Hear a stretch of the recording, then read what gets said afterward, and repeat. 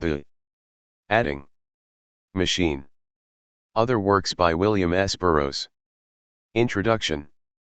The Adding Machine. Tabulating the 70s.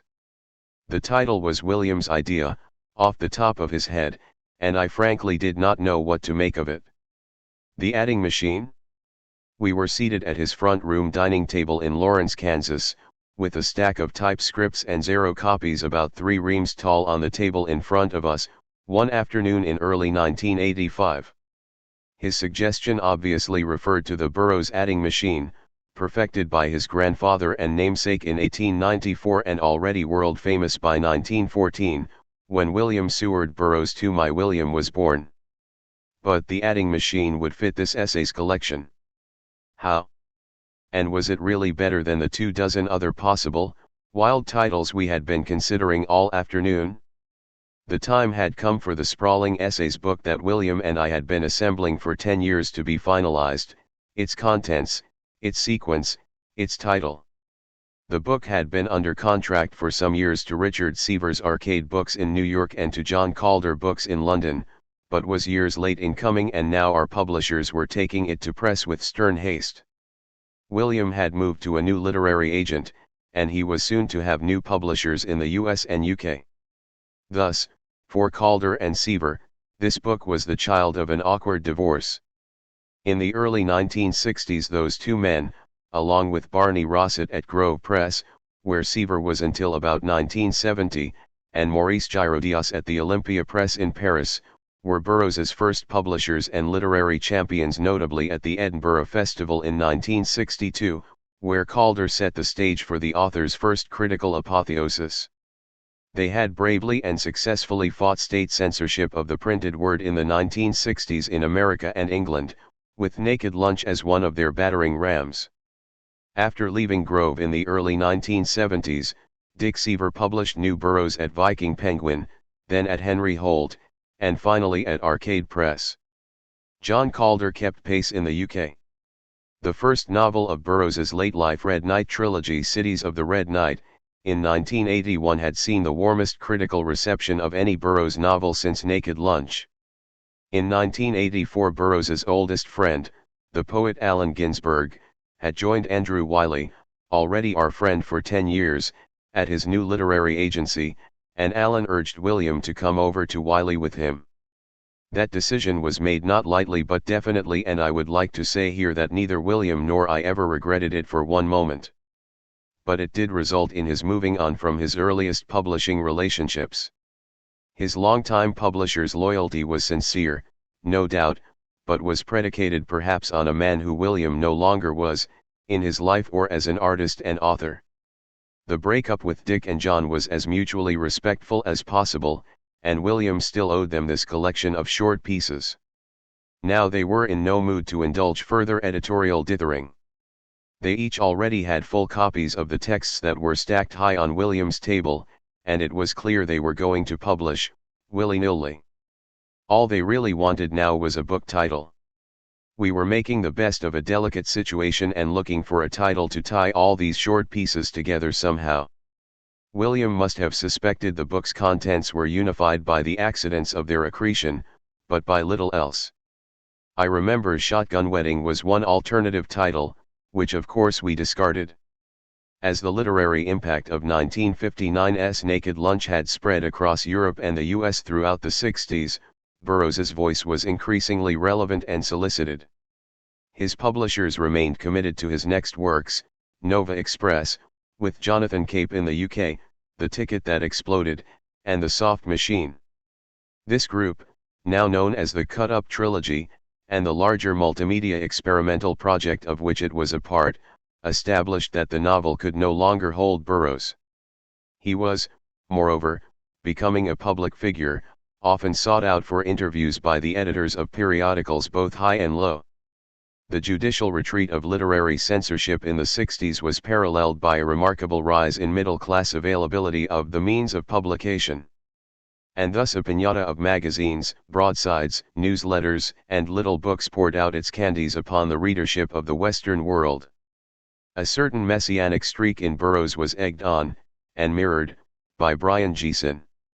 These interviews, opinion pieces, and short literary experiments began to serve as vehicles for Burroughs's pronouncements to the culture in which he lived and worked as an artist.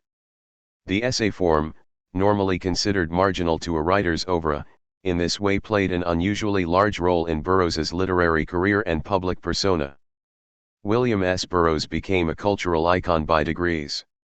The Burroughs mythos proximately arose, I would say, more from what was written and said about Burroughs, his life, his work, and their shock value factors than from what he wrote or said, in his specifically literary production.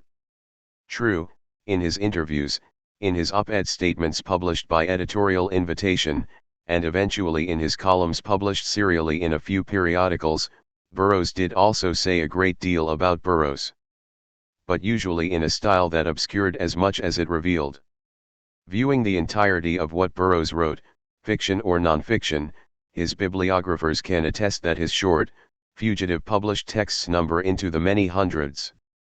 As the years pass after first publication, such works have undergone an ad hoc process of agglomeration into anthologies and collections, mostly from non-mainstream publishers such as academic presses and literary houses. The best of the serious topical material, interviews with Burroughs, profiles and articles about him, critical evaluation of his works, has not only been prolific but is also, for the most part, now well anthologized and available to the non-specialist. We must mention such collections as Roy Pennington's Mayfair Academy series, from his Urgency rip-off press at Brighton in 1973, gathering many of the Burroughs Academy Bulletin columns published in Mayfair magazine in the London years, the Burroughs File, which I edited from texts Burroughs had sent to avant-garde poetry magazines in the 1960s, for City Lights, San Francisco, 1984, and Interzone, a group of early writing fragments that I edited for Viking Penguin, New York, 1989. Exterminator was assembled by Burroughs in 1972 for Viking from literary magazine pieces and a few second-tier commercial magazine appearances, all published in the decade prior. How Exterminator was a novel, as subtitled, no one knows. Men's magazines were an expanding genre, especially after Playboy established the censorship-avoiding principle of mixing soft-core heterosexual pornographic photography and erotic texts with serious articles about today's issues. The 1970s and early 1980s saw no diminution in these above/underground printed venues for Burroughs's short fictions and opinion pieces, but looser censorship of sexual images gradually vitiated the protective role of the serious articles, the skin pics marketability formula no longer relying upon, or supporting, avant-garde and progressive writing.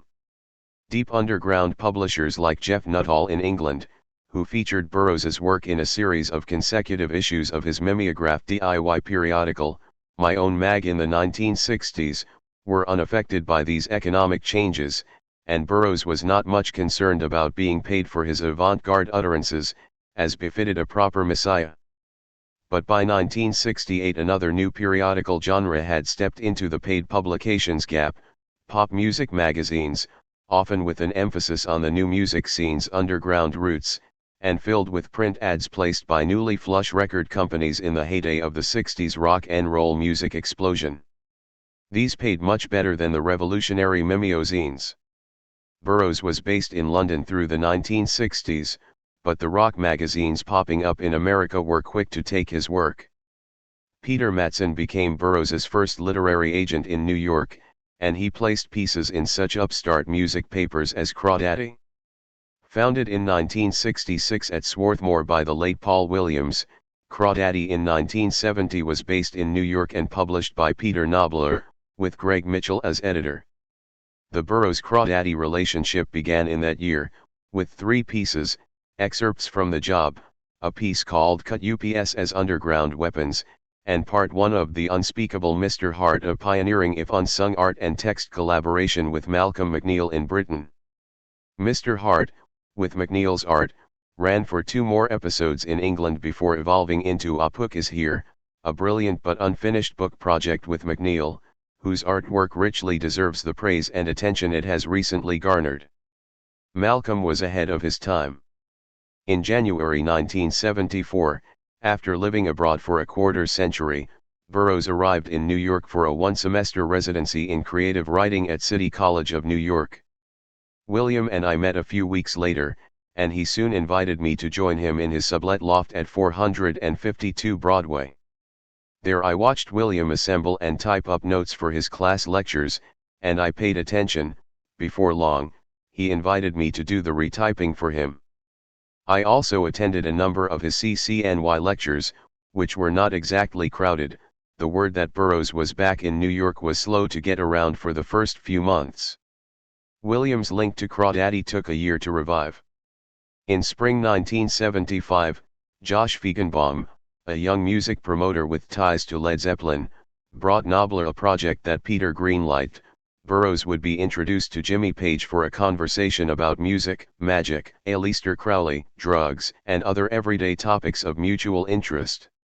William and I saw Led Zepp's show at Madison Square Garden from front row deafening seats, close enough to feel sparks from the stage show's pyro. The next day I tape recorded a long conversation between Page and Burroughs. The result was William's first piece in Crawdaddy in 5 years, Rock Magic, published in June 1975. Nobler and Mitchell were pleased, and they invited Burroughs to contribute a monthly column. With a nod to Arthur Rimbaud, William named his column Time of the Assassins. The first installment was in the August 1975 Crawdaddy. Burroughs turned in a new column every month until November 1977.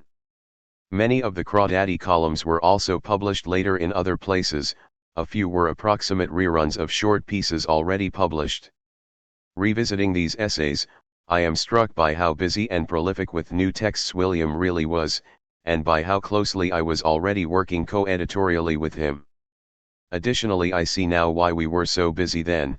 All those editorial sales to magazines assisted greatly to bulk up the often flagging Burroughs exchequer.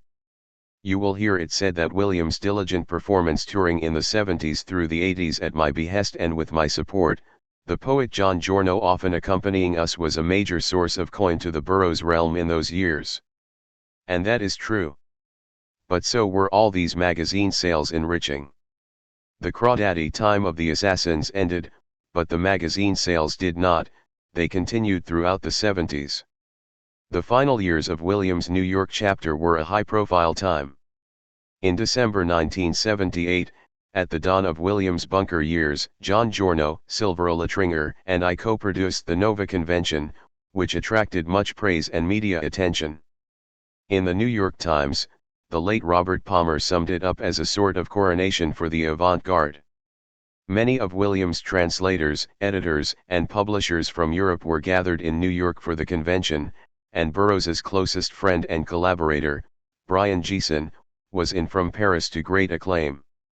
Geeson's friend, the Parisian editor and intellectual Gerard Georges Lemaire, was with them, as was Burroughs's French publisher, the late Christian Bourgeois.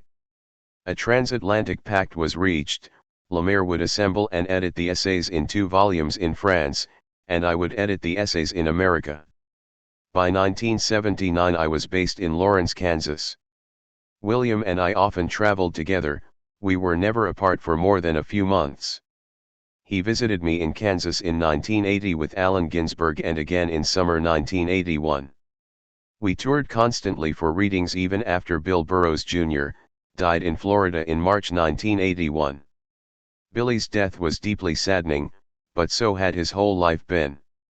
Meanwhile, back on the Lower East Side, William had slipped into a real, day-to-day addiction to heroin. Tiny glass sign envelopes of it, delivered to him in the bunker at 222 Bowery by some of our younger New York friends who enjoyed shooting up with the Pope of Dope. Those years are well portrayed by eyewitness Victor Bacchus in his book, With William Burroughs, A Report from the Bunker, published by Seaver in 1981. At the end of that hectic year, Burroughs left New York and moved to Lawrence, to the little cottage at 1927 Leonard Avenue where he would live out his last 15 years. He brought his New York methadone script with him, and there were no more baggies stamped Dr. Nova delivered to him in the last 15 years of his life. That I know of. Peter Mattson had arranged contracts with Dick Seaver and John Calder for the essays, but the finished manuscript began to seem undeliverable. William himself was no longer working on it, and I had become overwhelmed with the book's ill-defined final selections and sequence. In 1982 I made a full-court press to put it into final form. I leased a primitive personal computer and transcribed hundreds of pages into ASCII text on the CPT 7-inch floppy disks, which actually were floppy. Helping me with a lot of this typing was the writer Stuart Meyer, who spent some weeks in Lawrence in 1982. Stu had audited William's CCNY classes and therefore had known William for even a few days longer than I. All these younger writers were my age and were part of our New York circle. Stuart and Victor clinched their friendship at the Nova convention, where Victor was our high-amp publicist and Stuart, our dealer shades driver, greasing the Nova Econoline through traffic with just one toe and one finger on the van's controls. Stu probably got Victor interested in turning his hand to the essays book project, and at our invitation Bacchus created a unique book object titled Light Reading for Light Years. It is very much the precursor of this book.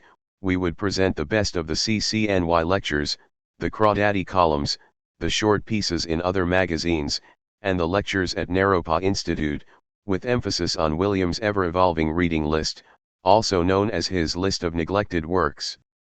As early as winter 1943 to 1944, Burroughs had been copying out reading lists for young Kerouac and Ginsberg, so this genre had a long pedigree in Burroughs's reading habits and didactic practice. In Paris, when Bourgeois published Essays, Tome 1, in 1981, Lemaire's introduction remarked that these essays had been réécrits, réutilisés, redistribués, mutilés ou amplifiés selon les circonstances. Lemaire's second volume followed, but in America our efforts to deliver a book to Richard and Jeanette Seaver never quite bore fruit. They were interested in the Bacchus edit in 1982, but nothing went to press. As with earlier attempts, light reading flickered and went out. By 1985 the essays had been kicking around for a decade since the book's first conception. Calder and Seaver were in a hurry to publish, perhaps for fear that Wiley might revoke their contracts. This drastically foreshortened the pre-publication process. That is why the first editions had no front matter beyond the 43 title table of contents with a list of page numbers. If Arcade or Calder Books ever sent William any kind of copy-edited pages or typeset proofs, I cannot recall it. It is well known that the final chapter sequence of Naked Lunch derived mainly from the random order in which proof galley chapters happened to come back from the French typesetters to the Beat Hotel, where Naked Lunch was being urgently assembled in late July 1959. The 43 pieces in the adding machine as it was finalized in 1985 were probably sequenced in an equally random way.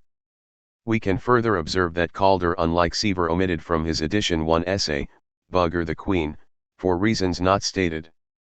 Perhaps John felt that the Sex Pistols' exuberantly vicious 1977 hit, God Save the Queen, which resembles Burroughs's piece closely, in attitude had already covered that punk rock ground.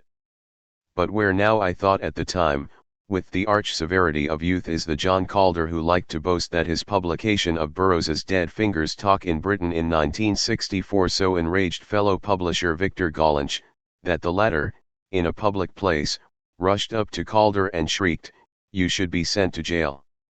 Where is that brave iconoclast, now? For all those years, the essays had just growed. The move to Wiley began a train of events that, along with William's stubbornness in our title decision meeting, finally relieved me of authority and responsibility for the final edit of what would now be forever known as the adding machine. A quick survey of the 43 pieces in this book will demonstrate the breadth of their variety and the ubiquity of their intellectual cross-links. The name is Burroughs is syncretic. I revised and assembled it with a free hand, beginning with Burroughs's literary autobiography notes in the limited edition catalog of the William S. Burroughs Archive, Covent Garden/AM here, 1973, as edited by Barry Miles. This I combined with two unpublished texts from the Arizona State University Library's holdings, early drafts of passages found in the cut-up trilogy. My aim was a strong, first-person magazine narrator voice. I may have reanimated such a first person, but likely at the cost of a little torsion to the original limbs. My own business, alt. M.O.B, has appeared in various places and forms. It was in Contact No. 1, July 1970, High Times No. 28, December 1977, and New Edinburgh Review, Summer 1979. Burroughs readers will recognize this as the first commandment to the Johnson family: non-interference with the lives of others. A Johnson minds his own business, whereas a right virus-occupied shit is an obligate parasite with no business of his own to mind. Burroughs estimated the proportion of shits to Johnsons at about 1:9, but I suspect he was too conservative. Les Voleurs is a quirky piece and brief, illustrating a bedrock principle of Burroughs's artistic universe: we come to free the words. Like all his work, Les Voleurs attempts to ferret out and eradicate the authoritarian strain that is embedded in the substructure of language itself. But he didn't look the other way from any serious infringement of his copyright, either. Beauty and the Bestseller is directly from Williams' remarks to his CCNY class in 1974. 11 other pieces shared a similar genesis on their way from class lectures to crawdaddy columns and finally to essays here: A Word to the Wise Guy, Technology of Writing, Creative Reading, 10 Years and $1 Billion, Hemingway, The Great Gatsby, Notes from Class Transcript, Graham Greene, Cutting Up Characters, A Review of the Reviewers, and Light Reading. The last named is a sample of the book lists mentioned above. It Belongs to the Cucumbers was inspired when William Reed Breakthrough, a 1971 book by Drive Constantin Rodive, pronounced Rodive, about the mysterious electronic voice phenomenon, EVP, Voices of the Departed, picked up from the beyond, on microphones recording silence.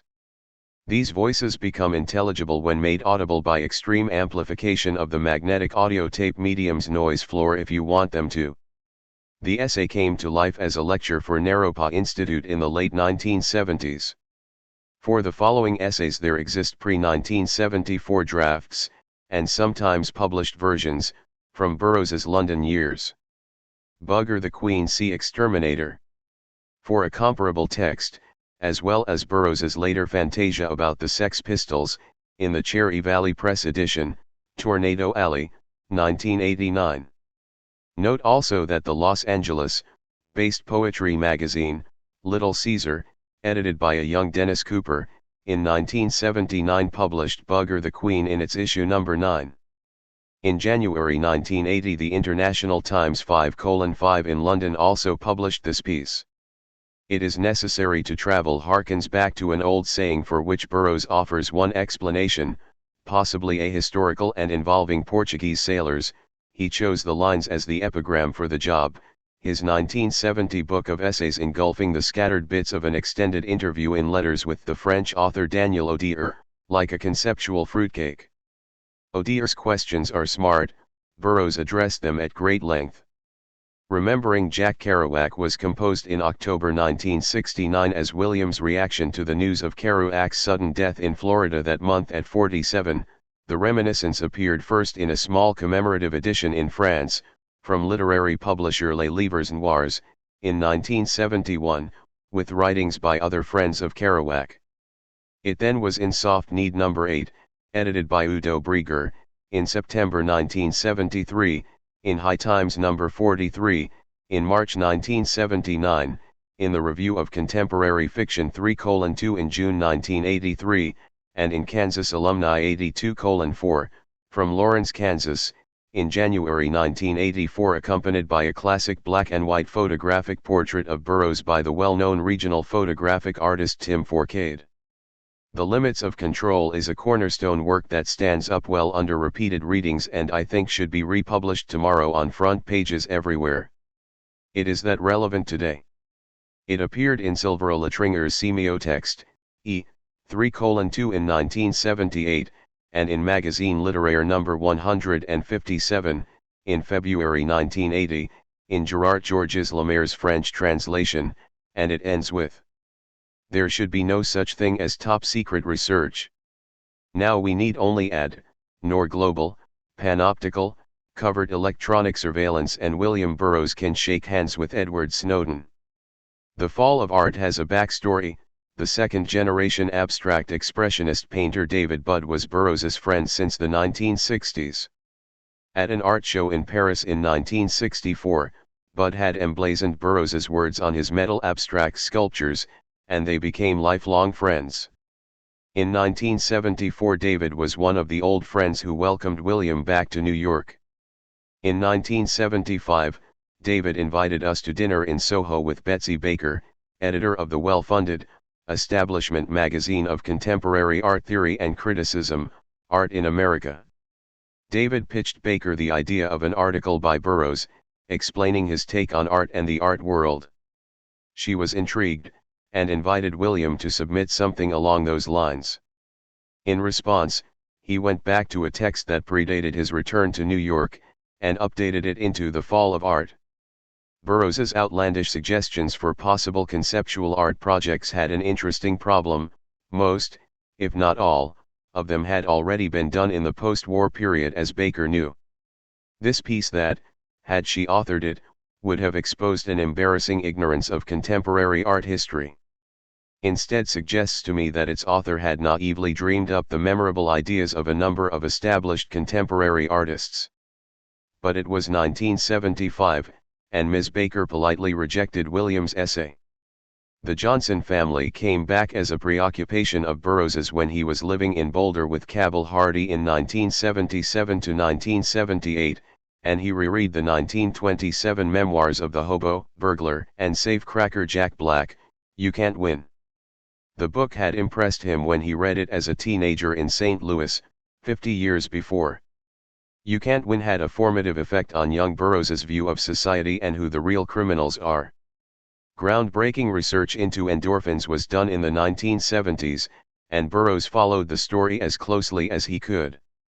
When he explains for his readers how the encephalin model of the brain's pain system works and how it mirrors his own theories, his explanations make up in innovative speculation what they lack in scientific coherence or rigor. It was his peculiar gift, the inventor's grandson who could only invent the already invented, or else, the impossible.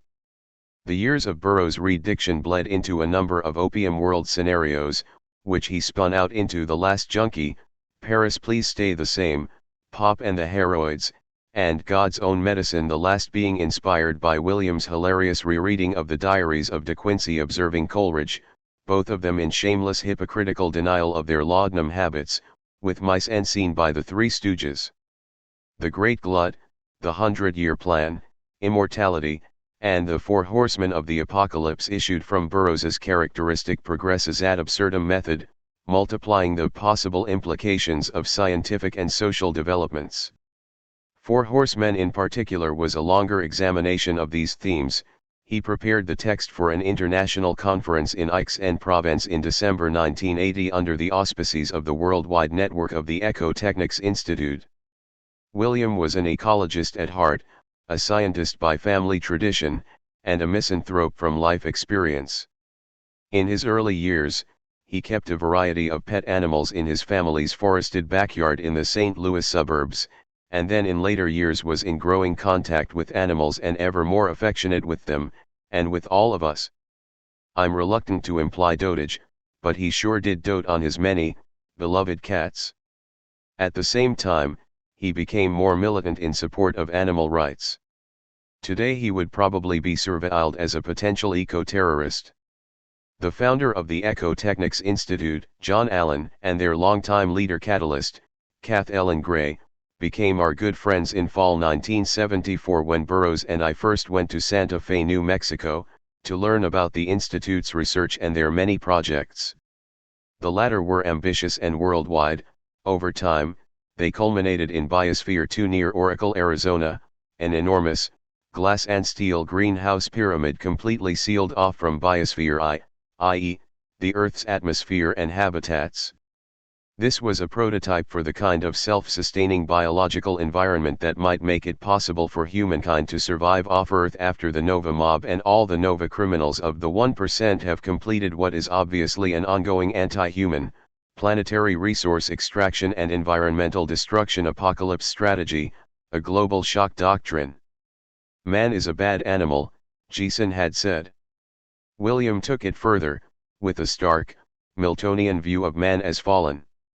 Burroughs's NYC life in 1978 though 1981 can be seen in Civilian Defense, inspired by stories of Curtis Sliva and his guardian angels on New York streets in those years and jointly inflated during drinks and hijinks with Victor Bockris in the bunker. Victor frequently came over for dinner, to make William's dinner, that is, and for drinks, though not in that order. Often he brought extraordinary friends along for encounters with Burroughs. The bunker's neighborhood was mixed, the sidewalks shadowy, and even the streets of adjacent Little Italy were not, at that time, as Sicilian grandmother safe as legend would have it. William himself was the target of attempted muggings at least twice. Bockris got very much into the spirit of things and he cheerfully encouraged William's elaboration of the League of Grey Gentlemen and so on. This piece also ran in Heavy Metal 411 in February 1981. Women, a biological mistake, was a solicited assignment for Playgirl magazine. Candidly, I would say the essay is a bit mealy-mouthed and represents a politically helpful faux apologia to women everywhere, in hopes of offsetting the farrago of ugly, anti-female paranoia that Burroughs tended to spout at the height of his cut-up prophet period, with his fellow misogyne, Brian Geeson, in the 1960s. It appeared in Playgirl 510 in March 1978. Mind War and In the Interests of National Security mention the death of Frank Olson, unwitting victim of LSD dosing as part of MK-Ultra and other clandestine CIA-sponsored experiments in the 1950s and 1960s. Our friend Martin A. Lee, a founder of the Fairness and Accuracy in Reporting group, was a forerunner in exposing the mind control state with his books and articles. Lee fostered Burroughs's factual insights into the then untold acid dreams of the greatest generation's OSS veterans and, no doubt, a whole prison hospital's worth of amoral psychiatrists and physicians. Paging Dr. Benway. Report to Abu Ghraib. Editor Howard Boyer commissioned an epitaph for the Victim Date book, a calendar book product in 1979. William loved calendars. Dates and linkages, Mayan calendrical science, his self-invented dream calendar. In this text, Burroughs explores victimhood as an existential concept not from a victim's standpoint, of course, but you do have to wonder how come his victim empathy is so keen. In 1976 to 1977, Burroughs and I reviewed the original 1950 to 1952 typescripts for his first published work, Junkie, Ace Books in 1953. We were preparing an unexpurgated edition to commemorate the book's liberation from pulp paperback limbo and its republication in 1977 by Viking Penguin, under Seaver. It would be renamed Junkie. The principal text section that was restored to the book was William's never-published chapter on his years as a farmer of cotton and ruby red grapefruits in the Rio Grande Valley, with Joan Vollmer and Kells Elvins, in 1946 to 1949. It was in the valley and not in New Orleans, as Kerouac has it in On the Road that Burroughs and Elvins erected an argon accumulator according to the instructions of the renegade psychiatric pioneer Wilhelm Reich. Burroughs's review of the typescript led to my experiences with Wilhelm Reich's argon accumulator. The text was published by Glenn O'Brien in We 610, the October 1977 issue. How You Stop Smoking was inspired in 1976 when William reread Herbert Brain's self-help classic, How to Stop Smoking. Burroughs had smoked filterless cigarettes for many years, and the thin air at Boulder's altitude left him enervated. Jump-started by finding the Brain book again, William did achieve smoking cessation for about half a year. The Mom Curse was written when Burroughs read Ted Morgan's Mom, 1980, the biography of Somerset Maugham. William was good friends with Ted, who kindly received us to many at-home dinners with Morgan's fascinating, Upper East Side literary crowd. Reading the biography, William was deliciously horrified by the disgraceful ravages of advancing age in Mom's mental integrity. He remembered his childhood friend's father, Poliette Elvins, and Poliette's Tourette-like outbursts, when imagining the scenes of Mom's worsening dementia and shocking behavior. Beckett and Proust was inspired by William's conversations with the late Dr. Nicholas Zurbrugg, a literary academic and author who edited his indispensable conversations with Burroughs about Beckett and Proust and other writers. It was printed in the Review of Contemporary Fiction 7:2 in June 1987. 2 months later, the River City reunion in Lawrence bookended the Nova Convention in New York, 9 years before. The Calder and Seaver editions of The Adding Machine were now out and in print. William Burroughs commenced upon his final decade, or rather, he matriculated, because he said then that he knew he had not yet finished his education.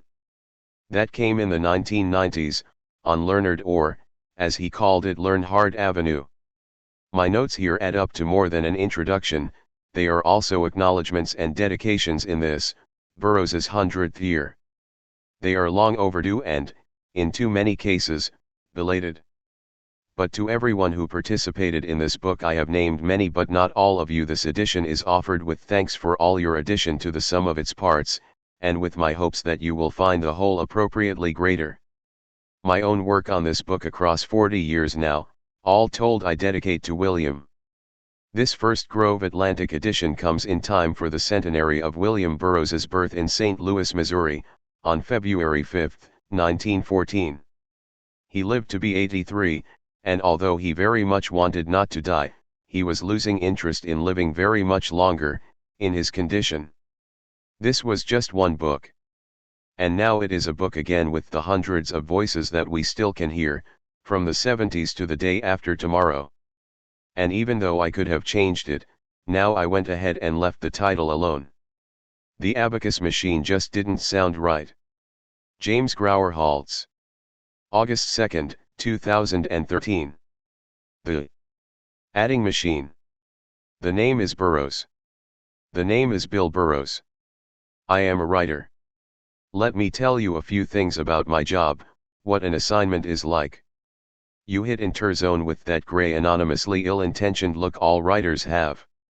You crazy or something, walk around alone? Me good guide. What you want, meester? Well, I would like to write a bestseller that would be a good book, a book about real people and places. The guide stopped me. That's enough, mister. I don't want to read your stinking book. That's a job for the white reader. The guide's face was a gray screen, hustler faces moved across it. Your case is difficult, frankly. If we put it through channels, they will want a big piece in advance. Now I happen to know the best continuity man in the industry, only handles boys he likes. He'll want a piece of you too, but he's willing to take it on spec. People ask what would lead me to write a book like Naked Lunch. One is slowly led along to write a book, and this looked good, no trouble with the cast at all, and that's half the battle when you can find your characters. The more far-out sex pieces I was just writing for my own amusement. I would put them away in an old attic trunk and leave them for a distant boy to find. Why ma, this stuff is terrific, and I thought he was just an old Book of the Month Club cornball. Yes, I was writing my bestseller. I finished it with a flourish, fading streets, a distant sky, handed it to the publisher and stood there expectantly.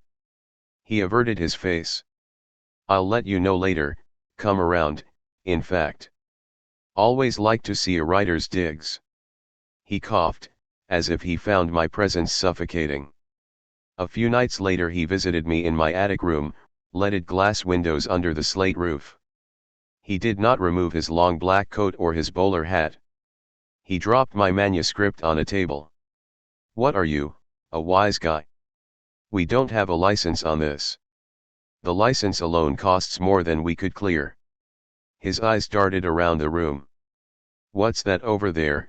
He demanded, pointing to a sea chest. It's a sea chest. I can see that. What's in it? Oh, nothing much, just some old things I wrote, not to show anybody, quite bad really. Let's see some of it. Now, to say that I never intended publication of these pieces would not be altogether honest. They were there, just in case my bestseller fell on the average reader like a bag of sourdough. I've seen it happen, we all have.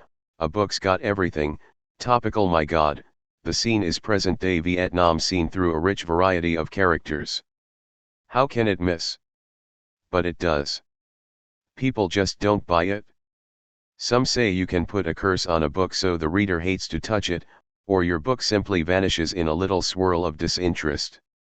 So I had to cover myself in case somebody had the curse in. After all, I am a professional. I like cool remote Sunday gardens set against a slate blue mist, and for that set you need the Yankee dollar. As a young child I wanted to be a writer because writers were rich and famous. They lounged around Singapore and Rangoon smoking opium in a yellow pongee silk suit. They sniffed cocaine in Mayfair and they penetrated forbidden swamps with a faithful native boy and lived in the native quarter of Tangier smoking hashish and languidly caressing a pet gazelle. I can divide my literary production into sets, where, when, and under what circumstances produced. The first set is a street of red brick 3-story houses with slate roofs, lawns in front and large backyards. In our backyard my father and the gardener, Otto Bellew, tended a garden with roses, peonies, iris, and a fish pond. The address is 4664 Pershing Avenue and the house is still there. My first literary endeavor was called The Autobiography of a Wolf, written after reading the biography of a grizzly bear. In the end this poor old bear, his health failing, deserted by his mate, goes to a valley he knows is full of poison gas. I can see a picture from the book quite clearly, a sepia valley, animal skeletons, the old bear slouching in, all the old broken voices from the family album find that valley where they come at last to die. They called me the Grey Ghost. Spent most of my time shaking off the ranchers. The Grey Ghost met death at the hands of a grizzly bear after 7 pages, no doubt in revenge for plagiarism. There was something called Carl Cranberry in Egypt that never got off the ground. Carl Cranberry frozen back there on yellow-lined paper, his hand an inch from his blue steel automatic. In this set I also wrote westerns, gangster stories, and haunted houses. I was quite sure that I wanted to be a writer. When I was 12 we moved to a 5-acre place on Price Road and I attended the John Burroughs School which is just down the road. This period was mostly crime and gangster stories. I was fascinated by gangsters and like most boys at that time I wanted to be one because I would feel so much safer with my loyal guns around me. I never quite found the sensitive old lady English teacher who molded my future career. I wrote at that time Edgar Allan Poe things, like Old Men in Forgotten Places, very flowery and sentimental too, that flavor of high school prose. I can taste it still, like chicken croquettes and canned peas in the school dining room. I wrote bloody westerns too, and would leave enigmatic skeletons lying around in barns for me to muse over. Tom was quick but Joe was quicker. He turned the gun on his unfaithful wife and then upon himself, fell dead in a pool of blood and lay there drawing flies. The vultures came later. Especially the eyes were alike, a dead blue opaqueness. I wrote a lot of hangings. Hardened old sinner that he was, he still experienced a shudder as he looked back at the 3 bodies twisting on ropes, etched against the beautiful red sunset. These stories were read aloud in class. I remember one story written by another boy who later lost his mind, dementia praecox they called it. The captain tried to swim but the water was too deep and he went down screaming, "Help, help, I am drowning." And one story, oh very mysterious. An old man in his curtained 1920s Spanish library chances upon a forgotten volume and there written in letters of gold the single word Athena. That question will haunt him until the house shall crumble to ruins and his books shall molder away. At the age of 14 I read a book called You Can't Win, being the life story of a second-story man. And I met the Johnson family. A world of hobo jungles, usually by the river, where the bums and hobos and rod-riding Pete men gathered to cook meals, drink canned heat, and shoot the snow. Black smoke on the hip behind a chink laundry in Montana. The sanctimonious kid, this is a crooked game, kid, but you have to think straight. Be as positive yourself as you like, but no positive clothes. You dress like every John citizen or we part company, kid. He was hanged in Australia for the murder of a constable. And Salt Chunk Mary, Mary had all the no's and none of them ever meant yes. She received and did business in the kitchen. Mary kept an iron pot of salt chunk and a blue coffee pot always on the wood stove. You eat first and then you talk business, your gear slopped out on the kitchen table, her eyes old, unbluffed, unreadable. She named a price, heavy and cold as a cop's blackjack on a winter night. She didn't name another.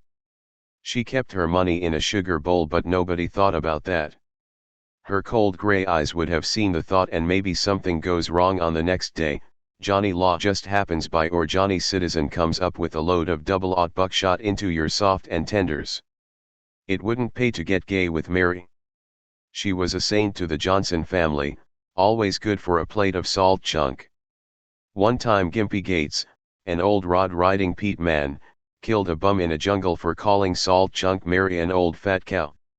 The old yegg looked at him across the fire, his eyes cold as gunmetal.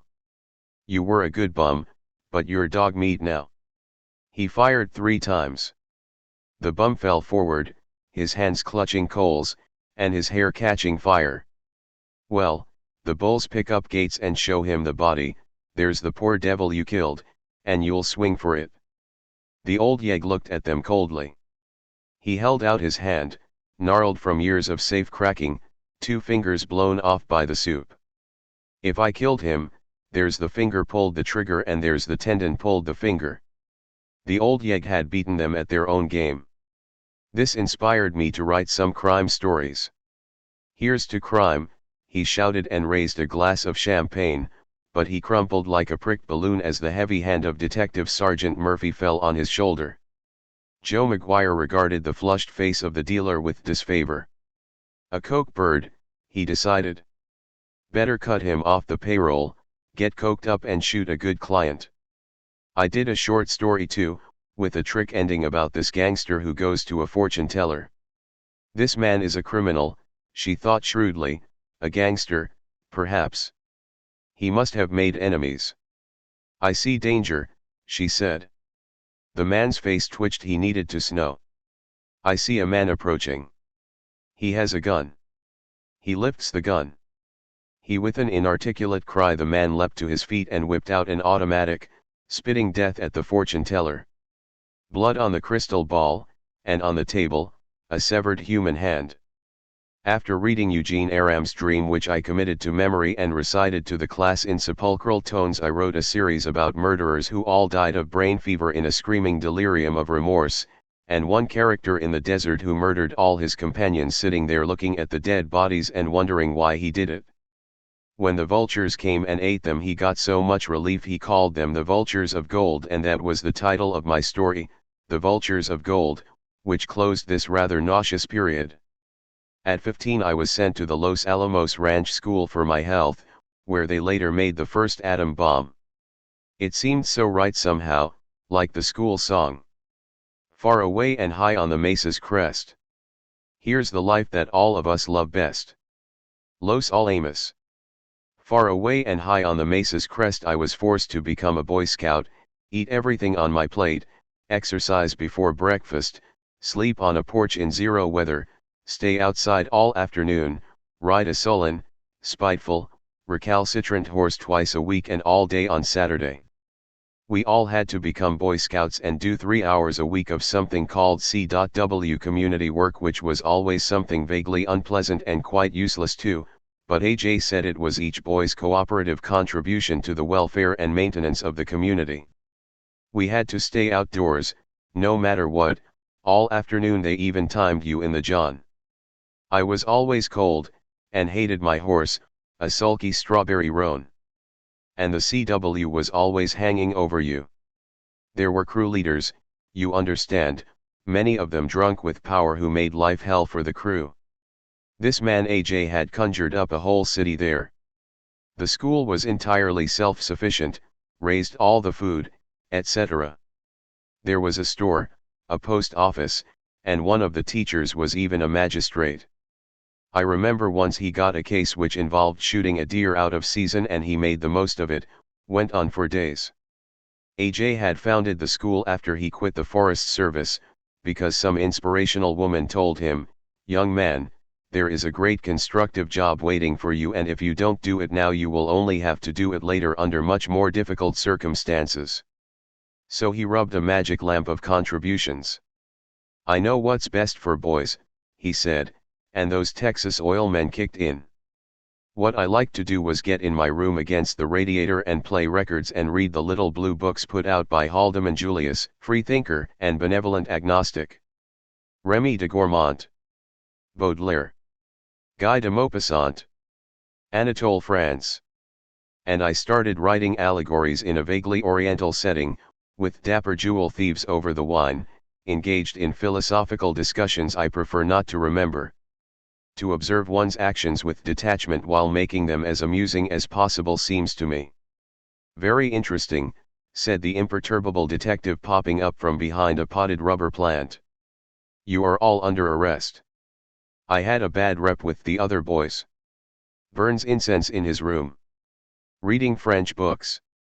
Later at Harvard during summer trips to Europe I started satirical novels about the people I met. One of them begins, "But you see I don't know much about love," she said coyly, twisting an old-fashioned. Then I had an English period, gentlemen adventurers, and all that. My God, that poor old chief. He broke down sobbing. The other looked at him coldly and raised an eyebrow.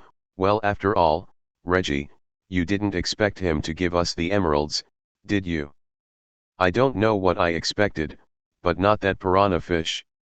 It was much the easiest and most convenient method. I can't stick it, Humphreys. Give me my share, I'm clearing off. Why, certainly.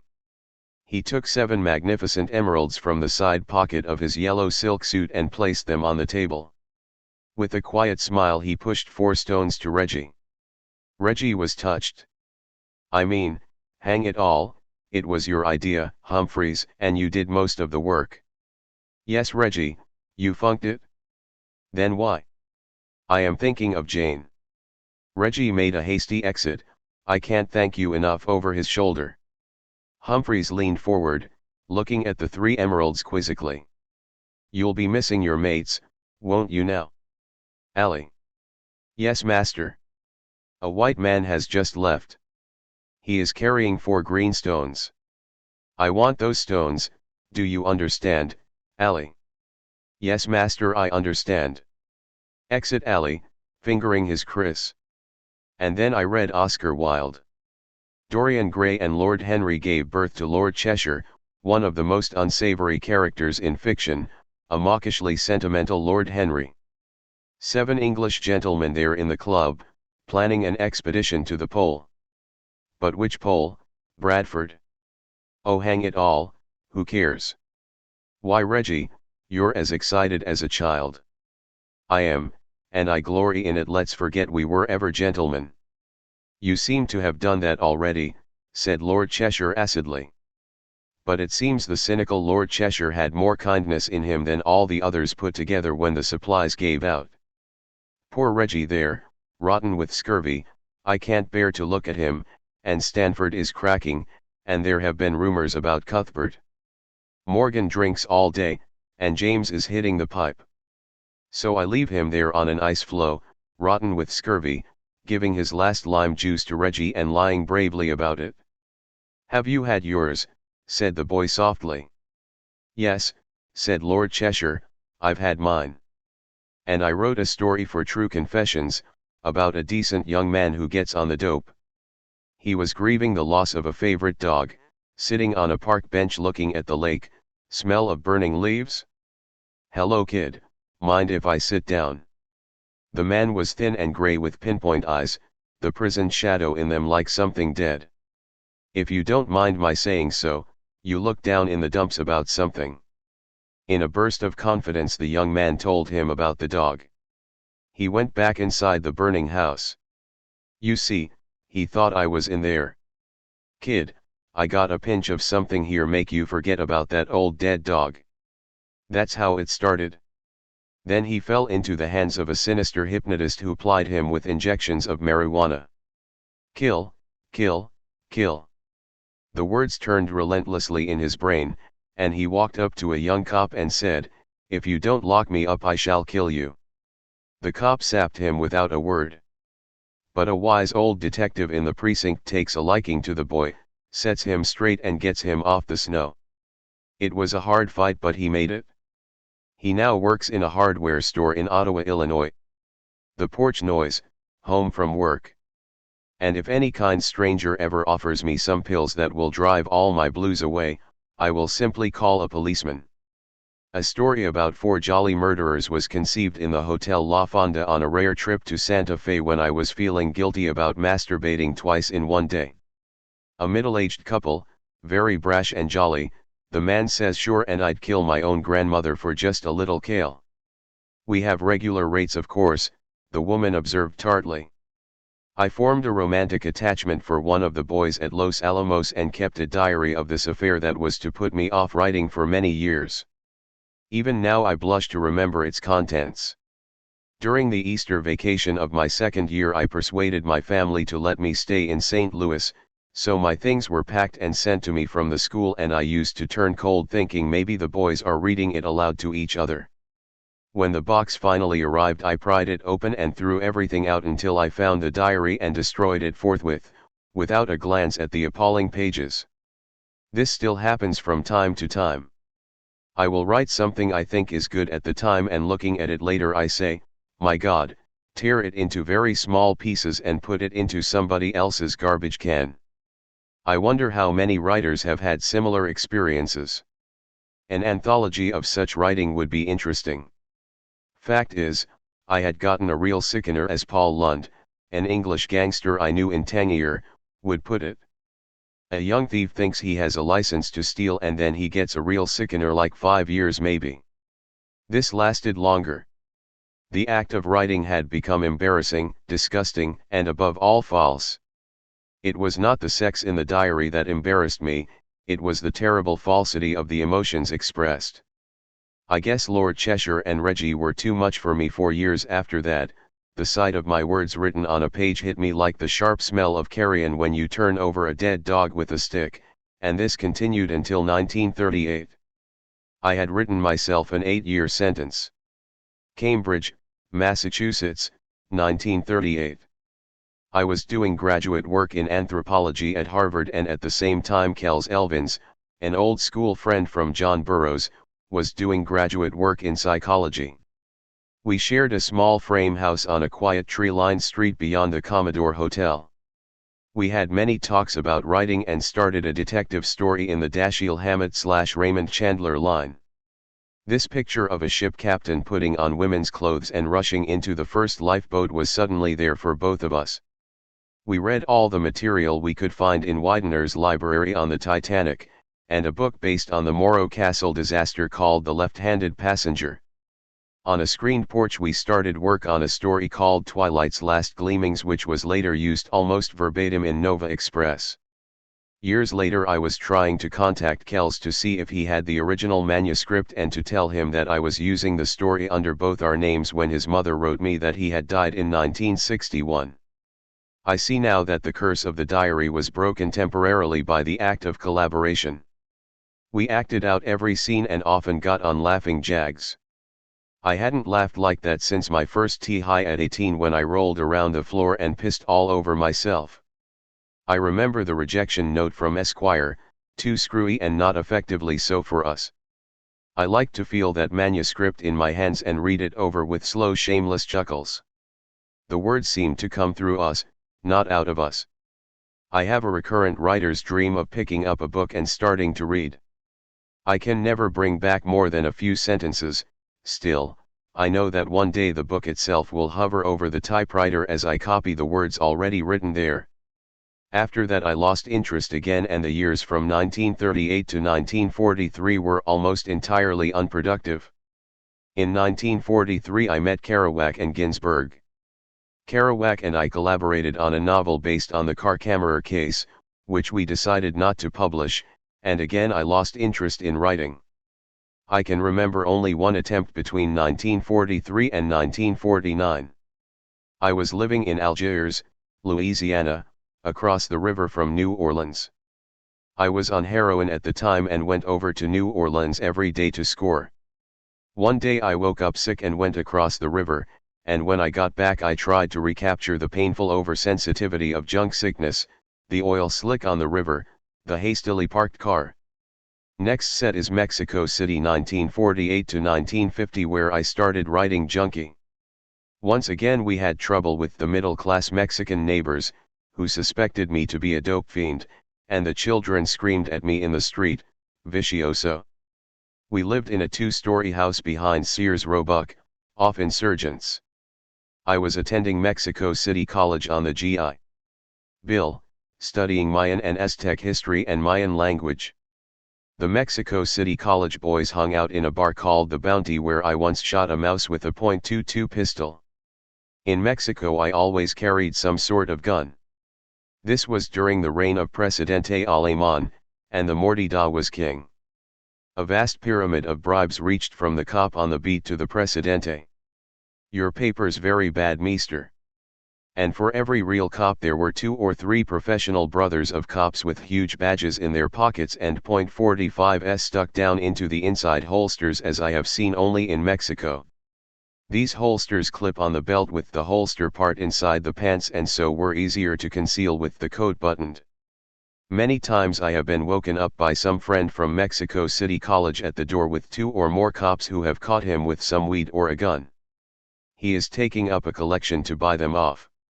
On this set an unpublished novel called Queer was also written. I remember the editor of Ace Books who published Junkie said he would go to jail if he ever published Queer. I have been looking through it. Charles Henry Ford's and Parker Tyler's The Young and Evil is shocking by contrast. Thanks to Allen Ginsberg and Carl Solomon, Junkie was published in 1953. I was in South America at the time, and the account of this trip became the Yeg letters. These were typed out from handwritten notes in offices where you use a typewriter for so much per hour in Bogota and Lima. Late 1953 I spent in New York sharing an apartment with Allen Ginsberg. At this time I first met Gregory Corso. In January of 1954 I went to Tangier and settled in a male brothel at No. 1 Calle de los Arcos, kept by the famous Tony Dutch. I was on junk and did very little writing at the time. There were, however, a few fragments that were later used in Naked Lunch. Understandably there was some neighbor trouble. "You like big one, meester?" And Tony constantly moaned, "My house is so watched at by the Arabics." In 1955 I moved to the Villa Muneria at the corner of Cook Street and Magellan's. It was owned by a Belgian at the time, and Paul Lund, a gangster from Birmingham, was also staying there. I saw quite a lot of him and used some of his stories in Naked Lunch. Later that year I moved into a house in the Casbah owned by Jim Wiley, where there was no neighbor trouble since I sat around all day shooting junk and once dripped blood all over Paul Bowles' first edition of One Arm by Tennessee Williams. In 1956 I went to London and took the apomorphine cure with Dr. John Dent. Naked Lunch would never have been written without Dr. Dent's treatment. The cure completed, I spent the summer with Alan Anson in Venice. It was during this summer that A.J.'s annual party took shape and the gondola scene was written.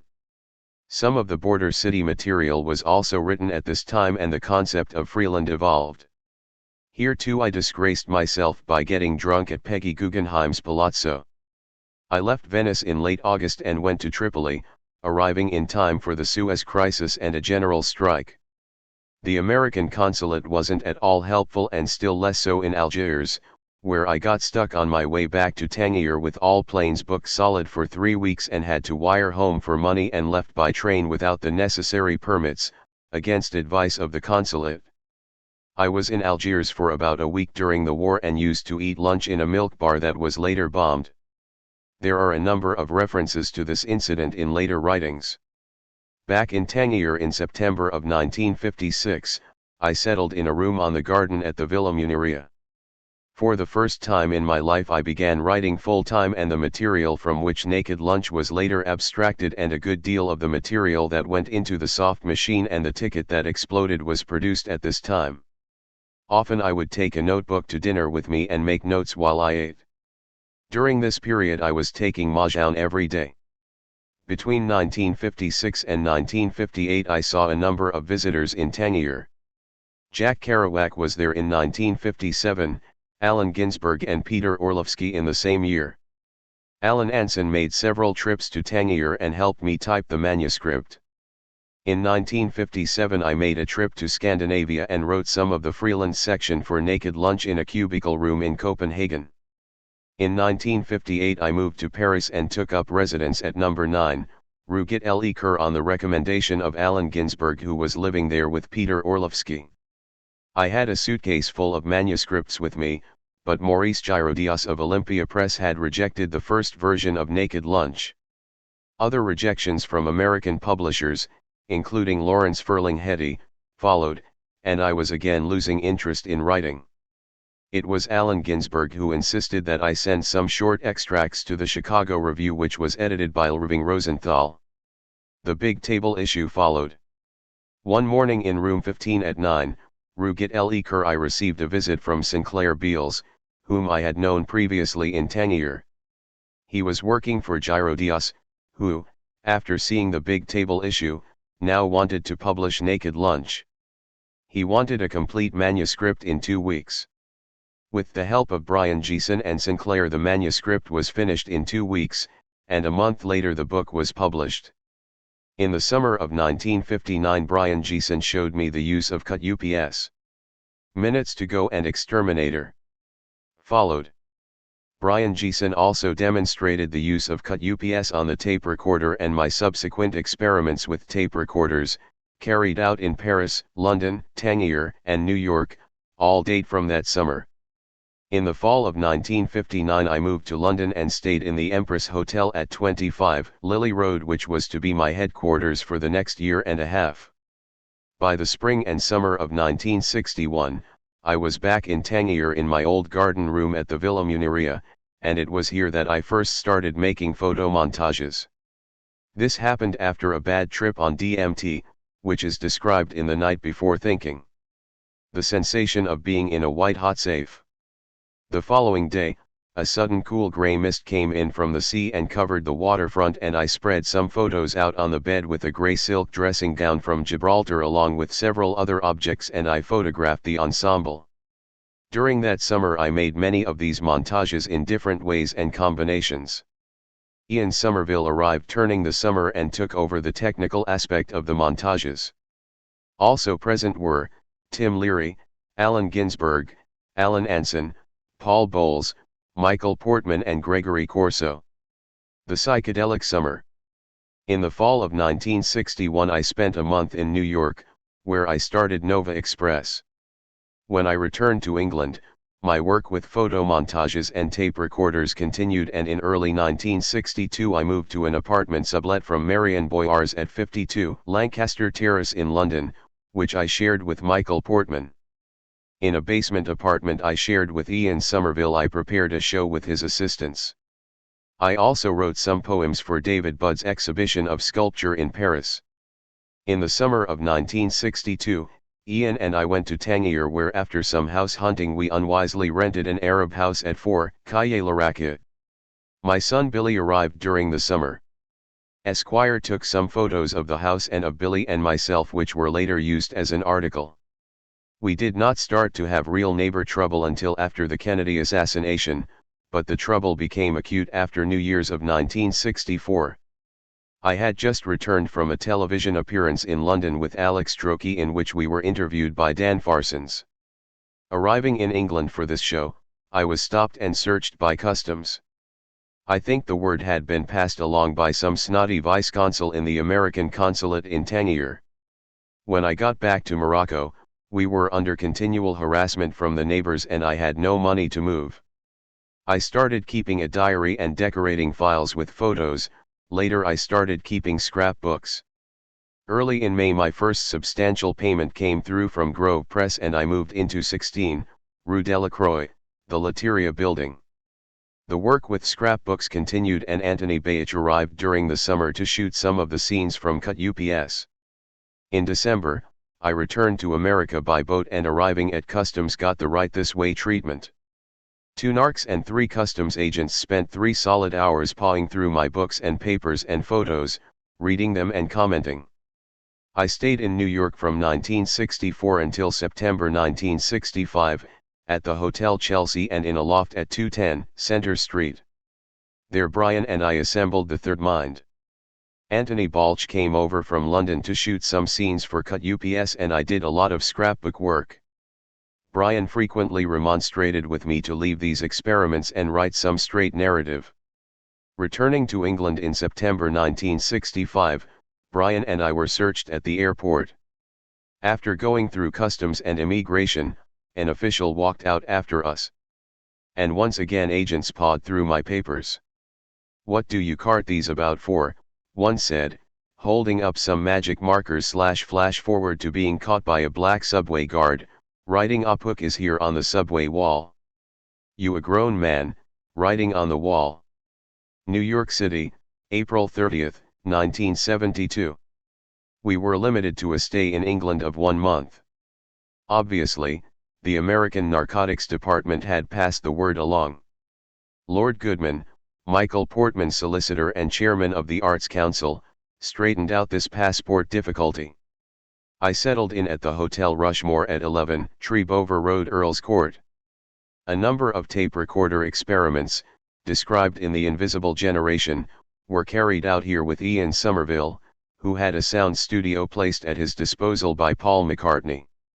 By 1967, when I had moved into 8 Duke Street, St. James's, I had such an overrun on tape recorders, cameras, and scrapbooks that I couldn't look at them, and started writing straight narrative and essays which later found their way into The Wild Boys and The Job. I made several trips to Tangier, to rework The Ticket That Exploded, and returned to Morocco and Marrakesh, where I started a first draft of The Wild Boys. In 1968, January through April, I was at St. Hill in England, studying Scientology. In 1968, I covered the Democratic Convention in Chicago for Esquire. I was not to return to the United States again until 1974, when I moved back to New York and ended my days as an expatriate. My own business. Brian Geeson, Stuart Gordon, and I were sitting in front of a little Spanish cafe in Tangier when this middle-aged Spaniard walked by, and we all gasped, "My God, that's a harmless-looking person."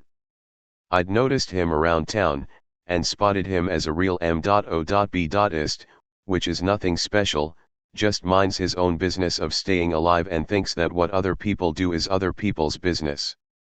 The old hop-smoking rod-riding underworld had a name for it, a member of the Johnson family. Wouldn't rush to the law if he smelled hop in the hall, doesn't care what the fags in the back room are doing, stands by his word. Good man to do business with. They are found in all walks of life.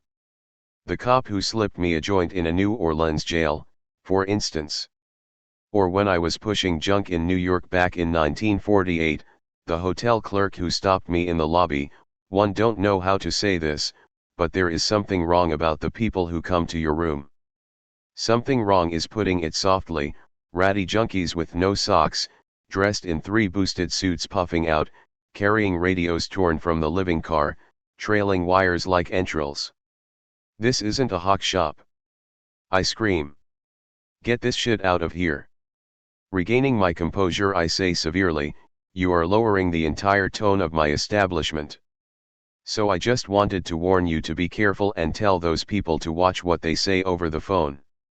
If someone else had been at the switchboard and a hotel clerk in Tunis, I handed him some money to put in the safe. He put the money away and looked at me. "You do not need a receipt, monsieur." I looked at him and saw that he was a Johnson, and knew that I didn't need a receipt. Yes, this world would be a pretty easy and pleasant place to live in if everybody could just mind his own business and let others do the same. But a wise old black faggot said to me years ago, "Some people are shits, darling." I was never able to forget it. Mexican druggist throwing a script back at me, "We do not serve dope fiends." It's like Mr. Onslinger said, the laws must reflect society's disapproval of the addict. Most of the trouble in the world has been caused by folks who can't mind their own business, because they have no business of their own to mind, any more than a smallpox virus has. Now your virus is an obligate cellular parasite, and my contention is that evil is quite literally a virus parasite occupying a certain brain area which we may term the right center. The mark of a basic shit is that he has to be right. And right here we must make a distinction between a hardcore virus-occupied shit and a plain, ordinary, mean no good son of a bitch. Some of these sons of bitches don't cause any trouble at all, just want to be left alone and are only dangerous when molested, like the brown recluse. Others cause minor trouble, like barroom fights and bank robberies. To put it country simple, Onslinger was an obligate shit, Dillinger, Jesse James, and Billy the Kid were just sons of bitches.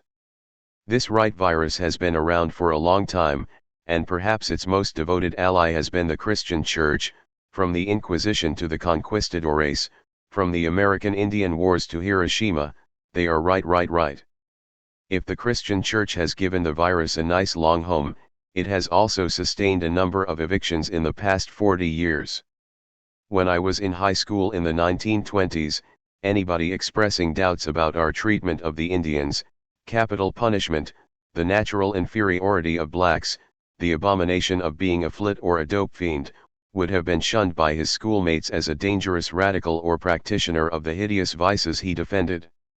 Yes, quite a change, and quite a few points gained for the M.O.B.ists, virtual abolition of censorship, decriminalization of pot, gay rights, and segregation issues at least out in the open and a lot better than they were 40 years ago, and a growing recognition, even in official quarters, that victimless crimes should be removed from the books or subject to minimal penalties. This trend towards sanity has brought the last-ditch dedicated shits out into the open, screaming with rage. Victimless crime, the assumption that what a citizen does in the privacy of his own dwelling is nonetheless someone else's business and therefore subject to denunciation and punishment, is the very lifeline of the right virus. Cutting off this airline would have the same action as interferon, which blocks the oxygen from certain virus strains. MOB opponents cling to the victimless crime concept, equating drug taking or private sexual behavior with robbery and murder. If the right to mind one's own business is recognized, the whole shit position is untenable, and hell hath no more vociferous fury than an endangered parasites. The Reverend Braswell, in the Denver Post, the United States shouldn't be forced to accept perverted sexual practices under the guise of human rights. I refuse to say we are dealing with human rights, we are dealing with sexual perversion. Speak out against these filthy dreamers. The Civil Rights Act is national suicide. The God of this universe, he doesn't change. God's attitude to wrong is the same since Adam. The Bible classifies homosexuality along with murder, stealing, inventions of evil ruthlessness and God-hatred. Homosexuality is an abomination to God and should never be recognized as a legal human right any more than robbery or murder. And a letter to the editor, we should reform the marijuana laws by making them tougher. President Carter's proposal to scrap federal laws relating to marijuana is shocking. One is tempted to seek a total solution to the shit problem, Mass Assassination Day. MAD. Slaughter the shits of the world like cows with the aftasa. Then we'll all feel a lot better. It was like being cured of clap after 20 dripping years, a survivor reported. Perhaps we could accomplish the salubrious work with a virus designed to attack the already occupied right centers in the brain, inflaming and irritating these centers so that the target, muttering and finally screaming imprecations, dies in convulsions of rightness. It was known as righteous fever. Old men need it special.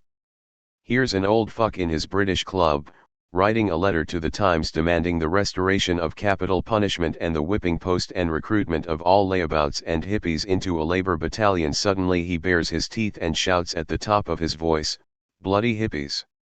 Shocked faces looked up from newspapers as he falls to the carpet, kicking and spitting blood, his pants steaming with urine and excrement.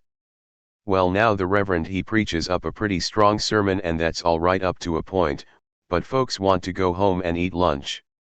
So when he gets on about the sinners in hell, how their very bowels burst open in the fire, throwing hot shit all over each other, wallowing in their own boiling filth as he put it, old man Brink got up and said, "I think we've heard about enough of this, Reverend. but the Reverend is bellowing out the battle hymn of the Republic. He is trampling out the vintage where the grapes of wrath are stored. He shits in his pants and spits blood 10 feet, and everybody sees his pants is sticking out in front all indecent, and the sheriff says he must be an abomination from the Bible to pull these scandals, so we burn the church with the Reverend in it. Probably the most effective tactic is to alter the conditions on which the virus subsists.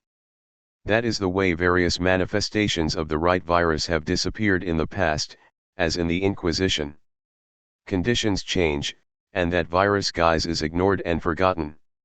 We have seen this happen many times in the past 40 years. With the right virus offset, perhaps we can get the whole show out of the barnyard and into space. Flit was a 1920 word for a queer. Since flit was also an insecticide, such pleasantries as Quick Henry, the Navarro, made the rounds. Les voleurs. Writers work with words and voices just as painters work with colors, and where do these words and voices come from? Many sources: conversations heard and overheard, movies and radio broadcasts, newspapers, magazines, yes, and other writers. A phrase comes into the mind from an old Western story in a pulp magazine read years ago, can't remember where or when. He looked at her, trying to read her mind, but her eyes were old, unbluffed, unreadable. There's one that I lifted. The county clerk sequence in Naked Lunch derived from contact with the county clerk in Cold Spring, Texas. It was in fact an elaboration of his monologue, which seemed merely boring at the time, since I didn't know yet that I was a writer. In any case, there wouldn't have been any county clerk if I had been sitting on my ass waiting for my very own words. You've all met the ad man who is going to get out of the rat race, shut himself up in a cabin, and write the great American novel. I always tell him, don't cut your input, B.J. you might need it. So many times I have been stuck on a story line, can't see where it will go from here, then someone drops around and tells me about fruit-eating fish in Brazil. I got a whole chapter out of that. Or I buy a book to read on the plane, and there is the answer, and there's a nice phrase too, sweetly in human voices. I had a dream about such voices before I read The Big Jump by Lee Brackett, and found that phrase. Look at the surrealist mustache on the Mona Lisa. Just a silly joke. Consider where this joke can lead. I had been working with Malcolm McNeil for 5 years on an illustrated book entitled Apuk is Here, and we used the same idea, Hieronymus Bosch, as the background for scenes and characters taken from the Mayan codices and transformed into modern counterparts. That face in the Mayan Dresden Codex will be the barmaid in this scene, and we can use the vulture god over here. Bosch, Michelangelo, Renoir, Monet, Picasso steal anything in sight. You want a certain light on your scene? Lift it from Monet. You want a 1930s backdrop? Use Hopper. The same applies to writing. Joseph Conrad did some superb descriptive passages on jungles, water, weather. Why not use them verbatim as background in a novel set in the tropics? Continuity by so-and-so, description and background footage from Conrad. And of course you can kidnap someone else's characters and put them in a different set. The whole gamut of painting, writing, music, film, is yours to use. Take Molly Bloom's soliloquy and give it to your heroine. It happens all the time anyway. How many times have we had Romeo and Juliet served up to us, and Camille grossed 40 million in The Young Lovers? So let's come out in the open with it and steal freely. My first application of this principle was in Naked Lunch. The interview between Carl Peterson and Dr. Benway is modeled on the interview between Razumov and Counselor Mikulin in Conrad's Under Western Eyes. To be sure, there is no resemblance between Benway and Mikulin, but the form of the interview, Mikulin's trick of unfinished sentences, his elliptical approach, and the conclusion of the interview are quite definitely and consciously used. I did not at the time see the full implications. Brian Geeson carried the technique further in an unpublished scene from his novel The Process. He took a section of dialogue verbatim from a science fiction novel and used it in a similar scene. The science fiction novel, appropriately, concerned a mad scientist who devised a black hole into which he disappeared. I was, I confess, slightly shocked by such overt and traceable plagiarism. I had not quite abandoned the fetish of originality, though of course the whole sublime concept of total theft is implicit in cut ups and montage. You see, I had been conditioned to the idea of words as property, one's very own words, and consequently to a deep repugnance for the black sin of plagiarism. Originality was the great virtue. I recall a boy who was caught out copying an essay from a magazine article, and this horrible case discussed in whispers. For the first time the dark word plagiarism impinged on my consciousness. Why, in a Jack London story a writer shoots himself when he finds out that he has, without knowing it, plagiarized another writer's work. He did not have the courage to be a writer. Fortunately, I was made of sterner or at least more adjustable stuff.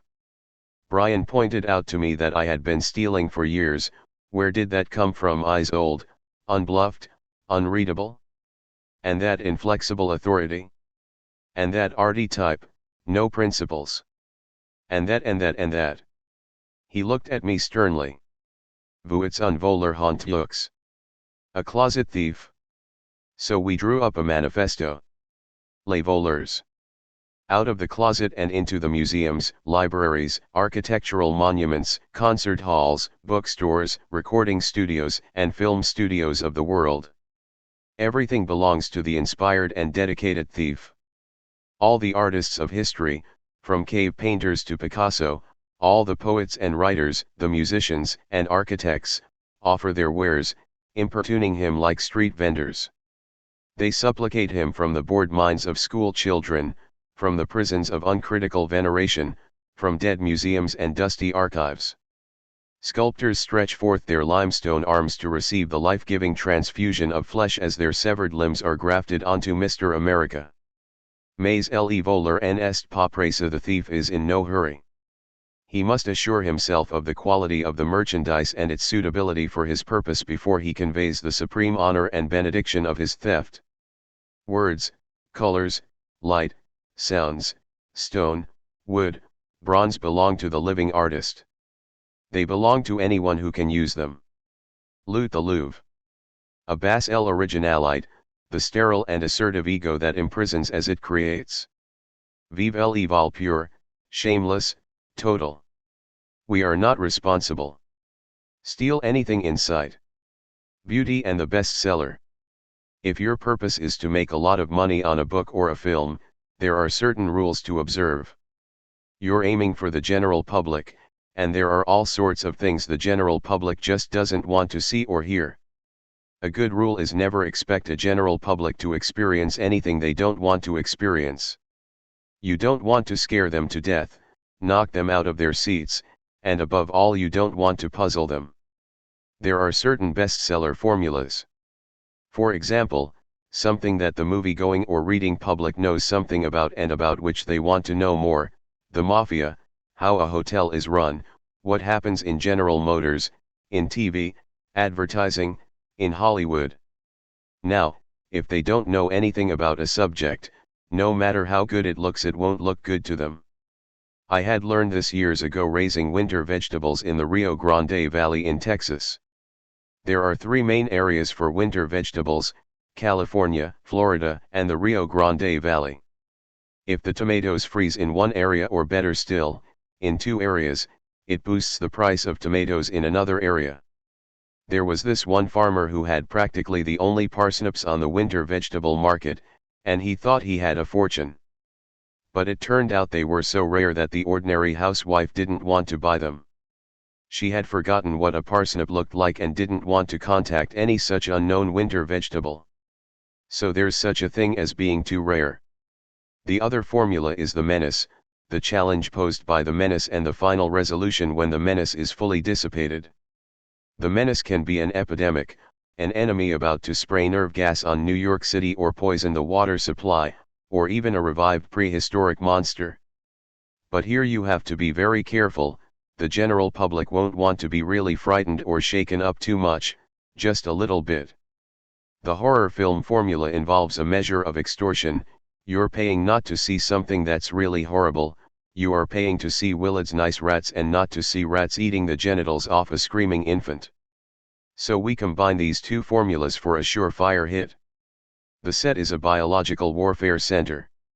What goes on behind these walls? See what I mean?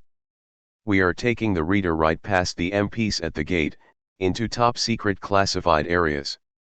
Bitter staff rivalries and intrigues. The lady virologist who loves Dr. Hester, who has eyes for the FBI lady who pretends to be a receptionist. Here is a staff meeting where Professor Steinplatz denounces as nonsense Dr. Hester's Anthrax 38, it is time we got so out from the barnyard. Dr. Hester has other projects, he bides his time.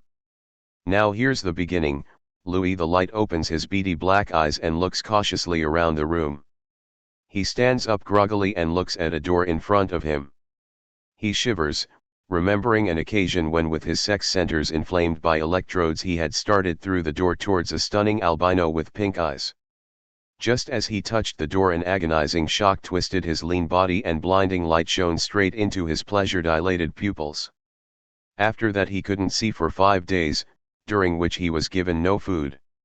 It was Dr. Hester who named him Louis the Light, from the number of lights to which he had been exposed. Footsteps. Key in the lock. Louis conceals himself behind a centrifuge. Voices. So now doctor, we will see your so interesting Wilhelm Hester virus 23, Neen. No one notices a gray shadow as it streaks down the hall. Louis the Light can hardly walk by the time he reaches Highway 97. Lights. He squeaks with terror.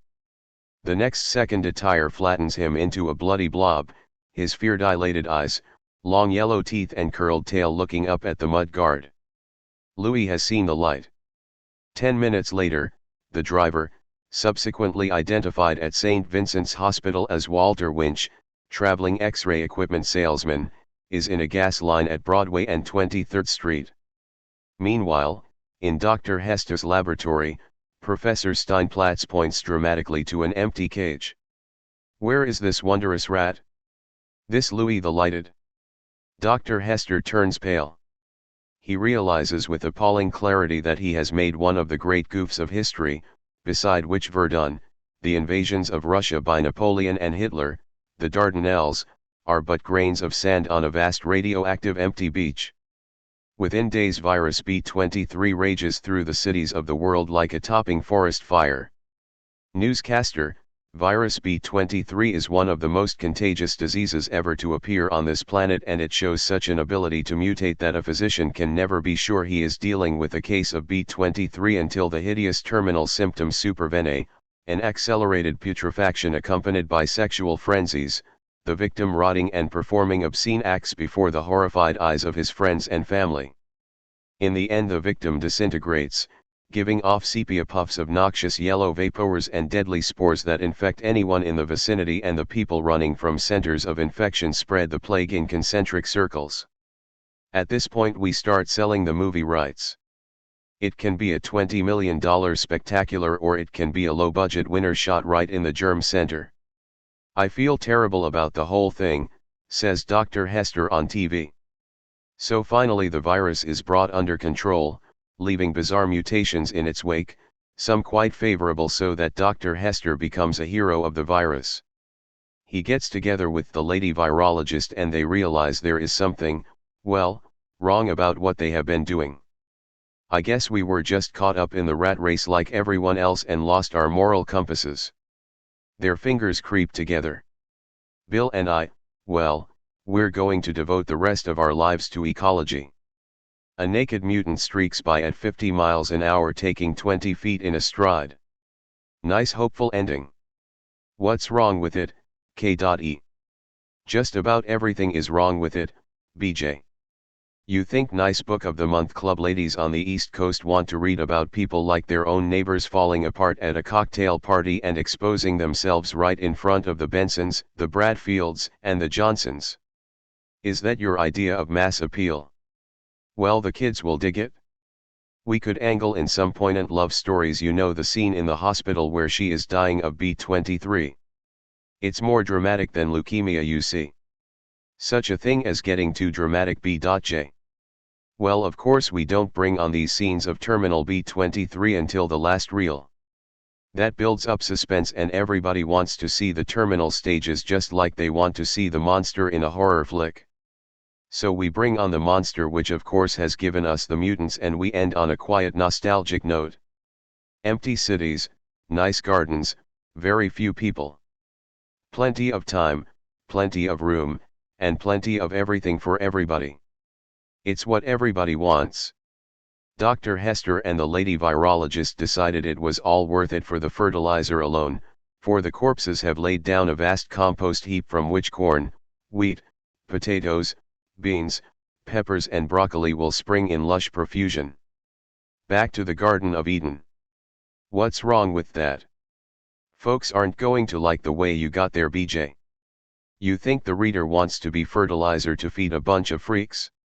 They won't buy it, BJ. I tell you, they just won't buy it.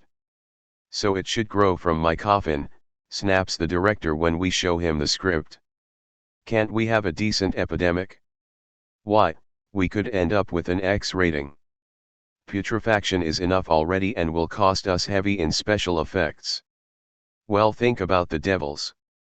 Sexual possession among the nuns. And The Exorcist. It's breaking all records. Look, a few nuns 500 years ago is one thing, one little girl is one thing. 200 million rotting citizens is another. The Book of the Month Club ladies don't want a thing like this dumped right in their laps. The reader likes a menace to keep its distance. The reading public and the movie-going public know little or nothing about biological weapons. And they don't want to know any more. Scrap the whole idea, it's terrible. All right.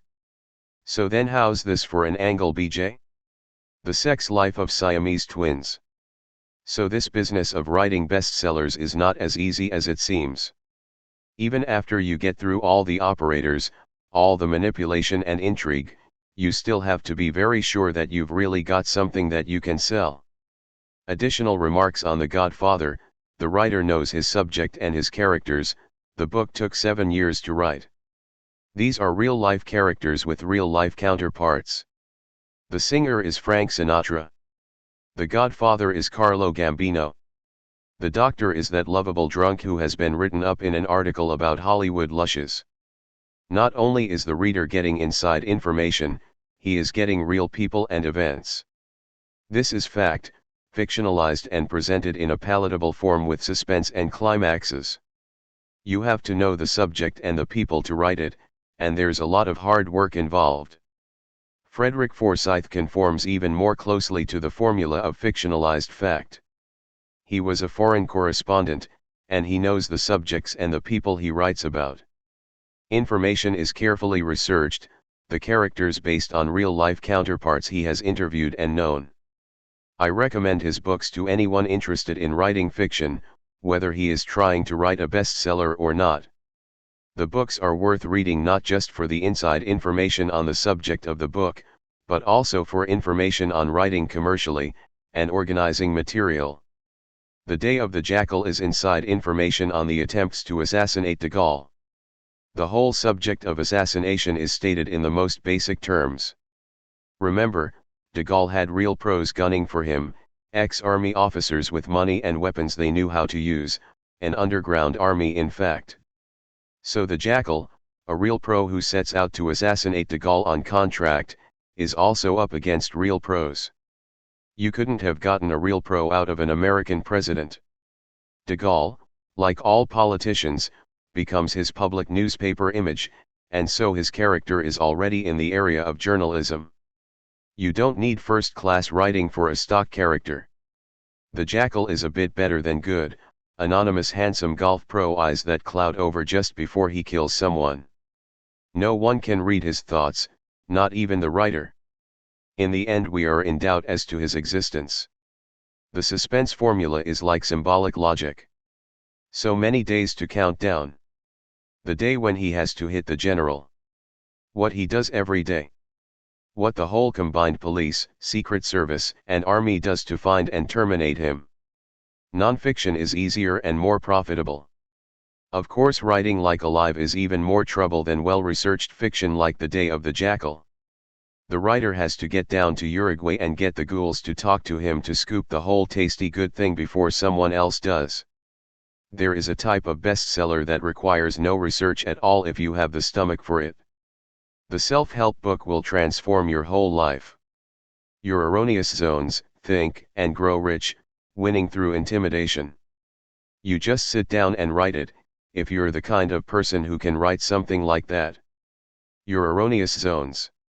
I really take off my hat to that title. It hits the reader right where he lives. And gooses him right up to the cash register. Well, those are not research books, just windy old platitudes.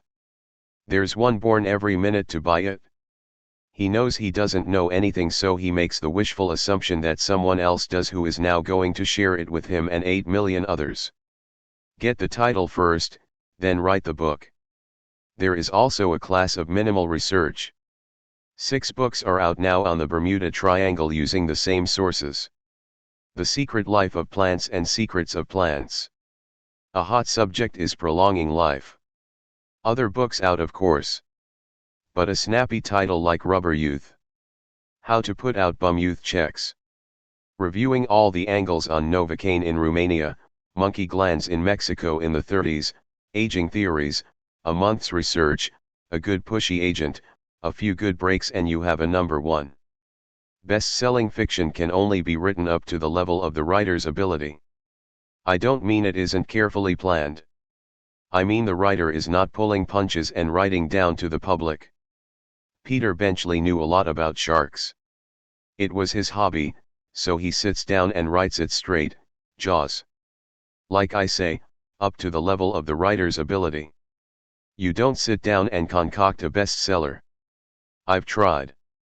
Either the story runs away with you and gets out of hand and you write what you have to write, or else you strike lucky and get a subject the public wants anyway. A word to the wise guy. After teaching a class in creative writing a few years back, my own creative powers fell to an all-time low. I really had a case of writer's block, and my idealistic young assistant complained that I simply sat around the loft doing absolutely nothing, which was true. This gave me to think, as the French say, can creative writing be taught? And am I being punished by the muses for impiety and gross indiscretion in revealing the secrets to a totally unreceptive audience? Like you start giving away $100 bills and nobody wants them. I also discovered that the image of William Burroughs in my students' minds had little relation to the facts. They were disappointed because I wore a coat and tie to class. They had expected me to appear stark naked with a strap on, I presume. In all, a disheartening experience. Creative writing, what does that mean? I would have liked to put them all off the career of writing. Be a plumber instead, I felt like screaming, and have your fucking king-size fridge full of venison sausages, chilled aquavit, and Malvern spring water, and look at your color TV with remote control switch and cuddle a .30 to .30 on your lap, waiting for the deer season when all sensible citizens will be in their cellars with sandbags stacked around them. Or be a doctor for Christ's sakes. Once you make the big time as the best asshole doctor what can be got, you don't have to worry like next year there won't be no assholes to operate on. But next year maybe no assholes will buy my books. Alright, maybe 2, 3 people in the class can't be dissuaded. My advice is get a good agent and a good tax accountant if you ever make any money, and remember, you can't eat fame. And you can't write unless you want to write, and you can't want to unless you feel like it. Say you're a doctor with a nice practice. You don't feel so well today, family troubles and other things you can't quite put a name to, and you just feel fucking terrible, as you slip a chlorophyll tablet in your mouth to cover 3 quick drinks. That old bitch would spread it all over Palm Beach, my dear, he was drunk. Well, you can still carry on, and what the hell, quarter grain of morphine for each patient, no matter what is wrong with them, they will feel better immediately and prize me as the best of croakers. And if I get any sass from the narcs, I'll just tell em, well, I'm off to work in the Bahrain Islands, so you take over my practice and shove it up your ass. I mean, even if you don't feel like practicing medicine, you can still do it. Same way with law, you don't feel like trying a case, all you gotta do is get a continuance and lay up smoking weed in Martha's Vineyard for a month. In these other professions you can always cover for not feeling like doing it, but writing you didn't feel like doing ain't worth shit. The profession has many advantages. Sure, you can ride out on a white shark to a villa in the Bahamas, or you can spend 20 years teaching English in the Berlitz School, writing the great book that nobody can read. James Joyce wrote some of the greatest prose in the language, the dead, Dubliners, but could he stop there and write exquisite stories about unhappy Irish Catholics from then on out? If so, they would have rewarded him with the Nobel Prize. Nobody ever tells a doctor, listen doc, your ass operations is the greatest, many grateful queens is getting fucked again, but you gotta do something new. Of course he doesn't have to, it's the same old ass. But a writer has to do something new, or he has to standardize a product, one or the other. Like I could standardize the queer Peter Pan Wild Boy product, and put it out year after year like the Tarzan series, or I could write a Finnegan's Wake. So, I get this idea about a private eye and the cities of the Red Knight. Quien sabe? Or take the entertainment business, today you may be the top of the pops, the rage of the cafe society. Like Dwight Fisk, who did those horrible double entendre numbers back in the 30s. That's the man who pinched me in the Astor, just below the mezzanine, and for several days your mother wasn't seen, so now my little heart, you know where you got your start, from a pinch just below the mezzanine. Who in the fuck wants to hear that noise anymore? But you won't see any doctor, lawyer, engineer, architect who's gotten to be world champion at his profession stand on a corner selling ties with his brains knocked out. No atomic physicist has to worry, people will always want to kill other people on a mass scale. Sure, he's got the fridge full of sausages and spring water, just like the plumber. Nothing can happen to him, grants, scholarships, a rainbow to his grave and a tombstone that glows in the dark. Artists do, however, have a degree of freedom. A writer has little power, but he does have freedom, at least in the West, Mr. Yevtushenko. Think very carefully about this. Do you want to be merely the spokesman for accomplished power movers? The more power, the less freedom. A politician has almost no freedom at all. I am frequently asked, what would you do if you were president? What would you do if you were the dictator of America? What would you do if you had $1 billion? In the words of my friend the late Ahmet Jacobi, this question is not personal opinion. A prior question must be asked, how did you get to be the president, a dictator, a billionaire? The answers to these questions will condition what you will do. For one is not magically teleported into these positions, one gets there by a series of discrete steps, each step hedged with conditions and prices. To take a microcosmic example, my humble ambition to be commissioner of sewers for St. Louis, and my boyish dream of what I would do when I occupied this position. These dreams were outlined in an essay I wrote for Harper's in response to the question, when did you stop wanting to be president? I imagined a soft sinecure, crooked sewer piping deals, my house full of languid vicious young men described in the press as no more than lackeys to His Majesty the Sultan of Sewers. I supposed my position would be secured by the dirt I had on the governor, and that I'd spend my afternoons in wild orgies or sitting around smoking the sheriff's reefer and luxuriating in the stink from ruptured sewage lines for miles around. But why should I have been appointed commissioner of sewers in the first place? The duties are nominal, no skill is required. I am not appointed on my knowledge of sewers or my ability to do the job. Why, then? Well, perhaps I have worked for the party for a number of years, I am due for a payoff. However, I must also have something to give in return. Perhaps I can sway some votes, which action on my part is contingent on my receiving some payoff. Or perhaps they expect me to take the rap for the piping deal. If so, I will have to watch my step and the use of my signature. Perhaps they expect a contribution to the campaign fund, which I am in a position to swing, having access to people of wealth. One thing is sure, they expect something from me in return. Now an under-the-counter deal in cheap piping involves contractors, auditors, and a whole battery of fixers, and cover UPS, all of which have to be paid in favors and cash. So my house is not full of languid vicious young men, it is full of cigar-smoking bourbon-swilling fat-assed politicians and fixers. I have something on the governor? I'd better be very damn careful he doesn't have something on me. The commissioner, like Caesar's wife, must be above suspicion, certainly above the suspicion of sex orgies and drug use. I would have been out of my mind to compromise myself with the sheriff. Sure, I can call on him to fix a parking ticket, but I'd better keep my hands off his confiscated marijuana unless others in higher positions are also involved. And even if I could wangle a few special police to guard the sewers against communistic sabotage, they would not be handsome youths. More likely I would be stuck with the sheriff's retarded brother-in-law who can't make the grade as a night watchman, and with 2 or 3 other washouts from police and guard positions. So if I can't do what I want as Commissioner of Sewers, still less can I do what I want as President of the United States. I will disband the Army and the Navy and channel the entire defense budget into setting up sexual adjustment centers, will I? I'll legalize marijuana? Annul the Oriental Exclusion Act? Abolish income tax for artists and put the burden of taxation onto the very rich? I should live so long.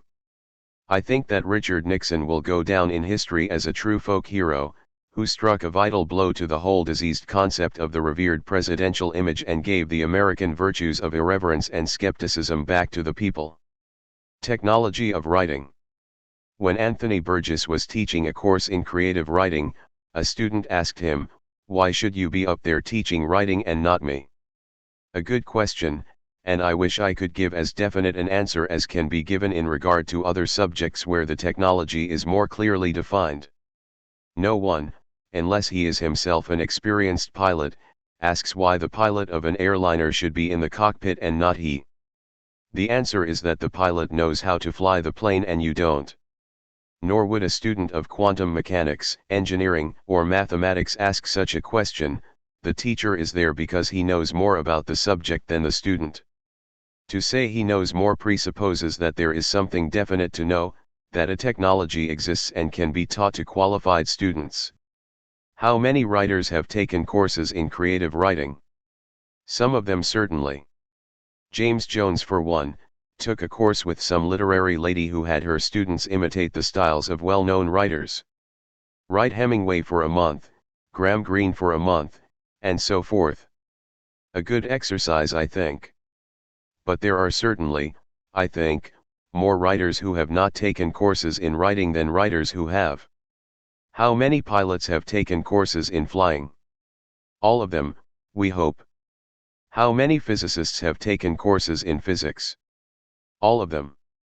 Which brings us to the question I intend to raise in order, I hope, to arrive at some answers. Is there a technology of writing? Can writing be taught? As soon as we ask the question, we realize that there is no simple yes or no answer, since there are many technologies of writing and a technique that is useful for one writer may be of no use to another. There is no one way to write. So we will begin looking for answers, not the answer. A pilot must possess certain qualifications before he starts flying lessons. A degree of coordination, steady nerves, a certain level of intelligence. A student of physics must have a considerable aptitude of mathematics. The qualifications for a writer are not so definable. The ability to sit at a typewriter for many hours without distraction is certainly useful. The ability to endure solitude is useful but not essential. An ability to empathize with others, to see and hear what is in their minds, is useful, but some very great writers like Beckett have only one character and need no others. In general, the more observant a writer is, the more he will find to write about. I recommend an exercise I have practiced for years. When walking down any street, try to see everyone on the street before he sees you. You will find that if you see others first, they will not see you, and that gives you time to observe, or file for future use. I learned this exercise from an old mafia don in Columbus, Ohio. If a writer is seen first, he won't necessarily get shot, but he may miss a set or a character.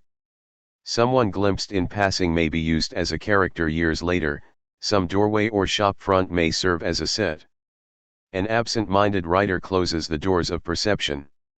Genet said of a French writer who shall here be nameless, he does not have the courage to be a writer. What courage does he refer to? The courage of the inner exploration, the cosmonaut of inner space. The writer cannot pull back from what he finds because it shocks or upsets him, or because he fears the disapproval of the reader. Allied to this courage are persistence and the ability to endure discouragement. Any writer must do a great deal of bad writing and he may not know how bad it is at the time. Writers are not always good critics of their own work. Sinclair Lewis said, "If you have just written something that you think is absolutely great and you can't wait to show it to someone, tear it up, it's terrible."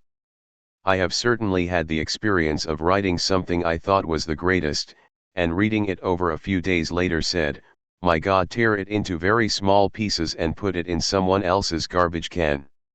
On the other hand, something that I did not think much of at the time may stand up very well on rereading. What I wish to point out is that the writer must be able to survive an uneven performance that would be disastrous in another profession. An actor or a musician must put on a certain level of performance, whereas a writer has time to edit and choose what he will eventually put out as the finished product. I have never known a writer who was not at one time an avid reader. I believe it was T.S. Eliot who said that if a writer has a pretentious literary style, it is generally because he has not read enough books. Some knowledge of what has been done in writing is, I think, essential, just as a doctor or a lawyer must be conversant with the literature in his field. A full-time professional writer does not as a rule get much time to read, so it is well to get your reading in early. To recapitulate qualifications which are useful but not essential: the ability to endure the physical discipline of writing, that is, to sit at a typewriter and write, the ability to persist and to absorb the discouragement of rejection and the even deadlier discouragement that comes from your own bad writing, insight into the motives of others, ability to think in concrete visual terms, a grounding in general reading. Now assume that the student has at least some of these qualifications. What can he be taught about writing? It is of course easier to tell someone how not to write than how to write. Remember, for example, that a bad title can sink a good book or a good one sell a bad book. But it can sink a film faster and deeper, because a film has just one shot to make it. A book with a bad title or a slow beginning may make a comeback, a film just gets one chance. Here again there are no absolute rules, but there are guidelines. A good title gives the reader an image and arouses his interest in the image. Bad titles convey negative images, refer to images which the audience cannot understand until they see the film, or convey no image at all. Titles of more than 3 words are to be avoided, such turn-off titles as The Marriage of a Young Stockbroker. The Conformist is a turn-off title. Those of you who have seen the film will know it is about a fascist who ends up denouncing his blind friend as a fascist when Mussolini falls. The Survival Artist would have been a better title. There is a definite technology for the negative use of words to cause confusion, to create and aggravate conflicts, and to discredit opponents. This is the opposite of what a writer does. Here, the more abstract words and meaningless statements there are, the better. This technology has been developed in the mass media by Hearst and others, refined in Life and Time, and carried still further by the CIA in some subsidized literary periodicals. The technology for writing a turn-off review is so definite that one sentence will tell you when it is being used, and it is much more complicated than just saying derogatory things about the book. It is very important for any writer to be able to absorb unfair criticism calmly and, when given the opportunity, to reply to it. It is also good practice to write book reviews. To return to the matter of technology, let us consider first the question of our materials, words. Korzybski's book, Science and Sanity, is a great time saver. The fact that a word is not the object it represents, that this desk, whatever it may be, is not the label desk fully realized, will save the student a lot of pointless verbal arguments. Look at abstract words that have no definite referent words like communism, materialism, civilization, fascism, reductivism, mysticism. There are as many definitions as there are users of these words. According to Korzybski, a word that has no referent is a word that should be dropped from the language, and I would say, certainly from the vocabulary of the writer. For example, take the word fascism. What does it mean? What is the referent? Consider the phenomenon of Nazi Germany, the military expansion of an industrialized country. Now consider South Africa oppression designed to maintain a status quo. Are these both fascism? In short, we have so many different phenomena lumped under this word that the use of the word can only lead to confusion. So we can drop the word altogether and simply describe the various and quite different political phenomena. I have been accused of being an arch-materialist and a bourgeois mystic. What do these words mean? Virtually nothing. And because they mean nothing, you can argue about them for all eternity. Any words that have referents cannot be argued about. There it is, call it a desk, a table, call it whatever you like, but no argument is possible. All arguments stem from confusion, and all arguments are a waste of time unless your purpose is to cause confusion and waste time. I have learned a lot about writing by writing film scripts. As soon as a writer starts writing a film script, that is, writing in terms of what appears on screen, he is no longer omniscient. He cannot, for example, inform the reader that it was a clear, bright day in May of 1923 in St. Louis, Missouri. How does the film audience know that the month is May, the year 1923, the local St. Louis? This information must be shown on the screen, unless the writer falls back on the dubious expedient of the off-stage voice. Or, as he left his house and turned onto Euclid Avenue that morning, he felt a chill of foreboding. Did he indeed, and how is this to be shown on screen? Some incident must be presented that gave him this chill, perhaps someone passing him on the street who mutters something that may or may not be directed towards him, or he intercepts a malignant expression as someone passes on a bicycle. And such phrases as words cannot convey, indescribable, unspeakable, cannot be shown on screen. You cannot get away with an indescribable monster. The audience wants to see the monster. That's what they are paying for. The ability to think in concrete visual terms is almost essential to a writer. Generally speaking, if he can't see it, hear it, feel it, smell it, he can't write it. The impact of the mass media is more directly felt in films than in books. In the 1920s, gang war was box office year after year, but remember that there were no television photos of gang war on screen. There were only still pictures and newspaper accounts. It was front-page news, and people were interested because it was something going on which they could not see directly. Had they seen it day after day, like the terrorist activity in Belfast today, they would have lost interest. Image loses impact with use. Anyone like to try making a film about the IRA in Belfast? Or writing a book on the subject for that matter? People are fed up with the IRA in Belfast. Or how about the Arab terrorists? Call it death in Munich. World War II, there were of course films on location, but not all that many, and no TV cameras at the front. There have been a lot of successful films made since then, and at least 2 books, From Here to Eternity and The Naked and the Dead. Dreams are a fertile source of material for writing. Years ago I read a book by John Donne called An Experiment with Time, 1924. Donne was an English physicist, and he observed that his dreams referred not only to past but also to future events. However, the future material, since it often seems trivial and irrelevant, will not be remembered unless it is written down. This got me into the habit of writing dreams down, and I have done this for about 40 years.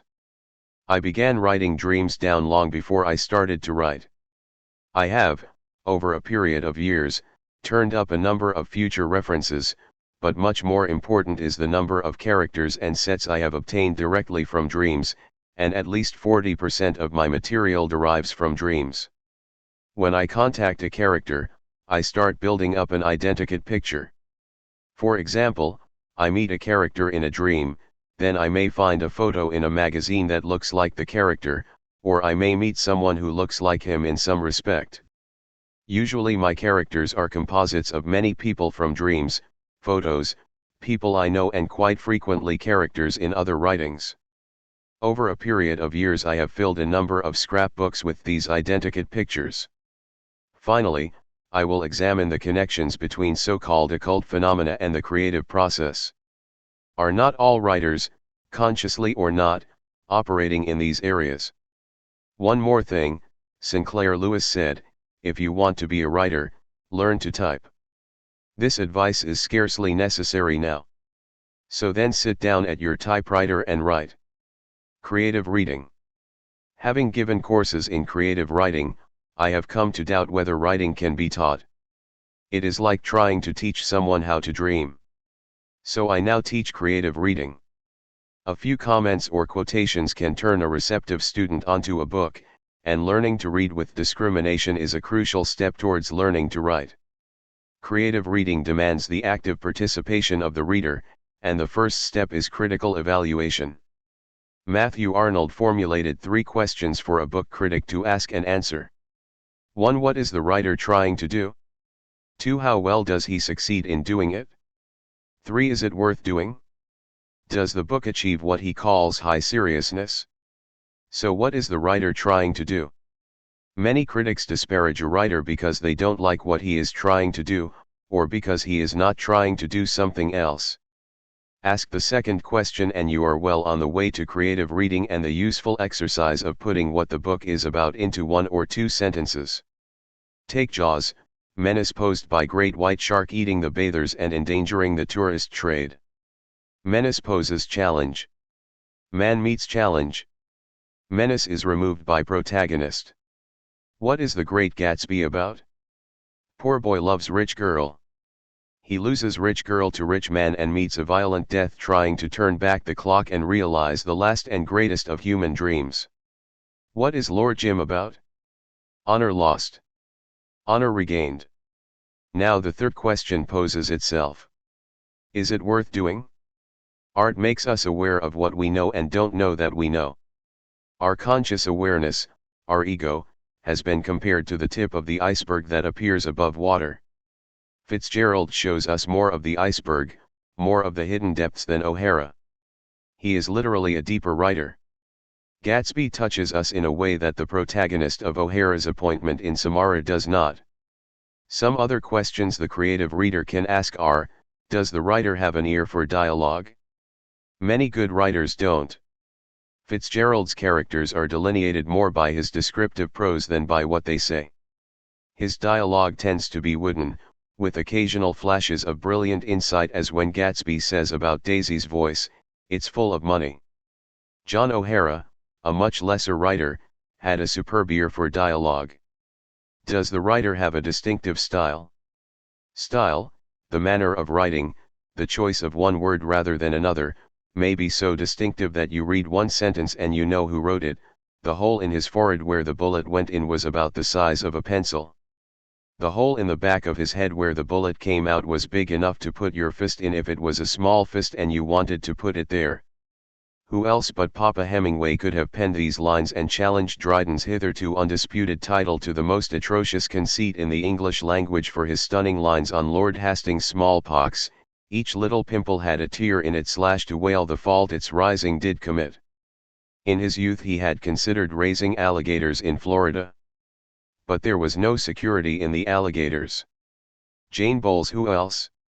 I had not written since I was 10 years old when my horrible little black pony had at last been given away. How I hated it! Once it had broken out of the stable and had galloped through the roses and over the lawns, showing its awful yellow teeth. Denton Welch, Maiden Voyage. Style can become a limitation and a burden. Hemingway was a prisoner of his style. No one can talk like the characters in Hemingway except the characters in Hemingway. His style in the widest sense finally killed him. "I'd shoot down my own mother," he wrote in a letter to a friend, "if she was a mallard and I could lead her sweet and clean with number 4 load." Papa is explaining to Papa about Hollywood. One can with honor sell one's soul in Hollywood. Everyone does it here, he says. His style was hermetic. No escape for Papa. Mektub. It was written. Sold his soul for a safari. For a valorous wildebeest steak after a muscular martini. For the sheer joy of killing a charging rhino. Says the wise old hunter puffing on his pipe which he lights from a firebrand, that's a natural feeling for a man. And the quick shot straight from the hip to the shoulder just so long and long enough, almost a snapshot from my 270 Weatherby that folded the wildebeest at 305 yards, my boy pasted, the meat sweet and clean. If your wildebeest runs even 3 yards after the hit, the glandular juices of stress spoil the meat. The meat stinks of fear and death. The guests start back from the barbecue pit appalled. Quel est cette bête morte? What is this dead beast? This was a fearless kill. It would yield up brave steaks. And this was a joy too, but a different joy, steadier, quieter, the joy of a craftsman in his trade. Joy that leaves a man fresh inside like the smell of salt spray and the smell of valor in the bull ring. Death what stuff's here. The Snows of Kilimanjaro was certainly the best if not the only writing Hemingway ever did. It is one of the best stories in the language about death, the stink of death. You know the writer has been there and brought it back.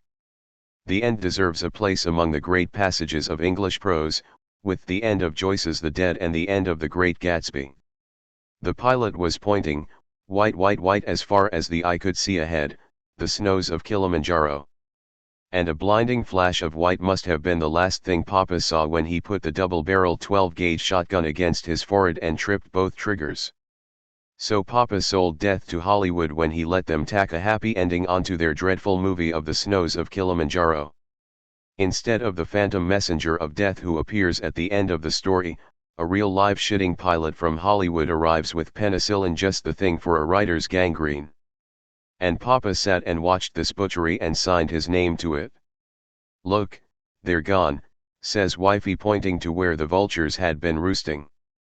Yes, even the vultures have flapped away in disgust from that sellout. On a sellout you have to think in terms of properties. I mean, he sells the snows of Kilimanjaro, which is gilt-edged stuff, for the green hills of Africa. Was the green hills even worth doing? No. For all that hunting and loading shit, I'd rather read Field and Stream and The American Rifleman. But the real tragedy is that the snows of Kilimanjaro could have been a great film about death. Hemingway could smell death on others. Here he is in a jeep with General Lanham, known as Bucky to his friends, and Ernie was a real general lover. It's worse than being a cop lover. Have to relieve that man, says Bucky. Bucky, says Ernie, you won't have to relieve him. He won't make it. He stinks of death. When the jeep reached Regimental Command Post, it was stopped by Lieutenant Colonel John Ruggles. General, said Ruggles, saluting. The major has just been killed. Who takes the 1st Battalion? And there is a great description in Farewell to Arms of the feeling you get when leaving the body at death. He has an opportunity to do a film about his specialty, the thing he does best as a writer. And he throws it away for an expensive hunting trip. So the writer doesn't die after all. He will go back to America and hole up in a cabin he knows about in Minnesota and write the great American novel. His gear is packed. The jeep will come at dawn. The sun is setting. The wise old hunter lights his pipe and points with the burning firebrand to the white dome of Kilimanjaro. Don't ever sell your dream, son. The old hunter waves to the jeep. You see, he had learned that life is more important than death. He had learned to live humbly for something he believed in. I guess it was just making his own dream real for a lot of people. You see, Ernie wanted to give, he wanted to give from the heart with every word he wrote. He's gonna pay death off with a load of corn, or so he thinks. You reckon ill who leave me out? When me you fly, I am the wings. Who wrote that? I mean, death was Ernie's inspiration. When death walked out on him in Hollywood, he took Ernie's inspiration with him. It doesn't come anymore, he groans. You have to respect him for the courage to blow his brains out like that. Don't care what you say about the higher courage of living, it takes guts to do that. Makes me feel queasy just to think about it. He certainly died in style. I reckon you could have put your foot in the back of his head where the 2 barrels of heavy duck load splattered out, even if it was a medium-sized foot and you didn't want to put it there.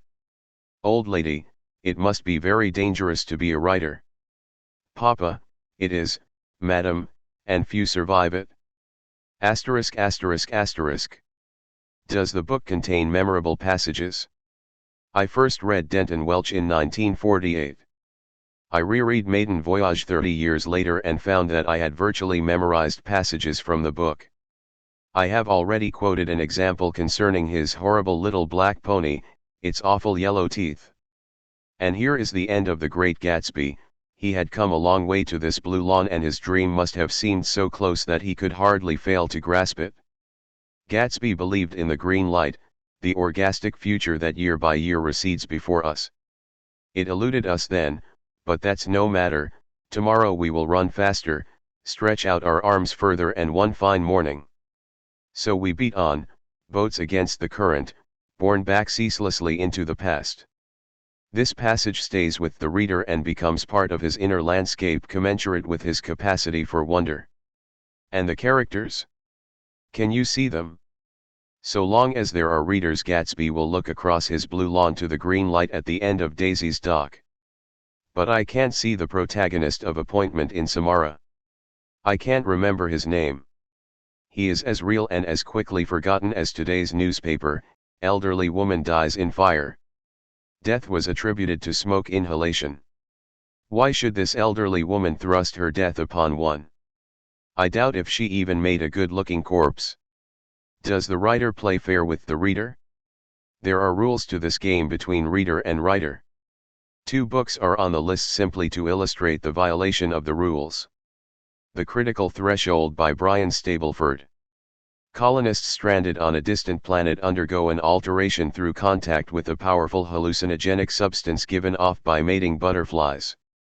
The change leaves them devoid of language and so altered that the human rescue party inspires in them horrors and something akin to nausea. A very interesting idea, but the writer couldn't follow through. We never find out what this wondrous change consists of.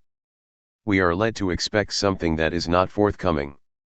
In The Great Sunflower by Clifford Stone, the protagonist has a strange experience in Nice. He won't talk about it. So this experience, which leads to his madness and suicide by hanging, is never revealed to the reader.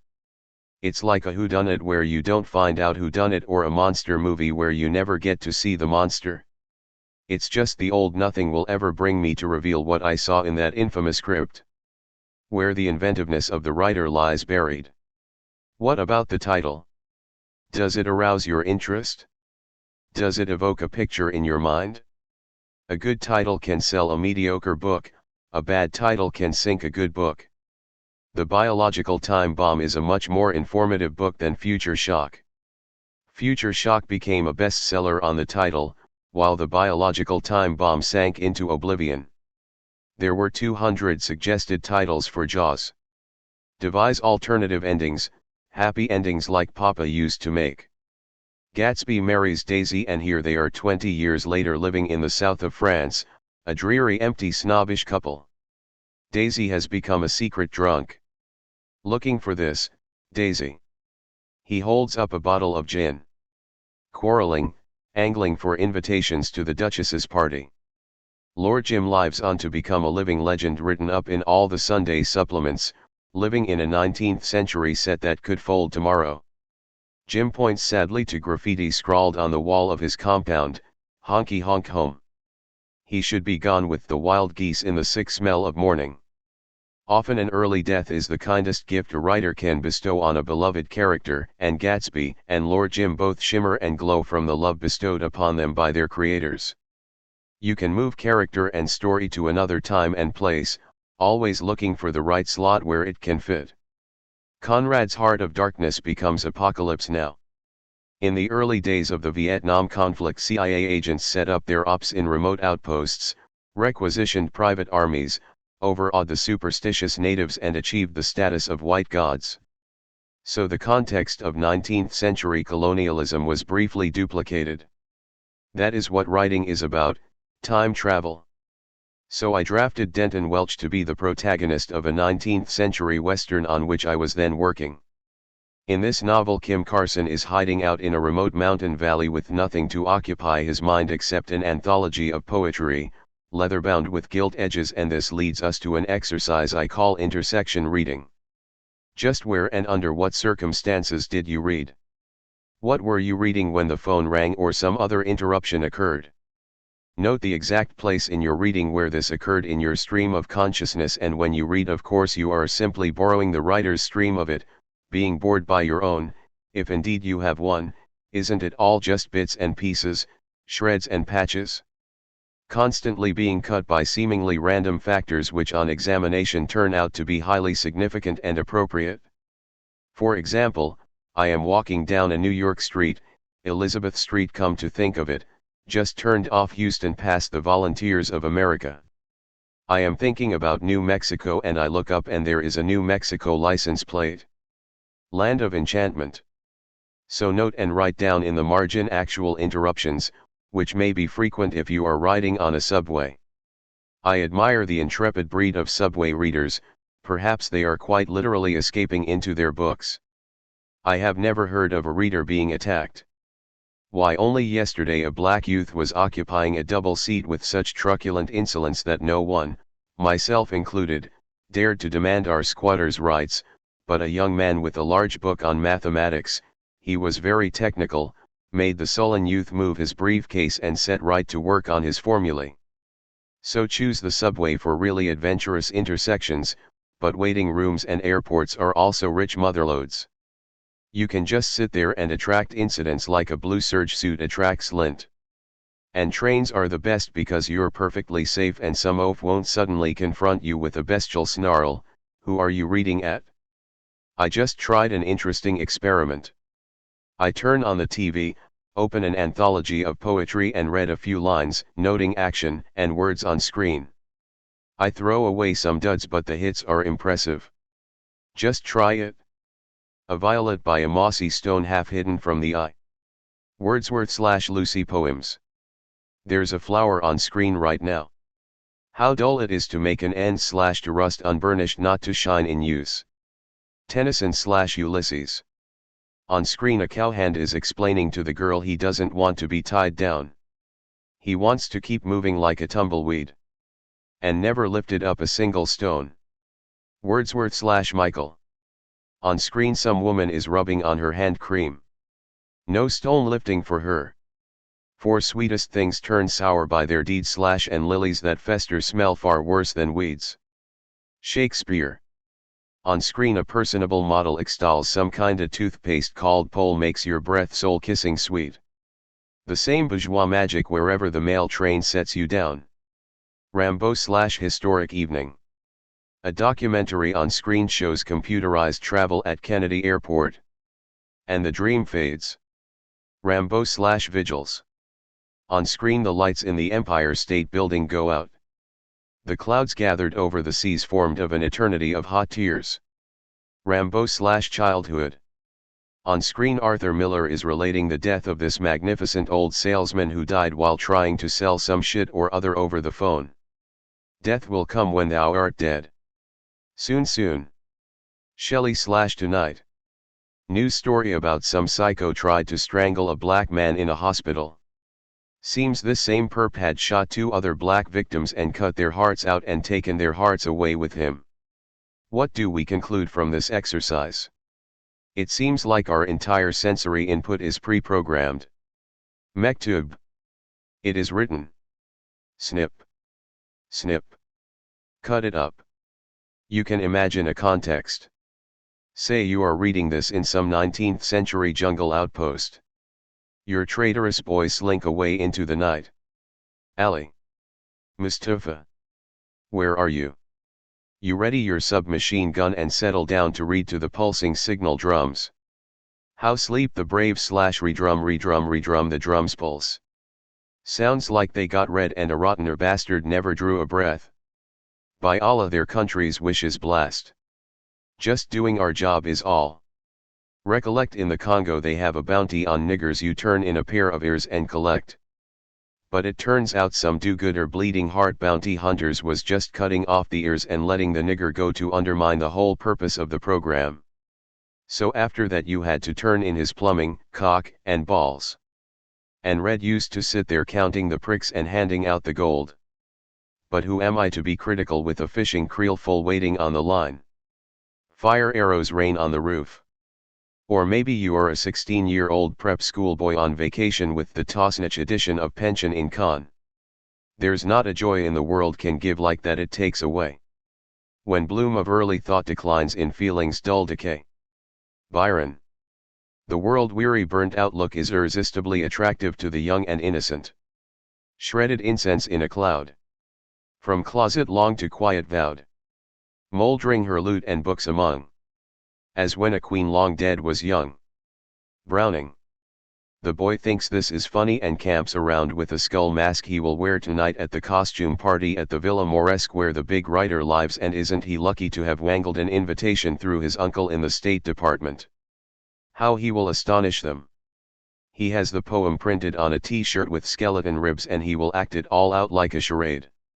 Some way the Villa Moresque will be the closet long to quiet vowed out of which he will burst as when a queen long dead. He puts on his skull mask. Now he nonchalantly strips off his skeleton tights and his rib shirt and stands there chewing gum in his insouciant dazzling youth. Was young is written across his chest in gilt letters. It was all very tasteful, Audrey thought. So here is Kim Carson in his remote hideout reading poems over and over. Verses trill and tinkle from icy streams. And the stars that oversprinkle. All the heavens seem to twinkle. With a crystalline delight. Po. Holding the fish by its tail and its head, Kim bites into the back of an 8-inch trout. Verses whisper and sigh from grass and leaves. Kim is thinking about Tom's recent death in an ambush arranged by a certain bounty hunter named Mike Chase. Account to settle. Bookkeeping he called it. Rolled round in earth's diurnal course with rocks and stones and trees. Wordsworth. This blank assertion of the finality of death and human mortality from the man who wrote Intimations of Immortality. Wordsworth, like so many artists, was an alien, Kim decided, an immortal alien feeling the estrangement of human mortality. Old unhappy far-off things and battles long ago. He could see Lucy poems written across the evening sky. Fair as a star when only one is shining in the sky. Kim looks up at the evening star, his hands bloody from cleaning fish. Who was this little twist? Was there some sordid English scene behind this, panted out behind the cowshed? Don't tell your mother and I'll give ye half a crown. This struck Kim as unlikely. She was a phantom like Wordsworth the English bard, with his walking stick and his black slouchy poet hat and cape and his dewy fingers cold / return to deck her hallowed mold. Collins. These creepy old English poets. She was a phantom of delight, a hot English fox maiden fat, made for a ghostly man of letters self-invoked to haunt this heath, this calm, this quiet scene / the memory of what has been / and never more will be. Kim sees flashes of his life with Tom like postcards, having fine time. Wish you were here. Adding the Lucy poems to our list. There is a literary mystery here. Who killed the poet's phantom nymphette? Who drew the gradual dusky veil on Lucy? Did the poet sacrifice mortal love for immortal verse? I think of this reading list as an organic accretion designed to animate works of excellence or distinction in some capacity. I intend to assemble from the list anthologies of outstanding passages not subdivided into death / love / solitude / old age, but arranged by associational affinity. There is a fish that lives in very deep water in perpetual darkness. During the mating game the male becomes physically attached to the female and slowly she absorbs him until only his testicle protrudes from the female body. The Lord turned and looked at Kim. His face was immeasurably old, smooth, and yellow like flexible ember increased instead with layers of cruelty and evil and abominations that stopped the breath and closed round Kim's heart with a soft slimy clutch. The eyes were shafts of dead water leading down into black depths. There are panoramas of sunsets and sunrises, and of course eventually the anthologies will be illustrated with reproductions of paintings and photographs. You're just nobody if you're not on the list. Wearily our reader sweeps a pile of bestsellers to the floor as a Michelin inspector is said to have dismissed an unsuccessful souffle. Oh yes, we will have our inspectors. The inspector is a shabby grey inconspicuous man. He glances around the vernissage and yawns. He identifies himself. The artist and the gallery owner stand there waiting. He shakes his head with a terrible smile. The list will grow into an institute with a research staff, a library, a museum, and film archives. Bulletins will be issued and funds allotted to deserving projects. The place of dead roads. 10 years and $1 billion. My general theory since 1971 has been that the word is literally a virus, and that it has not been recognized as such because it has achieved a state of relatively stable symbiosis with its human host, that is to say, the word virus, the other half, has established itself so firmly as an accepted part of the human organism that it can now sneer at gangster viruses like smallpox and turn them into the Pasteur Institute. But the word clearly bears the single identifying feature of virus: it is an organism with no internal function other than to replicate itself. I ask some of my Buddhist friends, including Allen Ginsberg, this simple question: who are you actually talking to when you are talking to yourself? Without presuming a complete understanding of the nature of the word, I suggested that such an understanding would make it possible to shut off the internal dialogue, to rub out the word. Allen replied that the Buddhists have developed techniques over the centuries to do just that. It may be so. Not having experimented with their techniques, I can't say.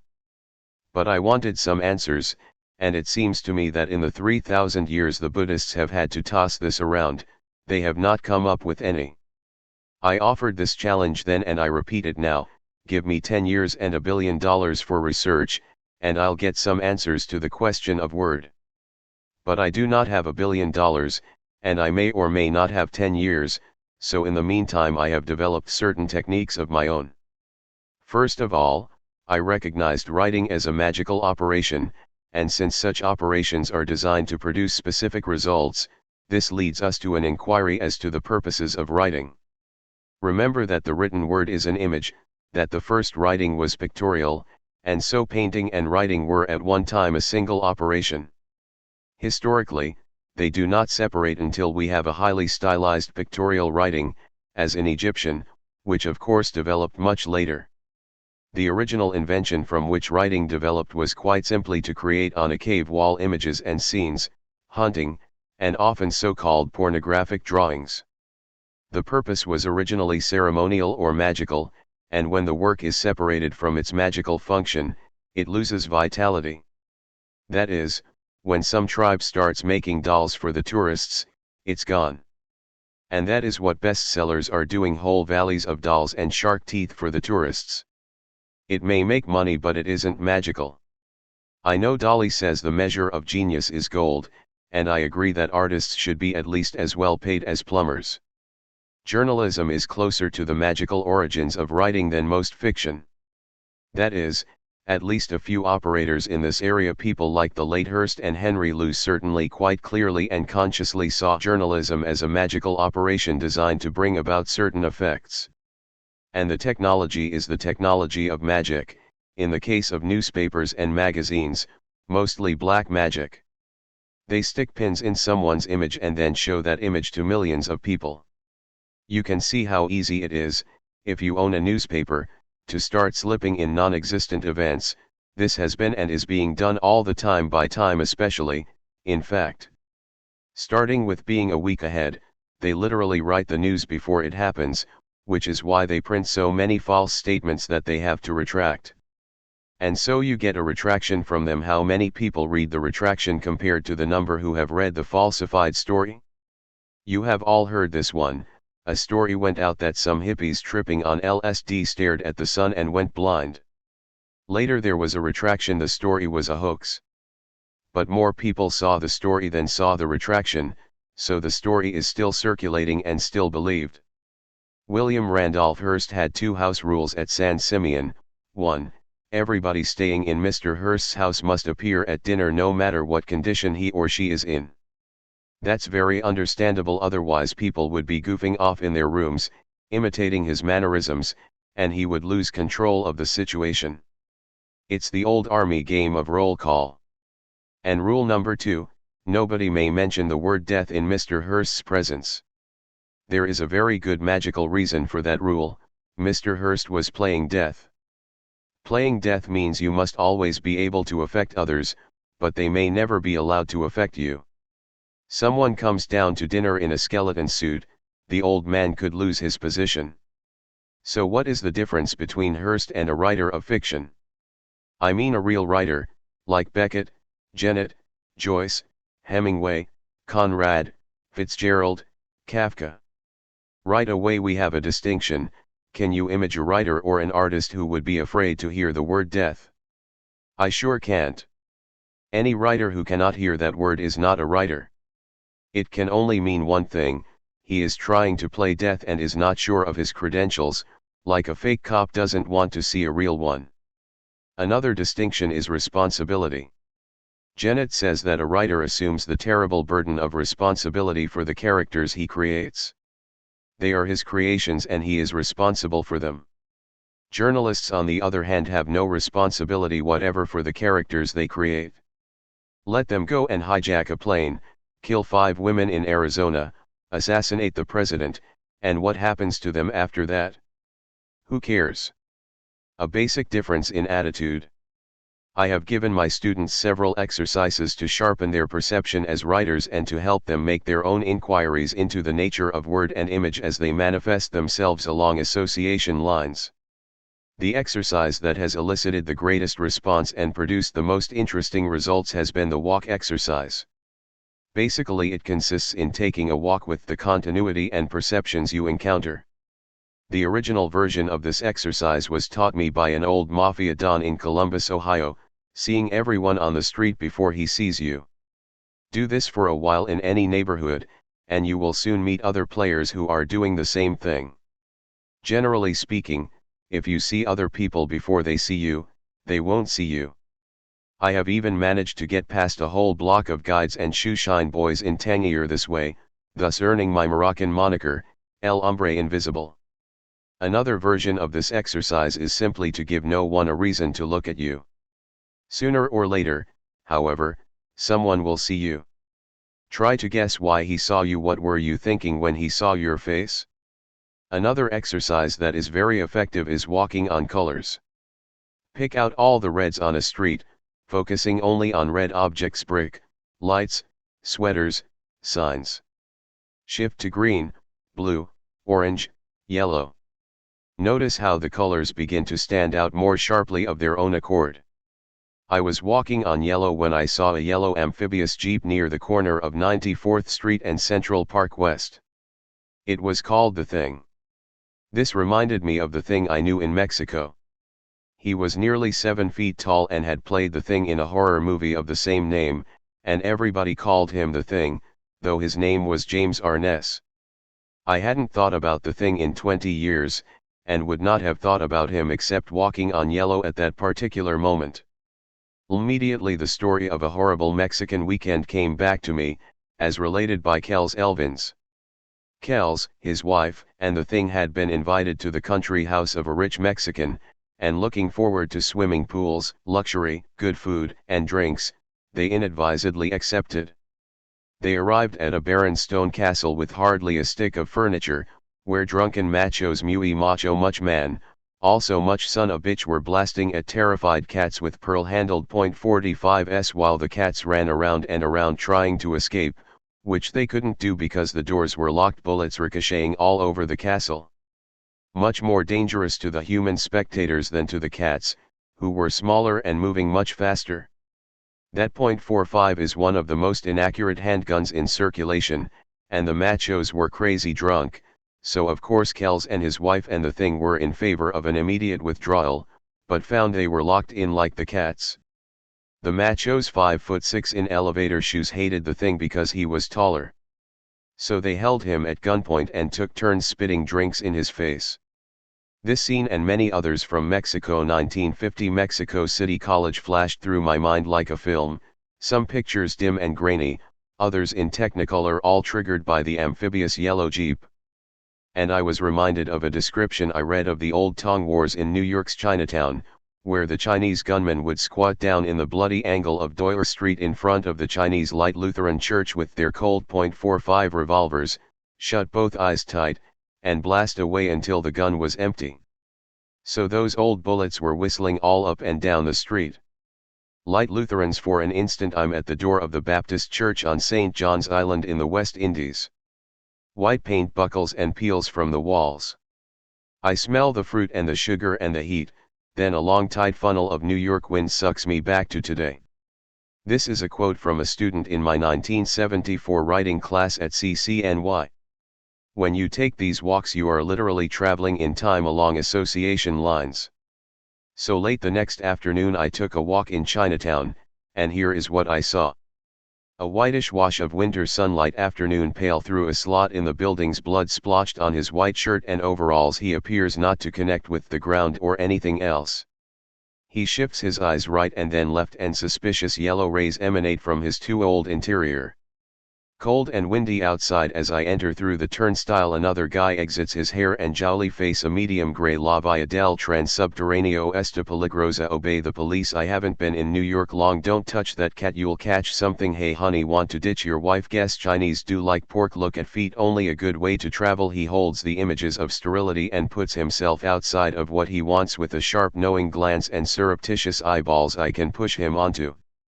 The tracks flirting around. The horny bastard keeps staring at my face or hair or crotch. Diamonds are still a girl's best friend. Can I have a quarter? The film had too much violence. Stand clear of the moving platform. Oh yes, there's so much to learn in Chinese kitchen next door. Last gravy running out. Look, they died years ago. The coats and people a blur. The wind is slamming signs around, clattering debris in an empty lot of dusty window. Pants for sale. Piss in a black puddle against a stone corner. I was embarrassed. What if someone sees me? Blue jeans leering at me intimately. You wonder how I can know how you feel. Perhaps there are no complete strangers. The word is a virus.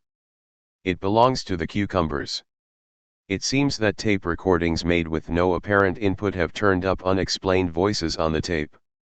Voice phenomena are done with a tape recorder and microphone set up in the usual way and using factory fresh tapes. No sounds are heard or emitted during the recording, but on replay faint voices of unknown origin appear to have been recorded. The Handbook of Psychic Discoveries, Ostrander and Schroeder, 1975. Visible speech diagrams and voice prints have confirmed that these actually are recorded voices. The most complete source book is Breakthrough, by Konstantin Raudive, Taplinger Publishing Co., 1971.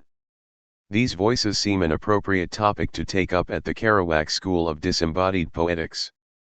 Before discussing the experiments carried out by Raudive, I will describe experiments performed with Brian Geeson and Ian Somerville 12 years before Breakthrough was published, and in fact before it was written. These experiments started not on tape recorders but on paper. In 1959 Brian Geeson said, "Writing is 50 years behind painting," and applied the montage technique to words on a page. These cut-up experiments appeared in Minutes to Go, in 1959. Subsequently we cut up the Bible, Shakespeare, Rambo, our own writing, anything in sight. We made thousands of cut ups. When you cut and rearrange words on a page, new words emerge. And words change meaning. The word drafted, as into the army, moved into a context of blueprints or contracts, gives an altered meaning. New words and altered meanings are implicit in the process of cutting up, and could have been anticipated. Other results were not expected. When you experiment with cut ups over a period of time, some of the cut and rearranged texts seem to refer to future events. I cut up an article written by John Paul Getty and got, "It is a bad thing to sue your own father." And a year later one of his sons did sue him. In 1964 I made a cut up and got what seemed at the time a totally inexplicable phrase, "And here is a horrid air conditioner." In 1974 I moved into a loft with a broken air conditioner which was removed to put in a new unit. and there was 300 pounds of broken air conditioner on my floor. A horrid disposal problem, heavy and solid, emerged from a cut-up 10 years ago. The next step was cut UPS on the tape recorder. Brian was the first to take this obvious step. The first tape recorder cut UPS were a simple extension of cut UPS on paper. You record, say, 10 minutes on the recorder. Then you spin the reel backwards or forwards without recording. Stop at random and cut in a phrase. How random is random? We know so much that we don't consciously know we know, that perhaps the cut-in was not random. Of course, this procedure on the tape recorder produces new words by altered juxtaposition, just as new words are produced by cut UPS on paper. We went on to exploit the potentials of the tape recorder: cut up, slow down, speed up, run backwards, inch the tape, play several tracks at once, cut back and forth between two recorders. As soon as you start experimenting with slowdowns, speed-ups, overlays, etc., you will get new words that were not on the original recordings.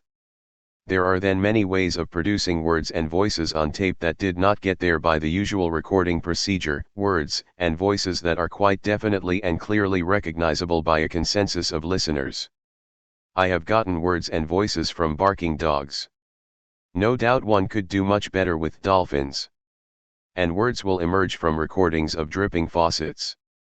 In fact, almost any sound that is not too uniform may produce words. Every little breeze seems to whisper Louise. The very tree branches brushing against her window seem to mutter murder, murder, murder. Well, the branches may have muttered just that, and you could hear it back with the recorder. Everything you hear and see is there for you to hear and see it. Some time ago a young man came to see me and said he was going mad.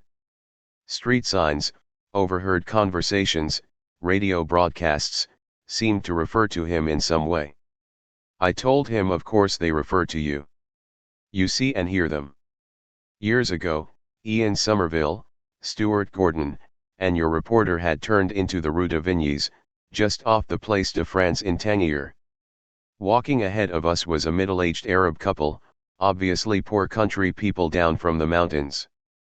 And one turned to the other and said, "What are you going to do?" We all heard it. Perhaps the Arab words just happened to sound like that. Perhaps it was a case of consensual scanning. I had a friend who went mad in Tangier. He was scanning out personal messages from Arab broadcasts.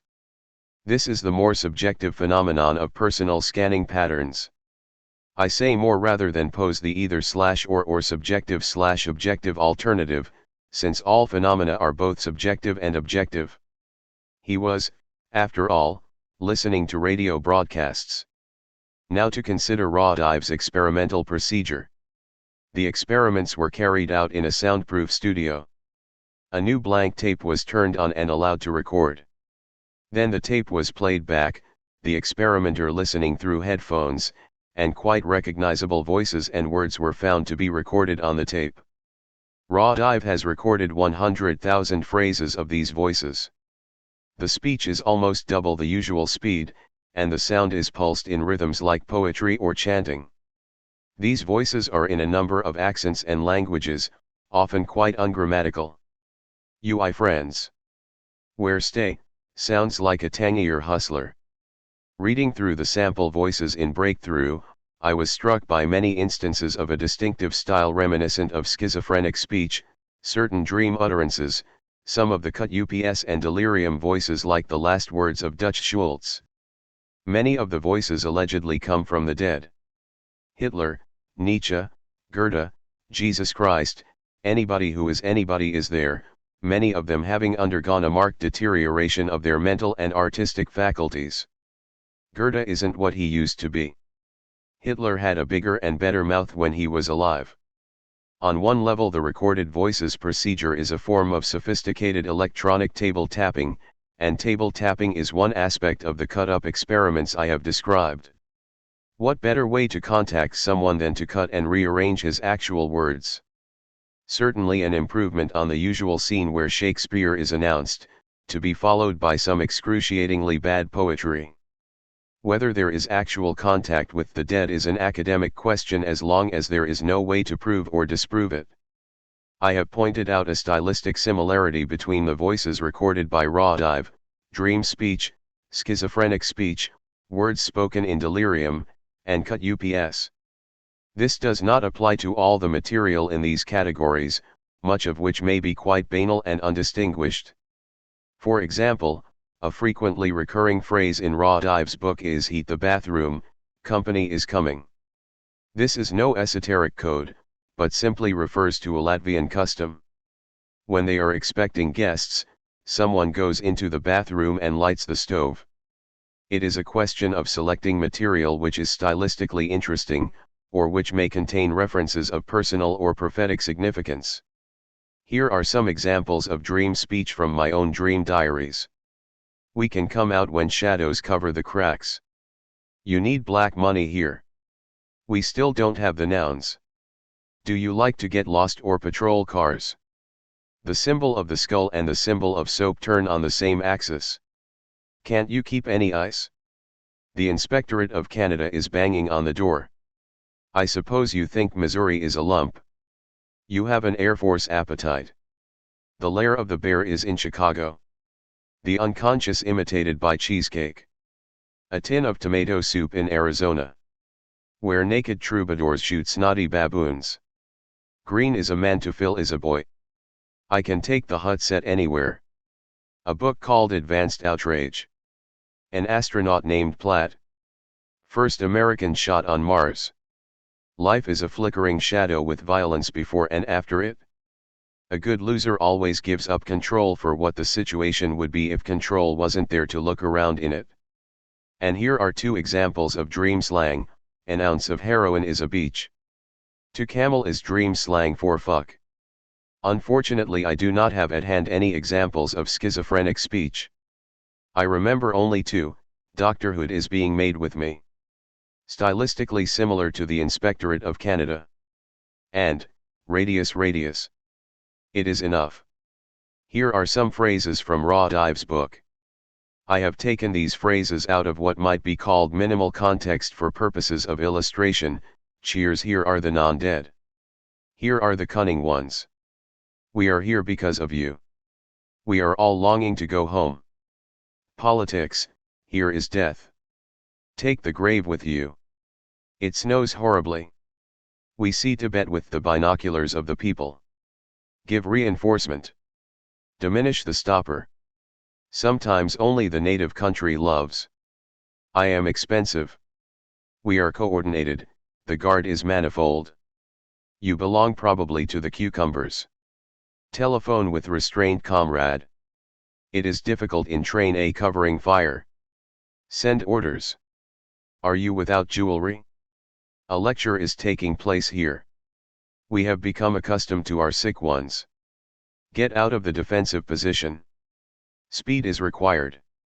Leave it in full gear. Have done with the seemingly apparent. Please to use studio postulated to you. Faustus, good morning. I demand our authorities. This is the ants' language. Identity card. It is permitted. A pistol is our man. This is operational.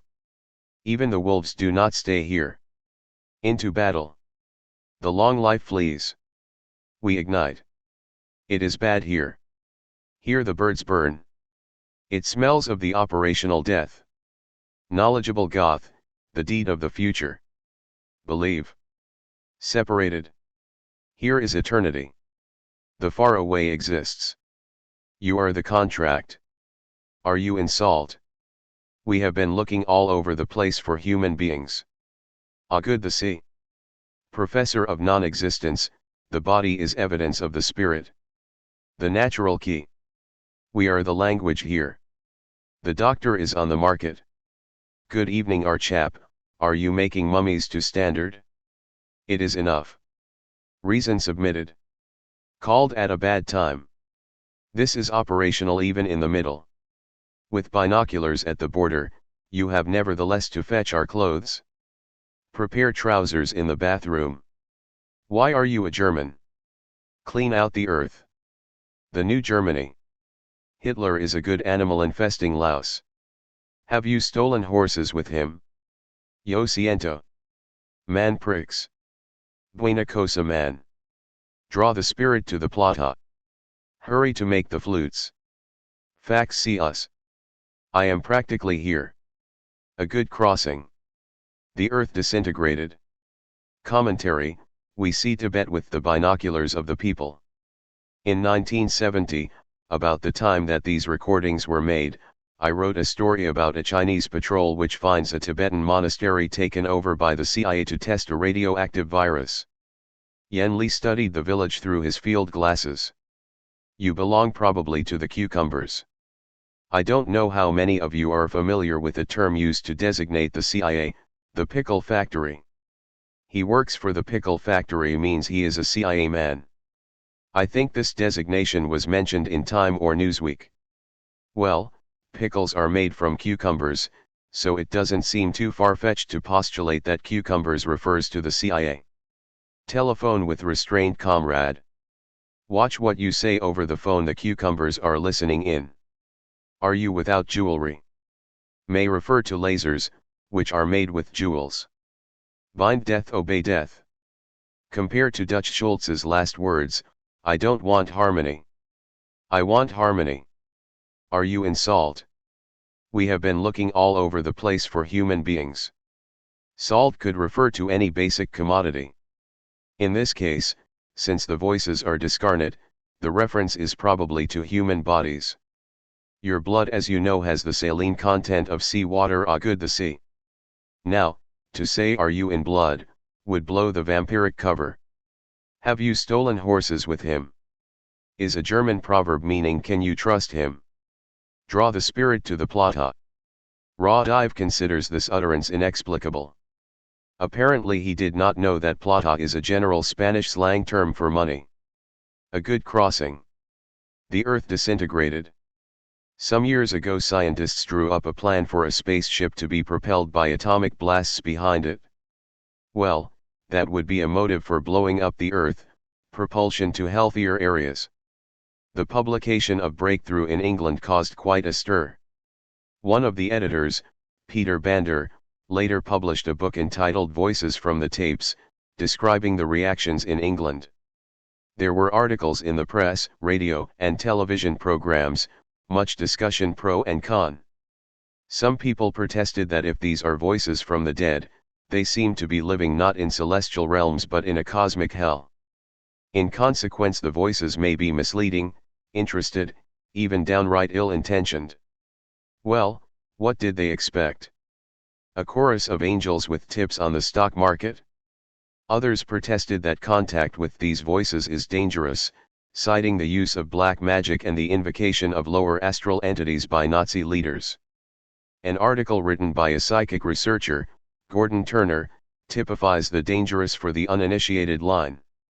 Turner's article was written in answer to an article by someone named Cass, in which Cass said, if a door has been opened between this world and the next, then the masses, armed with their cheap transistor sets and £5 Hong Kong recorders, will participate despite Gordon Turner, the Pope, and the government.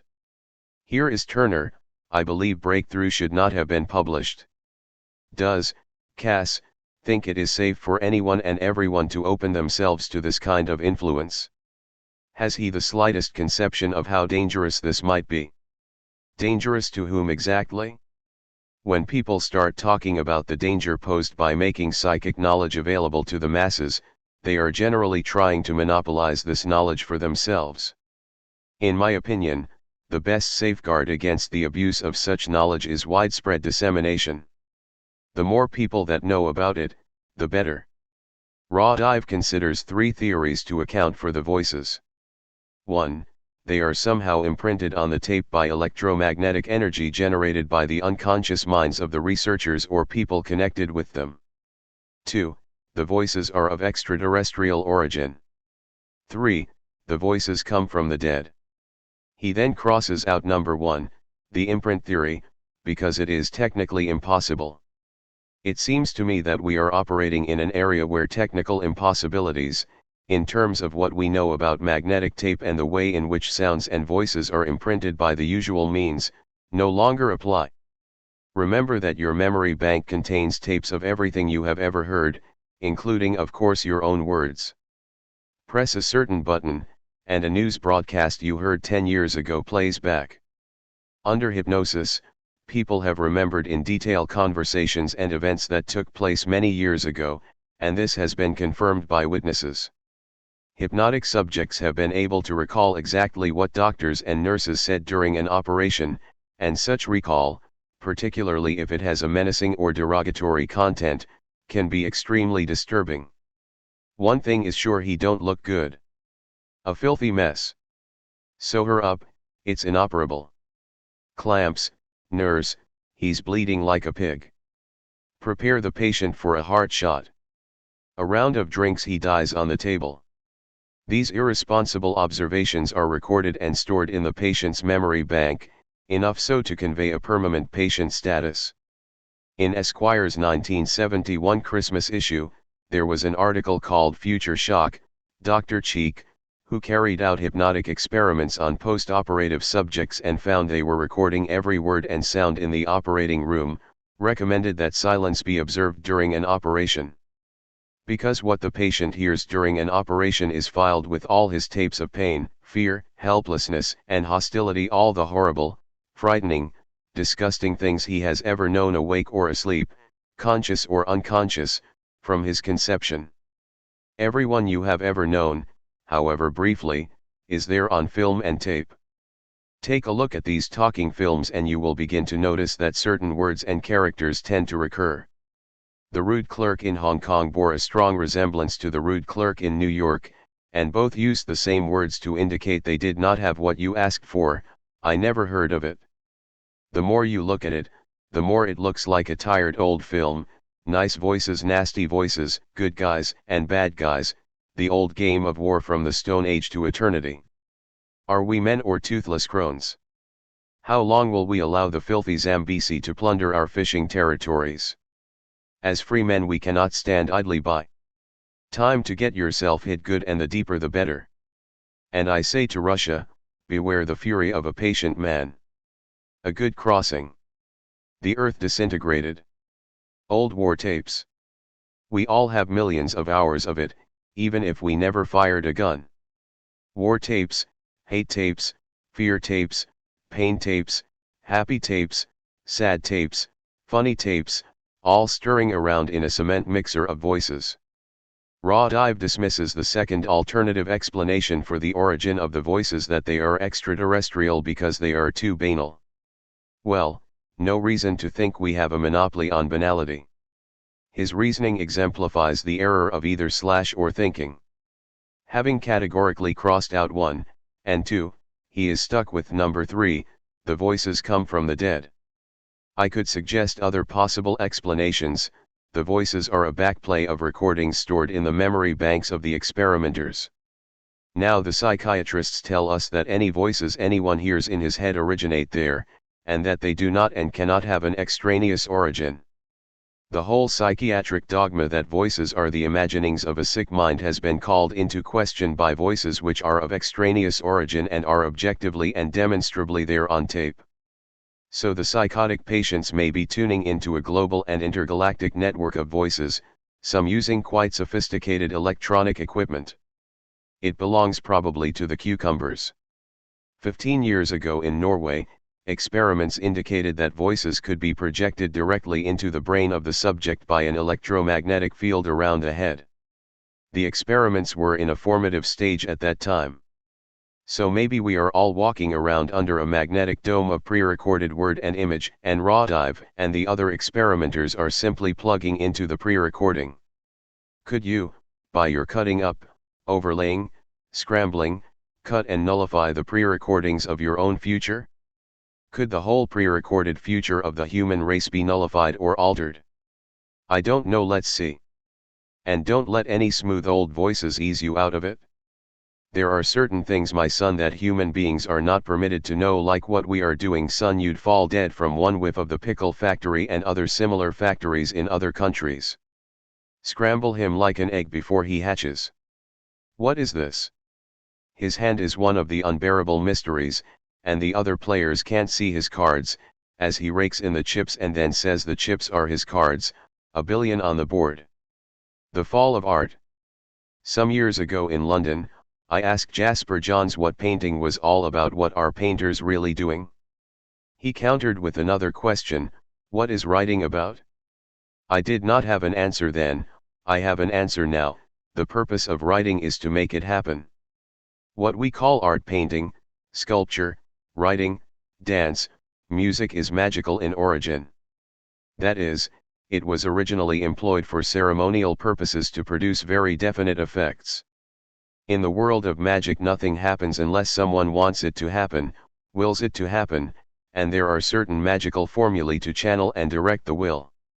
The artist is trying to make something happen in the mind of the viewer or reader.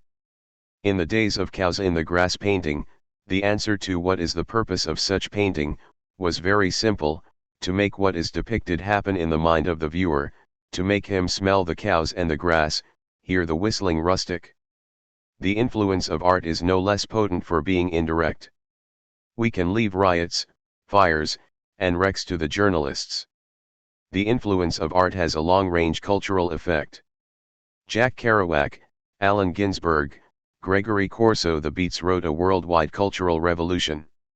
Remember that four-letter words could not appear on a printed page 29 years ago. Now, with the breakdown of censorship and the freeing of the word, the New York Times has to print four-letter words used by the President of the United States. We can trace the tremendous indirect effect of the written word. What about the indirect effect of painting?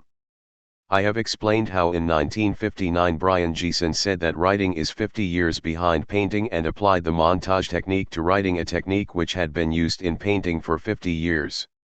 As you know, painters had the whole representational position knocked out from under them by photography, and there was in fact a photography exhibition around the turn of the century entitled Photography: The Death of Painting.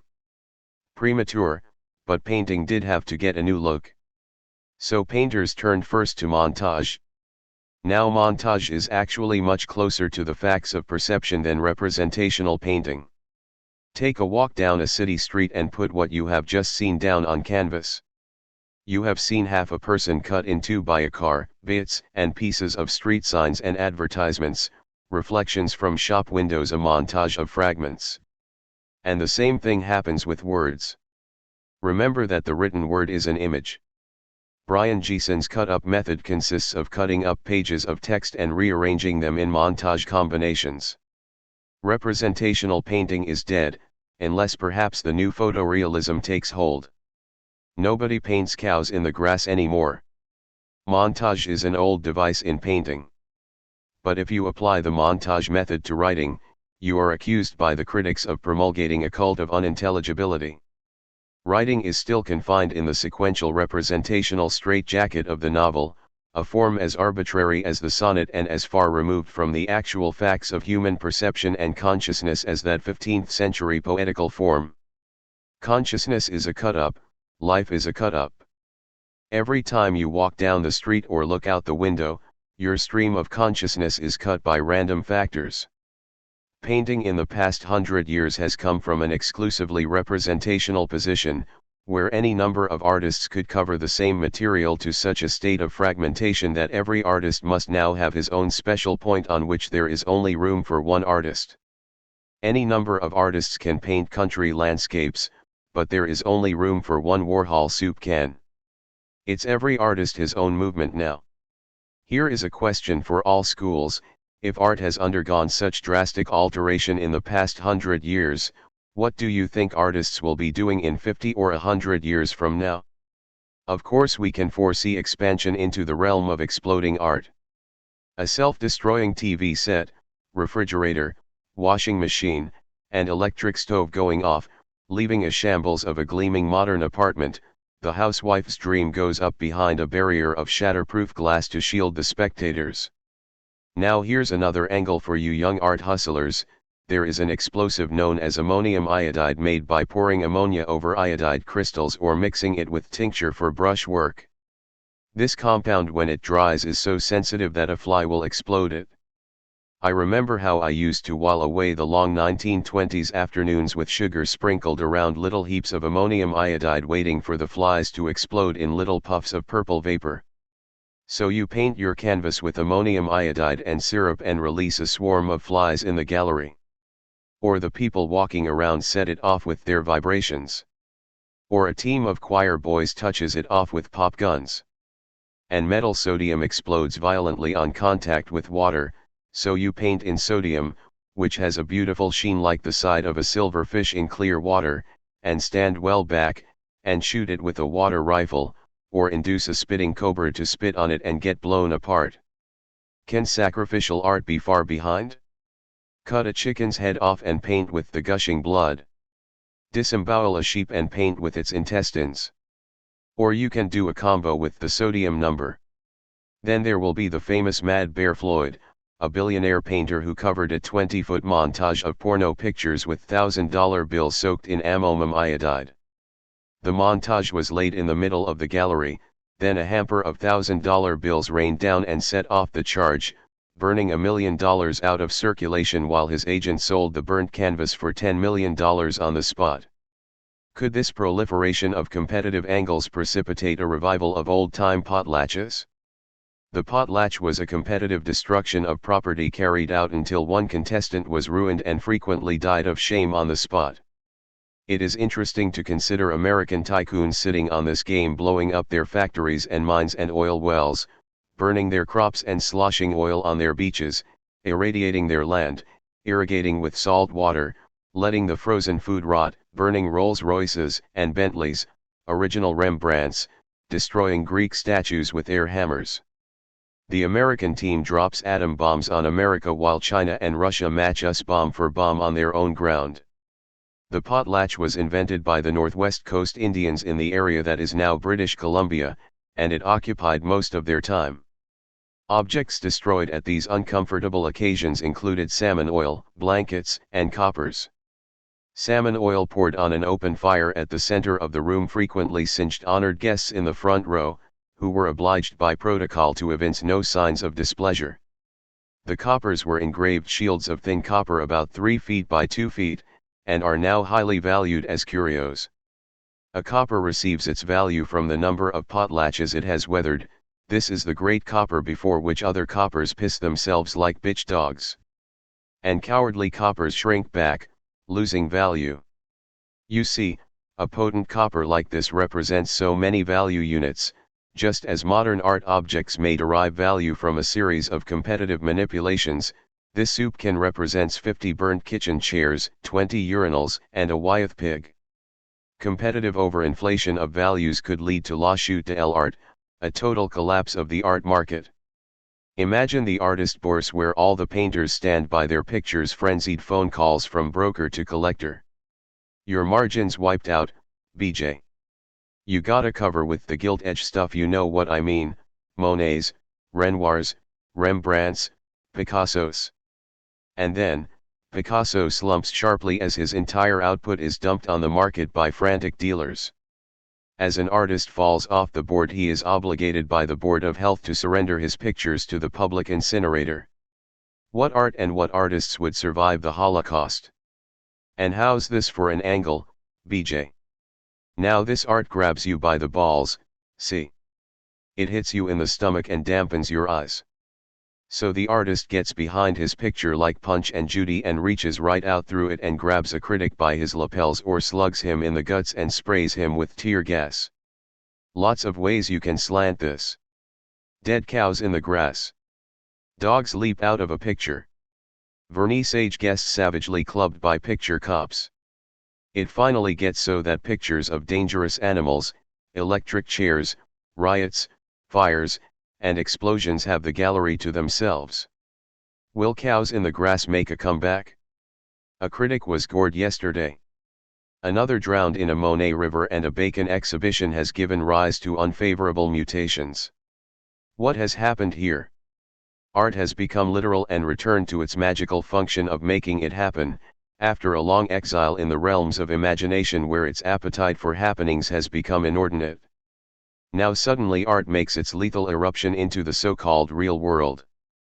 Writing and painting were in the beginning and the word was written image. Now painters paint a future before it is written, having outstripped the retarded twin, writing, and left it back there with the ABCs. Will writing catch up? A writer who writes a book about a virgin soil epidemic, impregnating his pages with the virus described.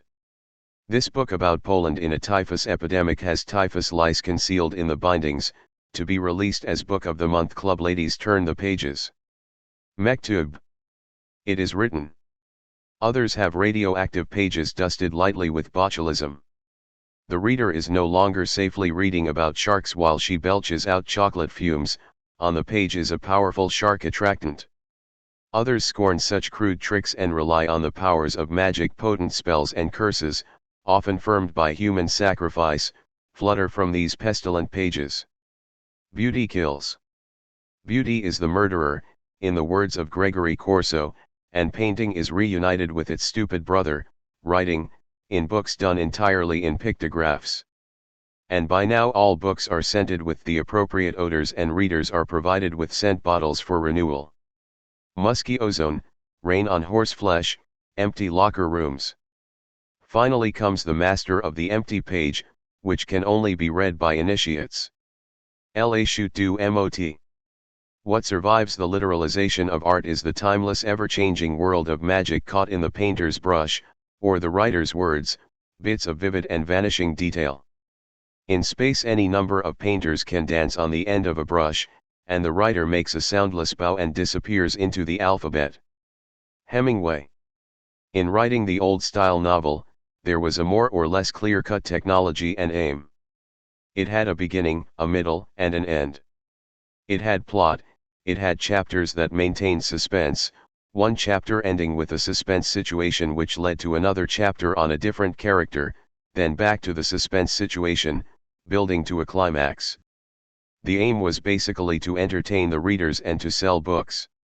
Critics still criticize authors for not writing novels of this sort, even when the novelist is not attempting to do so. Now painting and writing are split into schools and movements. The technology and aim of one movement may be quite different from those of another. If you are doing mobiles, the silk screen technology of pop art is of no use. Now consider some writers who have said something about the technology of writing. Other writers may not say anything directly, but their concept of aim and technology may be implicit in the work that is done. I have previously mentioned Graham Greene. He is frankly horrified at the thought of formulating a technology of writing. Evelyn Waugh was my very good friend, but we never discussed writing. This is the English game, of course. Talk about the weather, talk about anything so long as it isn't important. Not much help from Mr. Green. Go to downside, become a bad Catholic and talk about the weather. He definitely does represent the Gatsby point of view. There are some do's and don'ts. The sound of the first sentence often determines if anyone will read the book or not. Here's a really atrocious first sentence: Hair, that unpronounceable name, hereditary commander and chief of the fleet of Draco, fisher of the western seas, leader in sacrifice, an oracle of the stars, spread his wings and brought them together again in an astonishing thunderclap. First of all, he has an incomprehensible if not unpronounceable name, he has too many titles, and he already has wings. It's alright if he has wings, but you've got to lead up to it. Now to quote another first sentence, this time one that makes it: John Aminar, easy to pronounce, Emperor of the East, only got one title, reclined in his garden, watching a man being prepared for slow impalement. Hemingway has quite a lot to say about writing. He started writing of course as a journalist, which he considered very valuable training. He says use short words and short sentences, although he doesn't always do this by any means. He uses short words, but in very long sentences sometimes. He said to look at the person or object in front of you and transcribe what you see. He also developed a number of exercises, like describing a scene from a viewpoint, then removing the viewpoint and leaving the description. It's as if I described everyone in my class from this viewpoint, then removed myself and just left the description. Take out the I.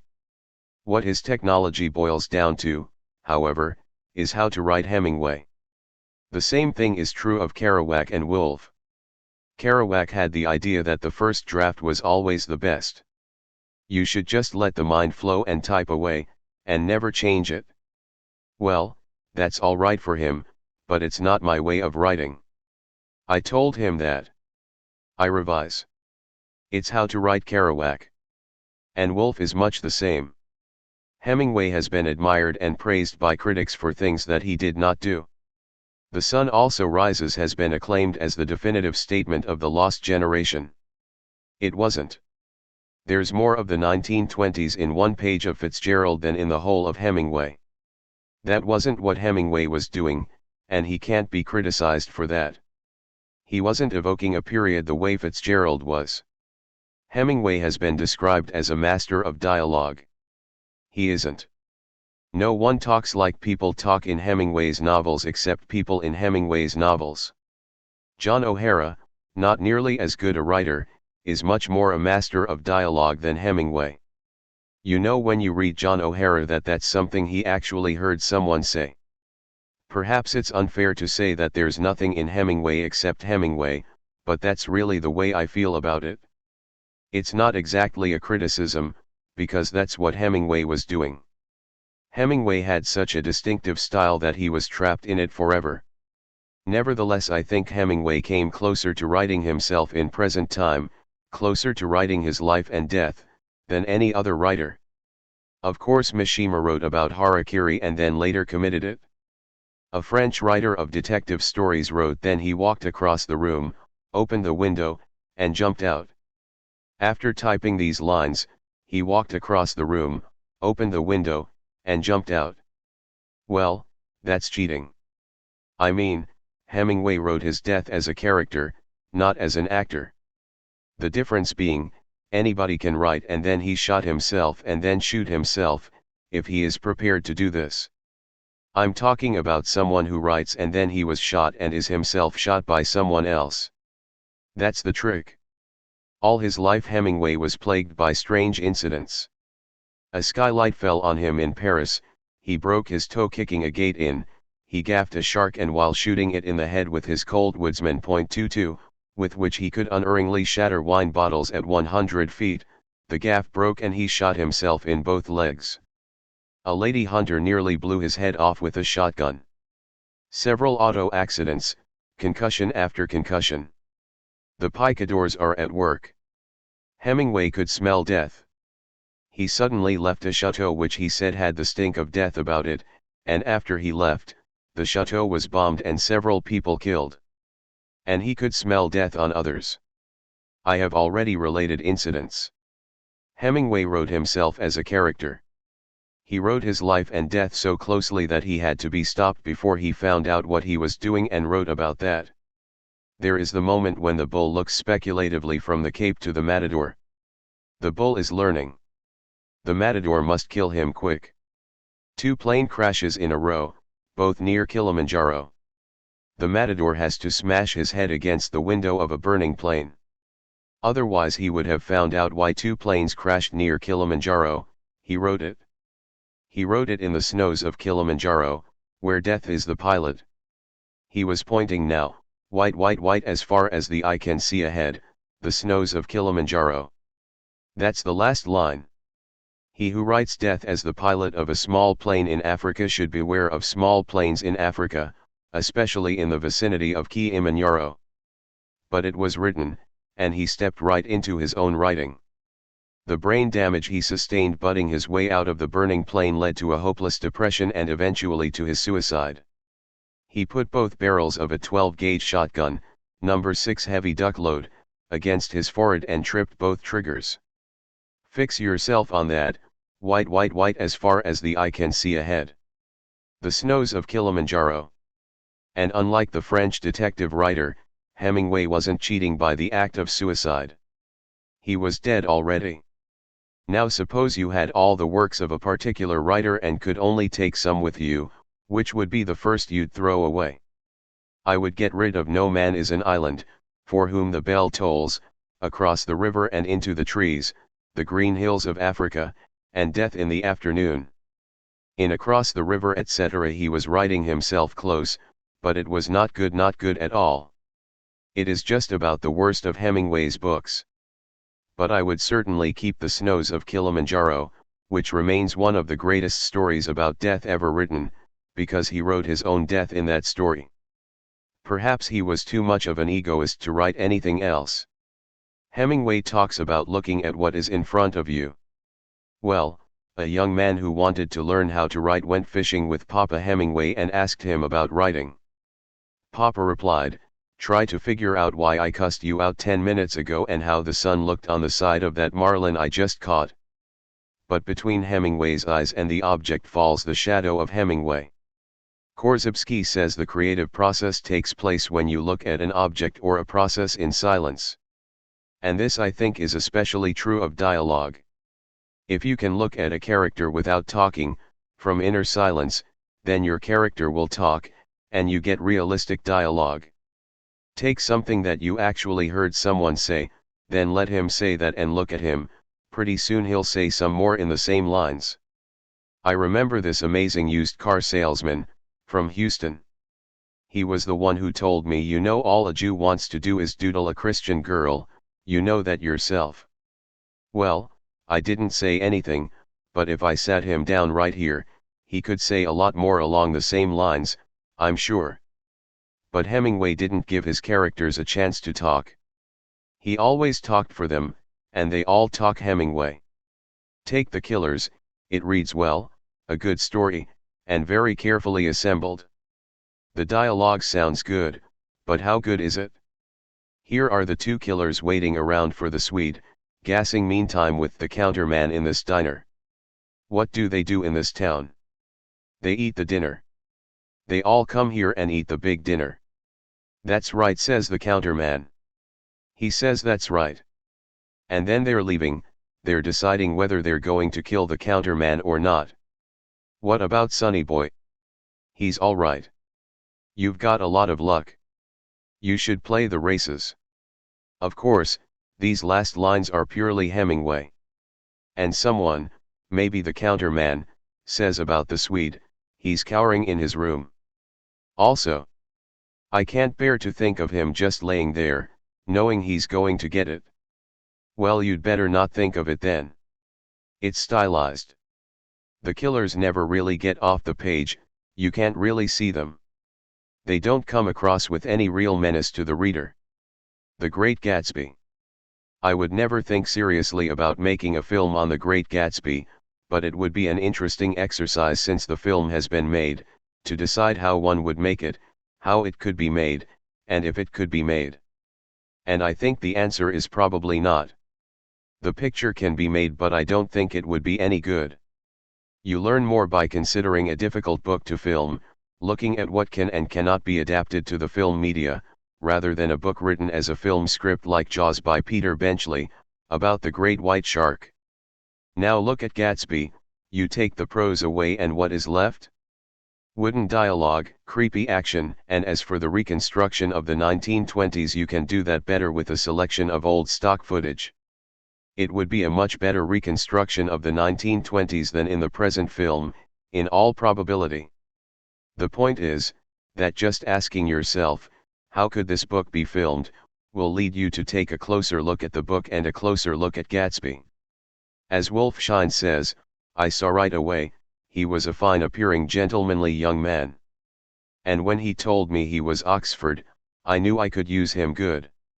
In Stolen Bonds you want someone who looks good, but people aren't paid the kind of money Gatsby was making just to look good. In those days $200 a week could buy someone to look good.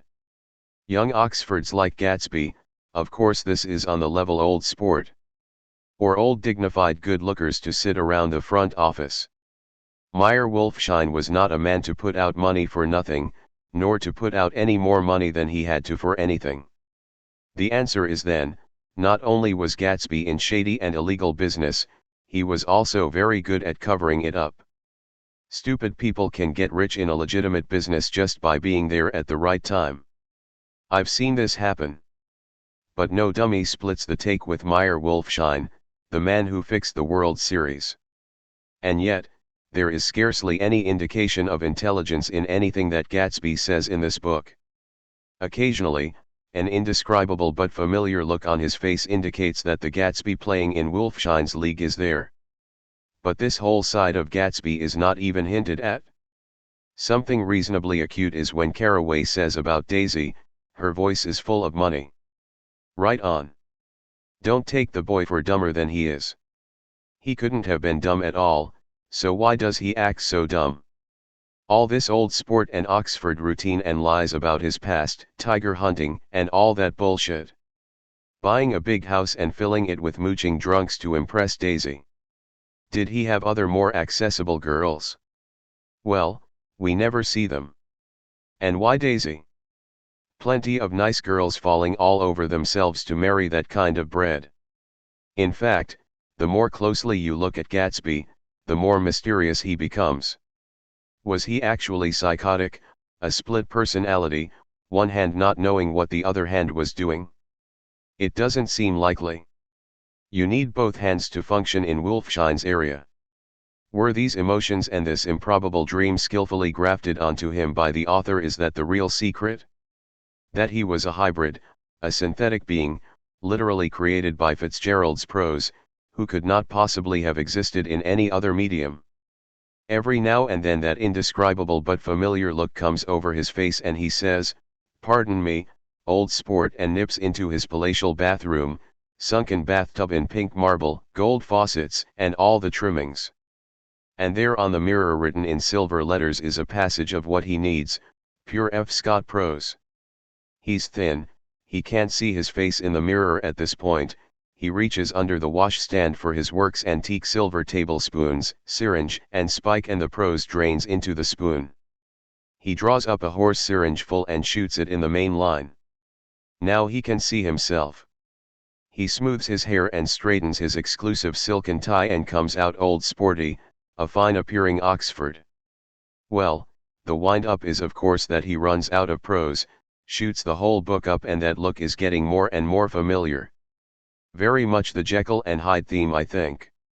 He swindles Tom out of all his money, Daisy divorces Tom under the circumstances to keep her voice full of money and marries Gatsby.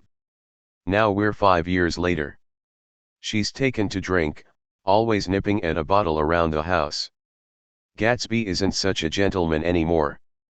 There he is slapping her around with a wet towel. He has some business connections coming to dinner. But he isn't the kind of man you'd like to take home to introduce to your mother and sister anymore. Hardly the kind of man you'd want to be in the same room with anymore. Indescribable old sport. Besides, he is getting greedy. Wolfshine rather reluctantly puts through a phone call to Chicago and they get him in the swimming pool. Well, take a look at that take, Gatsby on a pneumatic mattress, floating around the pool, tracing a thin red circle in the water. How about that? What was he shot with? A .22 short. It didn't go through and sink the mattress out from under him. Well, in short, I think Gatsby is best left alone. Cut up from The Great Gatsby and some other sources. It was an extraordinary gift for hope not likely I will ever find again. What, Doc? The wind had blown off his dreams. Described the fallout as eating the trees. An ashen figure to this blue lawn. And his dream was standing by the swimming pool. Inessential houses began to melt away human dreams, the quiet lights in grass outside. Darkness blew through the room, pale flags like ashen trees twisting, and then rippled a transitory moment face shadow. What I had almost remembered, old unknown world Gatsby born back into the past. The green light at the end of romantic readiness, loud night wings, foul dust floating in the wake of negligible fallout. A fragment of lost words, frosted wisp of startled air. A breeze blew through the room, blue curtains in at one end and out the other like pale flags at the end of Daisy's dock. Lips parted, a wisp of startled air, a small gust of wind, the touch of a cluster of leaves revolved it, slowly tracing, like the leg of transit, a thin red circle in the water. Paid a high price for living too long with a single dream. He must have looked up at an unfamiliar sky through frightening leaves and shivered as he found how raw the sunlight was on the scarcely created grass, a new world material without being real, where poor ghosts, breathing dreams like air, drifted about like that ashen figure gliding towards him through the old metropole filled with faces dead and gone. So he waited, listening for a moment to a tuning fork struck upon a star one autumn night 5 years before they had been walking down a street. When the leaves were falling and they came to a place where there were no trees and the sidewalk was white with moonlight already crumbling through the powdery air. But above the grey land, the spasms of bleak dust, you perceive the eyes of Dr. T.J. Eckelberg, blue and gigantic, looking out from a pair of enormous yellow spectacles brooding over the solemn dumping ground. The Johnson family. I first heard this expression in a book called You Can't Win by Jack Black, the life story of a burglar. The book was published in 1927 and I read it as a boy, fascinated by this dark, furtive, purposeful world. Recently I managed to get a copy and reread the book with poignant nostalgia. Between the reader in 1927 and the reader in 1980 falls the shadow of August 6, 1945, one of the most portentous dates of history. Train whistles across a distant sky. This is a peep show back to the world of rod-riding yigs and peat men and cat burglars, bindle stiffs, gay cats, and hobo jungles, and Salt Chunk Mary, the fence in her 2-story red brick house down by the tracks somewhere in Idaho. She keeps a blue porcelain coffee pot and an iron pot of pork and beans always in the fire. You eat first and talk business later, the watches and rings slopped out on the kitchen table by the chipped coffee mugs. She named a price and she didn't name another. In this world of shabby rooming houses, furtive gray figures in dark suits, hop joints, and chilly parlors, the Johnson family took shape as a code of conduct. To say someone is a Johnson means he keeps his word and honors his obligations. He's a good man to do business with and a good man to have on your team. He is not a malicious, snooping, interfering, self-righteous, trouble-making person. You get to know a Johnson when you see one, and you get to know those of another persuasion. I remember in the Merchant Marine Training Center at Sheepshead Bay when the war ended. Most of the trainees quit right then and there was a long line to turn in equipment which had to be checked out item by item. Some of us had only been there a few days and we had no equipment to turn in. So we hoped to avoid standing for hours, days perhaps, in line for no purpose. I remember this spade cat said, "Well, we're going to meet a nice guy or we're going to meet a prick." We met a prick, but we managed to find a Johnson. Yes, you get to know a Johnson when you see one. The cop who gave me a joint to smoke in the paddy wagon. The hotel clerk who tipped me off I was hot. And sometimes you don't see the Johnson. I remember a friend of mine asked someone to send him a cake of hash from France. Well, the asshole put it into a cheap envelope with no wrapping and it cut through the envelope. But some Johnson had put it back in and sealed the envelope with tape. Years ago I was stranded in the wilds of East Texas and Bill Gaines was sending me a little pantapon through the mail and he invented this clever code and telegrams are flying back and forth. Urgently need pants. Panic among dealers. No pants available. This was during the war in a town of 200 people.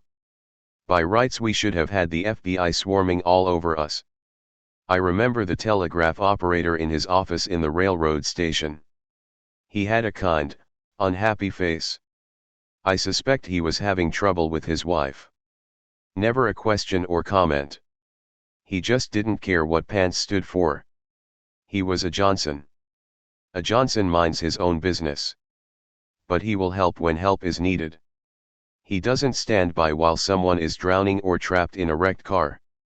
Kells Elvins, a friend of mine, was doing 90 in his Town and Country Chrysler on the way from Far Texas, to Laredo. He comes up over a rise and there is a fucking cow right in the middle of the road on the bridge. He slams on the brakes and hits the cow doing 60. The car flips over and he is pinned under it with a broken collarbone, covered from head to foot with blood and guts and cow shit. So along comes a car with some salesmen in it. They get out cautiously. He tells them just how to jack the car up and get it off him, but when they see that blood they don't want to know. They don't want to get mixed up with anything like that. They get back in their car and drive away. Then a truck driver comes along. He doesn't need to be told exactly what to do, gets the car off Kells and takes him to a hospital. The truck driver was a Johnson. The salesmen were shits like most salesmen. The Johnson family formulates a Manichaean position where good and evil are in conflict, and the outcome is at this point uncertain. It is not an eternal conflict, since one or the other must win a final victory. Which side are you on? I recollect Brian Geeson, Ian Somerville and your reporter were drinking an espresso on the terrace of a little cafe on the Calle de Vigna in Tangier. After lunch, a dead empty space. Then this Spaniard walks by. He is about 50 or older, shabby, obviously very poor, carrying something wrapped in brown paper. And our mouths fell open as we exclaimed in unison. My God, that's a harmless-looking person. He passed and I never saw him again, his passing portentous as a comet, reminding us how rare it is to see a harmless-looking person, a man who minds his own business and gets along as best he can in a world largely populated by people of a very different persuasion, kept alive by the hope of harming someone, on their way to the comisario to denounce a neighbor or a business rival, leaving squiggles and mutterings of malevolence in their wake like ugly little spirits. He passed and I never saw him again. But I recognized him. He was a Johnson. February 3, 1982. A program on El Salvador. A reporter has contacted a guerrilla group. One look at those faces and I know where I stand. I know them all. They are Johnsons. The reporter is checking the contention of the junta and the Reagan administration that the guerrillas are armed with Soviet weapons via Cuba and Nicaragua. Let's see your guns. Young man has a Belgian assault rifle, 9mm. Handsome boy, about 20 has an M16, a little fat boy about 16 has a .22 held together with wire and tape. 50 years old, he tells us, smiling. Man in his 30s, nice smile, me, I got no gun. Well, where are the Russian AK-47s you are supposed to be getting from Cuba? No, hey. There aren't any. Look at these faces. Nice faces. Johnson faces. You can't fake it.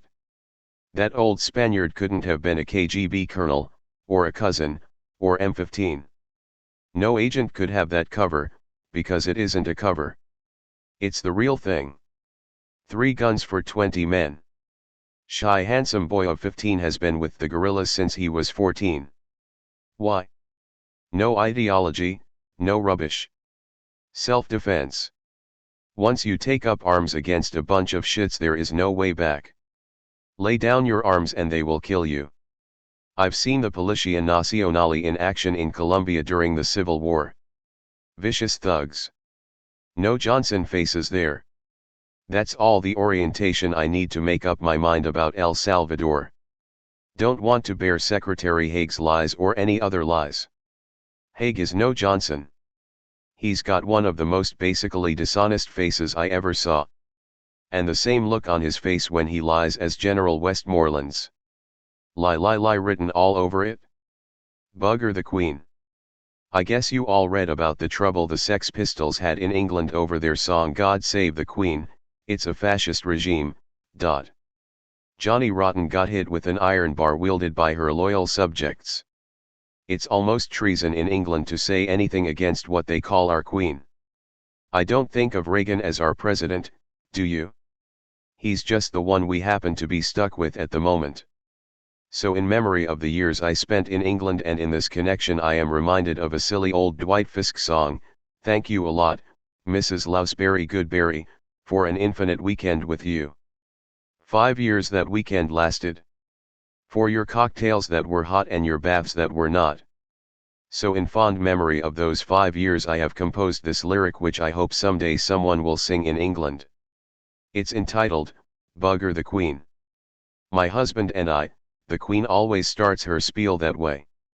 The old school tie. Hyphenated names. Tired old games. It belongs in the bog, bog is punk for WC. With the rest of the sog. Pull the chain on Buckingham. The drain calls you, ma'am, have to call the Queen ma'am you know. Bugger the Queen. The audience takes up the refrain as they surge into the streets screaming Bugger the Queen. Suddenly a retired major sticks his head out a window, showing his great yellow horse teeth as he clips out, "Bug the Queen. A vast dam has broken." It's like in Ireland, where they have a form of life known as the gameen man. Now a gameen man is a blackmailer, police informer, receiver, money lender. In small villages he often runs a shop and leans on the scale when he comes to the punch line. Well now Lord Brambletie, I always say that what a gentleman does in his own house is a gentleman's business, but there are those as thinks otherwise. Lean. Lean. Lean. Oh, will you deliver that please? Certainly sir. A pleasure sir. Arrives at the house. Well Danny me lad, been out back of the spring house playing like a boy will, haven't you now? Lean. Lean. Lean. And here's a woman having an affair with a tinker while her husband is doing a hitch in the Navy and due back on leave. Word in his ear. And well Mrs. O'Malley, and top of the morning to you sure, and your pots must need a sight of mending. And did you ever stop to ask yourself what the term a tinker's dame signifies, Mrs. O'Malley? Lean lean lean. Here is the gameen man on a house call. Arrives all huffing and puffing and sits down without being asked. And here's your steak Lord Brambletie, as fine a piece of meat as you've ever handled if you'll pardon the expression sir. Always glad to be of service to a gentleman, and there's one way you can tell a real gentleman isn't mean, and he doesn't give himself airs, like, I could do with a spot of something to keep out the cold. And you don't mind if I slip my shoes off, do you? It's a long punishing walk out here from town and me feet is killing me. You wouldn't have a pad for me bunion, would you, me lord? That's a gameen man in action. Sure, and he'll make Lord Brambletie put the pad to his corn with his very own lily whites, and that's worth more to the gameen man than £100. A real gameen man is in it more for the game than the money. He gets more satisfaction out of selling someone stew beef for top sirloin or shorting a sharp housewife £1/4 than he would from a fat check handed him by a solicitor for some letters or photo negatives. He wants contact. Oh, it's not money I'm after, Lord Brambletie. Just dropped in for a little chat like. A word of advice to you young people, always beware of a whore who says she doesn't want money. And a blackmailer who doesn't want money is the worst kind. He wants your blood, and like the whore who doesn't want money, he'll get more money out of you in the end. Soon Lord Brambletie will pay him anything just to stay away.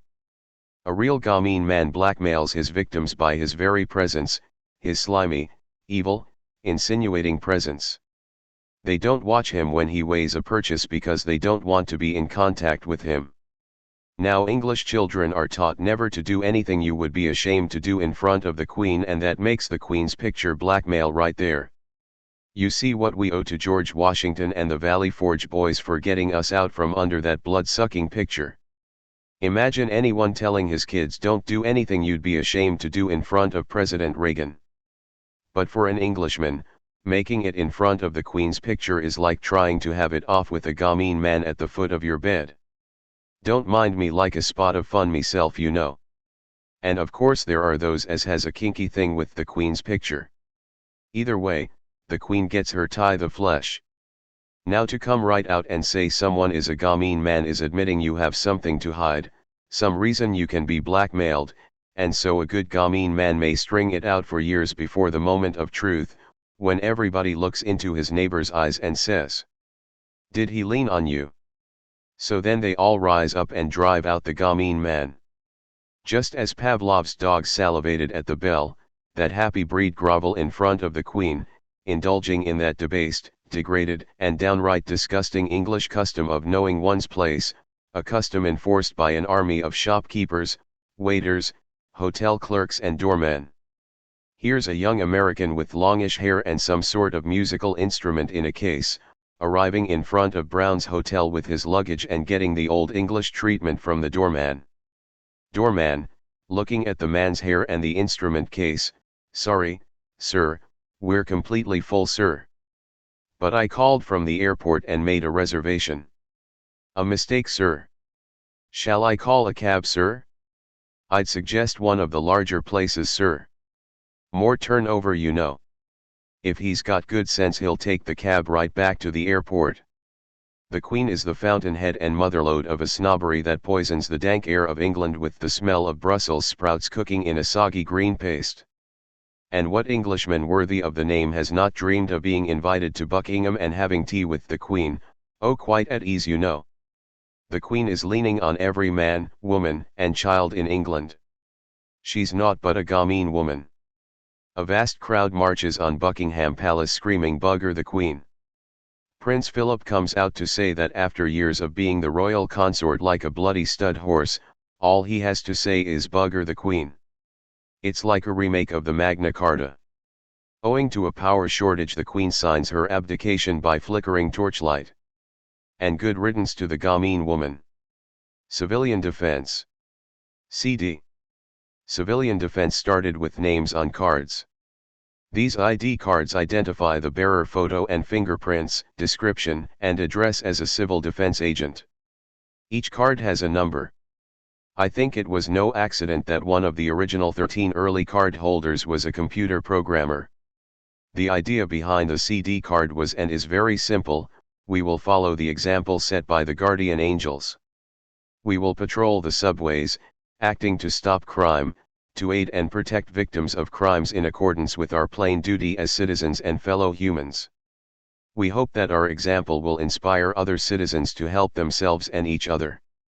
We hope to instill a get in this and help reflex, instead of a keep out of it, walk away, shut your lousy mouth reflex. We intend to make it fashionable to defend ourselves and others. We will be of all ages and all walks of life. You join by filling out a form and obtaining a CD card. You are expected to patrol one night a month, but may do so as often as you wish. The angels carry no weapons. Our policy on weapons is that the field agent on patrol may carry whatever weapons he wants to carry, for which he assumes the legal responsibility. The most commonly carried legal weapon is a cane or walking stick. He can equip himself at a CD store. In the beginning these were simply lost addresses, after showing his CD card. At first the stores sold mostly canes of heavy wood and simple designs, with a brochure showing some of the basics of cane fighting. Weapons of doubtful legality were tear gas guns and short sticks carried concealed. It was CD policy to try out various weapons for a court decision. This attracted some sharp legal brains. CD caught on like mad. And with it came a new spirit of release. The ordinary citizen felt that he didn't have to take it lying down anymore. He could do something about it right now. Join CD. The TOT decision gave us tremendous impetus. The tool of trade decision, which involved a concealed all and a dead punk, stipulated that a citizen may not be arrested or charged for carrying the tools of his trade unless the artifacts in question are specifically controlled by other statutes. The defendant was a part-time leather worker. "You can drive a trailer truck through T.O.T," wailed the commissioner. "They'll carry anything and call it a tool of their trade. We are setting up centers where courses in stick and hand-to-hand fighting are given. Friendly CD advisors are there to help you. They will give you a list of reliable merchants who install security devices in apartments. They will put you in touch with other people in your neighborhood who may have the same problems. We advertise on the subways. Poster shows the grinning buddies all with CD. T-shirts, patches, armbands, hatbands. There's safety in numbers. Become a subway buddy. Get to know the other citizens who ride the same trains at the same time you do. Become a subway buddy. Everybody will help you when you need help, and you will help everybody. Join now. Take one. Subway buddies really caught on. I mean, who would slink around not being a subway buddy? There they are on the platform laughingly comparing their canes and staffs and golf clubs. For clothes and chops I favor an Iblick. For the home stretch a loaded driver. How they settle in a car and leer knowingly at each other. A plumber fondles a heavy pipe wrench. Nobody's going to chain snatch his subway buddies. The CD stores are now vast weapons supermarkets. Here is a fetching array of carpenter suits in leather and denim with reinforced pockets and pouches and sheaths for awls and ice picks, do fridge jobs on the side you know, and those lovely ice hammer crowbars, all one gorgeous hunk as stainless. And exquisite ball peens with whip handles. Don't forget your union card, sir. You are now a member of the CD. Carpenters Union. The clerk winks broadly. It's legal as hell. And this battery-powered drill right in his muggin' eye, sir. And this air hammer can be used as a walking stick. It's a rupturin' perforating tool, if you'll pardon the expression, sir. We stroll onto the exterminator section. Now this blower shoots a finely divided black cyanide dust. One good whiff, sir. Not recommended for crowd situations, sir.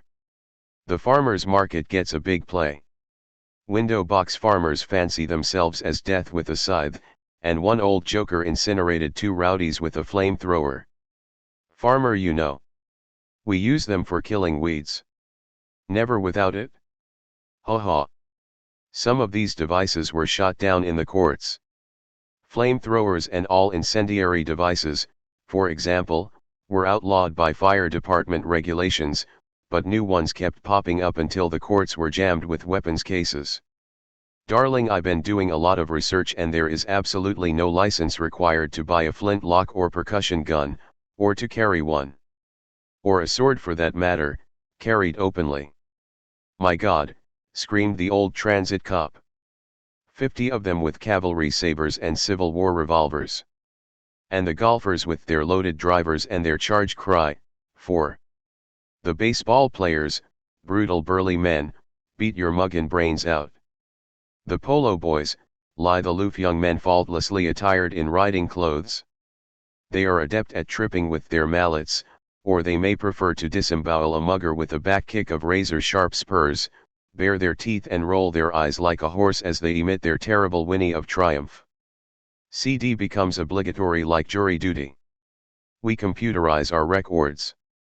We have records not only on those who have committed crimes, but on those who can be expected to commit certain types of crimes in the future. These assessments are based on field agents' reports. A field agent knows everybody in his district inside out. He records their voices. He takes pictures. A lot of this goes into the top secret Only Fools file. Only fools do those villains pity who are punished ere they have done their mischief. Shakespeare. There is no stopping CD. Knock on any door. Walk down any street. CD. T-shirts, patches, armbands, rings, discreet gold lapel pins, luminous rainbow hat bands her glow in the dark. Many wear their CD card in a little plastic window. CD. CD. CD. Our deadly field hands, as we jokingly call them, are everywhere stopping crime. They know where to look. They know who to follow. They are undermining the very concept of police, the commissioner moans. We are the police and we need no criminals, was the terse telex rejoinder from Wise Guy the CD. Computer. Any CD member can put any question into Wise Guy, who chews them all up and spits out a solution. Wise Guy thinks that some crimes are much more basically criminal than others. These crimes receive special attention. Is it good for our space program? This basic criterion is programmed into Wise Guy and he dictates his decisions. Man just released from mental hospital stabs a sleeping man to death with a sharp stick. Little bitch sees someone sleeping on the subway, douses his hair with lighter fluid and sets him afire. I just felt like it, she said. Other victims have been old transients sleeping on pavements or in vacant lots. The common denominator is sleeping. On spacecraft people may have to go into biostasis. We need some little whore prowling around turning off our life support systems. Now human beings are merely the carriers for certain entities. We don't want any carriers of this entity in our surroundings. So we organized a crack team of outraged citizens and grabbed a torture, doused it with water, and threw it on the third rail. Gave that entity pause. And here is another. It happens every Halloween, Little girl 3 years old been trick or treat and comes back and her mother finds a pin in a pink sugar candy with cream centers, the pinhead white to look like sugar. Now this can only be described as poisoning the water supply. We don't want anything like that aboard spaceship Earth. The colonel looked into the fire. He is a member of the elite corps of E.S. Evolutionary Security. The function of ES is to create a safe environment for biologic experiments free from brutish, malignant interference. Of course we knew it would come to this sooner or later: individual assassinations. Hits you call them, I believe. Well, it wasn't hard to find this one. Little frame house reeked of it. Not even a weed will grow in the yard. She works in the library, which is almost never used because no one can get the book he orders, and if he does, keeps getting nasty letters for years demanding the return of books he never withdrew. She used sleeping pills. It was easy. We also impounded some interesting documents. For years this old witch had been writing letters to newspapers.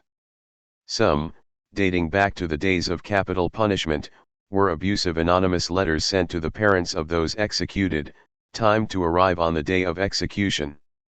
Here is a 4-year-old boy attacked by guard dogs, critically ill in hospital, and she writes to the mother, "He should die soon. I hope he will." And her diary. Christmas 1848. I think I've made a catch. December 27. My prayers have been answered. She was a very religious woman. The only book in her house was the Bible. At the very moment of her death, waves of happiness and euphoria swept the neighborhood. It was a feeling of relief, one neighbor said. Like something awful went away and you can breathe again. C.D can stand for common decency. When someone needs help, you give help. When someone wants to be left alone, you leave him alone. He has a right to his space. The principles of the Johnson family. God must have loved the Johnsons because he made so many of them. We postulate that man is an artifact designed for space travel. He is not designed to remain in his present biologic state any more than a tadpole is designed to remain a tadpole. This postulate, agreed upon, gives us a standard evaluation. Is a proposed course of action conducive to realizing space conditions? Art, science, technology, what is it contributing to the space program?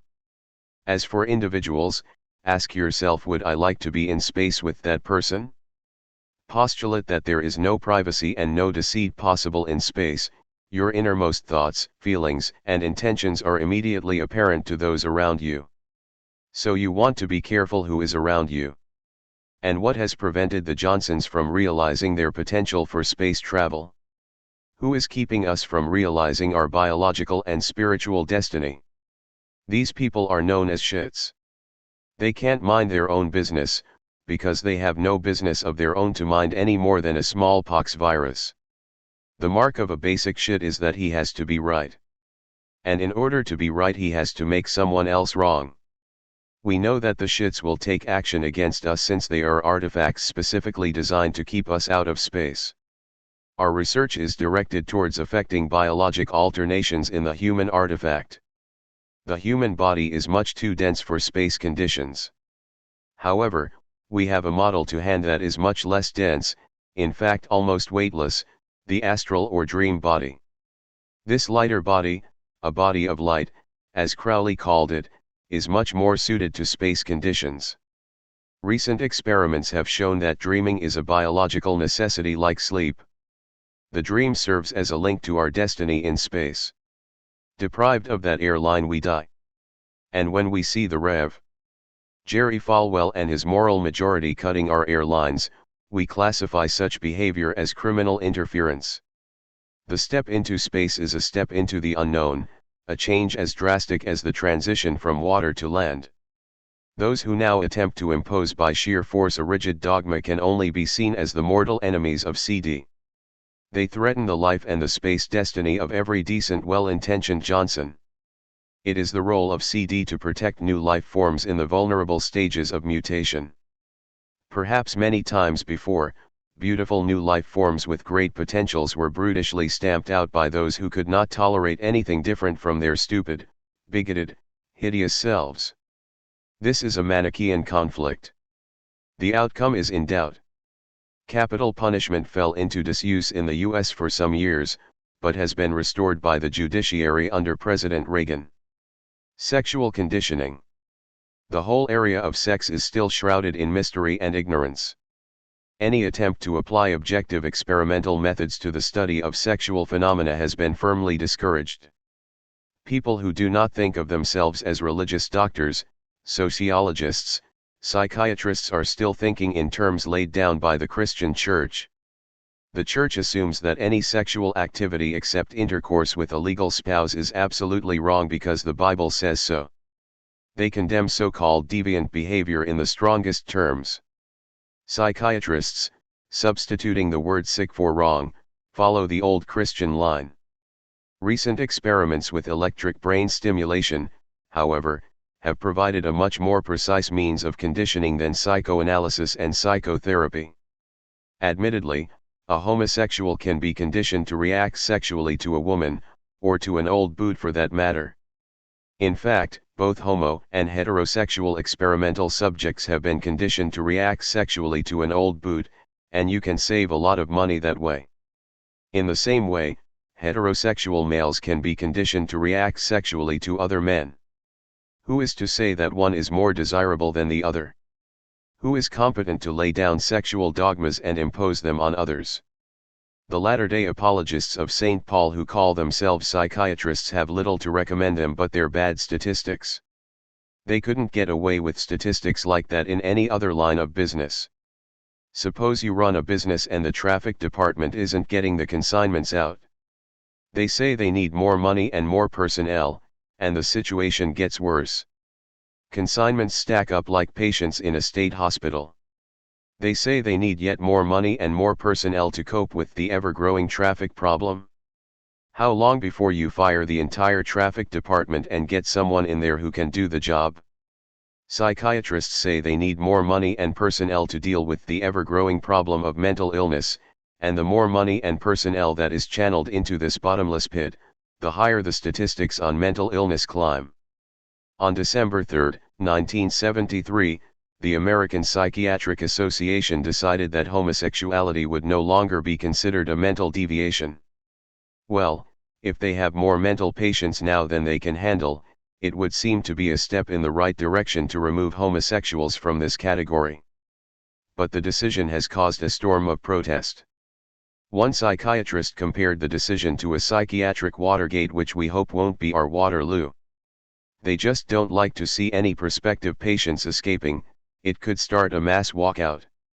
Dr. Charles Socarides, Associate Clinical Professor of Psychiatry at the Albert Einstein Clinic, staunchly opposes the new APA approach. The APA has done what all civilizations have trembled to do: tamper with the biologic role between the sexes. Fancy that. And in a letter to Playboy in June of 1970, Dr. Socarides says, 500 million years of evolution have established the male/female standard as the functionally healthy pattern of human sexual fulfillment. Just a minute here, Doctor. The human species is not more than 1 million years old according to the earliest human remains so far discovered. Other species have had a longer run. 300 million years have established a big mouth that can bite off almost anything and a gut that can digest it, as a functionally healthy pattern for sharks. About 130 million years established large size as functionally healthy for dinosaurs. What may be functionally healthy at one time is not necessarily so under altered conditions, as the bones of discontinued models bear silent witness. But sharks, dinosaurs, and psychiatrists don't want to change. The sexual revolution is now moving into the electronic stage. Recent experiments in electric brain stimulation indicate that sexual excitement and orgasm can be produced at push-button control or push-button choice, depending on who is pushing the buttons. None of this technology is in the future. The knowledge, and most of the hardware, exist today.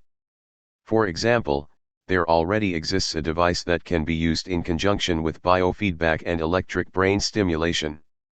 I quote from an article by Patrick Carr, entitled The Sonic Dildo, At Last, the No-Contact Orgasm, about how a man named Hao Walkspress of San Francisco has developed an audio machine that puts sound into the human body through the skin.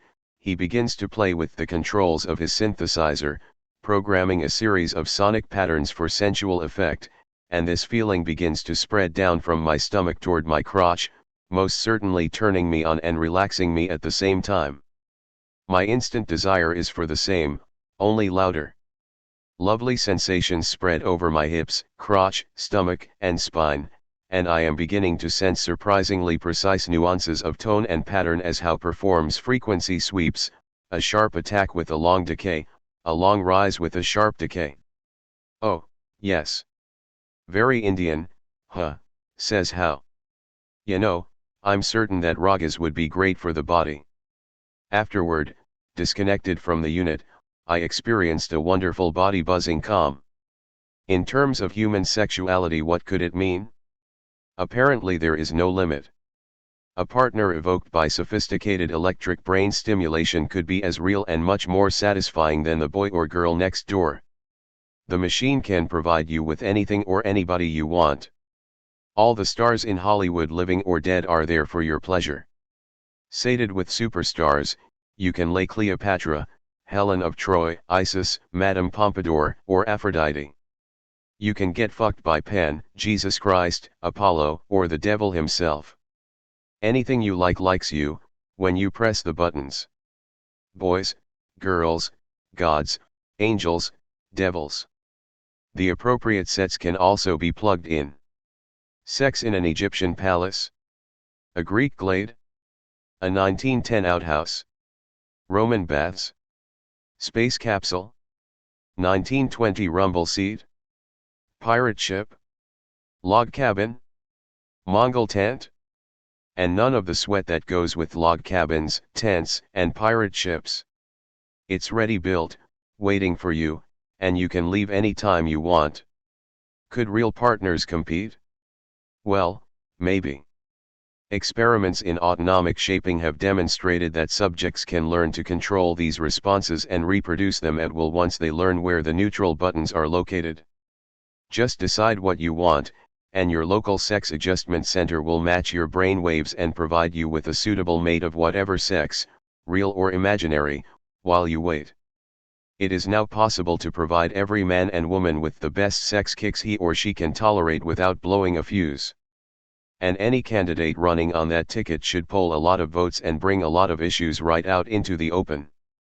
I promise you that I will disband the Army and the Navy and channel the entire defense budget into setting up sexual adjustment centers throughout the United States.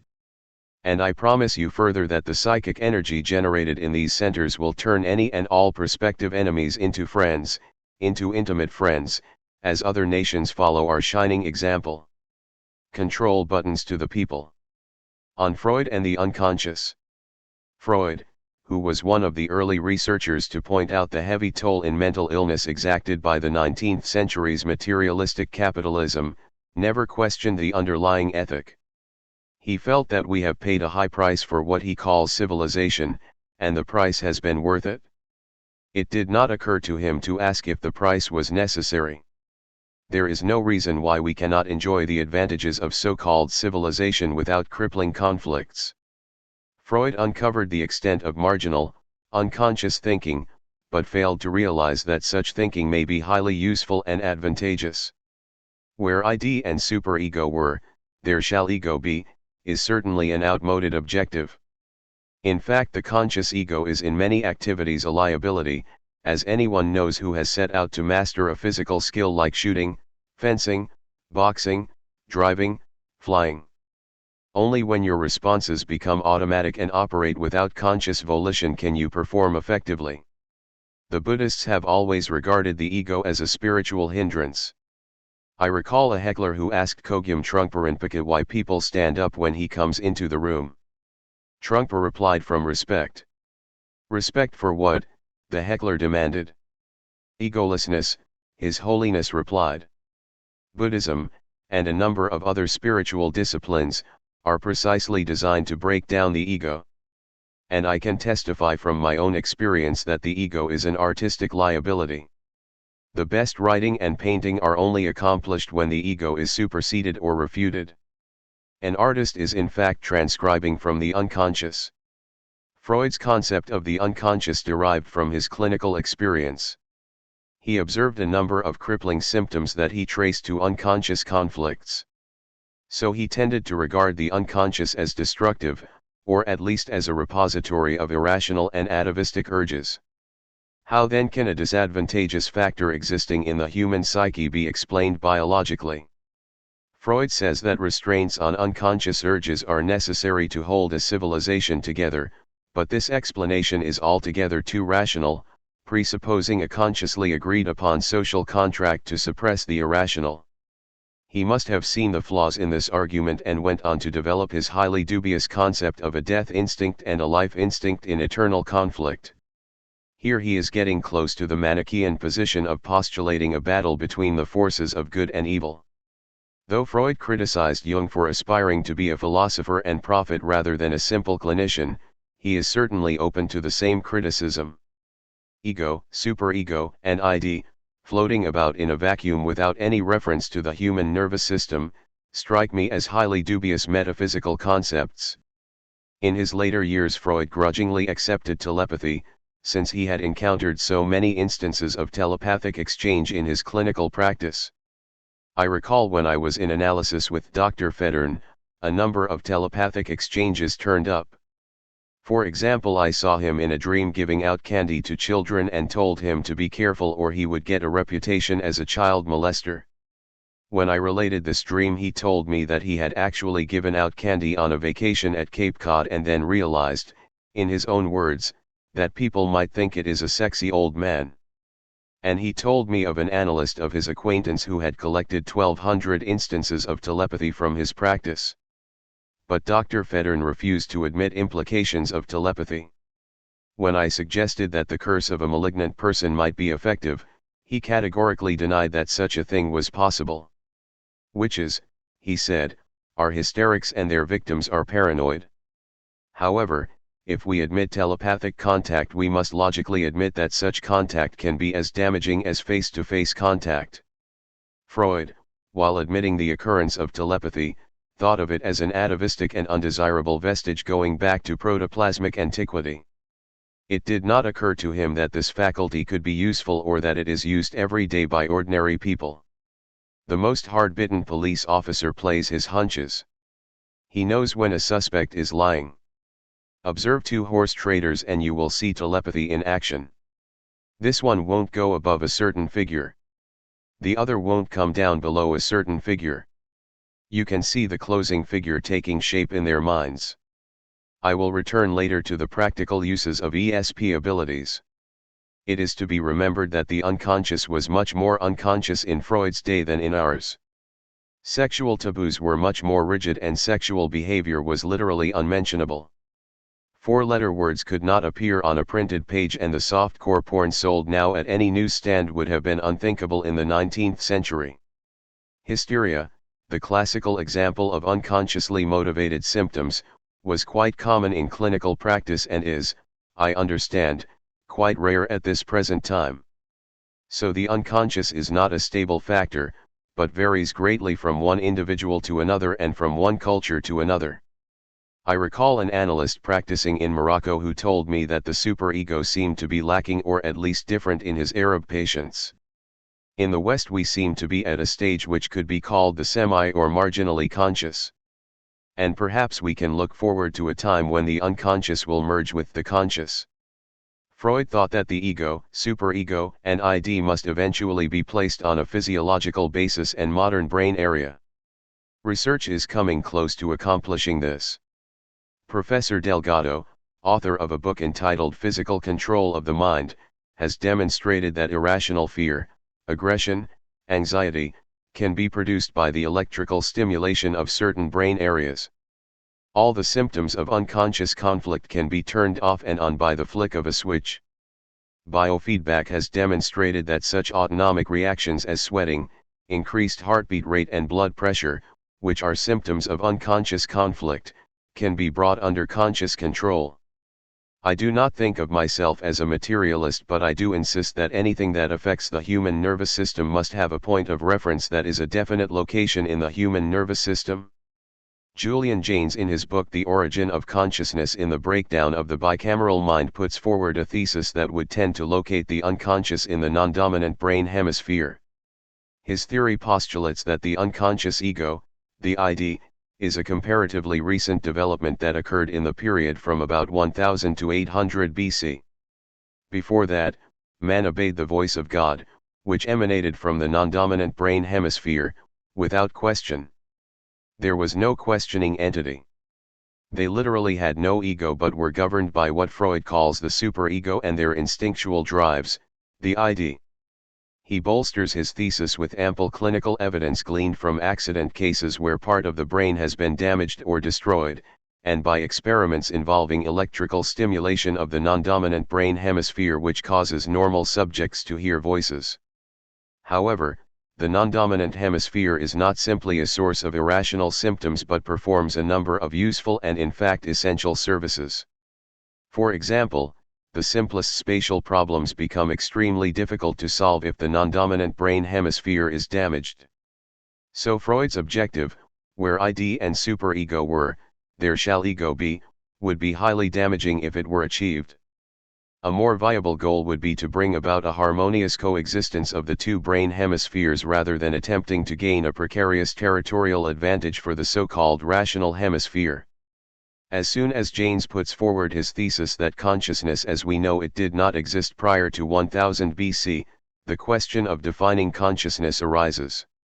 Well, definitions are usually not necessary and frequently confusing.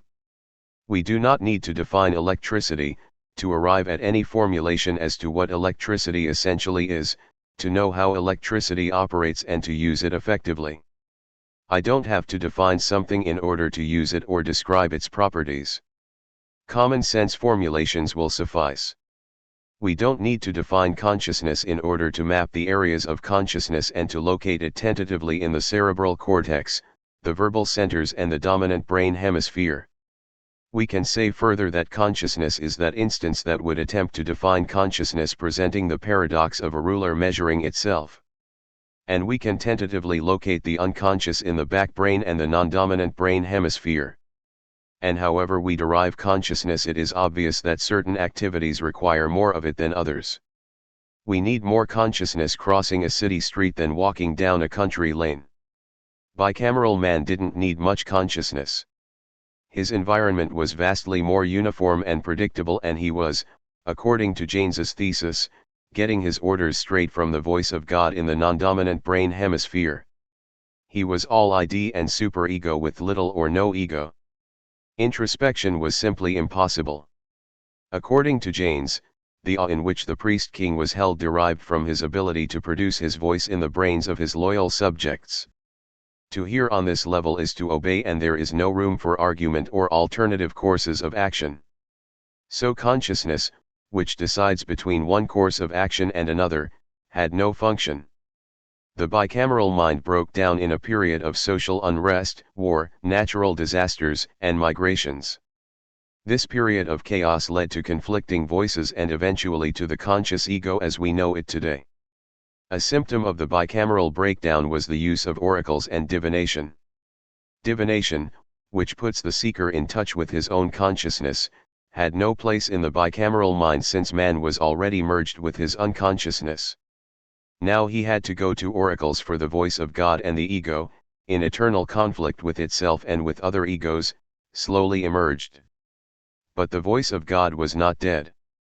People continued to hear and obey voices, and they still do. New York Post, Friday, January 18, 1980, escaped mental patient tells police that voices commanded him to bash in the head of elderly passerby. Why are the voices obeyed? If bicameral man obeyed the voices willingly and without question, modern man seems compelled to obey because the voice is there. The voice has taken over motor centers by its presence. Julian Jaynes cites the case of a man who was ordered by a voice to drown himself. Rescued by a lifeguard, the recovered patient gives this account of his experience. The deep voices, loud and clear, pounded in as though all parts of me had become ears, with my fingers and my legs and my head hearing the words. There is the ocean. Drown yourself. Just walk in and keep walking. I knew by its cold command I had to obey it. What was the origin of the voices in the first place? Janes does not venture to speculate. If we can produce voices by electrical stimulation of the non-dominant brain hemisphere, perhaps the voices were originally produced by electrical stimulation coming from without. We approach the realms of science fiction, which is rapidly becoming science fact. 15 years ago, experiments in Norway indicated that voices can be produced directly in the brain by an electromagnetic field. Progress along these lines is probably classified material. The difference between a normal and a pathological manifestation is quantitative, a question of degree. When you think of someone, you may hear his voice distinctly just as you may see his image. You will observe that some people are more audible than others. I have but to think of Felicity Mason, my English lady friend, and I will hear her voice as if she was sitting next to me. Other friends of hers report the same experience. So what is the line between memory and hallucination? Psychiatrists tend to assume that any voices anyone hears in his head originate there, and that they do not and cannot have an extraneous origin. The whole psychiatric dogma that voices are the imaginings of a sick mind has been called in question by voices which are of extraneous origin and are objectively and demonstrably there on tape. Freud says that errors and slips of the tongue are unconsciously motivated. And I agree that errors and accidents are motivated. For example, dropping or spilling things. It may not be easy to remember what you were thinking about when this happened. In my case, it usually happens when I am thinking about someone I dislike or with whom I am quarreling. It is a demonstration then of hostility, but the hostility may be quite unconscious. Other errors may have a more complex etiology and often seem quite inexplicable. Here is an example. In Boulder, Colorado, I went to a fish market called Pelican Pete's. They accept American Express cards, so I proffered what I thought was my American Express card in payment. However, I had accidentally handed him my Chase Manhattan Bank check cashing card. A simple error, is it not? Months later, I was on my way to cash a check at the Chase Manhattan Bank at Houston and Broadway in New York. Just across from the bank, someone had set up a street stand and was selling fish. I noted the fish stand in passing. So when I got in the bank, I accidentally handed the teller my American Express card instead of my Chase Manhattan check cashing card. What is unconscious here? Only the moment in which the error is made. But a whole train of association leads up to this moment. One has the impression of another presence muttering away at all hours of the day and night, of which one is only partially or occasionally aware. One rule applies: lightning always strikes twice in the same place. One mistake with cards makes another mistake that much more probable. But the motivation remains obscure. Freud states that dreams always express the fulfillment of a wish. The dream content may be frightening or repugnant to the dreamer because the wish expressed is unconscious. Consider the syndrome of combat nightmares. The veteran dreams he is back in a combat situation. In what sense is this wish fulfillment? Recent studies of dream and sleep have yielded a wealth of data that was not available in Freud's day. Perhaps the most important discovery is the fact that dreams are a biological necessity. Deprived of REM sleep, experimental subjects show all the symptoms of sleeplessness, no matter how much dreamless sleep they are allowed.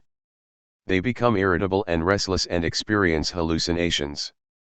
No doubt prolonged deprivation would result in death. An interesting discovery by Jouvit is the fact that all warm-blooded animals, including birds, dream, but cold-blooded animals do not dream. He attributes this to the fact that the neural tissue of the cold-blooded animals renews itself and heals from traumas, whereas the neural tissue of the warm-blooded animals, once damaged, does not heal. There is, however, a part of the mammalian brain that does have the ability to heal, and this is the pons. If the pons is removed experimentally from cats, they act out their dreams, lapping imaginary milk and chasing dream mice. The pons then serves to immobilize the body during dreams. Further research should shed light on the function of dreams, which is far from being understood. John Donne, an English physicist and mathematician, wrote a book called An Experiment with Time that was first published in 1924. Donne wrote his dreams down and observed that they contained material from the future as well as the past. He gives a number of examples and states that anyone who will take the trouble to keep a pad and pencil by his bed and write his dreams as they occur will, after a period of time, turn up precognitive dreams. He observed that if you dream of a future occurrence, say a flood or fire or plane crash, you are dreaming not about the occurrence itself but of the time that you learn of the occurrence, usually through a newspaper picture. In other words, you are dreaming your own future time track. I have written my dreams down over a period of years. And I have noticed that if I don't write the dream down immediately, I will in many cases forget it, no matter how many times I go over the dream in my mind.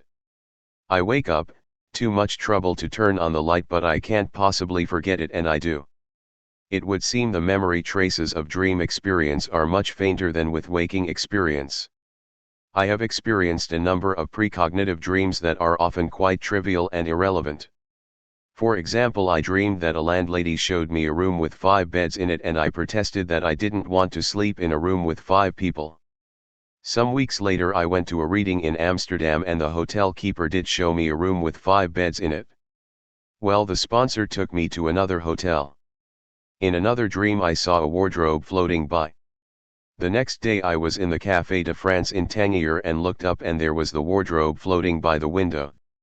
A man was carrying it on his back with a strap around his forehead, so I could not see the bearer, just the wardrobe. Precognition is not confined to the dream state. In fact, I have the impression it is going on all the time. Nor is the dream state confined to sleep.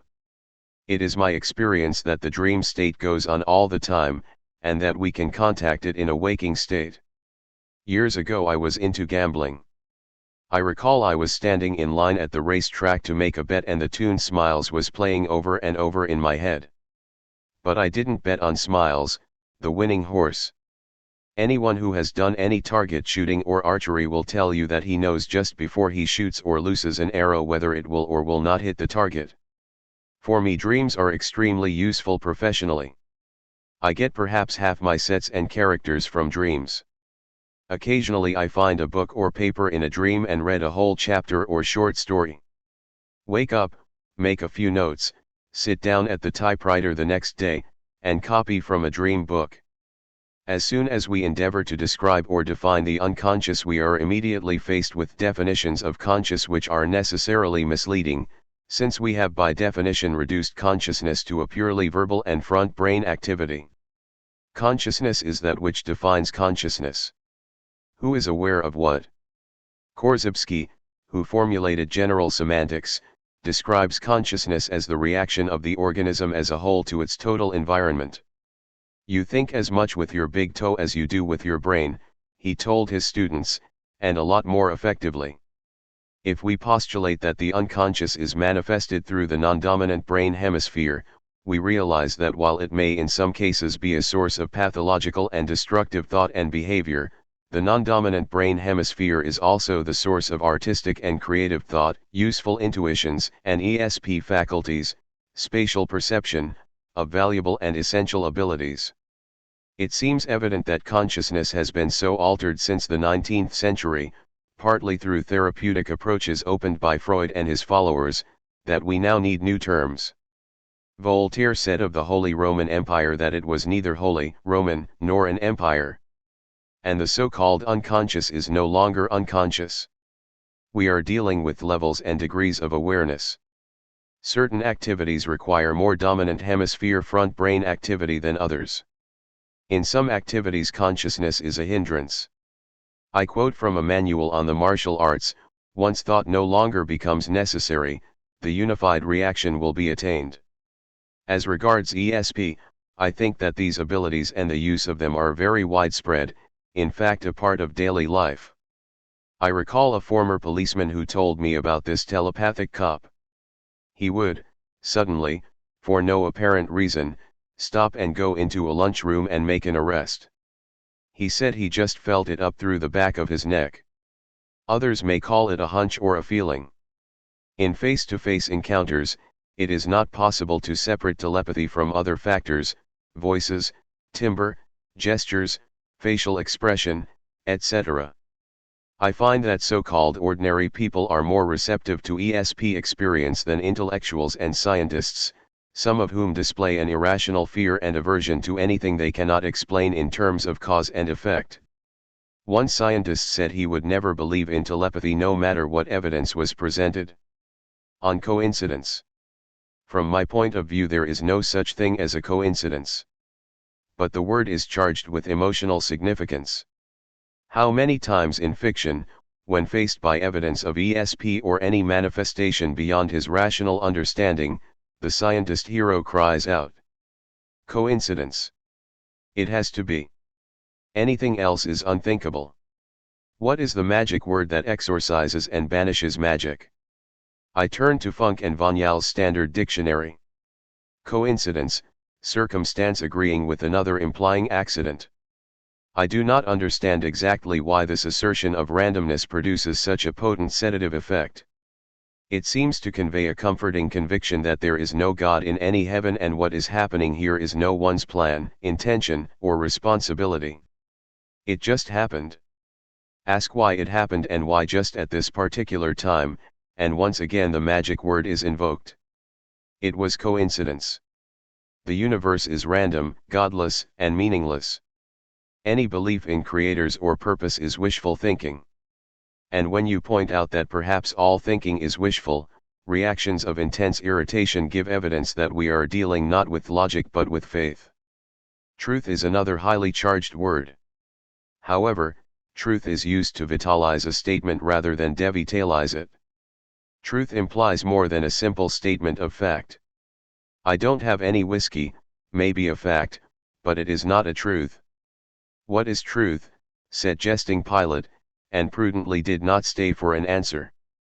For Christ indeed spoke the truth as enunciated by the voice of God from the non-dominant brain hemisphere. He spoke with the raw material of which dogmatic truth is made. He spoke with the voice that must be obeyed because it is there. Julian Jaynes, in The Origin of Consciousness in the Breakdown of the Bicameral Brain, postulates that this voice was once heard by all men and guided human destiny up to about 1000 BC. The priest king, he says, was regarded with awe because he had the power to produce his voice in the brains of his loyal subjects. The voice lost power and prestige during a period of chaos, migrations, and social upheavals. The voice is still heard by some individuals, but is now regarded as a symptom of mental disorder. To hear that voice is to obey, and so Pilate had as much reason to avoid contact with Christ as he would to avoid a loathsome and highly contagious disease. Many have related the awesome power of the voices, often ordering the subject to commit some violent and dangerous act. We now know that these voices are transmitted from the non-dominant brain hemisphere, and that they can be induced by electric stimulation of the transmitting area in the non-dominant brain hemisphere of normal subjects. Perhaps the voices must be obeyed because they have taken over the motor centers of what is normally voluntary action under control of the dominant brain hemisphere. As to where the voices came from in the first place and how they gained access to the non-dominant brain hemisphere, that is one of the mysteries. The theory set forth in Arthur C. Clarke's 2001, that stranded space travelers took over a tribe of apes, in this way teaching them at the same time to understand and obey the spoken word, seems to me as probable as any other theory I have heard on the origin of language. According to Jaynes's hypothesis, language derived not from practical necessities but from the religious experience. Religious truth is always of a categorical and dogmatic nature, I am the way and the light. Use of the definite article conveys the concept of one and one only. The way. The universe. The truth. No proof or argument is admissible. Religious truth is absolute. Certain individuals seem to have been charged with this truth and able to infect others over thousands of years. Generations of believers believe because an inner voice tells them that this is the truth. And this is a brand of truth as potent as Einstein's great truth, matter into energy. However, religious truth seems to go in the other direction of grounding energy into matter, that is, into lifeless repetition of dogmatic formulations. Korzybski, who developed the concept of general semantics, the meaning of meaning, points out that Western thought has been crippled by the formulations of Aristotle and Plato. We are still thinking in either/or, absolute terms that don't correspond to what we know about the human nervous system and the physical universe. Korzybski would start a lecture by thumping a table. Whatever this may be, it is not a table. It is not the verbal label table. We can call it anything so long as we agree that this object is what we are referring to. Take an abstract word like truth. You can't see it, you can't touch it. Everyone who uses the word has a different definition. Some are referring to religious truth, others to scientific truth, magical truth, pragmatic truth, some to a private lunacy. Everyone is talking at cross purposes. And all this tedium derives from the idea that if you have a label, there must of necessity be something that the label refers to, some absolute essence of truth floating about in a Platonic cave, along with good, bad, justice, and other meaningless abstractions. I am sometimes asked if technology is good. Well, for exactly whom, where and when. If you have a clear purpose in mind, then you can decide what is good or bad, relative to your purpose. For example, you are building a bridge. What leads to getting a workable bridge finished is good. Concepts that result in the bridge falling down are bad. Philosophy, sociology, and psychology tend to founder in verbiage for lack of a clear-cut purpose. Let us consider a variety of truth quite different from the religious variety, the truth of the scientist. At the present time, the nearest we can come to an absolute in this area is 186,000 miles per second, the speed of light. Responsible scientists do not hesitate to say that it is impossible to exceed the speed of light, and the word impossible presupposes an absolute standard of possibility. And this absolute in turn presupposes some validity of the measurement tools and the human nervous system that made and recorded the measurements. The so-called scientific method is generally thought to apply to the law of cause and effect. It is, however, precisely the physical scientists, who have most rigorously examined matter itself, who have punched the first respectable holes in the whole fabric of cause and effect with the inferential discovery of the black hole. The gravity of a black hole traps even light, so that escape is impossible, since escape from the gravity of a black hole would require the impossible, namely, exceeding the speed of light. In a black hole no known natural laws apply. Can we then infer conditions where none of our laws apply, including the constant speed of light? Truth in this area seems to end with a question mark. I will speak now for magical truth, to which I myself subscribe. Magic is the assertion of will, the assumption that nothing happens in this universe, that is to say the minute fraction of the universe that we are able to contact, unless some entity wills it to happen. A magical act is always the triumph of failure of the will. Among so-called primitive peoples, if a man is killed in a fall from a cliff, the friends and relatives of the victim start looking for a killer. This is the work of Izzy the Push, says the chief grimly. Primitive thinking? Perhaps. In Psychic Discoveries Behind the Iron Curtain we meet a Russian psychic who was able, from a distance of 1,000 miles, to knock a subject unconscious, by the projected force of his will. Well, a moment of unconsciousness on a mountain trail. It is related that a freelance journalist with papers and pictures in his possession proving CIA involvement in the Bay of Pigs was on his way to keep an appointment with an editor and show him this material. Now it just so happened that the freelance youth was hitchhiking, and it just happened that a CIA man picked him up. The CIA man did everything he could to dissuade the boy from publicizing the material. He failed and called a special number in Washington. On the way to the editor's office that boy was hit and killed by a laundry truck. So that cleaned that up. Murder by car perpetrated during a 10-minute walk through city streets? I recollect the old days in Chicago, when the driver often had to follow the target around for weeks in a souped-up car before he got a clear shot. The company must have had a way of pushing the target in front of the truck.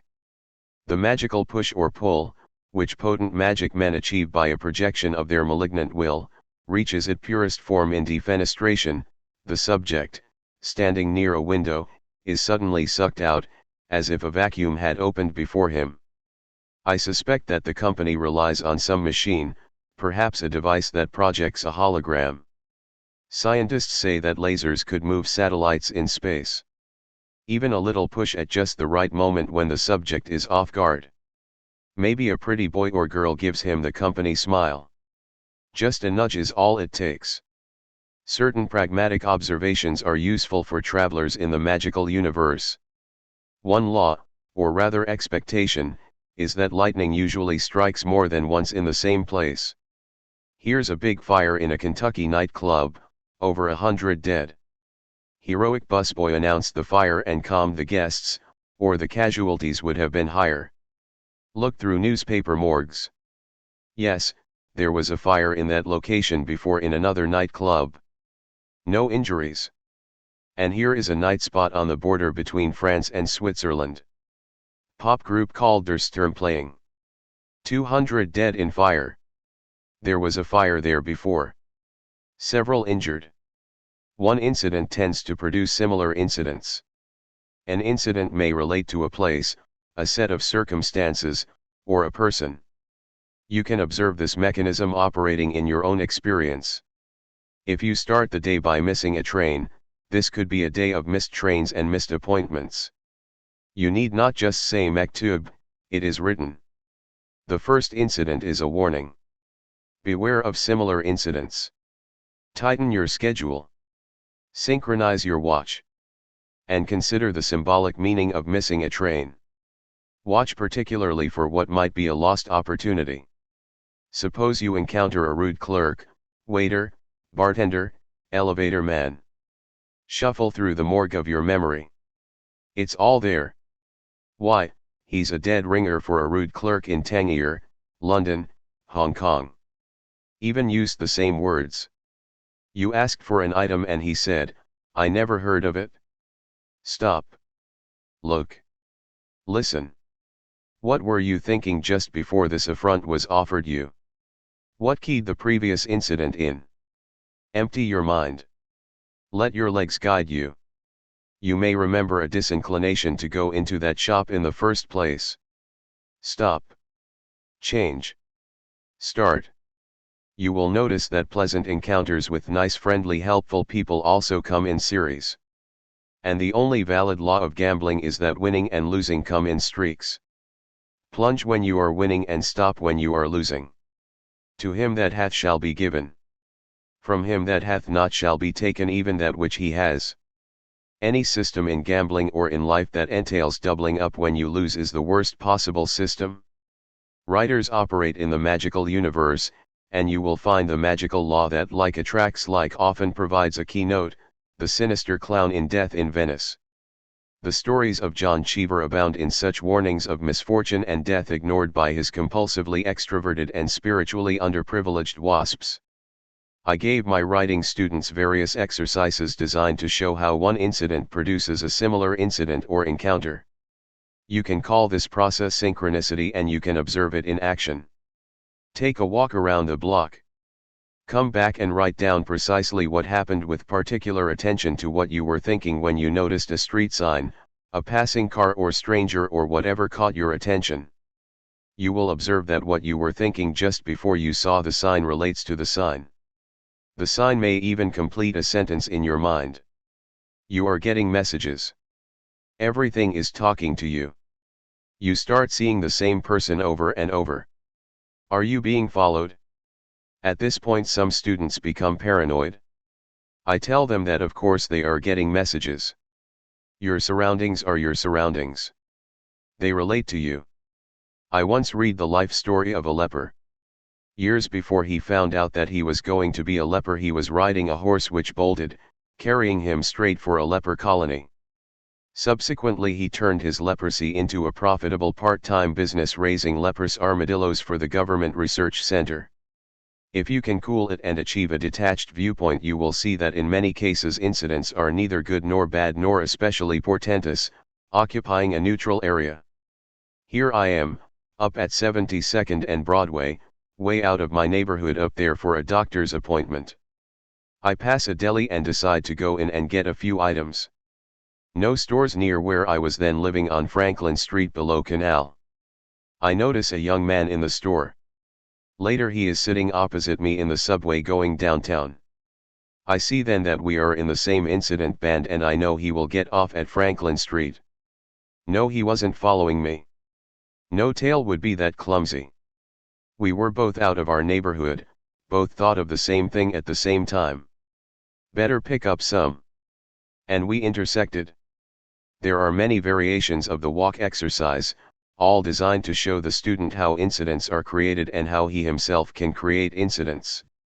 Artists and creative thinkers will lead the way into space because they are already writing, painting, and filming space. They are providing us with the only maps for space travel. We are not setting out to explore static pre-existing data. We are setting out to create new worlds, new beings, new modes of consciousness. As Brian Geeson said, when they get there in their trillion-dollar aqualungs they may find that artists are already there. The similarity between Brian Geeson's pink picture of a desert landscape and the pictures of Mars sent back by Saturn 11 is immediately apparent to anyone who looks at both pictures. The caption of the Mars picture points out the letter BG on Martian rocks. An accident, of course, carved by wind and sand. In 1963 I wrote 1,000 mile/hour wind here, storms. Crackling sounds. Dry and brittle as dead leaves the scouting party climbed a rise and there was our ship buried in sand. Years later I heard about the high wind velocities said to prevail on the surface of Mars. What you experience in dreams and out-of-the-body trips, what you glimpse in the work of writers and painters, is the promised land of space. What Christians and Muslims talk about has to be actually done by living people if we are going to survive in space or anywhere else. The shift from time to space may involve mutations as drastic and irreversible as the shift from water to land. In the beginning was the Word and the Word was God. And what does that make us? Ventriloquists, dummies. Time to leave the word God behind. He atrophied and fell off me like horrible old gills, a survivor reported. And I feel ever so much better. Paris, please stay the same. Maurice Chevalier prances out with his straw hat. I've seen your mad days. Some of your sad days. If I've been happy, then you're to blame. Paris, please stay the same. The last time I saw Paris, her heart was young and gay. No matter how they change her, I'll remember her that way. Some time ago a friend conveyed to me the melancholy news that codethylene houd would henceforth, owing to the common market, be dispensed on prescription only. And I felt the same deep pang of loss as I experienced when they ripped the urinals from the streets, tore down lay alleys, and cut down the trees in the Grand Saco of Tangier and changed the spelling to Tanger. 'Tis gone, 'tis gone. Another corner of the 19th century. Brightness falls from the air. The urinals, lay alleys, the trees. Codethylene houd. Oui, monsieur. Oh, you do. Do. I'll remember her that way. The things we have never had remain. It is the things we have that go. Maintenant il me faut une ordonnance, monsieur. When I think of these passings, they appear to me as if I were looking at something far away and long ago through a telescope. I can see myself propped up in bed, a bottle of little pink pills and science fiction books on the night table, the bone ache and racking cough of Hong Kong flu soothed by this beneficent preparation, squirming with sheer comfort beneath the covers like some 18th century English gentleman who has taken to his bed for the winter. And I remember when I still had the habit, after a day in jail. Pharmacy. Green neon letters in electric blue twilight. Washed down 24 pinkies with a cafe cream, then it hit the back of my neck and crept down the backs of my thighs and there was this Edith Piaf number on the jukebox. You can hear my goodbye in the whistle of the train. And I remember lay alleys, not as I saw it in the 50s and 60s, but as I saw it on my first solo trip to Europe at age 18 after a night of drinking. Onion soup, Smell of sawdust, red wine, urine and bread. The cab driver who parked his cab and asked me into a bar for a drink. He was talking about the Stavinsky riots, et tout d'un coup. Through a yup, a sound like ripping cloth. When you hear machine guns you know it's serious. Knowing laugh of the dead. On en est pas sérieux. Quand on a accepte ans. It is fall and there are dead leaves in the street. Somewhere around Auteuil. A long wall. Simon, amazed to le brute de pas sur les feuilles mortes. Simon, do you like the sound of footsteps on dead leaves? Dead leaves drifting into the pissoir, sharp ammonia reek of urine. There on the galvanized iron, words that could have been written by Rambo, JMCES types Vassier, QICI Mont Rent La Bite. I like the vicious types who show their cocks here. Unsold at Jean, Trace Jean, glances sideways. Oh la la. Well, 'tis gone, 'tis gone. I can see the old opium peddler there under a tree in the Grand Saco, his gold teeth glinting in the sun. Jane Bowles got up a petition to save the trees, and that old bitch Madame Port, who ran the Port tea room, refused to sign, saying, "Jenai pas d'opinion." I do not have an opinion. It is the things we have that go. The urinals. Les Halles. The trees. Tangier. Codethylene Houd. You can hear my goodbye. In the whistle of the train. En exist plus. Il plut dans la ville. Finis nous attendons bonne chance. It is raining, Miss Charrington. Finis nous attendons bonne chance. Quite a story connected with this. In 1964 young men got together in Paris and bought a Land Rover to cross the Libyan desert. Their names were Armstrong, Shannon, Pelliot, and Yves Martin. The first two were American, the other two French. They picked up a guide in Aswan near the Sudan border. Months later an Egyptian patrol found the stalled Land Rover. 4 corpses were in or near the car, but advanced decomposition made identification difficult. Who was missing? Was it the guide? The Egyptians said it was Shannon. A diary was found in the car and this is the last entry. Finis nous attendons bonne chance. Finished, we await good luck. Ungrammatical French would suggest that one of the Americans made the entry. A chapter in the Soft Machine entitled Backseat of Dreaming was based on this incident. It is raining, Miss Charrington. Last words of Ulysses S. Grant spoken to his nurse. God's own medicine. Poppy field on screen. The petals fall like snow in the wind. Commentator voice, the opium poppy has been cultivated for thousands of years and opium extracted from the ripening seed pods. As he says this, we see workers emptying little scoops of opium into a cauldron of water. The juice drained from the pods is boiled and filtered to remove impurities, then processed into raw opium. Blocks of opium on screen, and for thousands of years opium has brought relief to suffering humanity suffering from the pains of sickness. Persons in various costumes from togas to suits take opium in one form or another for coughs, colds, lumbago, toothache, leprosy, etc. the pain of old age. Old Chinese smoking opium, the pain of grinding poverty. Indian farmers in a hovel wash down opium at dawn, or the pain of simple boredom. 18th century gentleman in chemist's shop, chemist, shocking night out, sir. Gentleman, yes indeed. Need a spot of laudanum. Chemist, certainly sir. How much? Gentleman, a liter. Taking to my bed for the winter, you know. Chemist, of course sir. Very sensible of you sir. Commentator continues. Armies have marched on opium from Vietnam to Asia Minor 1,000 years ago. A soldier in Vietnam leans his M16 against a tree and takes a shot.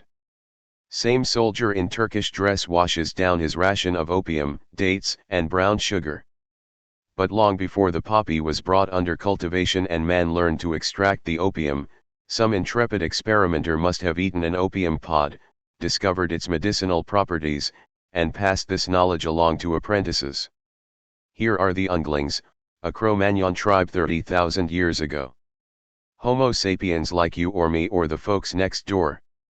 The prehistoric unglings are in animal skins, carrying stone axes. One is old, suffering from rheumatism, hobbling along with the aid of a staff. They come to a field of opium poppies. The petals have fallen and the pods are ripe and yellow. The old man can go no further. He sinks down among the pods. One hand rolls a pod in his fingers, there is a speculative look on his face. He bites into the pod, sucking the juice. He gets up and throws away his staff.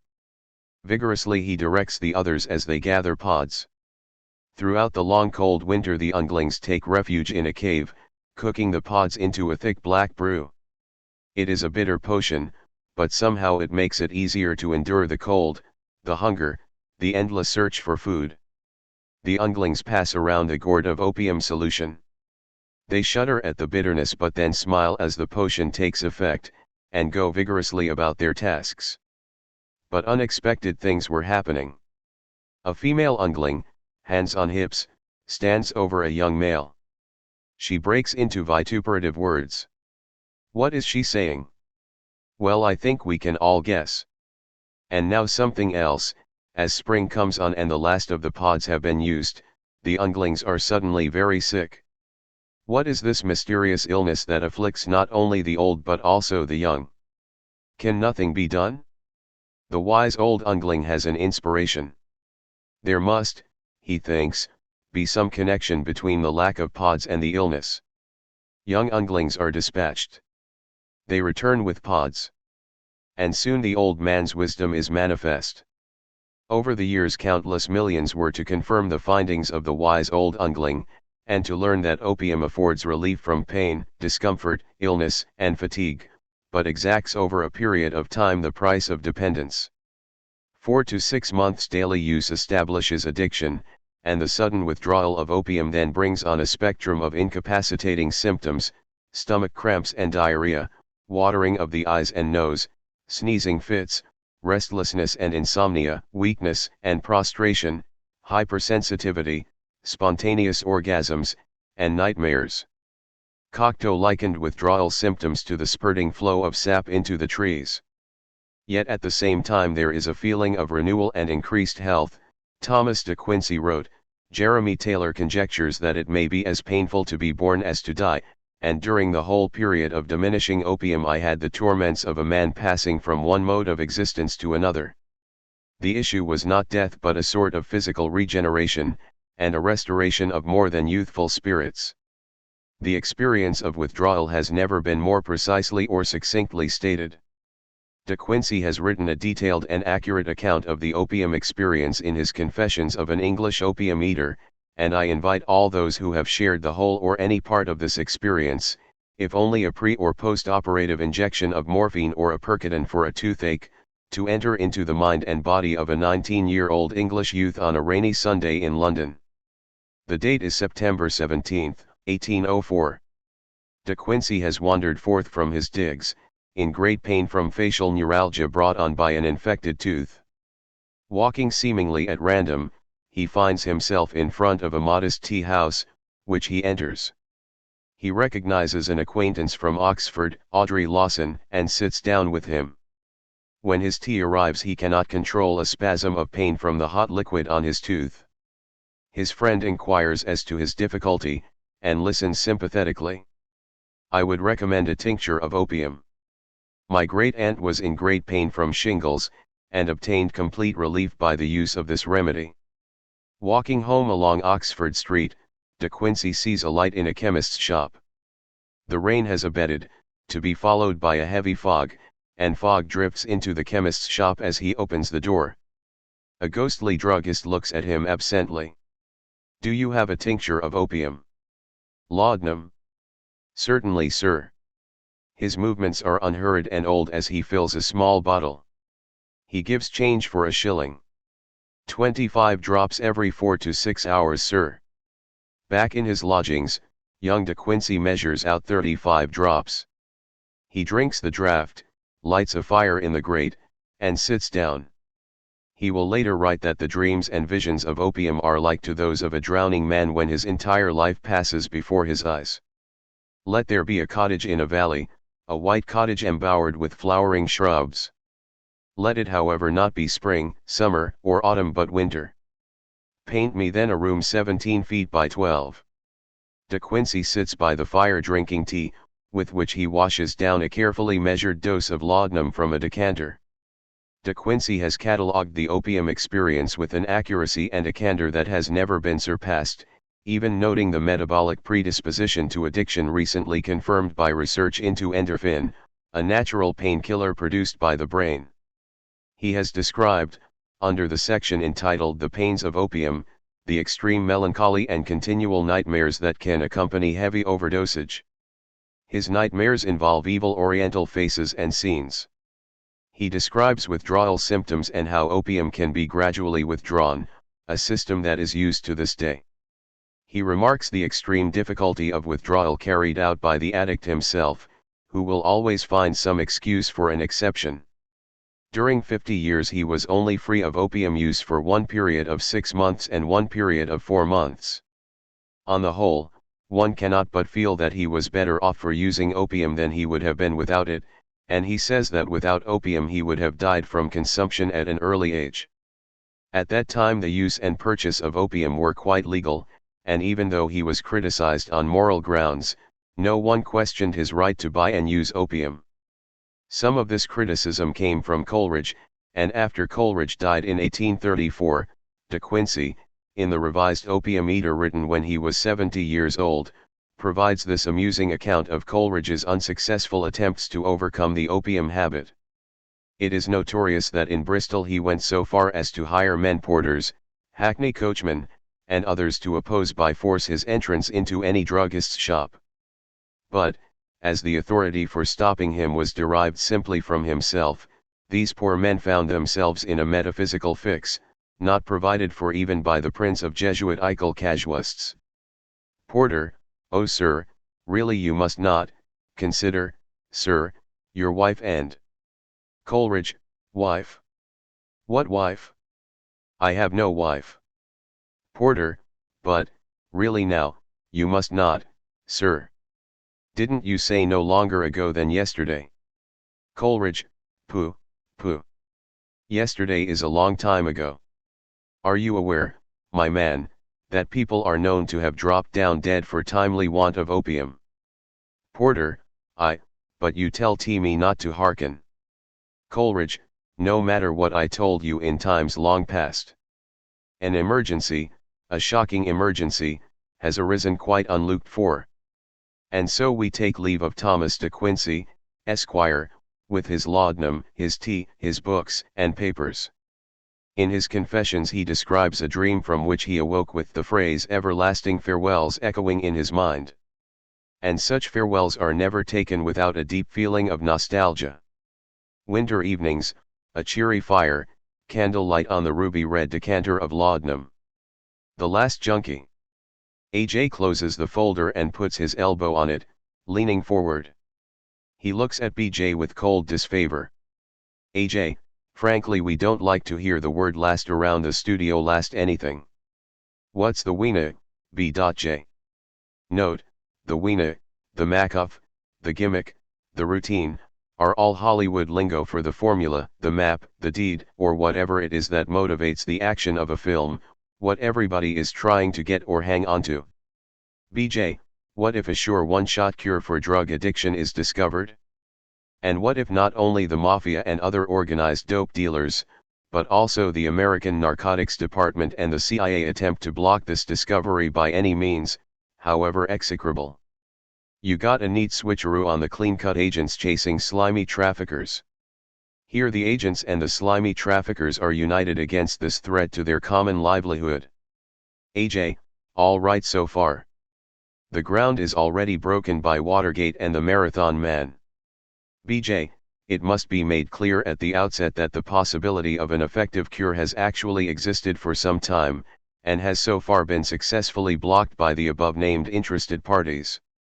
A brief account of the apomorphine cure as introduced by Dr. Dent of London, the combination of apomorphine and L-dopa now successfully used in Denmark, and acupuncture. a certain amount of technical information which must be conveyed to the audience in a simple, interesting, and novel form. The recent discovery that all vertebrates, even the most primitive fish and reptiles, have opiate receptors in their brains and are in consequence susceptible to addiction. I got a great running gag here AJ about addicted dinosaurs. Well, this discovery of opiate receptors led scientists to the supposition that the body manufactures a substance similar to morphine, which is released in the body in response to pain, tension and anxiety.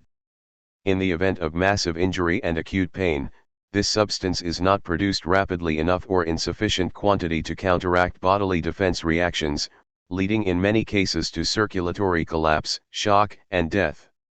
As soon as scientists inferred the presence of a morphine-like substance produced by the body itself, they set out to isolate this substance. A Dr. Goldstein has isolated a substance he calls pituitary opioid peptide P.O.P. We now have a more precise formulation of the mechanism of withdrawal. When morphine or heroin is taken over a period of time, the body ceases to produce POP, which is no longer needed. And when the morphine or heroin is then cut off, the body is without its natural painkiller, so that what would ordinarily be scarcely noticeable discomfort, owing to the action of this natural painkiller and regulator, now becomes intolerable until the body again produces the POP. Scientists have suggested that acupuncture may work on addicts by stimulating the production of POP. We can further surmise that apomorphine, which is made by boiling morphine with hydrochloric acid but has no pain-killing but addicting properties, acts directly on the opiate receptors to stimulate the renewed production of POP, which therefore leads to quicker recovery, although the recovery is by no means immediate or devoid of discomfort. Now suppose we treat POP with hydrochloric acid to obtain a superregulator, which restores the production of natural POP and normal metabolism with a single injection. And suppose this cure is actually announced as the film is released. How about that for P.R? AJ, yeah, how about it? Next thing, the industry gets blamed for fires and monsters and epidemics and earthquakes. We can do without PR like that. BJ, a number of questions must be answered before our film. AJ, your film, B.J. BJ, well, the film has to be logical and believable. Research on the isolation of the POP is underway, and has been reported in scientific journals and the public media. No doubt some of this research is in fact government-sponsored. How then can such research be stopped, without creating a monster scandal which would be picked up by the media? Well, we postulate a super international commando team of narcs, CIA, mafia, Chinese, blacks, and Mexicans, ruthless, well-financed, prepared to stop at nothing. We outline methods of attack, actual sabotage of laboratories, while spreading the story that the Chinese communists are the perpetrators and their motive to protect their worldwide drug smuggling operations, setting up dummy laboratories to deliberately produce negative results, blocking the drug from release by demonstrating falsified dangers, in some cases murdering key scientists by poisons that cannot be detected. These measures our commandos consider adequate in the absence of organized opposition.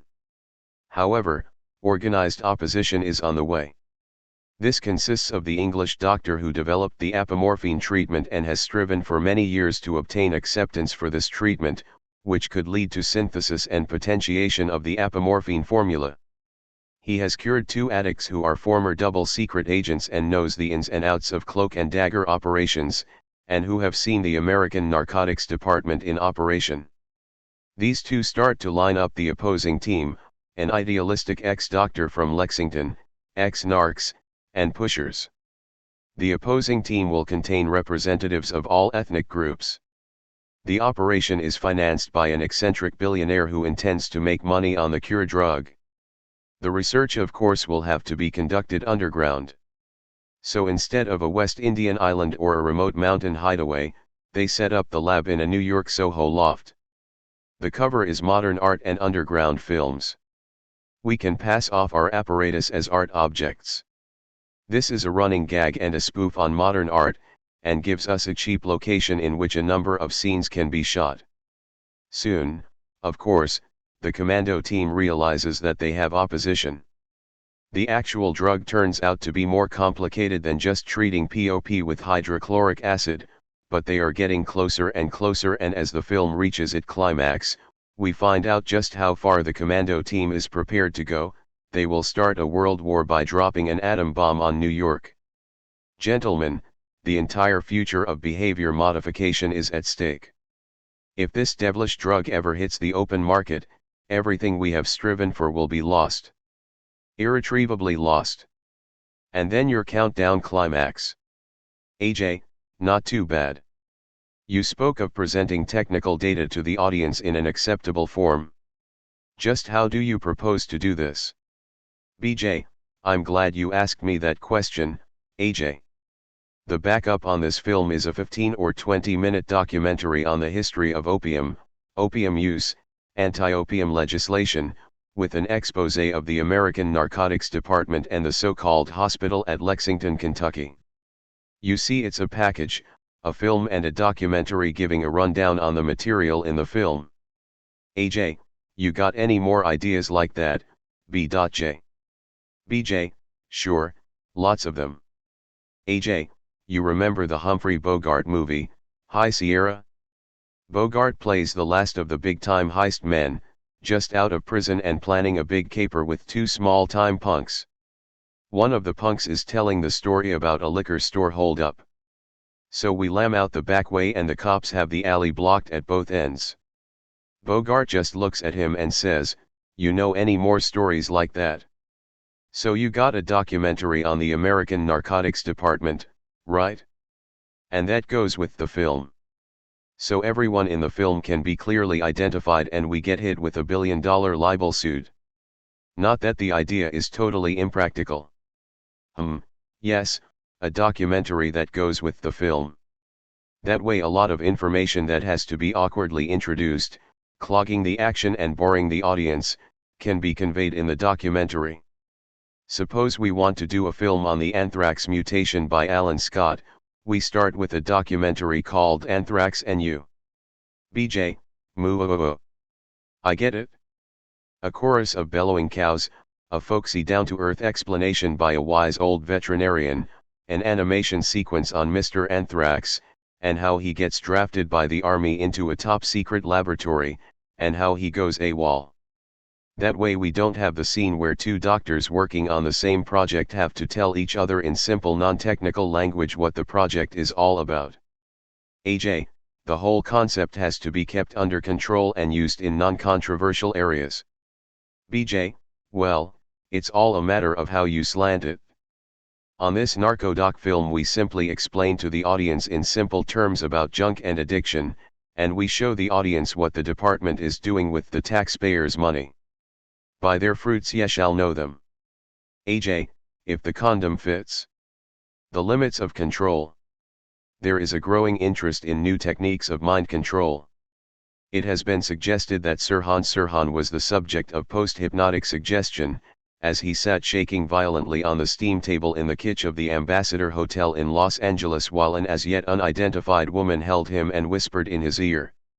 It has been alleged that behavior modification techniques are used on troublesome prisoners and inmates, often without their consent. Dr. Delgado, who once stopped a charging bull by remote control of electrodes in the bull's brain, left the US to pursue his studies on human subjects in Spain. Brainwashing, psychotropic drugs, lobotomy and other more subtle forms of psychosurgery, the technocratic control apparatus of the United States has at its fingertips new techniques which if fully exploited could make Orwell's 1984 seem like a benevolent utopia. But words are still the principal instruments of control. Suggestions are words. Persuasions are words. Orders are words. No control machine so far devised can operate without words, and any control machine which attempts to do so relying entirely on external force or entirely on physical control of the mind will soon encounter the limits of control.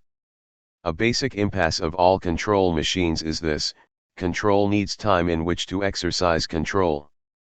Because control also needs opposition or acquiescence, otherwise it ceases to be control. I control a hypnotized subject, At least partially, I control a slave, a dog, a worker, but if I establish complete control somehow, as by implanting electrodes in the brain, then my subject is little more than a tape recorder, a camera, a robot. You don't control a tape recorder, you use it. Consider the distinction, and the impasse implicit here. All control systems try to make control as tight as possible, but at the same time, if they succeeded completely, there would be nothing left to control.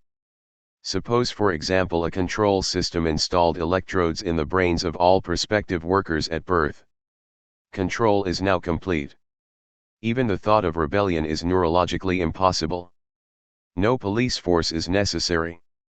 No psychological control is necessary, other than pressing buttons to achieve certain activations and operations. When there is no more opposition, control becomes a meaningless proposition. It is highly questionable whether a human organism could survive complete control. There would be nothing there. No persons there. Life is will, motivation, and the workers would no longer be alive, perhaps literally. The concept of suggestion as a control technique presupposes that control is partial and not complete. You do not have to give suggestions to your tape recorder nor subject it to pain and coercion or persuasion. In the Mayan control system, where the priests kept the all-important books of seasons and gods, the calendar was predicated on the illiteracy of the workers.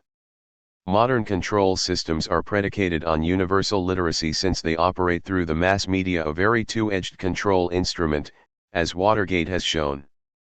Control systems are vulnerable, and the news media are by their nature uncontrollable, at least in Western society.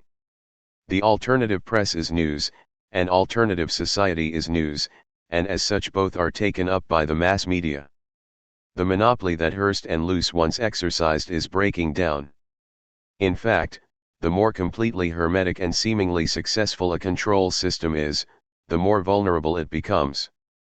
A weakness inherent in the Mayan system is that they didn't need an army to control their workers, and therefore did not need an army when they needed one to repel invaders. It is a rule of social structures that anything that is not needed will atrophy and become inoperative over a period of time. Cut off from the war game, and remember, the Mayans had no neighbors to quarrel with, they lose the ability to fight. In the Mayan caper I suggested that such a hermetic control system could be completely disoriented and shattered by even one person who tampered with the control calendar, upon which the control system depended more and more heavily as the actual means of force withered away. Consider a control situation: 10 people in a lifeboat. 2 armed self-appointed leaders force the other 8 to do the rowing while they dispose of the food and water, keeping most of it for themselves and doling out only enough to keep the other 8 rowing. The 2 leaders now need to exercise control to maintain an advantageous position which they could not hold without it. Here the method of control is force the possession of guns. Decontrol would be accomplished by overpowering the leaders and taking their guns. This effected, it would be advantageous to kill them at once. So once embarked on a policy of control, the leaders must continue the policy as a matter of self-preservation. Who, then, needs to control others but those who protect by such control a position of relative advantage? Why do they need to exercise control? Because they would soon lose this position and advantage, and in many cases their lives as well, if they relinquished control. Now examine the reasons by which control is exercised in the lifeboat scenario. The 2 leaders are armed, let's say, with .38 revolvers, 12 shots, and 8 potential opponents. They can take turns sleeping. However, they must still exercise care not to let the 8 rowers know that they intend to kill them when land is sighted. Even in this primitive situation, force is supplemented with deception and persuasion. The leaders will disembark at point A, leaving the others sufficient food to reach point B, they explain. They have the compass and they are contributing their navigational skills. In short, they will endeavor to convince the others that this is a cooperative enterprise in which they are all working for the same goal. They may also make concessions, increase food and water rations. A concession of course means the retention of control, that is, the disposition of the food and water supplies. By persuasions and by concessions they hope to prevent a concerted attack by the 8 rowers. Actually they intend to poison the drinking water as soon as they leave the boat. If all the rowers knew this they would attack, no matter what the odds. We now see that another essential factor in control is to conceal from the controlled the actual intentions of the controllers. Extending the lifeboat analogy to the ship of state, few existing governments could withstand a sudden, all-out attack by all their underprivileged citizens, and such an attack might well occur if the intentions of certain existing governments were unequivocally apparent. Suppose the lifeboat leaders had built a barricade and could withstand a concerted attack and kill all 8 of the rowers if necessary. They would then have to do the rowing themselves and neither would be safe from the other. Similarly, a modern government armed with heavy weapons and prepared for attack could wipe out 95% of its citizens. But who would do the work, and who would protect them from the soldiers and technicians needed to make and man the weapons? Successful control means achieving a balance and avoiding a showdown where all-out force would be necessary. This is achieved through various techniques of psychological control, also balanced. The techniques of both force and psychological control are constantly improved and refined, and yet worldwide dissent has never been so widespread or so dangerous to the present controllers. All modern control systems are riddled with contradictions. Look at England. Never go too far in any direction, is the basic rule on which England is built, and there is some wisdom in that. However, avoiding one impasse they step into another. Anything that is now going forward is on the way out. Well, nothing lasts forever. Time is that which ends, and control needs time. England is simply stalling for time as it slowly founders. Look at America.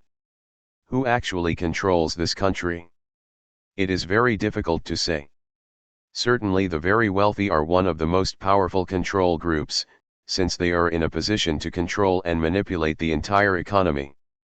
However, it would not be to their advantage to set up or attempt to set up an overly fascist government. Force, once brought in, subverts the power of money. This is another impasse of control, protection from the protectors. Hitler formed the SS to protect him from the SA. If he had lived long enough, the question of protection from the SS would have posed itself. The Roman emperors were at the mercy of the Praetorian Guard, who in 1 year killed 20 emperors. And besides, no modern industrial country has ever gone fascist without a program of military expansion. There is no longer any place to expand to after hundreds of years. Colonialism is a thing of the past. There can be no doubt that a cultural revolution of unprecedented dimensions has taken place in America during the last 30 years, and since America is now the model for the rest of the Western world, this revolution is worldwide. Another factor is the mass media, which spreads all cultural movements in all directions. The fact that this worldwide revolution has taken place indicates that the controllers have been forced to make concessions. Of course, a concession is still the retention of control. Here's a dime, I keep $1. Ease up on censorship, but remember we could take it all back. Well, at this point, that is questionable. Concession is another control bind. History shows that once a government starts to make concessions, it is on a one-way street.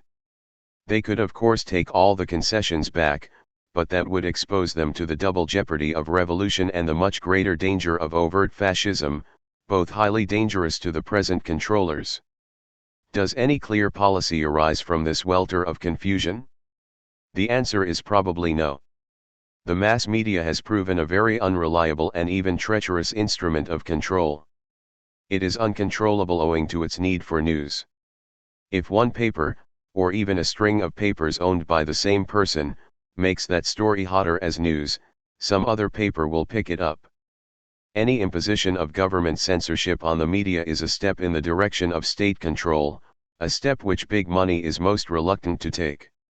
I don't mean to suggest that control automatically defeats itself, nor that protest is therefore unnecessary.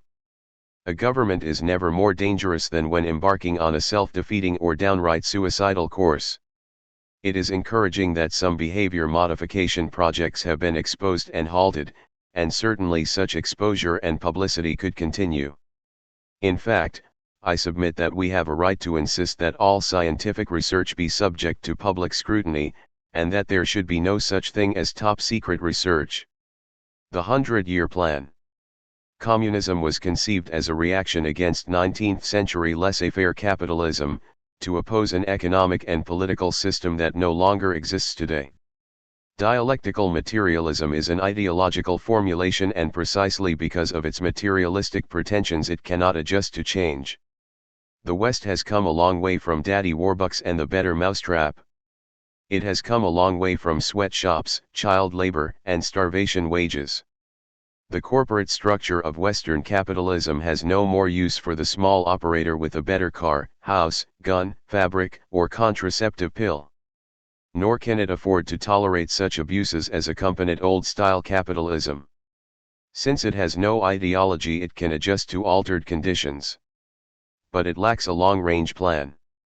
All such plans require an ideology, and it does not matter if the ideology is faulty, illogical, outmoded, or proven wrong again and again. What matters is that a substantial body of Soviet citizens believe it and put the state above the individual. And what does the Soviet state intend? Exactly what they say they intend: world conquest. We will bury you and turn your graves into fertile asparagus beds to feed our workers. We need only 1 million brown-nosed Afghans to found the socialist state. The other 11 million must be dealt with as enemies of the people, cod-eyed buffoons dedicated to counter-revolutionary obstructionist hooliganism. The words don't matter. What matters is Russian planes and tanks and guns and Russian soldiers ready to deal with cod-eyed buffoons on an assembly line basis and plow them under for the collective farms that will feed other workers.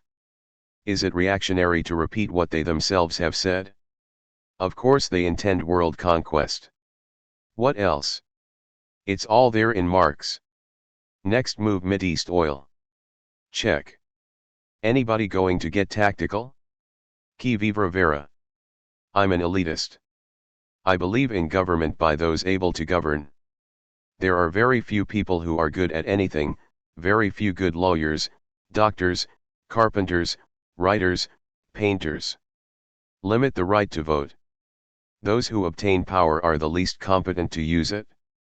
This is a wanting universe. They get it because they want it, whatever it is, shoving aside the worthy bidden guest. The whole majority rule farce is a door through which the unworthy enter, knowing that a select and discriminating instance would relegate them to the menial and clerical jobs they might be able to perform. You do not enhance the survival potential of a species by handing all basic decisions over to the unfit, those who are least competent to represent that species. Politics is the only area where stupidity and ignorance are brazenly proffered as qualifications for office.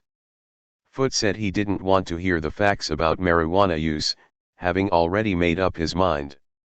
Or Wendell Willkie, I stand here a plain blunt man with no Groton accent. Intelligence, learning are words of reproach. Eggheads. And so, guided by the least intelligent, the least competent, the least far-sighted and most ill-informed, the species invites biologic disaster. Other species have come and gone. Consider the dinosaur, a beast 50 feet in length and weighing thousands of tons, with a brain the size of a walnut. He had grave problems, but he could not worry. Many theories have been advanced as to why these magnificent creatures disappeared. Certainly one factor was size. The carnivorous models were so large that the difficulty of obtaining adequate nourishment posed a chronic problem which over the centuries and the millennia must have become acute. One herbivorous species was equipped with thin long necks that became longer and longer to reach more and more fodder. They may have reached an impasse where even if they ate day and night they could not sustain their way of life. There was also the problem posed by emergent mammalian creatures eating their eggs, thus striking at the very roots of their survival. Let us imagine a Congress and emergency meeting of the dinosaur leaders. The brightest and the best, or so they see themselves. Fellow reptiles, at this dark hour, I do not hesitate to tell you that we face grave problems. And I do not hesitate to tell you that we have the answer. Size is the answer, increase size. It was good enough for me. Applause, size that will enable us to crush all opposition. Applause, there are those who say size is not the answer. There are those who even propose that we pollute our pure reptilian strain with mammalian amalgamations and crossbreeding. And I say to you that if the only way I could survive was by mating with egg-eating rats, then I would choose not to survive. Applause, but we will survive. We will increase both in size and in numbers, and we will continue to dominate this planet as we have done for 300 million years. Wild applause. And this is what we are seeing and hearing at the present time. At the time when the greatest diversity, and biologic flexibility moving towards mutation, are needed for survival, we see a demand for increased conformity and standardization both in the West and in the communist countries. Intelligence and war are games, perhaps the only meaningful games left. If any player becomes too proficient, the game is threatened with termination. Like the karate man who could slice the top off a beer bottle leaving the bottle standing. He was never in an actual fight who would fight him. And the phenomenal gun artists like Joe McGivern were never in a gunfight. They were too good. If intelligence is one of the last games, then proficiency must be carefully, rationed. That is why intelligence agencies are reluctant to use polygraphs, except to weed out queers and drug addicts in their own ranks. Here is a spy novel by L.E. Kerr called The Spy Who Came In From the Cold. Limas is a false defector to the communists, pretending to be disgruntled by the treatment meted out to him by British intelligence. Incidentally, one of the oldest ploys in the intelligence game, the apparent defector. How long would he last on a polygraph? So the Johnsons have an incalculable advantage. We aren't playing. We want to end the whole stupid game. To us, intelligence and war are only means to an end, space exploration. Women, a biological mistake? I realize I am widely perceived as a misogynist. But quoting from the Oxford Dictionary, misogynist a woman hater. Presumably this is his full-time occupation? Korzybski, the founder of general semantics, always said to pin a generality down, so what women? Where and when? My English nanny from the pages of The Turn of the Screw. She did teach me some useful jingles: trip and stumble, slip and fall. Or the old Irish crone who taught me how to call the toads and bring the blinding worm from rotten bread. How remote and nostalgic, with a whiff of peat and pig's ties. Or the St. Louis matron who said I was a walking corpse. Well, it isn't every corpse that can walk, hers can't. Bring on the heavies. The femme fatale, in all her guises. Kali does her sideshow coochie dance. The white goddess eats her consort. The terrible mother goes into her act. The whore of Babylon rides in on her Black Panther screaming, "You fools!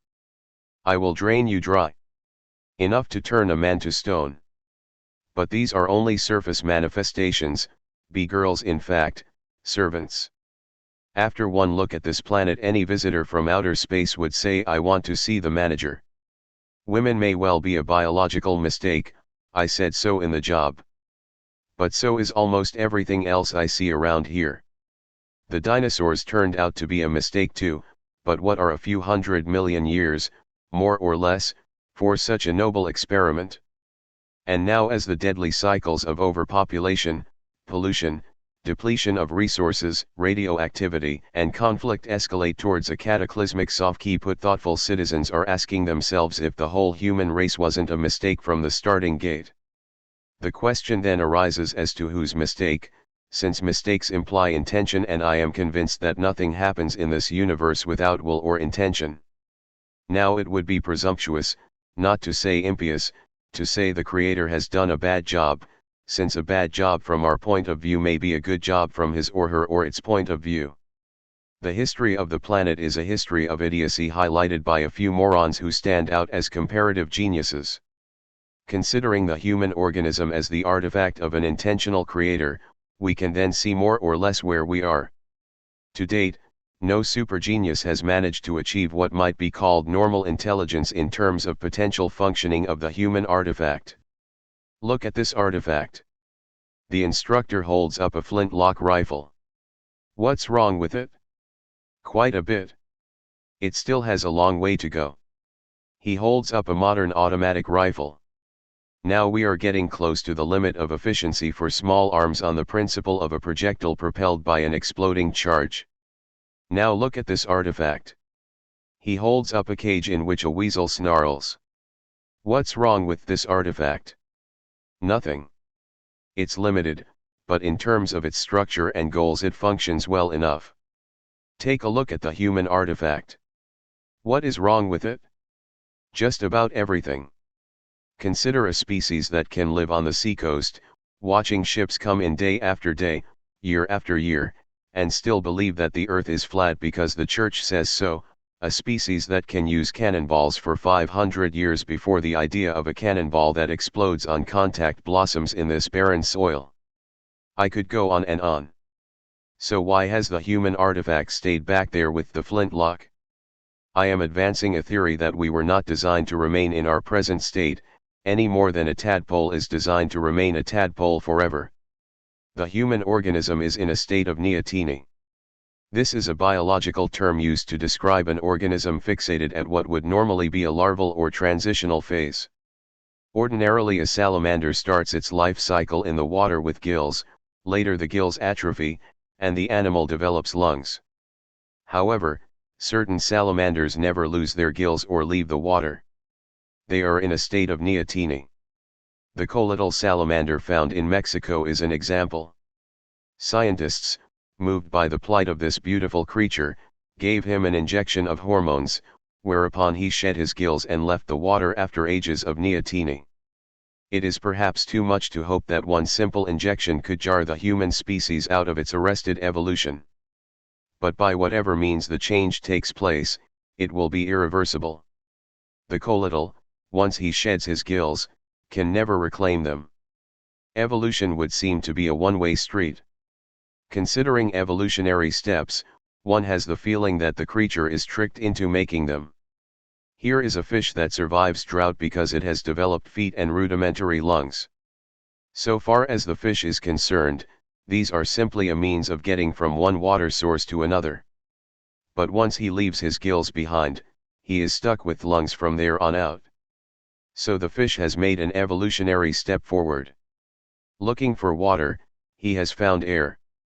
Perhaps a forward step for the human race will be made in the same way. The astronaut is not looking for space, he is looking for more time, that is, equating space with time. The space program is simply an attempt to transport our insoluble temporal impasses somewhere else. However, like the walking fish, looking for more time, we may find space instead, and then find that there is no way back.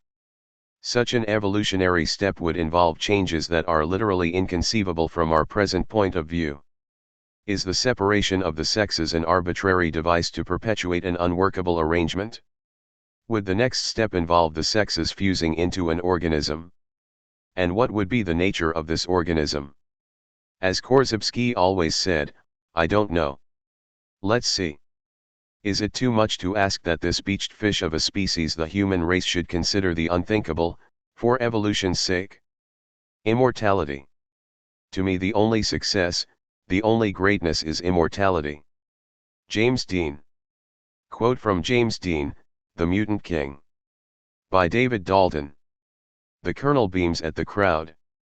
Pomaded, manicured, he wears the satisfied expression of one who has just sold the widow a fraudulent peach orchard. Folks, we're here to sell the only thing worth selling or buying, and that's immortality. Now here is the simplest solution and well on the way. Just replace the worn parts and keep the old heap on the road indefinitely. As transplant techniques are perfected and refined, the age-old dream of immortality is now within the grasp of mankind. But who is to decide out of a million applicants for the same heart? There simply aren't enough parts to go around. Big executives use a heart a month just as regular as clockwork. Warlords, paying off their soldiers in livers and kidneys and genitals, depopulate whole areas. Vast hospital cities cover the land, from the air-conditioned hospital palaces of the rich radiating out to field hospitals and open-air operating booths. The poor are rising in huge mobs. They are attacking government warehouses where the precious parts are stored. Everyone who can afford it has dogs and guards to protect himself from roving bands of part hunters like the dreaded wild doctors who operate on each other after the battle, cutting the warm quivering parts from the dead and dying. Cut and grab men dart out of doorways and hack out a kidney with a few expert strokes of their 4-inch scalpels. People have lost all shame. Here's a man who sold his daughter's last kidney to buy himself a new groin appears on TV to appeal for funds to buy little Sally an artificial kidney and give her this last Christmas. On his arm is a curvaceous blonde known apparently as Bubbles. She calls him Long John. Now isn't that cute? A flourishing black market in parts grows up in the gutted cities devastated by part riots. In terrible slums, scenes from Bruppel and Bosch are reenacted. Misshapen masses of rotten scar tissue crawling with maggots supported on crutches and canes, in wheelchairs and carts. Brutal as butchers, practitioners operate without anesthetic in open-air booths, surrounded by their bloody knives and saws. The poor wait in part lines for diseased genitals, a cancerous lung, a cirrhotic liver. They crawl towards the operating booths, holding forth nameless things in bottles, that they think are usable parts. Shameless swindlers who buy up operating garbage in job lots prey on the unwary. And here is Mr. Rich Parts. He is 300 years old. He is still subject to accidental death and the mere thought of it throws him into paroxysms of idiot terror. For days he cowers in his bunker, 200 feet down in solid rock, food for 50 years. A trip from one city to another requires months of shifting and checking computerized plans and alternate routes to avoid the possibility of an accident. His idiotic cowardice knows no bounds. There he sits, looking like a chimavase with a thick layer of smooth purple scar tissue. Encased in this armor, his movements are slow and hydraulic. It takes him 10 minutes to sit down. This layer gets thicker and thicker right down to the bone. The doctors have to operate with power tools. So we leave Mr. Rich Parts, and the picturesque Parts people, their monument a mountain of scar tissue. Mr. L. Ron Hubbard said, "The rightest thing a man could be would be to live infinitely wrong." I wrote wrong for long, and the slip is significant for the means by which immortality is realized in science fiction, which will soon be science fact, are indeed infinitely wrong. The wrongest wrong a man can be, vampiric or worse. Improved transplant techniques open the question as to whether the ego itself could be transplanted from one body to another.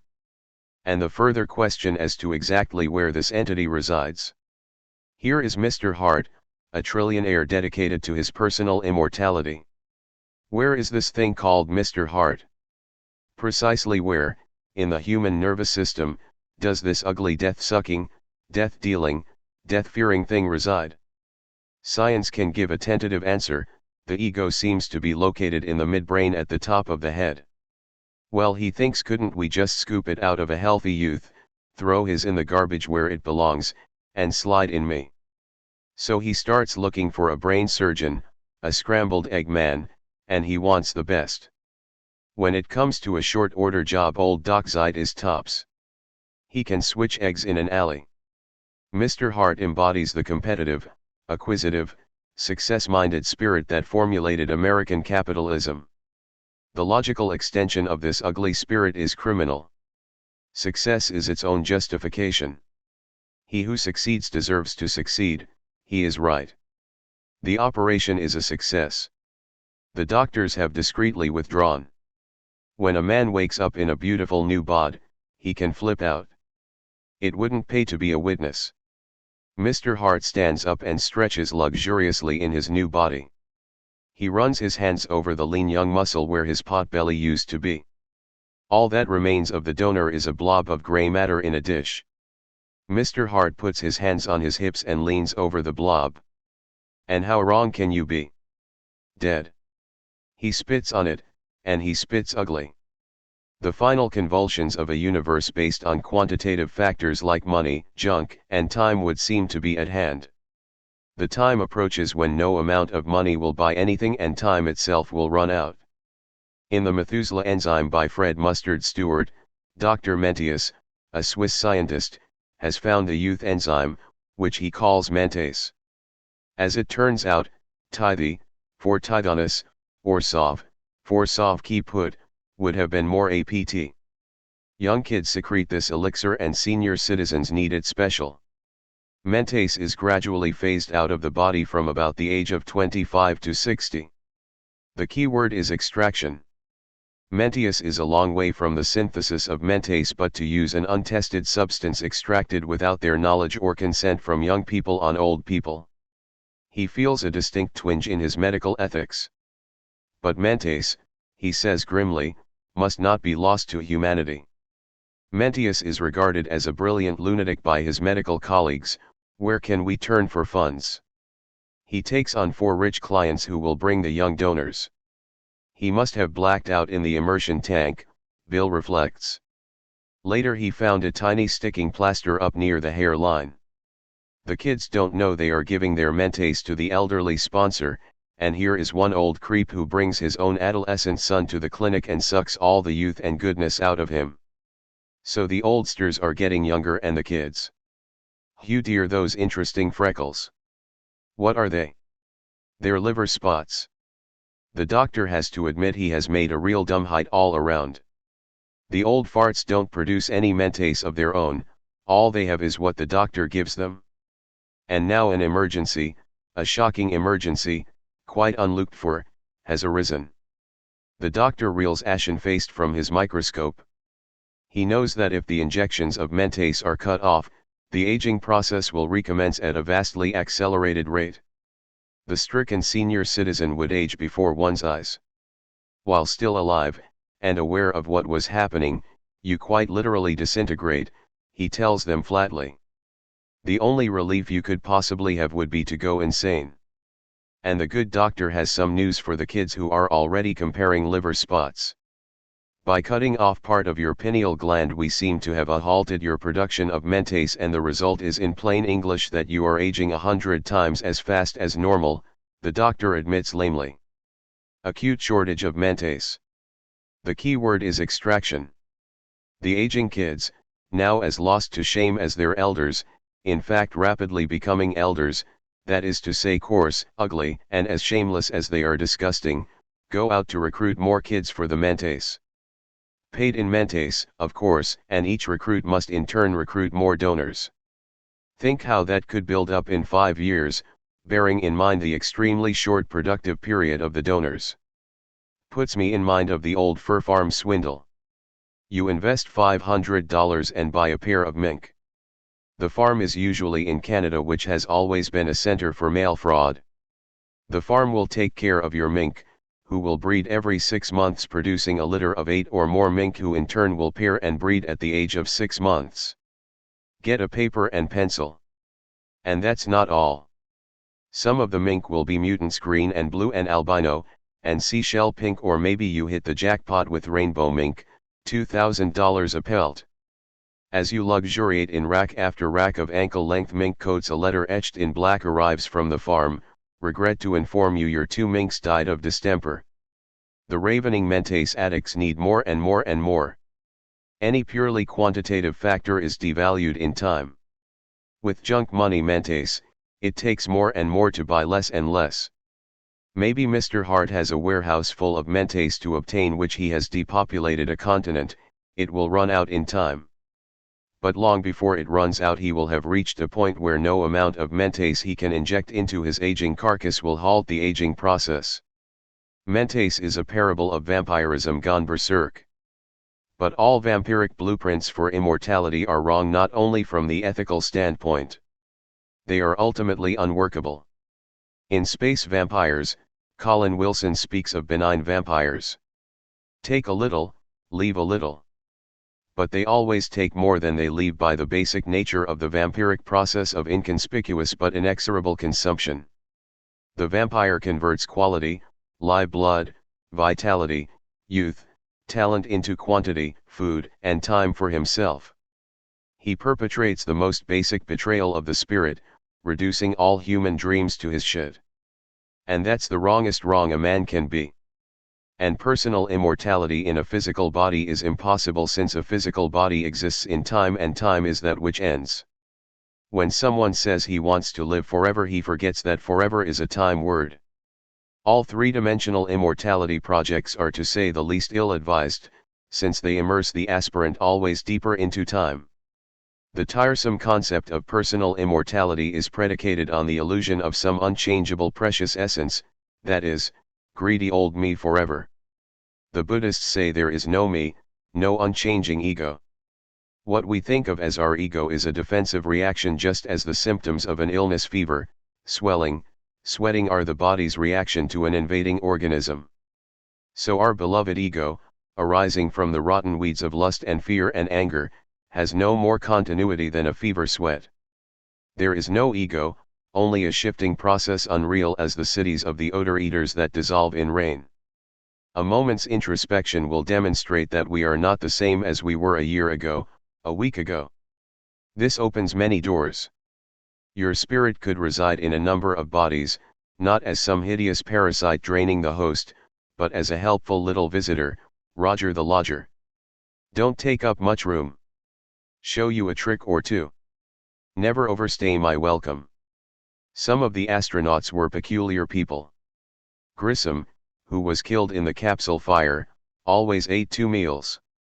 And Randolph Scott is described as being notably well developed and heavily muscled, and here's a nice little visitor just for you.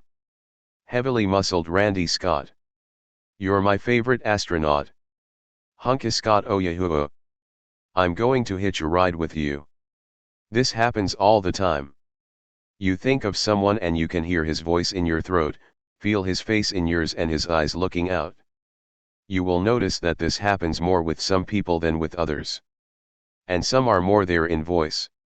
I have but to think of Felicity Mason, an English friend, and her clear-clipped upper-class British accents fairly ring through the room.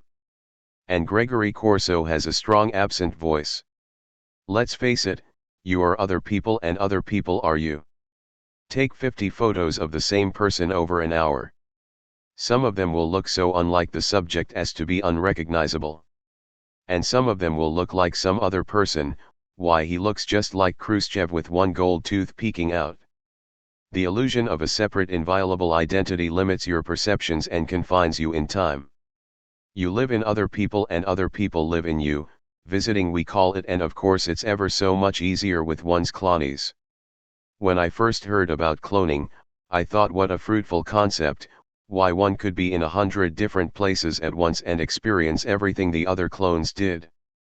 I am amazed at the outcry against this good thing, not only from men of the cloth but from scientists.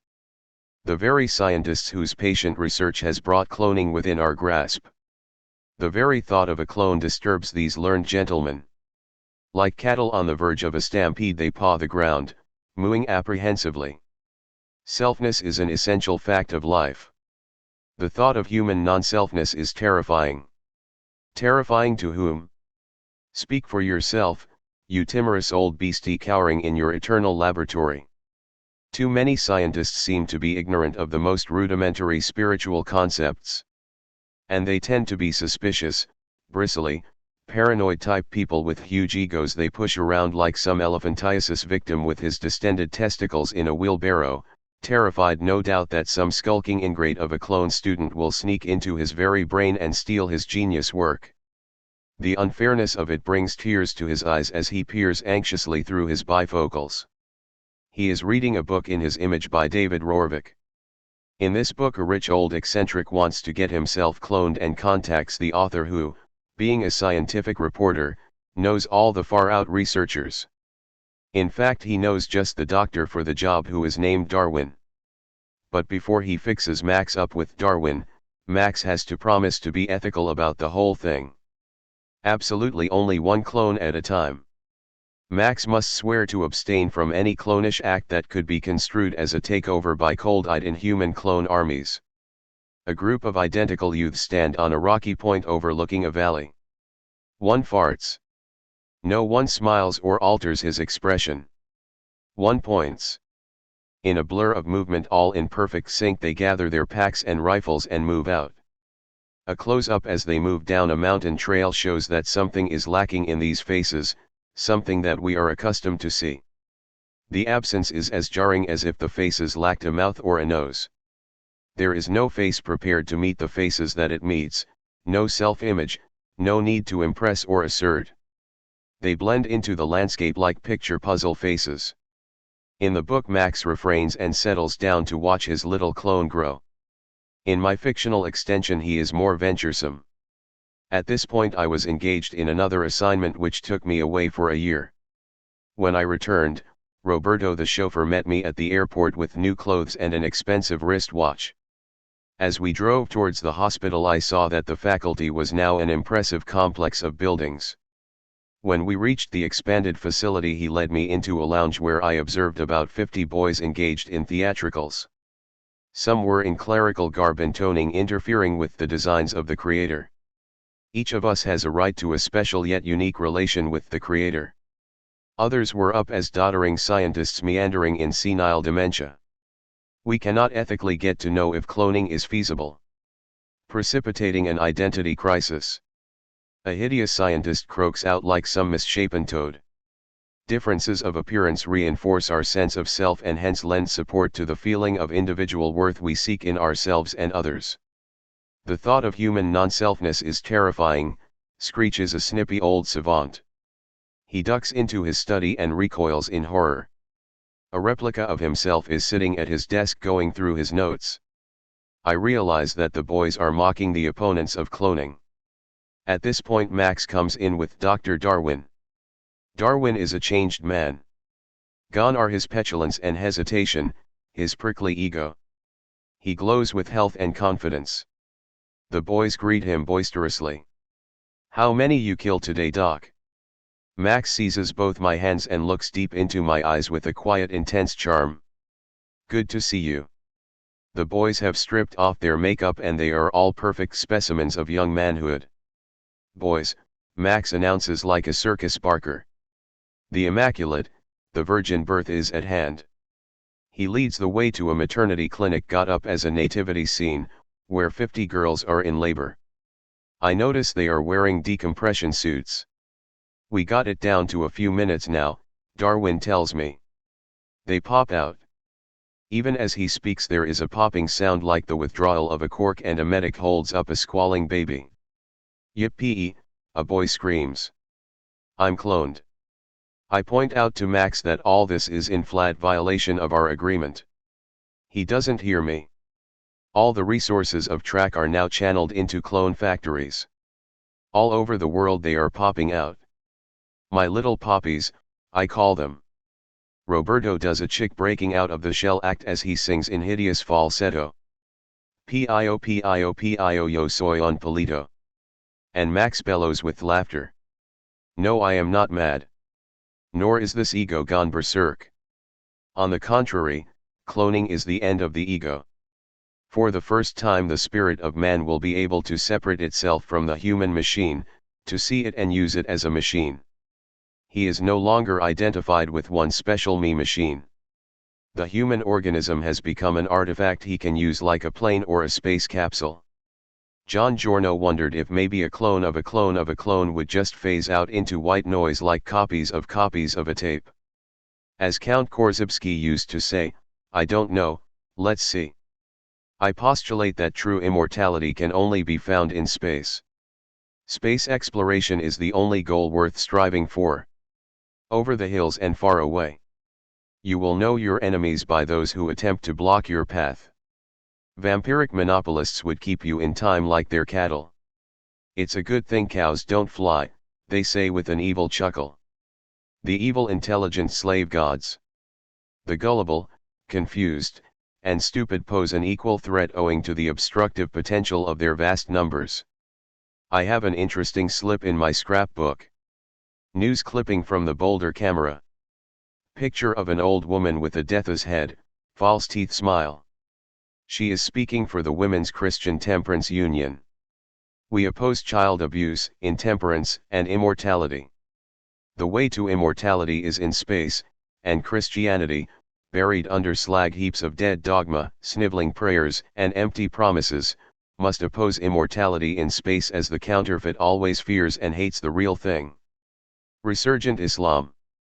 Born-again Christians. Creeds outworn. Excess baggage. Rouse MIT. Immortality is prolonged future, and the future of any artifact lies in the direction of increased flexibility, capacity for change and ultimately, mutation. Immortality may be seen as a byproduct of function, to shine in use. Mutation involves changes that are literally unimaginable from the perspective of the future mutant. Cold-blooded, non-dreaming creatures living in the comparatively weightless medium of water could not conceive of breathing air, dreaming and experiencing the force of gravity as a basic fact of life.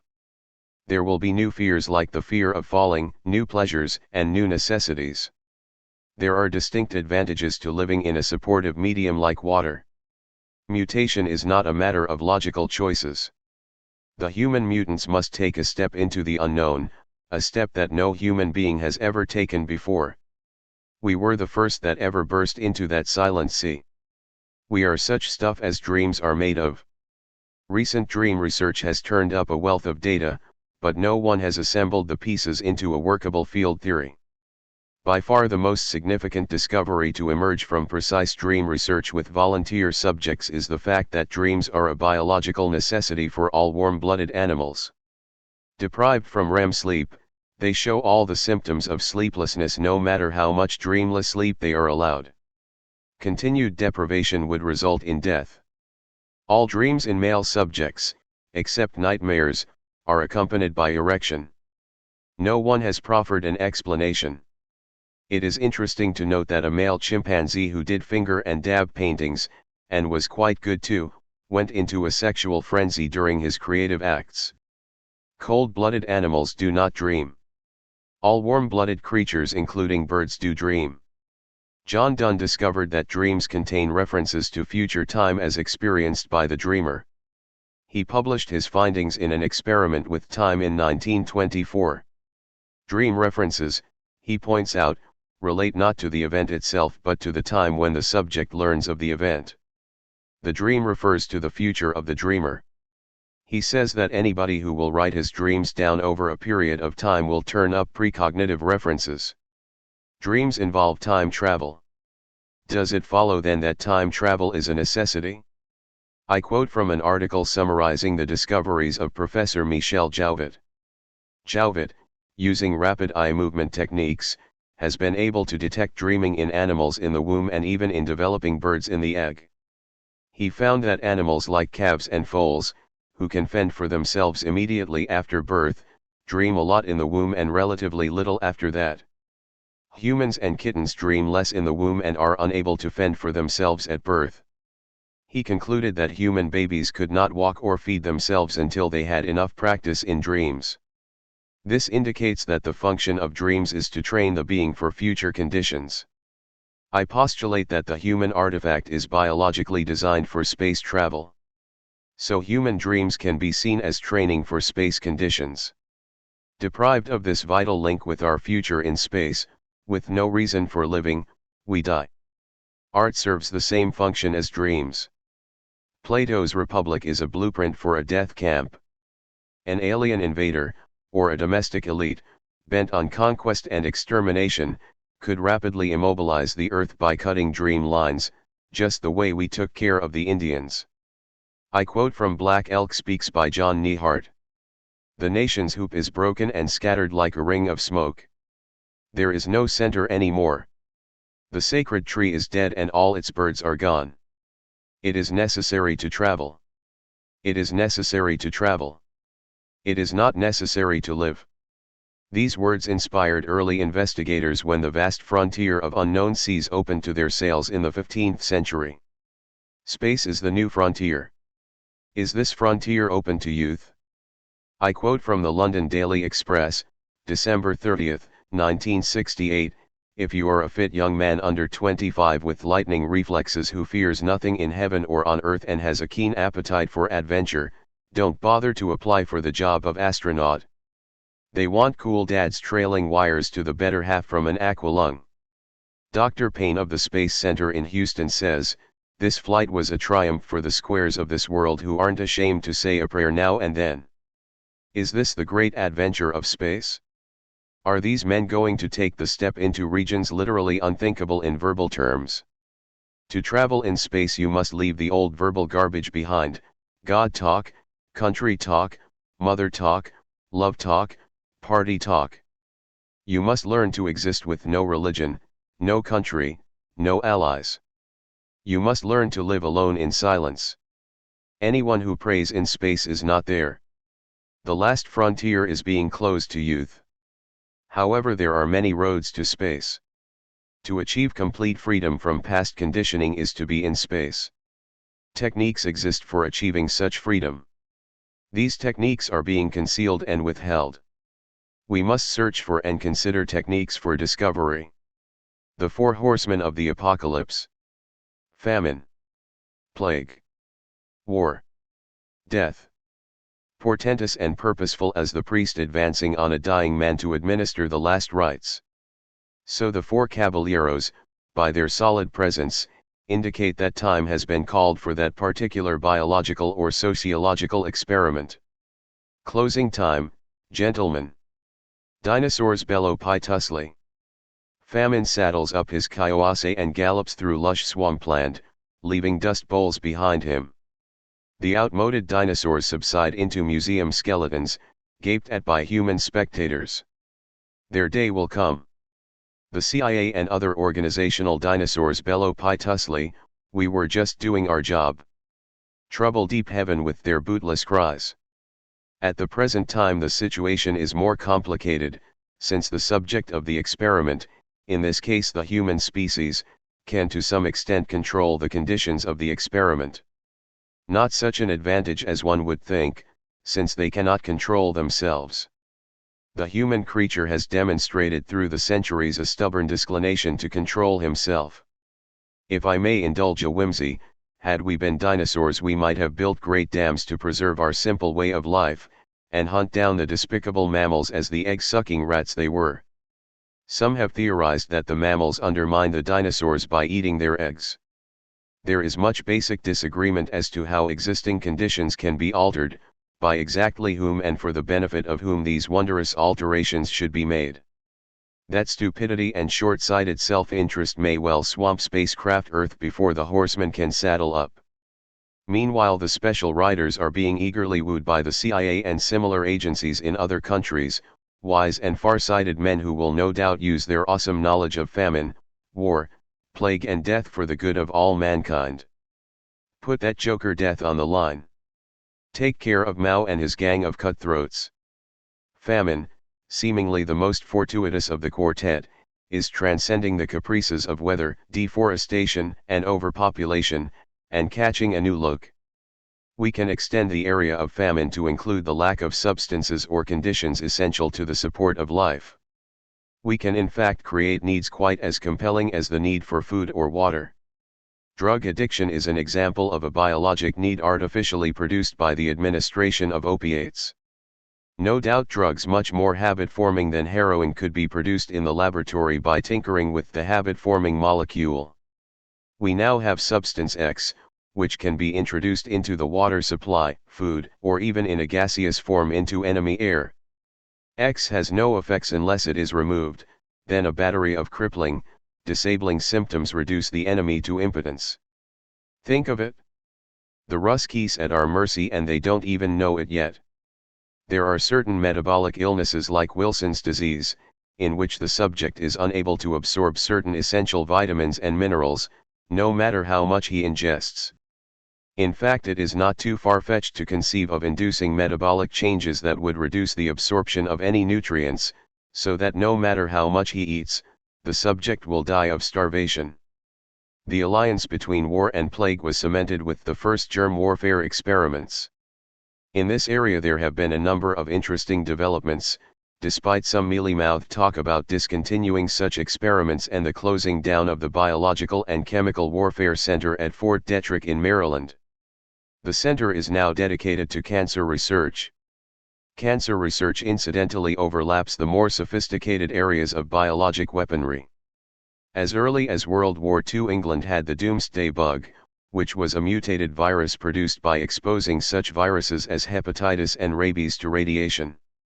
It is difficult to believe that such a promising line of research was abandoned, and disturbing to speculate or contemplate where this research is at the present time. There has been talk of discontinuing such experiments. Here is an item from the London Times of April 18, 1971. New cancer virus made by accident.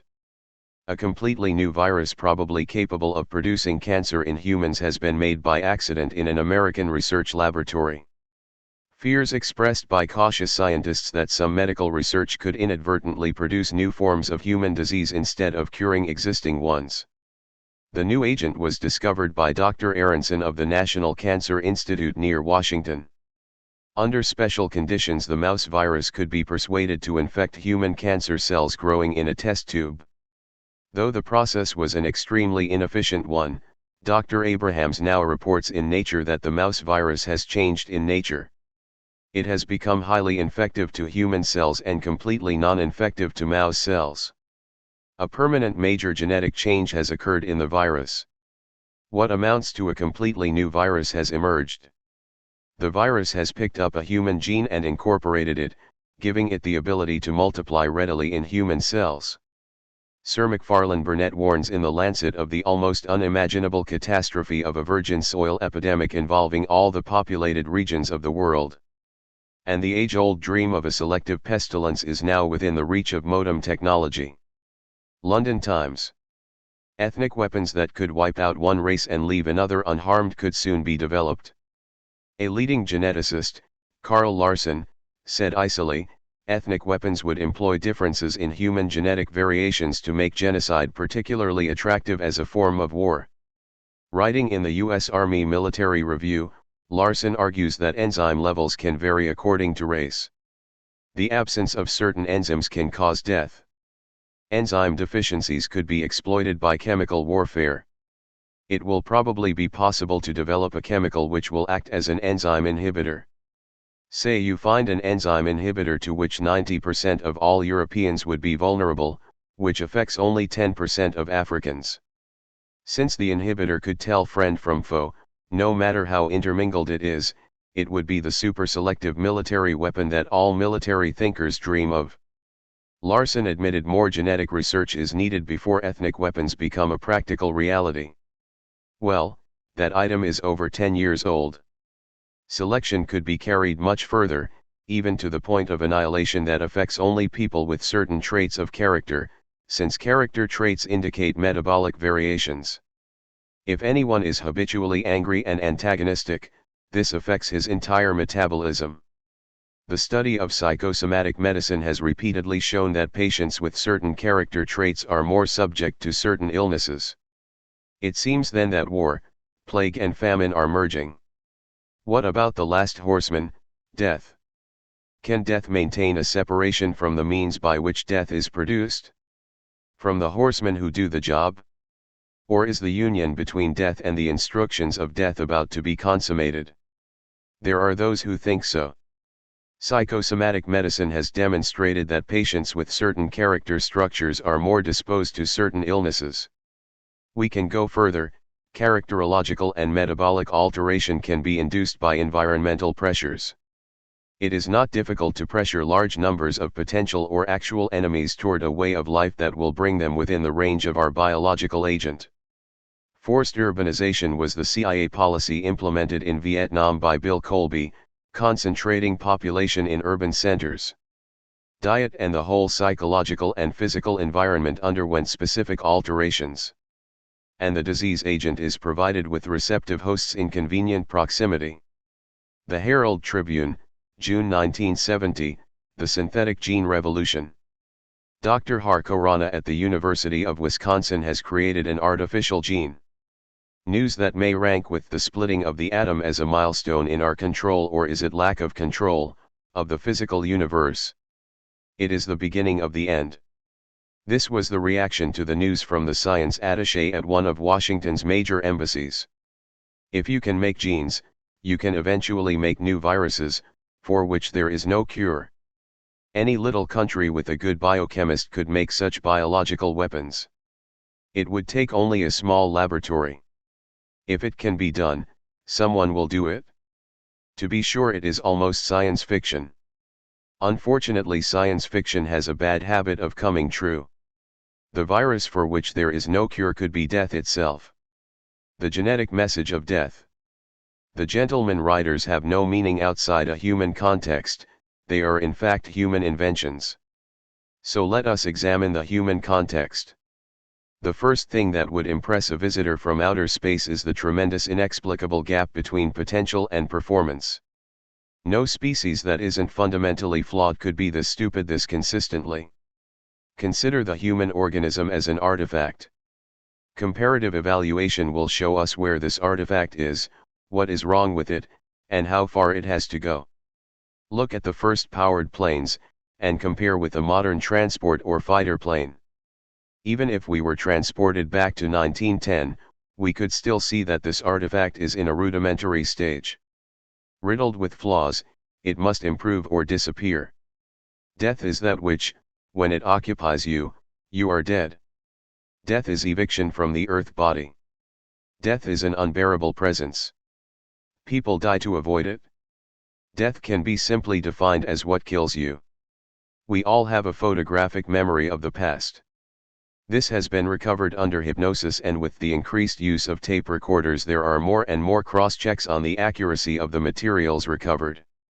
And messages purporting to come from some dead VIP through a medium could be checked for voice prints, quite as definitive as fingerprints for purposes of identification.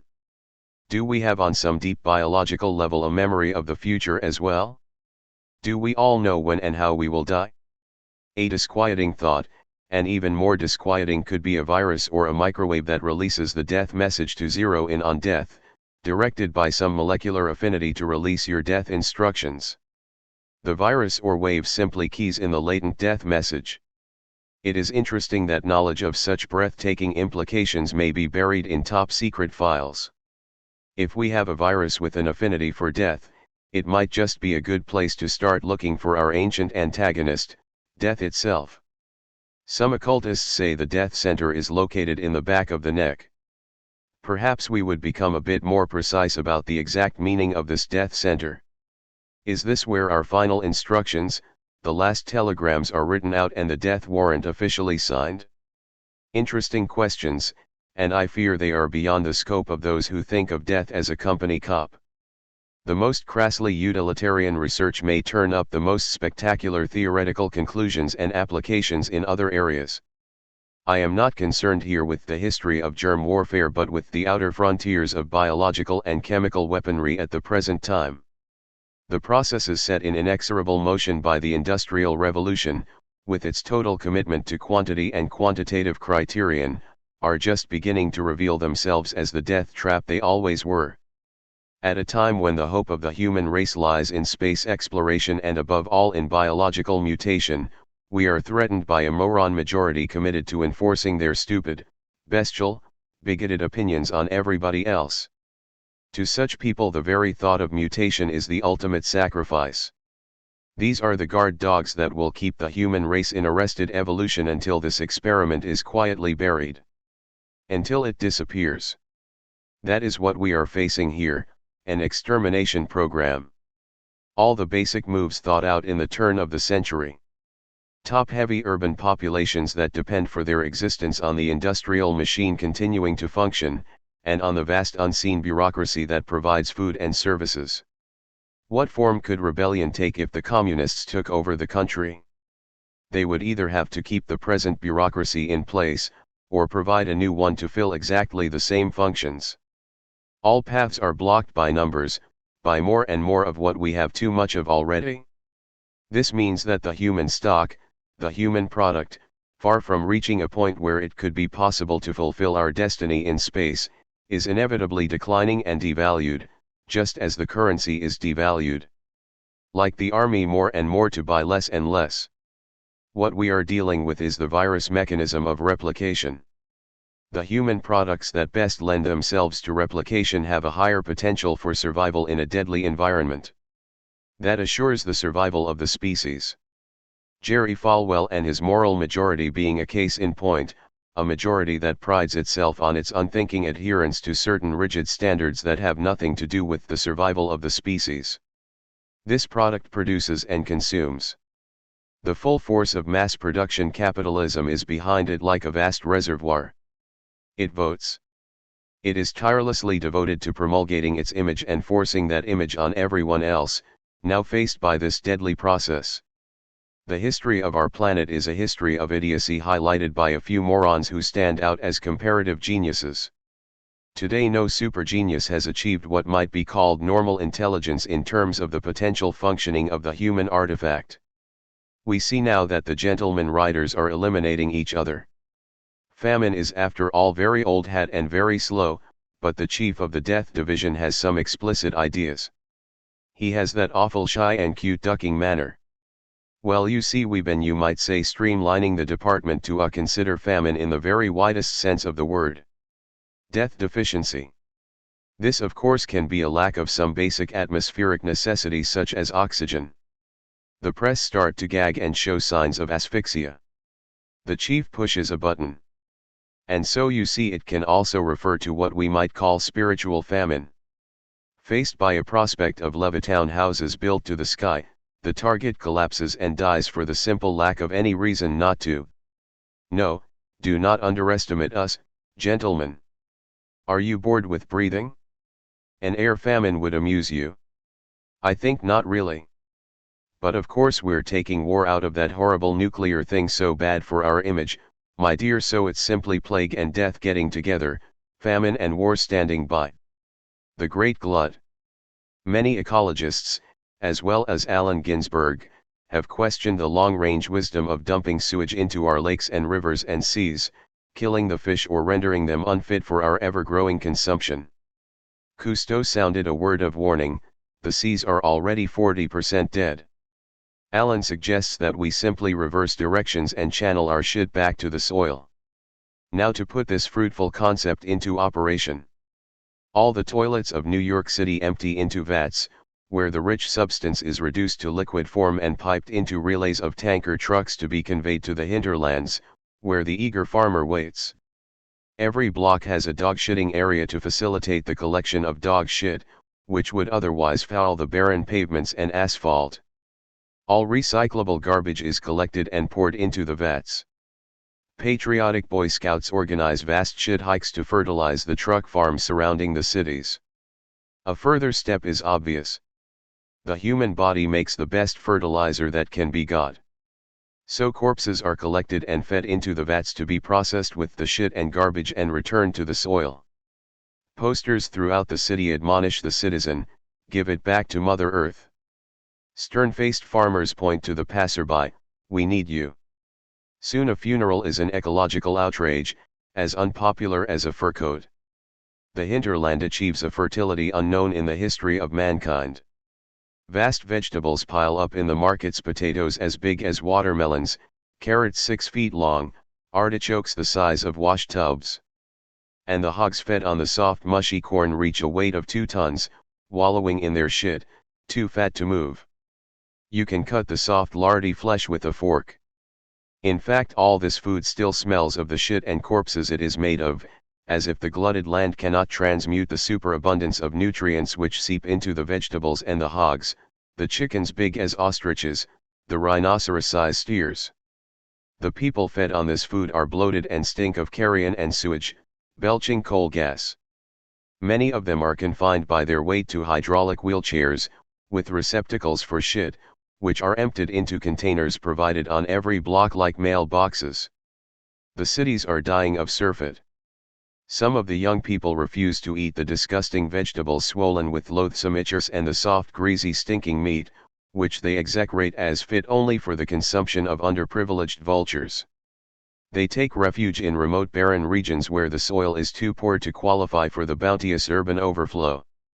Monstrous plant forms evolve in the plains of Kansas, Iowa, Illinois, Oklahoma, and Texas, man-eating plants fed on rendered corpse juice, to be in turn plowed under by combines of tractors manned by farmers in gas masks.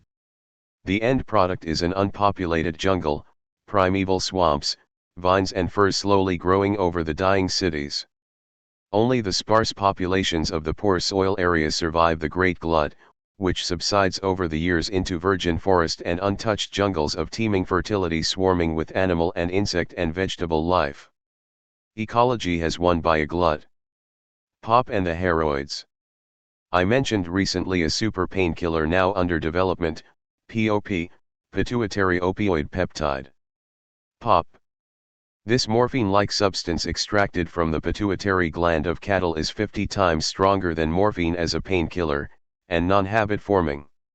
You see the implications: non-habit forming, no side effects like constipation and loss of sexual energy, and 50 times the strength of morphine, 25 times that of heroin. So why should anyone ever have to say I'm hurting? The medical profession tried desperately to throw a block in and keep it on prescription, but mobs poured out of the ghettos and the suburbs screaming death to the RX profiteers. I figured to get in on the ground floor of this good thing. You can see the complete obliteration of the whole Protestant ethic: you gotta pay for pleasure with suffering. But here it was in a syringe, one pop lasts a week. And think of all the subliminal pain we carry about all the time, not only physical and psychic, the fear, the depression, the boredom and dreariness, all gone, just like that pop. Now fear needs a reservoir of pain to draw on, and that reservoir is suddenly cut. No one needs to drink or smoke anymore, they don't have anything they need to forget about or escape from. Pop. Gotta be a catch somewhere. But is there a catch? The usage of this divine substance would allow for a much more modest living standard. When you are feeling no pain, you don't need cars and TVs and luxurious overheated quarters. A bare cubicle and the simplest food will suffice. The whole human equation of pleasure and pain, the struggle to achieve pleasure or at least comfort, and the even stronger necessity of avoiding pain and discomfort, has been rendered obsolete. War and crime disappear. Why fight when you have it made? Why steal when your needs are so simple and easily satisfied? Pop will take care of you. Pop will cover you in a warm blanket. Pop will supply all your needs. End of the human rat race. Pop. If you find it, as I do, difficult to conceive of a pain-killing drug that is not habit-forming, here is another script. Well, doctor, asked a highly placed narcotics official. The drug is not heroin. It's an organic substance with a gold base. Probably synthesized from a drug similar to Banisteria copy. One of the psychedelics. Undoubtedly it has psychedelic properties. At the same time it is a cell blanketing agent, like morphine and heroin, but much more potent. To put it simply for a layman, its psychedelic properties expose more area to blanket. It is a habit-forming drug. It is indeed 30 times more habit-forming than heroin, and in consequence the withdrawal symptoms are proportionately more drastic. Animals given one injection of this drug die in convulsions if the drug is withheld beyond 8 hours, even though industrial doses of heroin are administered. Capture for such an addict means death in literally inconceivable agony, since the drug is an inconceivable painkiller. It is also a retroactive painkiller, wiping out all past reservoirs of pain and consequently fear as well. These heroids have only one fear: withdrawal. Owing to the drug's psychedelic properties, the addicts are in telepathic communication. They go armed at all times. The heroids will not be taken alive. But who is distributing this hellish stuff? That's your department.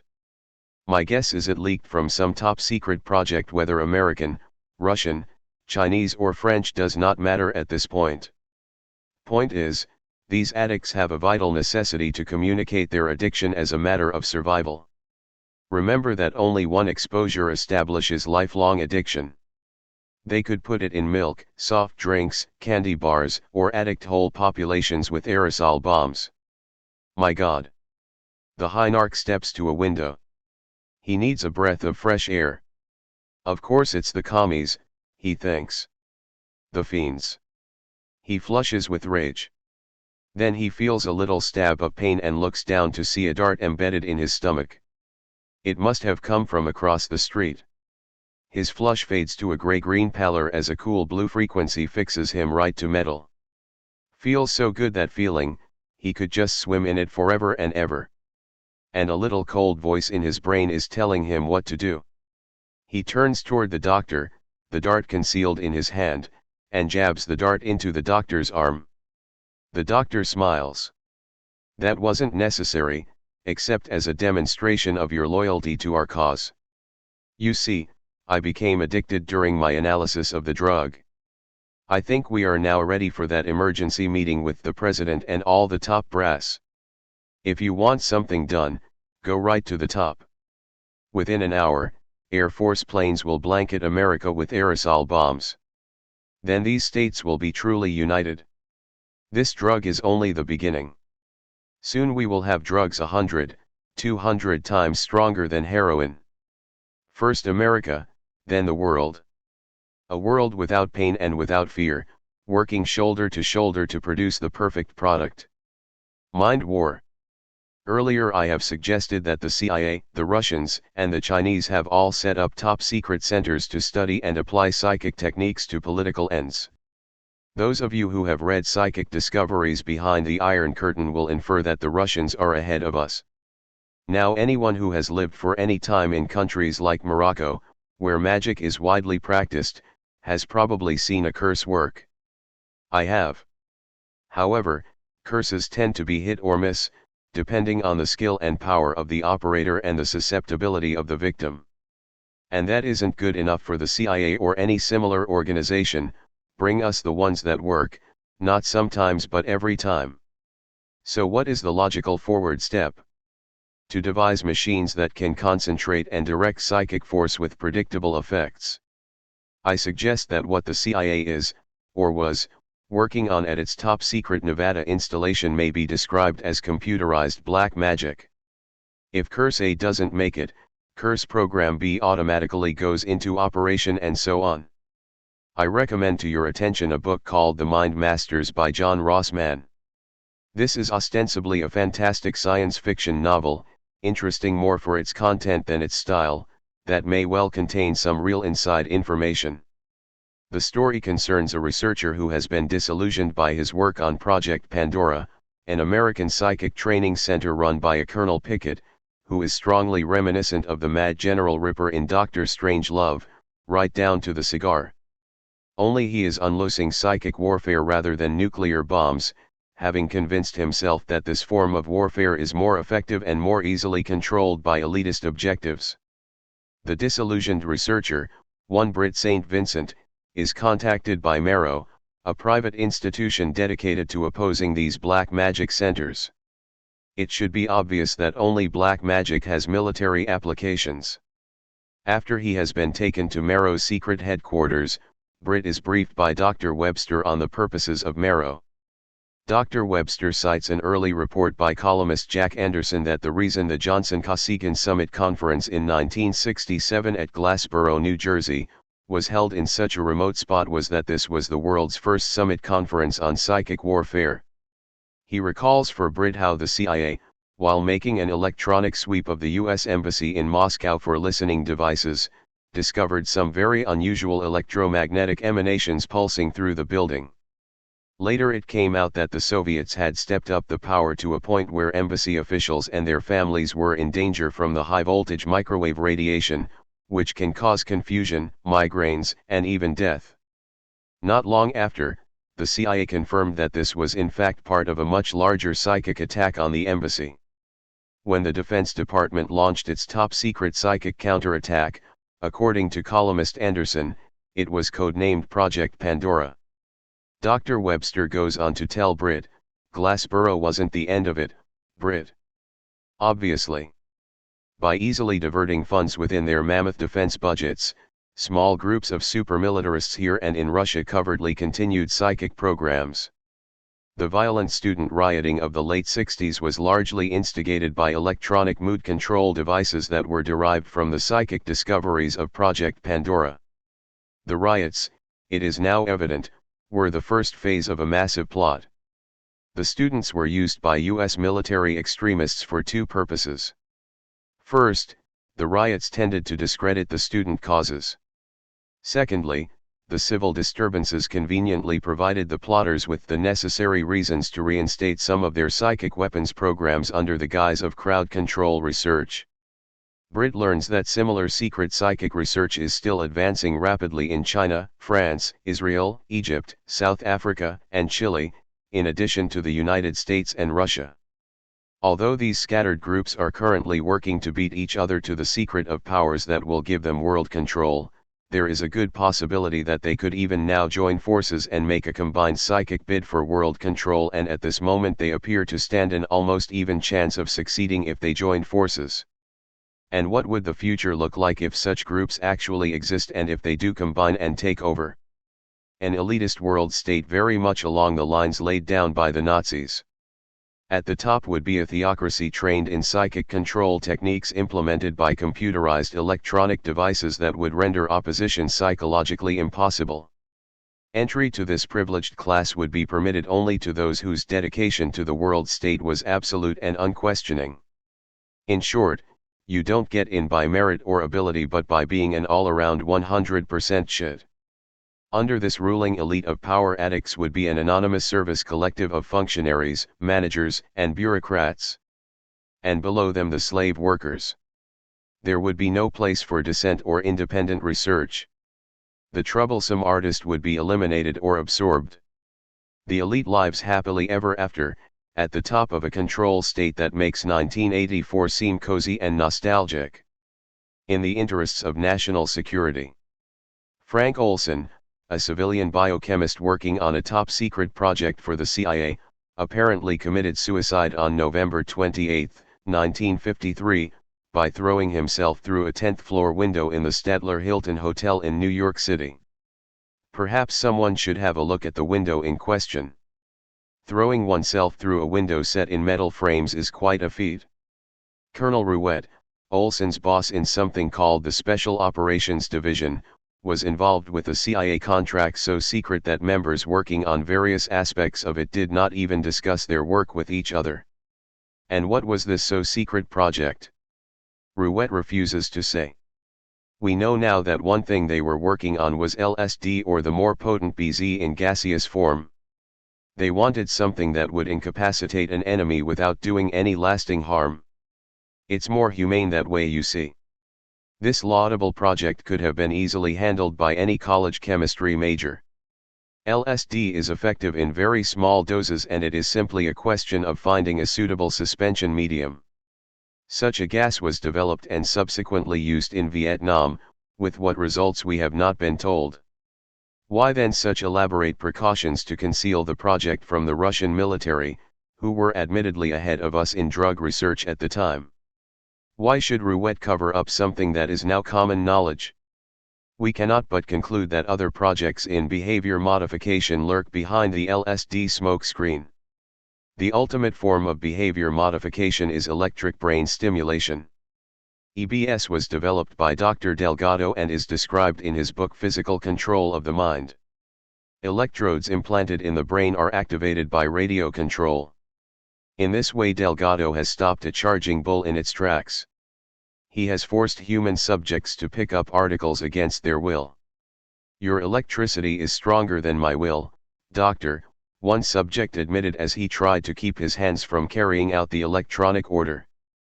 Delgado has also induced in human subjects fear, rage, sexual excitement, and euphoria, all at push-button control. A thing like that could solve a lot of problems. The only limitation is the necessity of implanting electrodes in the brain of the subject. Can this limitation be overcome to achieve the same results without electrodes? EBS simply delivers a small electric current to certain brain areas. The brain itself emits small electric currents, and there is no doubt that obsessive thoughts result from the auto-stimulation of certain brain areas. Could directed auto-stimulation be induced by the administration of a drug? Could a virus directed to certain brain areas serve as a terminal for electrical impulses delivered by radio control? If this was or is one of the secret projects Colonel Rouet was engaged in, the need for secrecy is understandable, since such convenient modifications would be directed primarily against dissident elements within the United States. Biological warfare has come a long way since 1953. Just how far it has come and how far it can go is leaking out from civilian projects.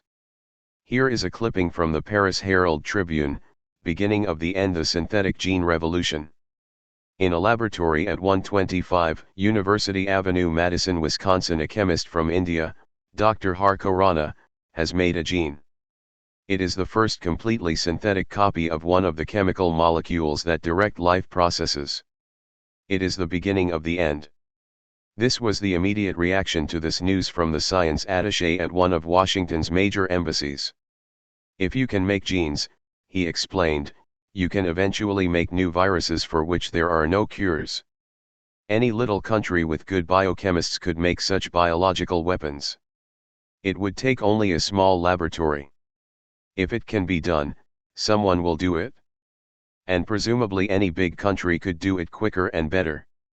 Just as well to keep a thing like that under wraps, isn't it now? And here's another from the London Times, April 18, 1971, new cancer virus made by accident. A completely new virus probably capable of causing cancer in humans has been made by accident in an American research laboratory. Its appearance is likely to reinforce fears already expressed by cautious scientists that some medical research could inadvertently produce new forms of human disease instead of curing existing ones. Sir MacFarlane Burnett, in a provocative article, bluntly warned, any escape into circulation that was not immediately dealt with could grow into the almost unimaginable catastrophe of a virgin soil epidemic, involving all the populated regions of the world. And here's another, genocide made easy. Ethnic weapons that could wipe out one race and leave another unharmed could soon be developed. A leading Swedish geneticist, Carl Larsson, says icily, ethnic weapons would employ differences in human genetic configuration to make genocide a particularly attractive form of war.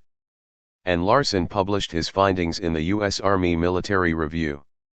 It is the super-selective weapon that all military thinkers dream of. More genetic research is needed, he admitted, but we should be thinking about this now if only to prevent such a weapon from being developed. We must not let it creep up on us unawares. Civilian researchers publish their findings. Top-secret projects can then develop these findings in negative directions designated under military use, but they do not publish their findings. They are withholding valuable knowledge not only from the public but from other workers in specialized fields. If we lived in the Middle Ages, the fact that the world is round would be a top secret, enabling us to attack the enemy from the rear. This is a game planet. All games are hostile and basically there is only one game, and that game is war. Research into altered states of consciousness which might result in a viewpoint from which the game itself could be called into question is inexorably drawn into the game. One of the rules of this game is that there cannot be final victory, since that would mean the end of the war game. Every player must believe in final victory and endeavor to attain final victory with all his resources. In consequence, all existing technologies are directed towards producing total weapons that could end the game by killing all players. Is there any way out of this impasse of national security at the expense of global insecurity? Certainly a prerequisite for any solution would be for all countries to put all their top secrets right on the table. The only thing that could unite this planet is an all-out program for the exploration of space. As Brian Geeson says, we are here to go. If all nations saw the Earth as a space station and landing field, the concept of war would be irrelevant. Is there any possibility of this happening? Not so long as those who make their living from the war game continue to control the resources of the planet and to direct all discoveries to military ends. So far the military and the CIA have managed to hide the full scope of secret operations by admitting what is already known. Army admits experiments with LSD gas. Big deal. The gas was used in Vietnam and the story came out in the Paris Herald-Tribune 6 years ago. Army tested drug more potent than LSD 15 years ago. I talked to a Dutch chemist who told me a drug had been developed so much more potent than LSD that they could not take the responsibility of administering it to human subjects, even with their full knowledge and consent, owing to the possibility of residual neural damage. In any case, the drug had only been released to the military, who, it seems, did not hesitate to take the responsibility of administering the drug to human subjects without their knowledge or consent. We acted in the interests of national security, they say smugly. It's the old war game, from here to eternity. Where would the military and the CIA be without it? It would seem that only a miracle could shock the planet into a realization that the game will kill us all unless we stop playing it. Notes from class transcript. I use scientific material in my fiction to get ideas for science, just to show the range and possibility of things that are actually going on.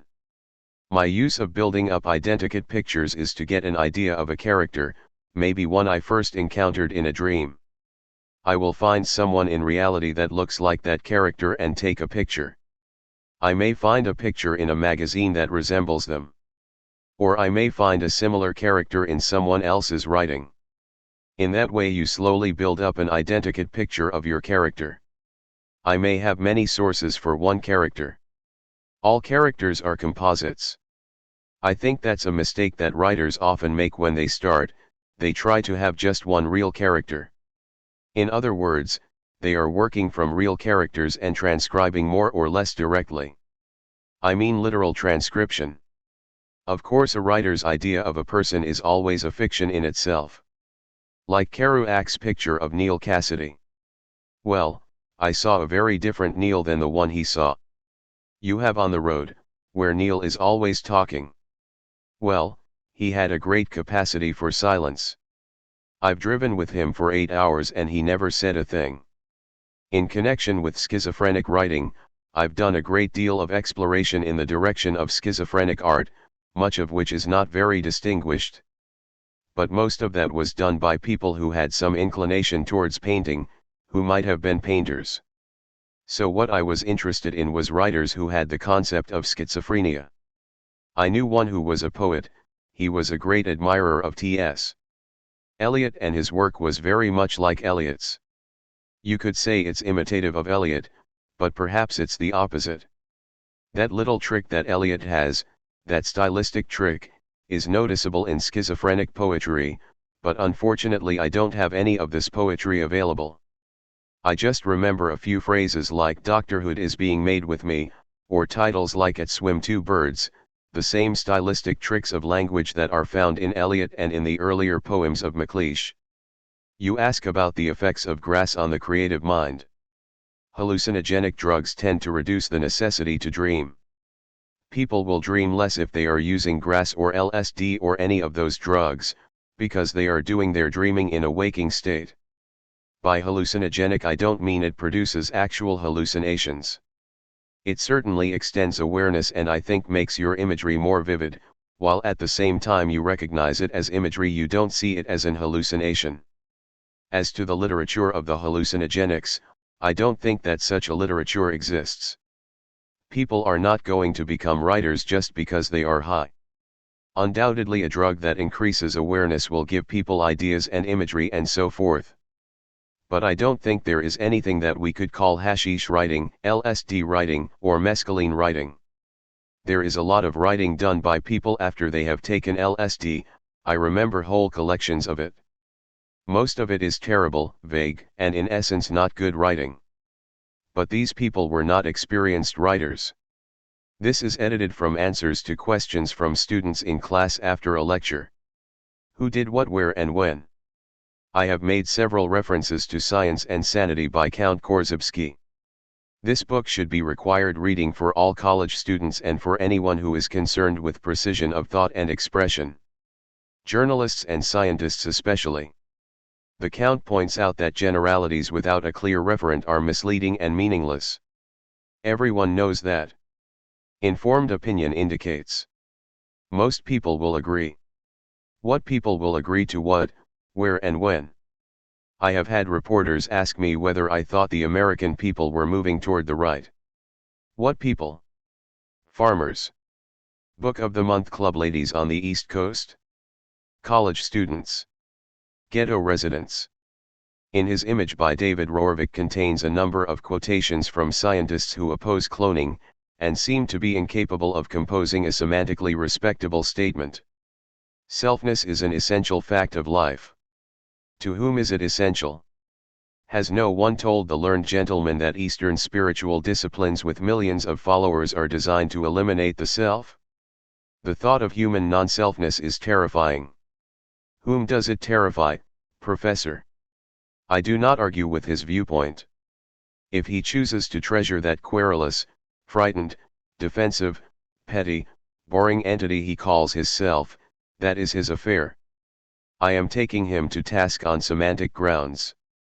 He is talking nonsense. I consider selfness an essential fact of my life. The thought of human non-selfness terrifies me. Now it is a meaningful statement. Difference of appearance reinforces our sense of self and hence lends support to the feeling of individual worth we seek in ourselves and from others. Our sense of self? We seek. He has the stunning impertinence to speak for all mankind. The Count points out that Aristotelian either/or logic, setting up such polarities as intellect or emotion, reason or instinct, does not correspond to what we know about the physical universe and the human nervous system. He uses the phrase neuromuscular intentional behavior to describe the reactions of an organism as a whole in relation to its environment. Every action is both instinctive and intellectual, involving the entire body and nervous system. A man is hungry. The magic, and almost meaningless word instinct has been invoked. But in his primitive instinctive search for food he may cross streets, take cabs, pay fares, read menus, all activities of the rational intellect. It seems obvious, but here is Michel Jouvet, a French scientist, formulating a theory that dreams are instinctive. Consider what would happen if instinctive and rational behavior were actually operating on an either/or basis. The scene is the Rock Hotel in Gibraltar. The Professor Lopez in like an animal sniffing for food. The waiter doesn't like his looks and decides to give him the treatment. Now the professor sits down and orders in a voice without inflection or any emotional tone, like a speaking computer. He orders 2 portions of very rare roast beef, telling the waiter that his other half will be along in a minute, and a bottle of red wine. He finishes a crossword puzzle. At the sight of his food he emits a gutty whine of anticipation and his stomach rumbles like a vast kraken. He snatches the meat and licks the plate in such an offensive manner that nearby diners turn away and retch. He composes himself and looks at the bottle. It is white wine. He signals to the waiter. I ordered red wine. White wine taken with meat can cause serious gastric disturbances. Look, mister, I wrote the order down. The professor's eyes light up inside and he bares his bloody canines. He slides out of his seat in a sinuous purposeful manner and seizes the waiter by the lapels. Bring me red wine, you hairy-assed rock ape, or I drink it from your throat. The waiter twists free and runs for his life.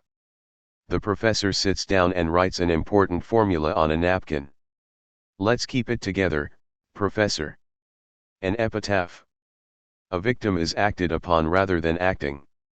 He is injured, ill, incarcerated, starving, or dead, that is, affected by other people or by circumstances, or both. Some people are in the category of born victims. They may be born into hopeless poverty or with congenital deformities. Others have the status of victim thrust upon them by seemingly random circumstances, accidents, earthquakes, fires, floods, epidemics. Some achieve the condition of victim. They are accident or misfortune prone. The hardcore victim is one who achieves his condition. The Egyptian hieroglyph of a man splitting his own head is applicable here. Take Hemingway for example. A toilet fell on his head in Paris. He shot his own foot trying to kill a gaffed fish. He was injured in a series of plane and car crashes. Indeed, the list of such achievers is a long one, with artists, writers and performers prominently featured. F. Scott Fitzgerald, Malcolm Lowry, Baudelaire, Rimbaud, Modigliani, Van Gogh, Janis Joplin, James Dean, Isadora Duncan, and Jack and Bobby Kennedy. The chronic victim is in some cases seemingly endowed with negative telekinetic powers. One man has been hit by lightning 11 times. They are bad luck for themselves and anyone in their vicinity. Just walk down the street with one of these Jonahs and something bad will happen. So, you may ask, isn't a victim's datebook unlucky right there? On the contrary, I think such a book can enable us to profit by the errors and misfortunes of our predecessors, and avoid some deadly snare. We are able to see what they could not, and take evasive action in time. This is the principle of minimax: assume that the worst may happen and act accordingly. Remember that lightning always strikes twice in the same place. This is a basic law known to all successful gamblers. Winning and losing come in streaks.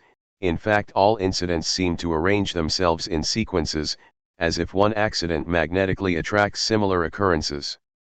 Keep your eyes open and you will see this law in operation. If you just miss one train, you are that much more likely to just miss another. See one man walking down the street talking to himself and you will probably see another. Encounter one rude clerk or waiter and you will encounter another who will use exactly the same words. Look through a newspaper: 2 people on the same day drowned in bathtubs, similar fires and accidents. Didn't I already read that story? Or a run of fatalities all the same age. Thursday, May 18, 1979, killed in a plane crash. Single-engine plane piloted by Kevin Brown, 22. Man found burned to death was Clyde N. Olson, 22. Casper Mann, 22, dies in traffic accident. Man, 22, found guilty in beating death. Suppose this is a day a victim died, not just any victim but one with whom you especially identify. Be careful. This is a dangerous day for you. Remember, those who are ignorant of history are condemned to repeat it. The more you know about that victim and his or her death, the better.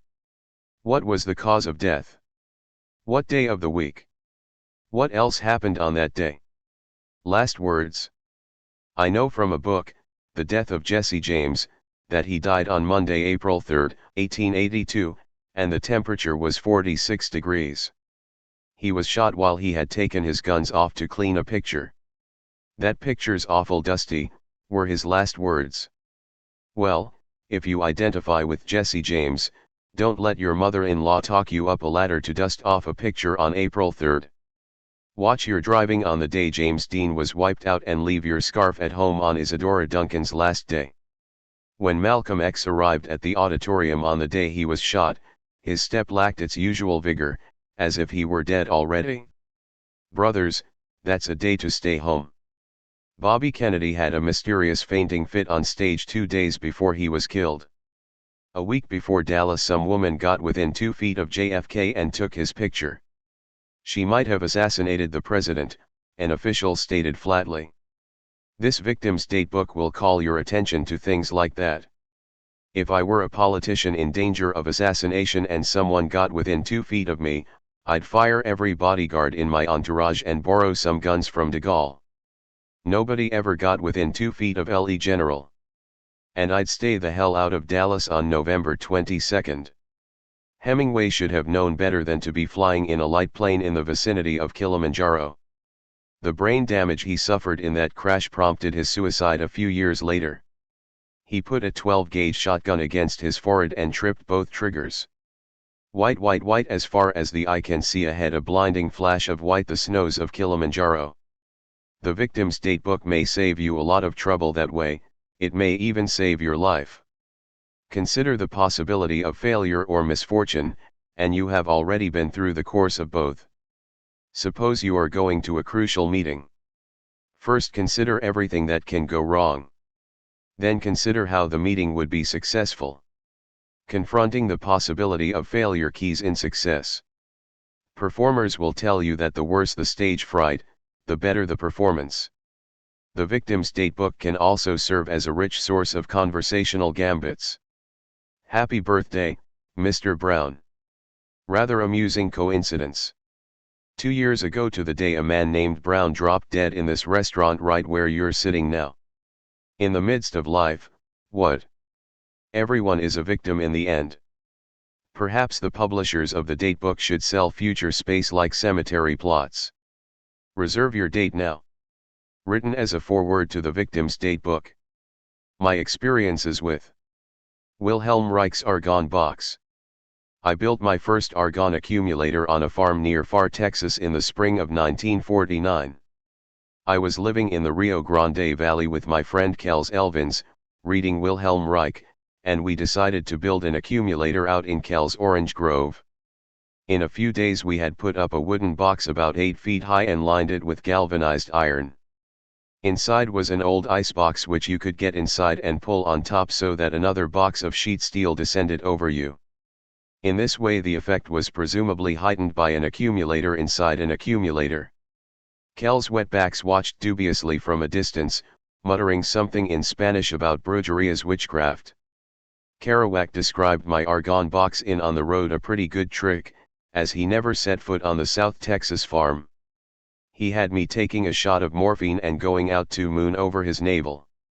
The fact is that I was not using junk at that time, and even if I had been I certainly would not have done so in an argon accumulator. Kerouac even went so far as to write that Old Bull thought his argon accumulator would be improved if the wood he used was as organic as possible, so he tied bushy bayou leaves and twigs to his mystical outhouse.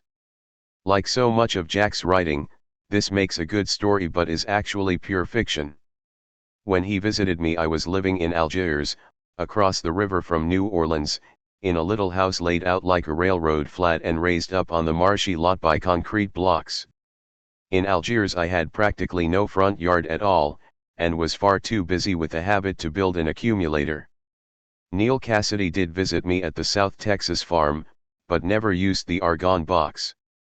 Since Kerouac presumably got the story of my first accumulator from Cassidy, whose tendency to exaggerate rivaled Jack's, it's a wonder they didn't have me throwing orgies in the accumulator for the amusement of the wetbacks. But the argon box does have a definite sexual effect. I also made a little one from an army-style gas can covered with burlap and cotton wool and wrapped around with gunny sack, and it was a potent sexual tool.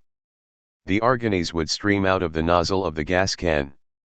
One day I got into the big accumulator and held the little one over my joint and came right off. That used to be one of Cocteau's party tricks: take off all his clothes, lie down, and come off, no hands.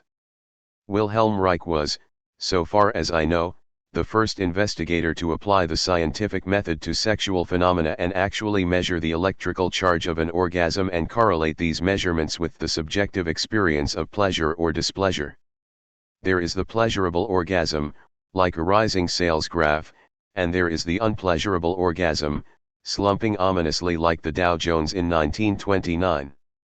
For these experiments he was expelled from Norway, the traditional Scandinavian tolerance seemingly unable to assimilate such experiments. Perhaps any basic experiments into the human condition are dangerous to the tissue of false pride and misconception with which the human animal compulsively covers his nakedness. Reich advocated the use of argon therapy both as a preventive and as the best treatment for active cancer. He considered that cancer occurs when the electrical charge at the surface of the cells falls to a suffocation point. To offset this condition and tone up the cells, he developed argon therapy. This therapy was rejected out of hand without trial by the medical establishment. Reich's books were burned, his machines destroyed, and he died in prison. Reich's therapy is harmless and need not conflict with any other form of therapy. It could in fact be administered during the time it takes to get biopsies and arrange for an operation. It could also be used in hopeless cases and, most importantly, in precancerous conditions. By removing even the possibility of this form of treatment, the federal authorities have taken a heavy responsibility on themselves, especially in view of the fact that independent researchers like Mr. C.D. Cohn are now corroborating some of Reich's findings. Who is the FDA to deprive cancer patients of any treatment that could be efficacious? I am sure that most cancer patients would be glad to try any form of treatment that did not interfere with orthodox methods. The decision should rest, certainly, with the individual cancer patient and not with the FDA or the DAR. It has occurred to this investigator that argon energy might be concentrated and directed in an effort to disperse the miasma of idiotic prurience and anxiety that blocks any scientific investigation of sexual phenomena. When I took a loft in Lower Soho some years ago, my friend David Prentice was building some furniture for me. We decided to make an argon accumulator and assemble it in the loft. He built a plywood box big enough to put a chair inside, with a layer of cork and a galvanized steel lining. On the outside he draped half a dozen ratty old rabbit fur coats, to beef up the argon charge. The rabbit coats give the box a surrealist look, very organic, like a fur-lined bathtub.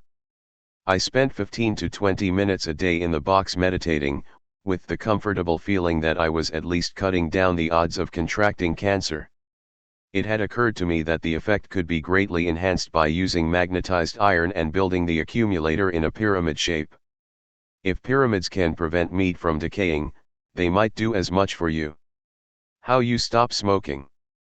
A book review of The Million Seller, How to Stop Smoking, Herbert Brayan, Pocket Books 1975, First Publ 1959. In the form of a television ad.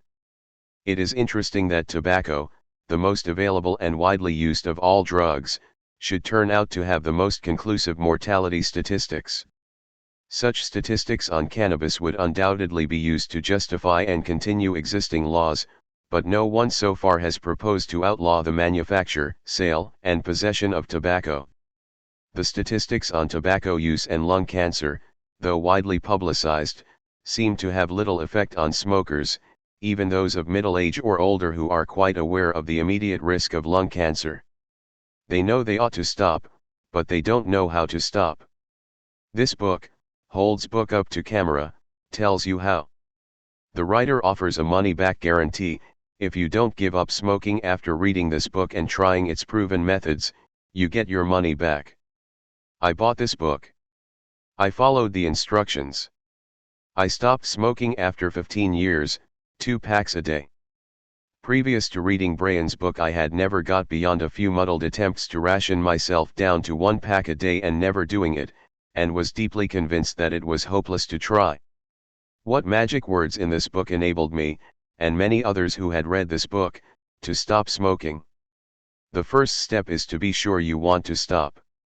Yes, think of everything you like about smoking. If you still want to stop, read on and you will.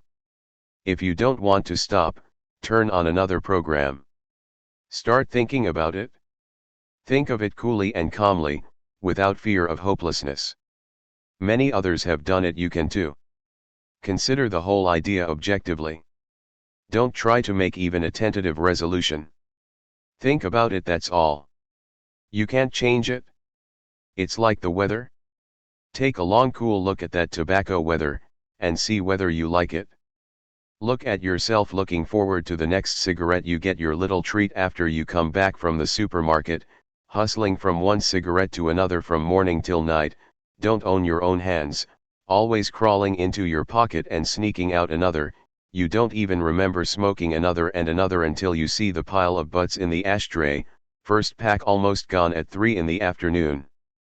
Mouth raw, he goes into momentary panic when he finds only 3 senior service left. Thank God he finds an untouched pack in a drawer. Cancer sighs with relief from young oat cells need the tar and cyanide and nicotine to live and breathe. Now just seeing all this without any reaction, from a point of 0 cigarettes, you are thinking about stopping. You have already stopped, by reaching the point where you can look at it, a point in future time when you will stop smoking.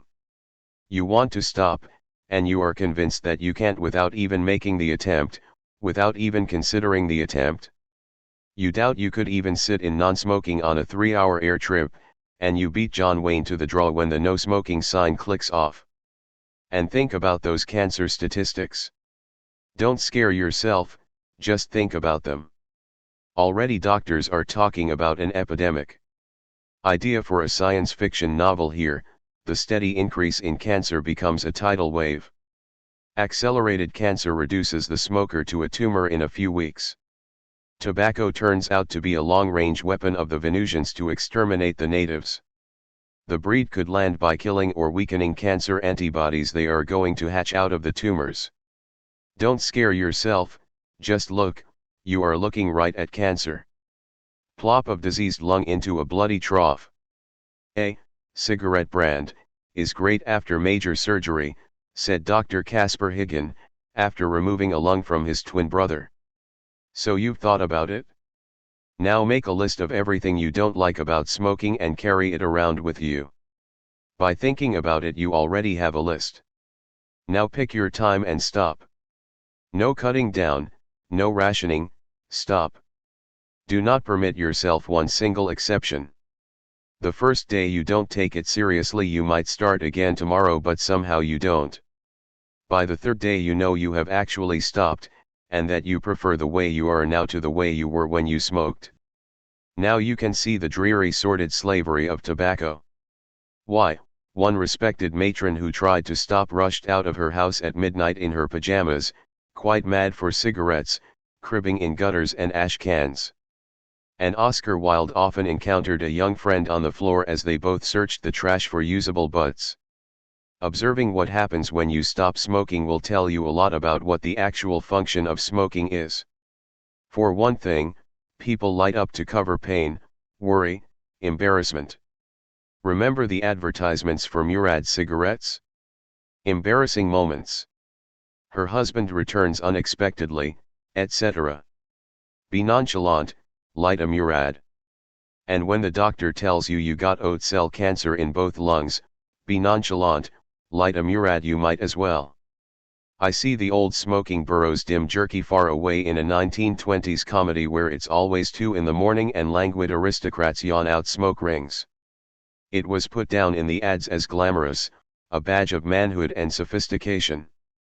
I see it now as a dirty, ruinous, slobbish habit. Smokers of the world, look in the mirror.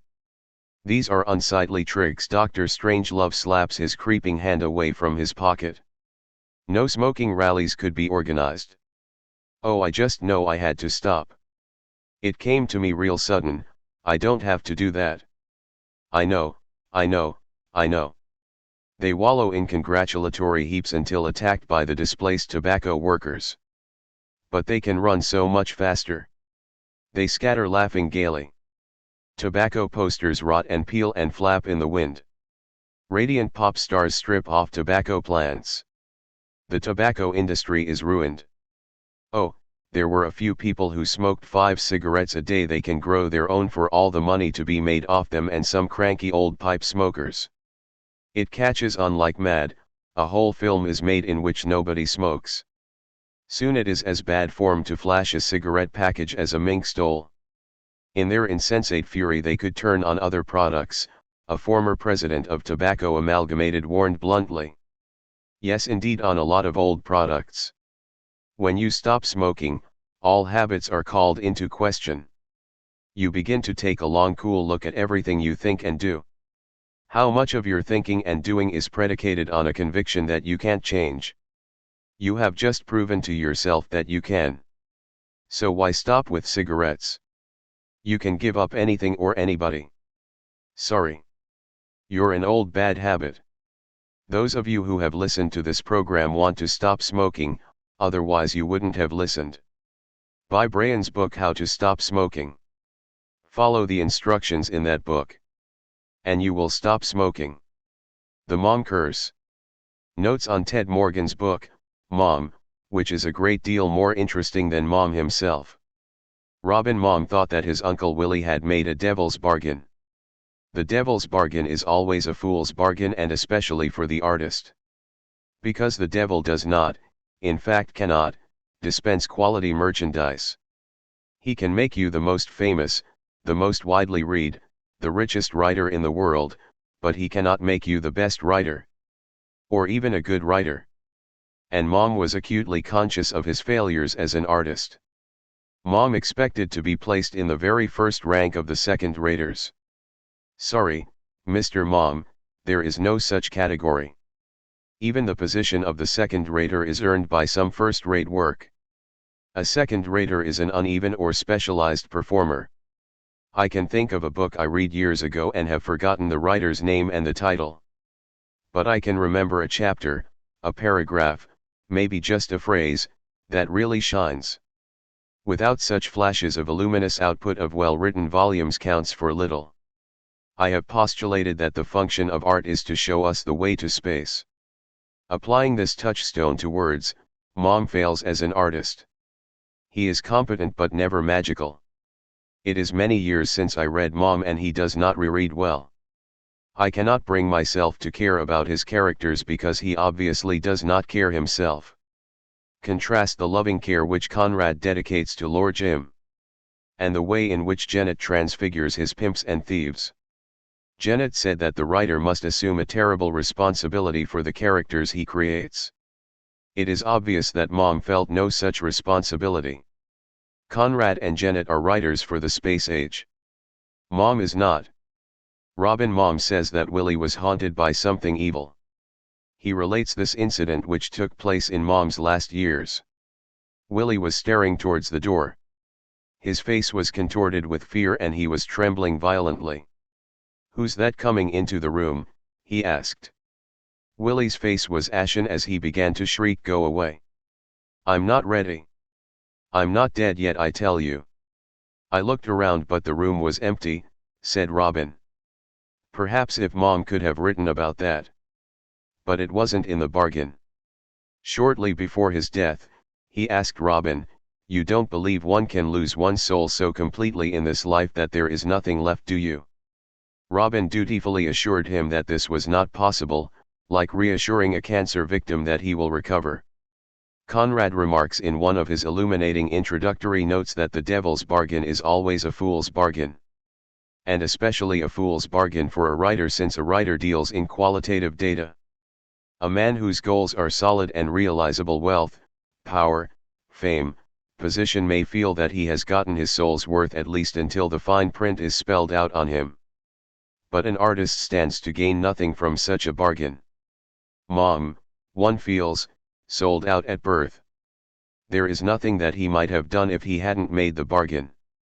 What I remember about Mom, and I read them all as they came out, sometimes in the Tauchnitz edition in my pension, are a few sentences.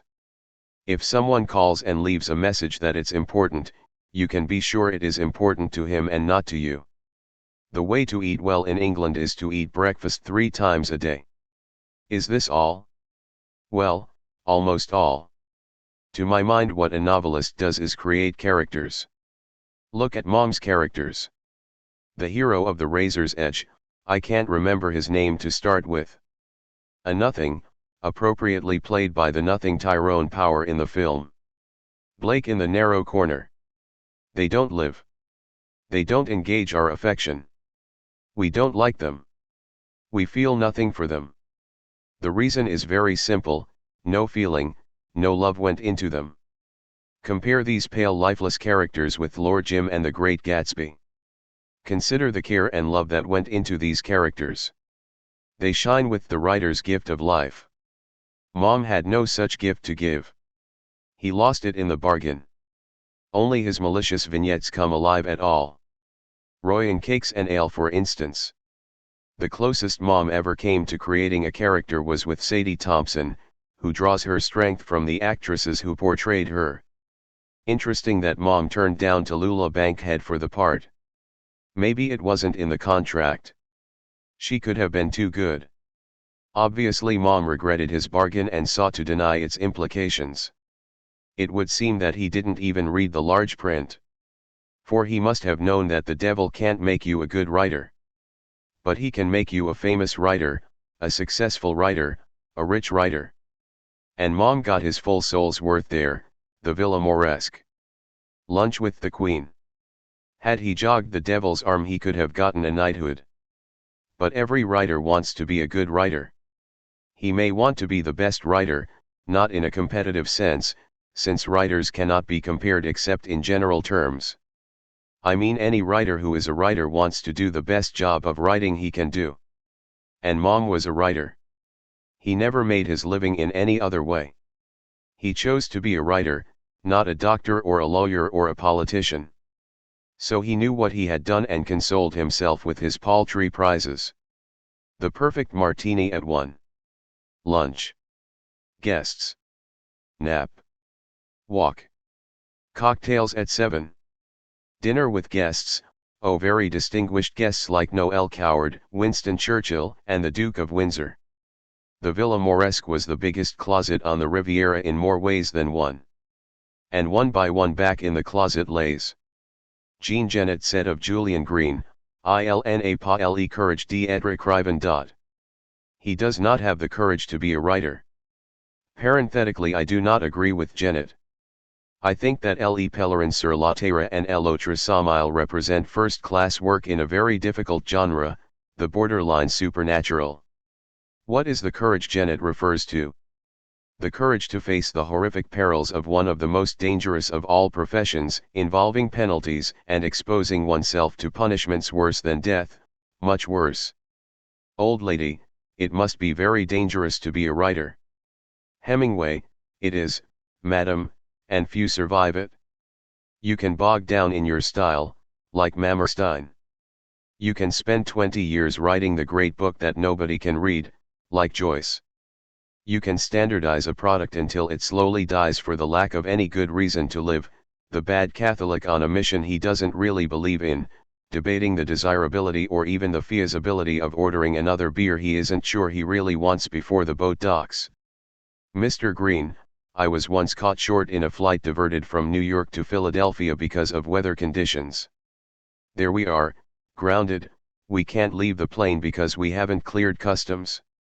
3 hours. No drinks. No smoking. But I have, so I think, an ace in the hole put aside for just such an emergency. I reach for travels with my aunt to ease the horror of my position only to find I have been served a worthless placebo.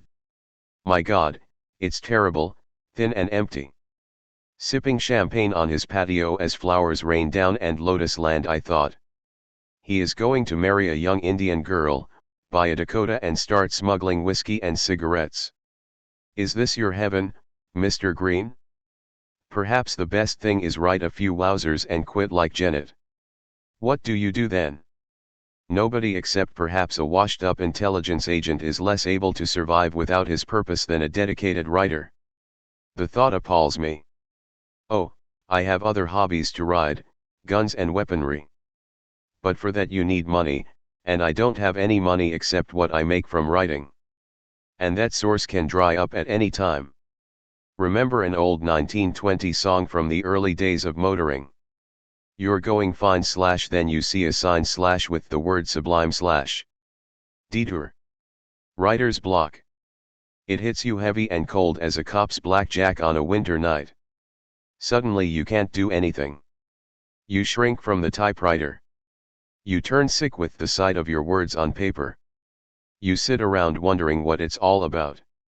You don't make some money, going to put you out. Writer's block.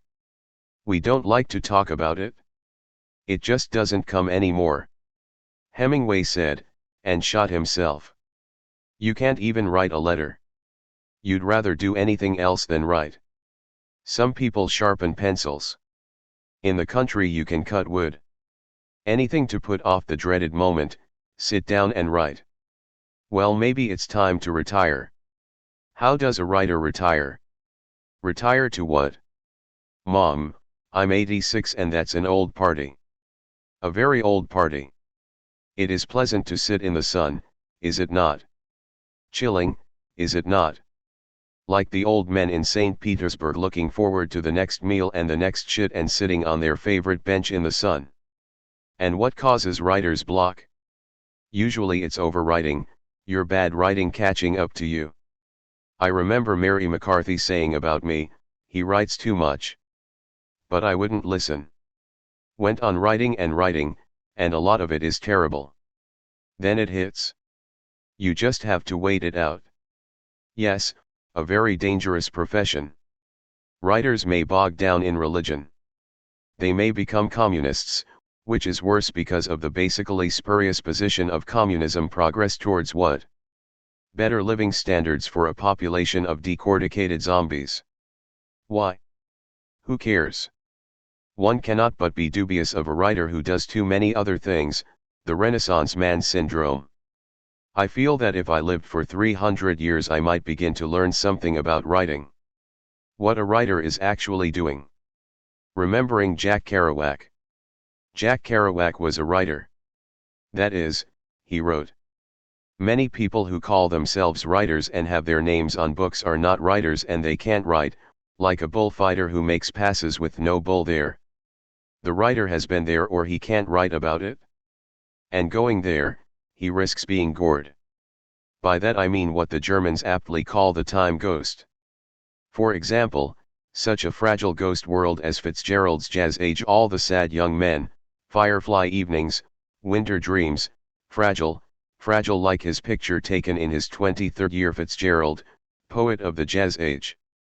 He went there and wrote it and brought it back for a generation to read, but he never found his own way back. A whole migrant generation arose from Kerouac's On the Road to Mexico, Tangier, Afghanistan, India. What are writers, and I will confine the use of this term to writers of novels, trying to do? They are trying to create a universe in which they have lived or where they would like to live. To write it, they must go there and submit to conditions that they may not have bargained for. Sometimes, as in the case of Fitzgerald and Kerouac, the effect produced by a writer is immediate, as if a generation were waiting to be written. In other cases, there may be a time lag. Science fiction, for example, has a way of coming true. In any case, by writing a universe, the writer makes such a universe possible.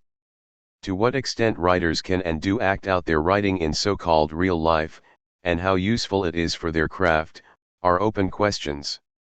That is, are you making your universe more like the real universe, or are you pulling the real one into yours? Winner take nothing. For example, Hemingway's determination to act out the least interesting aspects of his own writing and to actually be his character, was, I feel, unfortunate for his writing. Quite simply, if a writer insists on being able to do and do well what his characters do, he limits the range of his characters. However, writers profit from doing something even when done badly. I was, for one short week, brings on my ulcers to think about it, a very bad assistant pickpocket. I decided that a week was enough, and I didn't have the touch, really. Walking around the wilderness of outer Brooklyn with the sailor after a mooch, as he called a drunk, came up on us at the end of Flatbush, the cops'll beat the shit out of us. You have to expect that. I shuddered and didn't want to expect that, and decided right there that I was going to turn in my copy of the Times, the one I would use to cover him when he put the hand out. We always used the same copy. He said people would try to read it and get confused when it was a month old, and this would keep them from seeing us. He was quite a philosopher, the sailor was. But a week was enough before I got what I had to expect. Here comes one. Yellow lights, 2. We huddle in a vacant lot. Speaking for myself at least, who can always see what I look like from outside, I looked like a frightened commuter clutching his briefcase as Hell's Angels roar past.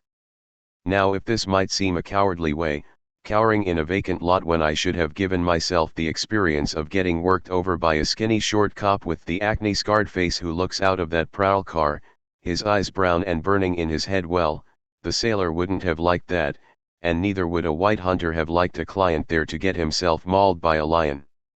Fitzgerald said once to Hemingway, "Rich people are different from you and me." Yes. They have more money. And writers are different from you and me. They write. You don't bring back a story if you get yourself killed. So a writer need not be ashamed to hide in a vacant lot or a corner of the room for a few minutes. He is there as a writer and not as a character. There is nothing more elusive than a writer's main character, the character that is assumed by the reader to be the writer himself, no less, actually doing the things he writes about. But this main character is simply a point of view interposed by the writer. The main character then becomes in fact another character in the book, but usually the most difficult to see, because he is mistaken for the writer himself. He is the writer's observer, often very uneasy in this role and at a loss to account for his presence. He is an object of suspicion to the world of non-writers, unless he manages to write them into his road. Kerouac says in Vanity of Toulouse, I am but just a spy in someone's body pretending these sandlot games, kids in the cowfield near St. Rita's Church. Jack Kerouac knew about writing when I first met him in 1944. He was 21, already he had written 1,000,000 words and was completely dedicated to his chosen trade. It was Kerouac who kept telling me I should write, and call the book I wrote Naked Lunch. I had never written anything after high school and did not think of myself as a writer, and I told him so. I got no talent for writing. I had tried a few times, a page maybe. Reading it over always gave me a feeling of fatigue and disgust, an aversion towards this form of activity, such as a laboratory rat must experience when he chooses the wrong path and gets a sharp reprimand from a needle in his displeasure centers. Jack insisted quietly that I did have talent for writing and that I would write a book called Naked Lunch. To which I replied, I don't want to hear anything literary. Trying to remember just where and when this was said is like trying to remember a jumble of old films. The 1940s seems centuries away. I see a bar on 116th Street here, and a scene 5 years later in another century, a sailor at the bar who reeled over on the cue of Naked Lunch and accused us, I think Allen Ginsberg was there, and John Kingsland, of making a sneering reference to the Swiss Navy. Kerouac was good in these situations, since he was basically unhostile. Or was it in New Orleans or Algiers, to be more precise, where I lived in a frame house by the river, or was it later in Mexico by the lake in Chapultepec Park? There's an island there where thousands of vultures roost apathetically. I was shocked at this sight, since I had always admired their aerial teamwork, some skimming a few feet off the ground, others wheeling up, little black specks in the sky, and when they spot food they pour down in a black funnel. We are sitting on the edge of the lake with tacos and bottles of beer. Naked Lunch is the only title, Jack said. I pointed to the vultures. They've given up, like old men in St. Petersburg, Florida. Go out and hustle some carrion, you lazy buzzards. Whipping out my pearl-handled .45, I killed 6 of them in showers of black feathers. The other vultures took to the sky. I would act these out with Jack, and quite a few of the scenes that later appeared in Naked Lunch arose from these acts. When Jack came to Tangier in 1957, I had decided to use the title, and much of the book was already written. In fact, during all those years I knew Kerouac, I can't remember ever seeing him really angry or hostile. It was the sort of smile he gave in reply to my demurrers, in a way you get from a priest who knows you will come to Jesus sooner or later. You can't walk out on the Shakespeare Squadron, Bill. Now, as a very young child I had wanted to be a writer. At the age of 9 I wrote something called The Autobiography of a Wolf. This early literary essay was influenced by so strongly as to smell of plagiarism a little book I had just read called The Biography of a Grizzly Bear. There were various vicissitudes, including the loss of his beloved mate. In the end this poor old bear slouches into a valley he knows is full of poison gases, about to die. I can see the picture now, it's all in sepia, the valley full of nitrous yellow fumes and the bear walking in like a resigned criminal to the gas chamber. Now I had to give my wolf a different twist, so, saddened by the loss of his entire family, he encounters a grizzly bear who kills him and eats him. Later there was something called Carl Cranberry in Egypt that never got off the ground, really. A knife glinted in the dark valley.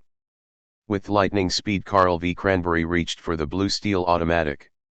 These were written out painfully in longhand, with great attention to the script. The actual process of writing became so painful that I couldn't do anything more for Carl Cranberry. As the dark ages descended, the years in which I wanted to be anything else but a writer.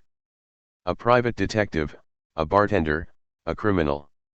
I failed miserably at all these callings, but a writer is not concerned with success or failure, but simply with observation and recall. At the time I was not gathering material for a book. I simply was not doing anything well enough to make a living at it. In this respect, Kerouac did better than I did. He didn't like it, but he did it work on railroads and in factories. My record time on a factory job was 4 weeks. And I had the distinction to be actually fired from a defense plant during the war. Perhaps Kerouac did better because he saw his work interludes simply as a means to buy time to write. Tell me how many books a writer has written. We can assume usually 10 times that amount shelved or thrown away. And I will tell you how he spends his time. Any writer spends a good deal of his time alone, writing. And that is how I remember Kerouac as a writer, talking about writers or sitting in a quiet corner with a notebook, writing in longhand. He was also very fast on the typewriter. You felt that he was writing all the time, that writing was the only thing he thought about. He never wanted to do anything else. If I seem to be talking more about myself than about Kerouac, it is because I am trying to say something about the particular role that Kerouac played in my life script.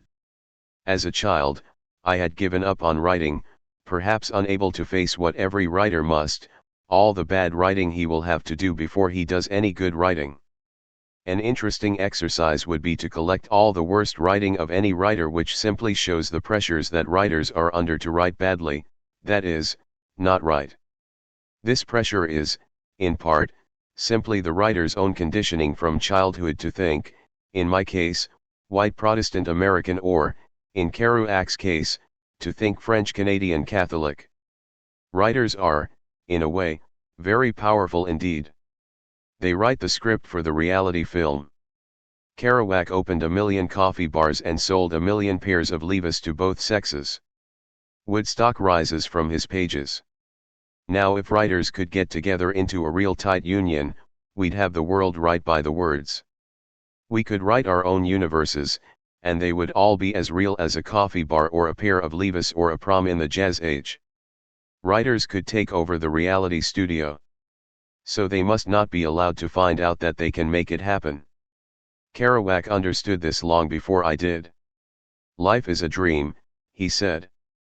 My own birth records, my family's birth records and recorded origins, my athletic records in the newspaper clippings I have, my own notebooks and published books are not real at all, my own dreams are not dreams at all but products of my waking imagination. This, then, is the writer's world, the dream made for a moment actual on paper. You can almost touch it, like the endings of The Great Gatsby and On the Road. Both express a dream that was taken up by a generation. Life is a dream in which the same person may appear at various times in different roles. Years before I met Kerouac, a friend from high school and college, Kels Elvins, told me repeatedly that I should write and that I was not suited to do anything else. When I was doing graduate work at Harvard in 1938, we wrote a story in collaboration, entitled Twilight's Last Gleamings, which I used many years later almost verbatim in Nova Express. We acted out the parts, sitting on a side porch of the white frame house we rented together, and this was the birthplace of Dr. Benway. "Are you all right?" he shouted, seating himself in the first lifeboat among the women. "I'm the doctor." Years later in Tangier, Kels told me the truth, "I know I am dead and you are too. Writers are all dead, and all writing is posthumous. We are really from beyond the tomb and no commissions. All this I am writing just as I think of it, according to Kerouac's own manner of writing. He says the first version is always the best." In 1945 or thereabouts, Kerouac and I collaborated on a novel that was never published. Some of the material covered in this lost opus was later used by Jack in the Town and the City and Vanity of Duluth. At that time, the anonymous gray character of William Lee was taking shape. Lee, who is there just so long and long enough to see and hear what he needs to see and hear for some scene or character he will use 20 or 30 years later in his writing. No, he wasn't there as a private detective, a bartender, a cotton farmer, a pickpocket, an exterminator. He was there in his capacity as a writer. I did not know that until later. Kerouac, it seems, was born knowing. And he told me what I already knew, which is the only thing you can tell anybody.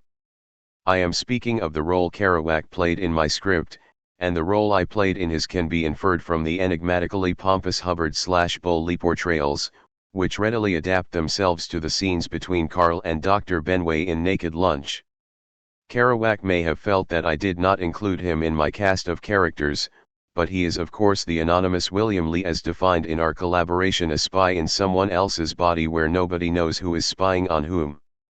Sitting on a side porch, Lee was there in his capacity as a writer.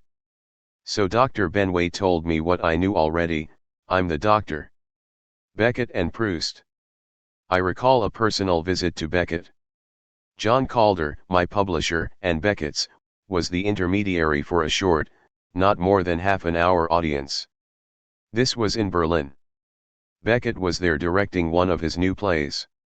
Allen Ginsberg, Susan Sontag, and myself were there for a reading. Also present in the visiting party were Fred Jordan and Professor Holler, a professor of English literature at Berlin University. Beckett was polite and articulate. It was, however, apparent to me at least that he had not the slightest interest in any of us, nor the slightest desire ever to see any of us again. We had been warned to take our own liquor as he would proffer none. So we had brought along a bottle of whiskey. Beckett accepted a small drink which he sipped throughout the visit. Asking the various participants first what Beckett said, and what the whole conversation was about, seems to elicit quite different responses. Nobody seems to remember at all clearly. It was as if we had entered a hiatus of disinterest. I recall that we did talk about my son's recent liver transplant and the rejection syndrome. I reminded Beckett of our last meeting in Maurice Gerodia's restaurant. On this occasion we had argued about the cut UPS, and I had no wish to renew the argument. So it was just yes, Maurice's restaurant. Allen, I believe, asked Beckett if he had ever given a reading of his work. Beckett said no. There was some small talk about the apartment placed at his disposal by the Academy, a sparsely furnished duplex overlooking the Tiergarten. I said the zoo was very good, one of the best, with nocturnal creatures in dioramas, like their natural habitat. They even have flying foxes. Beckett nodded, as if willing to take my word for this.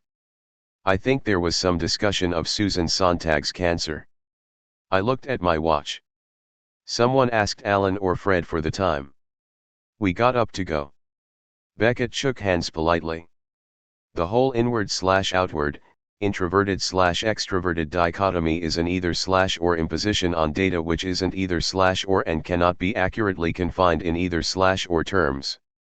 The data of perception simply cannot be confined in either/or terms. All experience is both objective and subjective. Obviously, there has to be a subject to experience, and something for the subject to experience. There are of course shades and degrees of emphasis. Some people are undoubtedly more concerned with interpsychic data than others. We can see it as a spectrum with various degrees of attention. And it seems to me that Proust and Beckett are at opposite ends of the spectrum. Proust is principally concerned with time. Beckett is virtually timeless. Proust is concerned with minute descriptions of objects and characters with their sets. What do the characters, if they could be so called in Beckett, even look like, beside being awkward and not young? And the sets? What sets? His writing can be taking place anywhere. The Unamiable in its bottle could be in Paris, Hong Kong, or Helsinki. Proust's characters are firmly rooted in place and time. They are French high society, dukes and barons who all have long, essential names. They are their names. But what, Malone, Murphy? The Unamiable? I am very much closer to Proust than to Beckett. I am concerned with the creation of character. In fact, I can say that this is my principal preoccupation. If I am remembered for anything, it will be for my characters, for Dr. Benway and AJ, for Audrey and Kim Carson's, for the Vigilante and the Heavy Metal Kid, for Hamburger Mary and Salt Chunk Mary, for the Fag, and the Beagle and the Sailor and Pantapon Rose, for Old Ike and Tia Maria and Lola La Chata, for Daddy Longlegs and the Rube. There is no time in Beckett. Take waiting for Godot. The characters can wait forever. Godot never comes. Take what or Malone does. There's no time. Take the Unamiable. The Unamiable is timeless. Only that which can be named or designated is subject to time. Proust is all names and all time. There is no memory in Beckett. Even Krapp's last tape has no memory in the usual sense of associated recall, but rather, a mechanical process set in motion by a jar or vibration, the closing of or opening of a door. Beckett is quite literally inhuman. You will look in vain for human motivations of jealousy, hate or love. Even fear is absent. Nothing remains of human emotions except weariness and distress, tinged with remote sadness. Proust, on the other hand, reflects all manner of emotion, fear, contempt, hatred, love. In fact, the whole of La Recherche du Temps Perdu is an elaborate and beautiful structure, lovingly created and exposing, as he himself said, the poetry in snobbery. That he was a snob humanizes Proust in a way that Beckett is never humanized. Beckett's basic motivations are extremely obscure. Proust, in a sense, wrote to encompass and make appropriate the society that never completely accepted him. Or that is certainly an aspect. But Beckett? Perhaps writing is simply natural to him, and an expression of his being that he is somehow obligated to make. The nature of this obligation is difficult to discern. Perhaps he means something quite different from what is ordinarily conveyed by the word obligation. Are we obligated to breathe? He comes, I think, as near as a man can, to breathing his work. Personal impressions, completely aloof, but not at all prickly or ill at ease. We talked about a number of questions. And it seems that everyone present had quite a different account of the meeting. What did he actually say?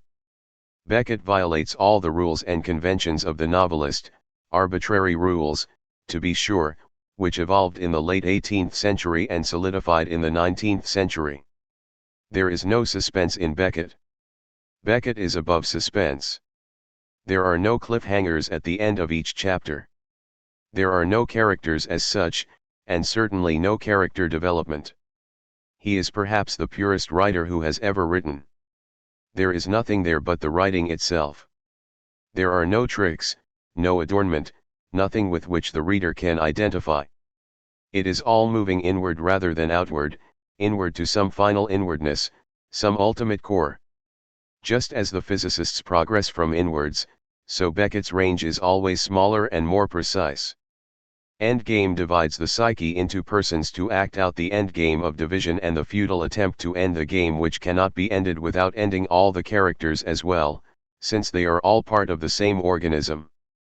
Proust is at the other end of the spectrum. Characters and character development, along with the creation of elaborate sets and realistic dialogue. Beckett has, in effect, no dialogue, no ear for dialogue. He doesn't need it.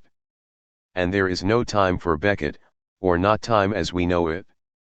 Take Endgame. No time is possible since there is only one character and time is change relative to other persons and objects. Whereas in Proust, time is everything. The memory traces evocations of memory on lines of association. Now Proust constructed this elaborate mechanical toy of high society puppets, bowing in and out of rooms and corridors and terraces and gardens a phantom charade, whereas Beckett does not admit of any separate being outside of his own area of perception. If the role of a novelist is to create characters and the sets in which his characters live and breathe, then Beckett is not a novelist at all. There is no suspense in Beckett, it is all taking place in some grey limbo, and there is also no set. Is it happening in Paris, Berlin, South America? It doesn't matter. There are no characters and no sets. It seems rather to be the endgame of the writer coming at last to grips with his role as ventriloquist reading his lines to dummies. In Beckett we can see them at last, with all the tawdry alterations and the false moustache. But it is always Monsieur Proust who gets his final revenge on the society that never quite accepted him. He accepted it completely, and it was then his. It has no other existence. They all wind up as Mr. Proust's dummies. Beckett refuses to play. The dummy is now seen as the dummy. Malone dies. Who killed him? Who created him? The unamiable? Who didn't name it? Waiting for Godot. Who wrote Godot? Now the ventriloquist's nightmare is when his dummy starts talking on his own. Suppose a writer's character should start writing on his own? Not the same thing. Spare me a lot of trouble. Have to reserve the right to veto, you know, old thing, could have some tripe creep in out over or under my name. Good chap, fine old thing, knew you'd see it my way, hang it all, have to meet in the middle, agree to disagree and all that. So back to Proust. Like Proust, I am very much concerned with time and memory, with tracing the lines of association and the intersection of points of memory. I am very concerned with sets, and objects, with scenic landscapes, and rooms, and streets. Where is the landscape in Beckett? Where are the rivers, the swamp, the cities, the rooms, the streets? And dialogue in Beckett, does it exist? It certainly exists in my work. I have an ear for dialogue. And so many phrases are phrases I heard from someone. All a Jew wants to do is doodle a Christian girl. Going to give you the chance extraordinary. He was an individual. Rabies in the worst form there is. Beckett closes off whole areas of experience.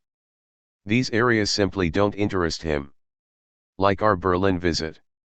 He was meticulously polite and not at all nervous of the visitors, nor of making the visitors nervous. But clearly he was not at all interested in the visitors. Clearly he had not the slightest desire to see any of them ever again. You could imagine his turning in disinterest from an extraterrestrial. I am concerned with characters and names and sets, in Terzone, New York City, South America, Mexico. Graham Greene. In 1956 I was stranded in Algiers. I was trying to get back to Tangier, but it was during the Civil War and there were no planes, so I had to spend 2 weeks there. I used to eat lunch in the milk bar. It was a small place with mirrors, and great jars full of fruit juice, salads, ice cream, bananas, and so forth. A month after I left, there was an explosion in the milk bar, and Brian Geeson arrived just a few minutes after the bomb. He described the incredible scene for me: people with arms and legs blown off, covered with blood, brains, maraschino cherries, passion fruit, bananas and whipped cream, and mirror shards. And Graham Greene gives an identical description of a milk bar explosion in Vietnam. The heart of the matter is the Graham Greene book most closely related to my story, The Health Officer. This takes place in Central Africa, and concerns Major Scobie, a police official and a bad Catholic, of course. This Scobie is one of these types that dislikes other people and therefore feels guilty towards them because he doesn't care about them. So he is always bending over backwards not to hurt people, and winds up doing much more damage than any willful and selfish person can do. No one does more harm than people who feel bad about doing it, in personal relations or anywhere else. Scobie has a faithful servant named Ali, who has nursed him through bouts of fever and saved his life a few times. There is also in this town a Syrian operator, who has a shop and a warehouse and is into smuggling and receiving stolen goods and anything to make $1. He is constantly trying to get to Major Scobie. So Scobie drops in to buy a bottle of whiskey. But there is no charge, Major Scobie. Please take a case, and some perfume for your wife. No thanks. I'll pay for 1 bottle. And one of these days you're going to find my foot up your fat ass. I should be sorry to think so, Major Scobie. I have for you a warm heart. If you ever need money. It's a good description of the operator. He had a face that was both sincere and untrustworthy. This goes on for years, the Major fighting off whiskey and dresses and perfume and offers of an interest-free loan, but the time comes when he does need money to keep his former girlfriend from coming from Africa and to avoid a scene with his wife. He doesn't want either of them to be hurt, you understand, since this sort of thing upsets him, and he doesn't like to be upset. So he borrows the money from the operator. Interest? Of course not, Major. Pay me when you can. Well, no sooner does the Major have the money in his pocket than he starts paying. Oh Major, A small matter. A consignment held up at customs over the weekend. A note from you. After that, the major gets in deeper and deeper, more and more consignments to be passed through without inspection, and other matters too, letters to be sent by the major so they won't be opened by the censor. Finally the major is worried about Ali, who may have soused out some of this. He goes to see the operator. This is the highlight of the book, this passage. "Ah, Major, I assure you there is no danger. A gentleman like you should not worry about such trifles. Excuse me a moment." Of course the operator is sending his boys to take care of Ali. Scobie really knows what's happening, but he can't admit it to himself. I mean, he's getting someone else to do his dirty work for him, and he can't even admit it to himself. How low can you get? Then the operator comes back and says, "And now Major, we will talk of serious things. Of God, the family, and Shakespeare." A scream off stage. What was that? Do not concern yourself, Major. People fighting in the streets. They are animals, these people. Cutting up characters. Rereading Joseph Conrad's Under Western Eyes, I find it stands up much better than I remembered. And I see the precise parallels between Razumov's interview with Counselor Mikulin in Under Western Eyes and Karl's interview with Dr. Benway in Naked Lunch, the chapter entitled The Examination. Razumov has braced himself to confront the tough cop, General T. Instead he is taken before the con cop, Counselor Mikulin. Razumov has placed himself in the category of informer by turning in Haldon. As he will find, this is not an easy pigeonhole to escape from, and in fact Counselor Mikulin has no intention of allowing him to escape. The convict does a little dance step. "Why don't you make the man a proposition? That's the way the general is. You play fair with him and he'll play fair with you." Counselor Mikulin and Dr. Benway both use the little dance step of the unfinished sentence. "Mikulin, I comprehend in a measure your. But indeed you are mistaken in what you." Though as a matter of fact, religious belief of course is a great. And so you say he believed in.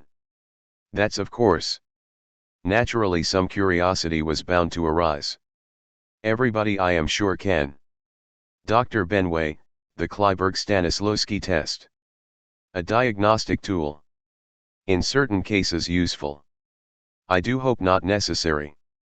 Indicative at least in a negative sense. Certain contagious diseases. Relatively rare. Such marriages often result in. There must have been. And so. Here is Razumov's meeting with Mikulin. The mild gaze rested on him, not curious, not inquisitive, certainly not suspicious, almost without expression. In its passionless persistence there was something resembling sympathy. And Benway, for the first time the doctor's eyes flickered across Karl's face, eyes without any emotion Karl had ever experienced in himself or seen in another, at once cold and intense, predatory and impersonal. The same bureaucrat brought from 1906 to 1959, just a little further out in the open. As Razumov will find, Counselor Mikulin is also predatory in his dim passionless way. Razumov's vision of his brain suffering on the rack. It is not to be seriously supposed that Razumov had actually dozed off and had dreamed in the presence of Counselor Mikulin, of an old print of the Inquisition. And from Karl's examination in Naked Lunch, Karl dozed off. He was opening a green door. "Benway, do you often doze off like that?" In the middle of a sentence. Karl, I wasn't asleep, that is. Benway, you weren't. Razumov, the whole affair is becoming too comical altogether for my taste. A comedy of errors, phantoms, and suspicions. It's positively indecent. Counselor Mikulin turned an attentive ear. "Did you say phantoms?" he murmured. "Karl, it's just that the whole thing is unreal. I'm going now, you can't force me to stay." Razumov, but, really, I must claim the right to be done once and for all with that man. And in order to accomplish this I shall take the liberty. Razumov on his side of the table bowed slightly to the seated bureaucrat. To retire, simply retire. Carl's examination, he was walking across the room towards the door. A creeping numbness dragged his legs. The door seemed to recede. Under Western eyes, Razumov walked to the door, thinking now he must show his hand. He must ring and have me arrested before I am out of the building, or he must let me go. And either way. Benway, where can you go, Carl? Me: an unhurried voice said Kirilo Sidorovich. Carl, out away, through the door. Me: Razumov at the door turned his head. To retire, he repeated. Where to? Asked Counselor Me: softly. Benway, the green door, Carl. As you see, the end is almost verbatim, and I was thinking of this chapter in Under Western Eyes when I wrote the chapter on Carl and Dr. Benway. There's no reason not to use a framework or even words from another writer if they fit in a different setting, and this is done repeatedly.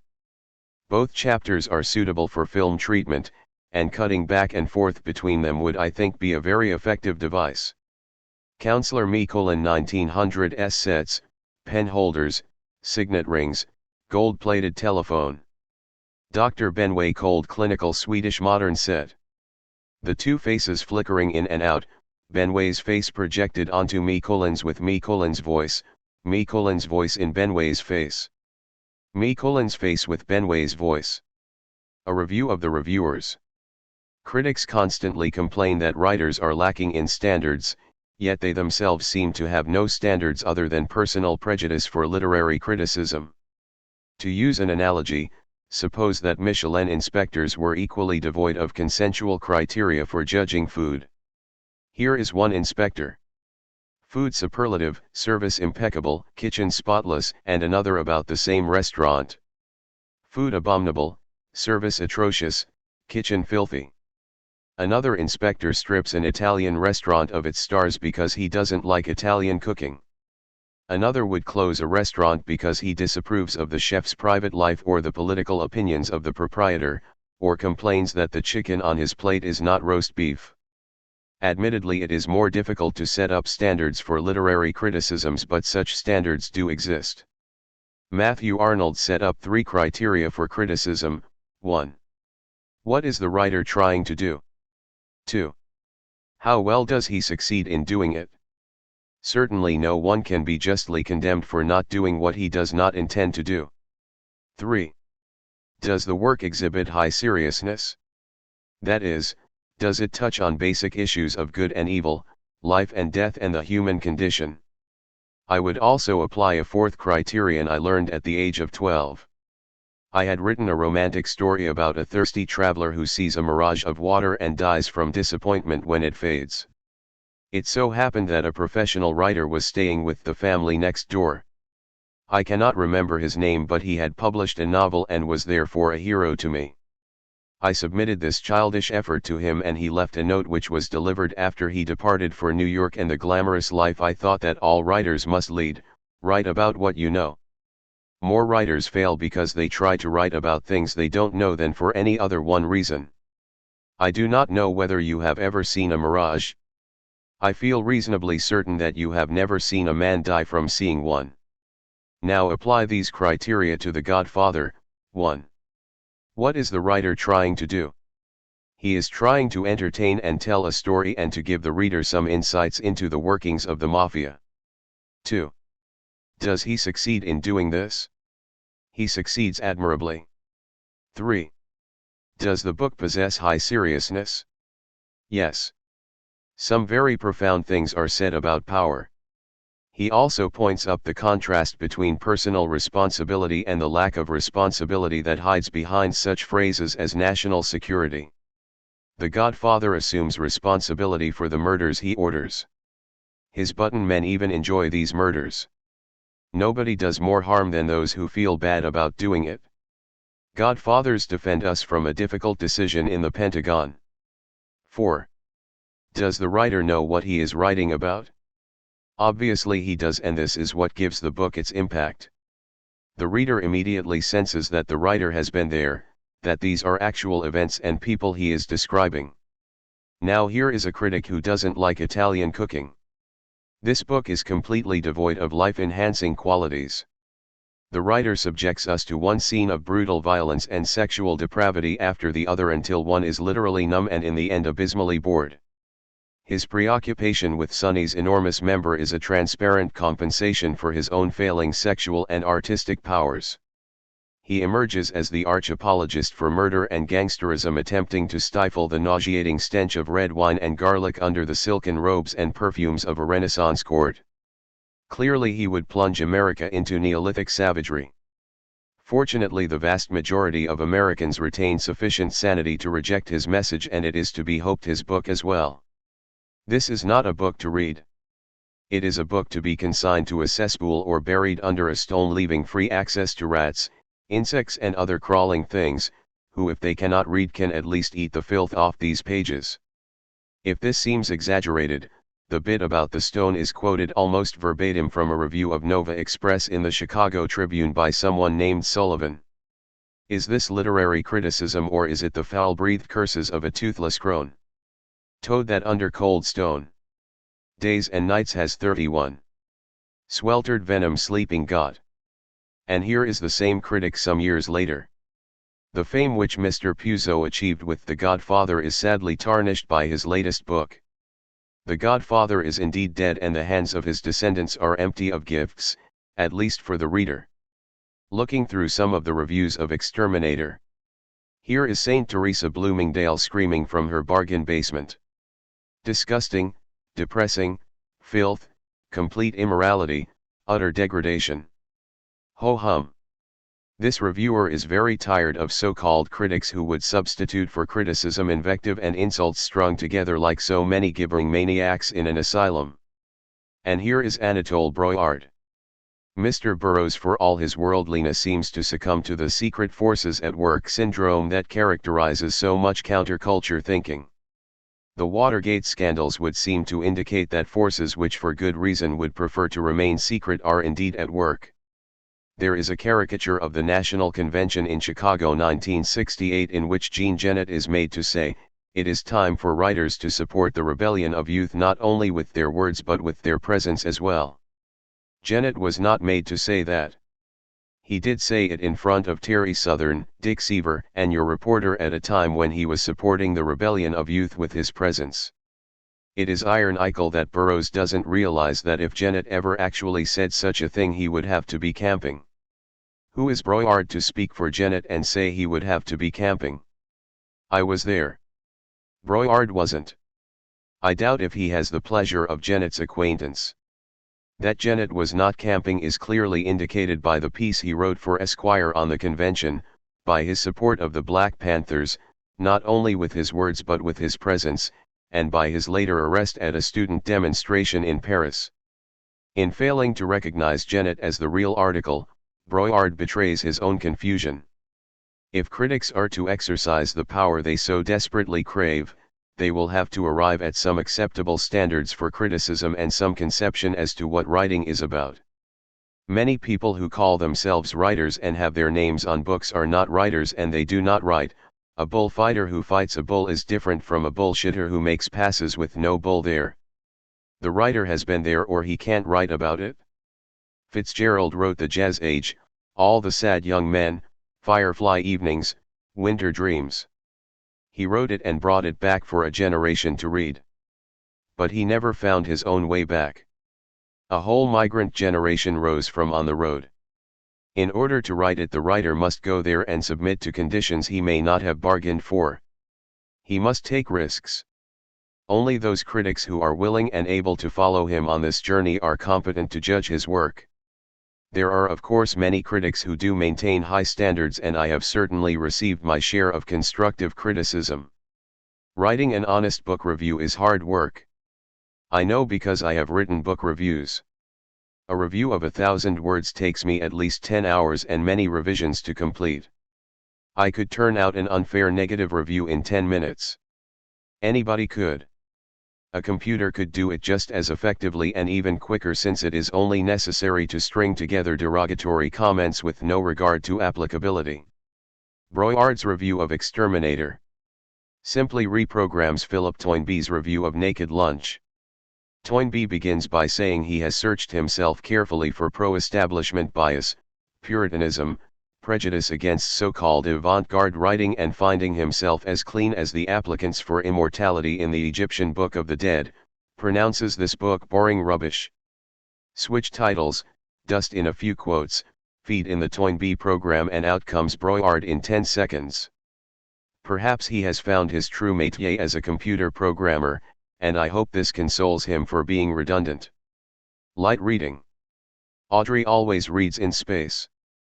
Most of the crew didn't, preferring to wallow in their own dreams like contented alligators, Audrey thought, with a touch of cool condescension. He preferred to feed his fantasies with carefully selected input, and he made an oddly assorted selection. For this trip to Ba'adan his books were, An Outcast of the Islands by Joseph Conrad, Fury by Henry Kuttner, Brave and Cruel by Denton Welch, some of his own pungent fever notes. He thought of them as potent spices to be used sparingly, Brack the Barbarian by John Jakes, Anabasis by St. John Perse, Herodotus What a Liar He Is, The Shouldest by Glendon Swarthout, and Oh Yes One Line from Blood Hype by Alan Foster, which belongs up with the lush musky exquisite aftertaste of Slime Department, and a drug called Fringe Cold from The High Destiny by Dan Morgan.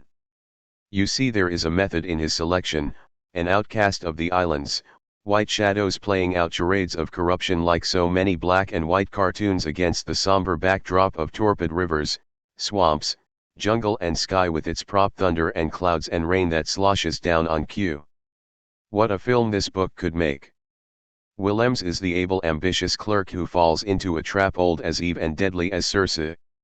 Driven to restless inactivity by the hostility of Almayer, who fears his influence with Captain Lingard, Willems meets a woman for the first time in his life. 30 years old, content with an unattractive wife, he never thought much about sex, too busy getting on and making money. It is written that white fools are the slaves of their passions, as they have enslaved us with their guns and their money and their machines and their laws, says Babalatchi, the old one-eyed Malay. What a sententious old bore, worse than Almayer himself, whose thought processes are so basically dull, self-directed, and heavy that he achieves at times a oneness with the objects of his thought not unlike the detachment of the sage, as if a river, the weather, his hatred of Willems and his intrigues to rid himself of this danger to his position, float solid in his mind of their own volition, while he looks on as a remote witness. The left shore is very unhealthy, says Almayer. Strange that only the breadth of the river. He dropped off into deep thoughtfulness as if he had forgotten his grievances in a bitter meditation upon the unsanitary conditions of the virgin forests on the left bank. Cut in shots of jungle, river, and sky in the style of 19th century impressionist painting, ending with paintings of the left bank in Paris like Le Baveur d'Absinthe. Although Almayer hates the river and the jungle, they touch him more directly than they touch Babalatchi, who is encased in his ritualized perceptions. Here Almayer takes his place as an advanced master of deep meditation, his arms hanging down on each side of the chair. He sat motionless in a meditation so concentrated and so absorbing, with all his power of thought deep within himself, that all expression disappeared from his face in an aspect of staring vacancy. The lamp standing on the far side of the table threw a section of a lighted circle on the floor where his outstretched legs stuck out from under the table with feet rigid and turned up like the feet of a corpse.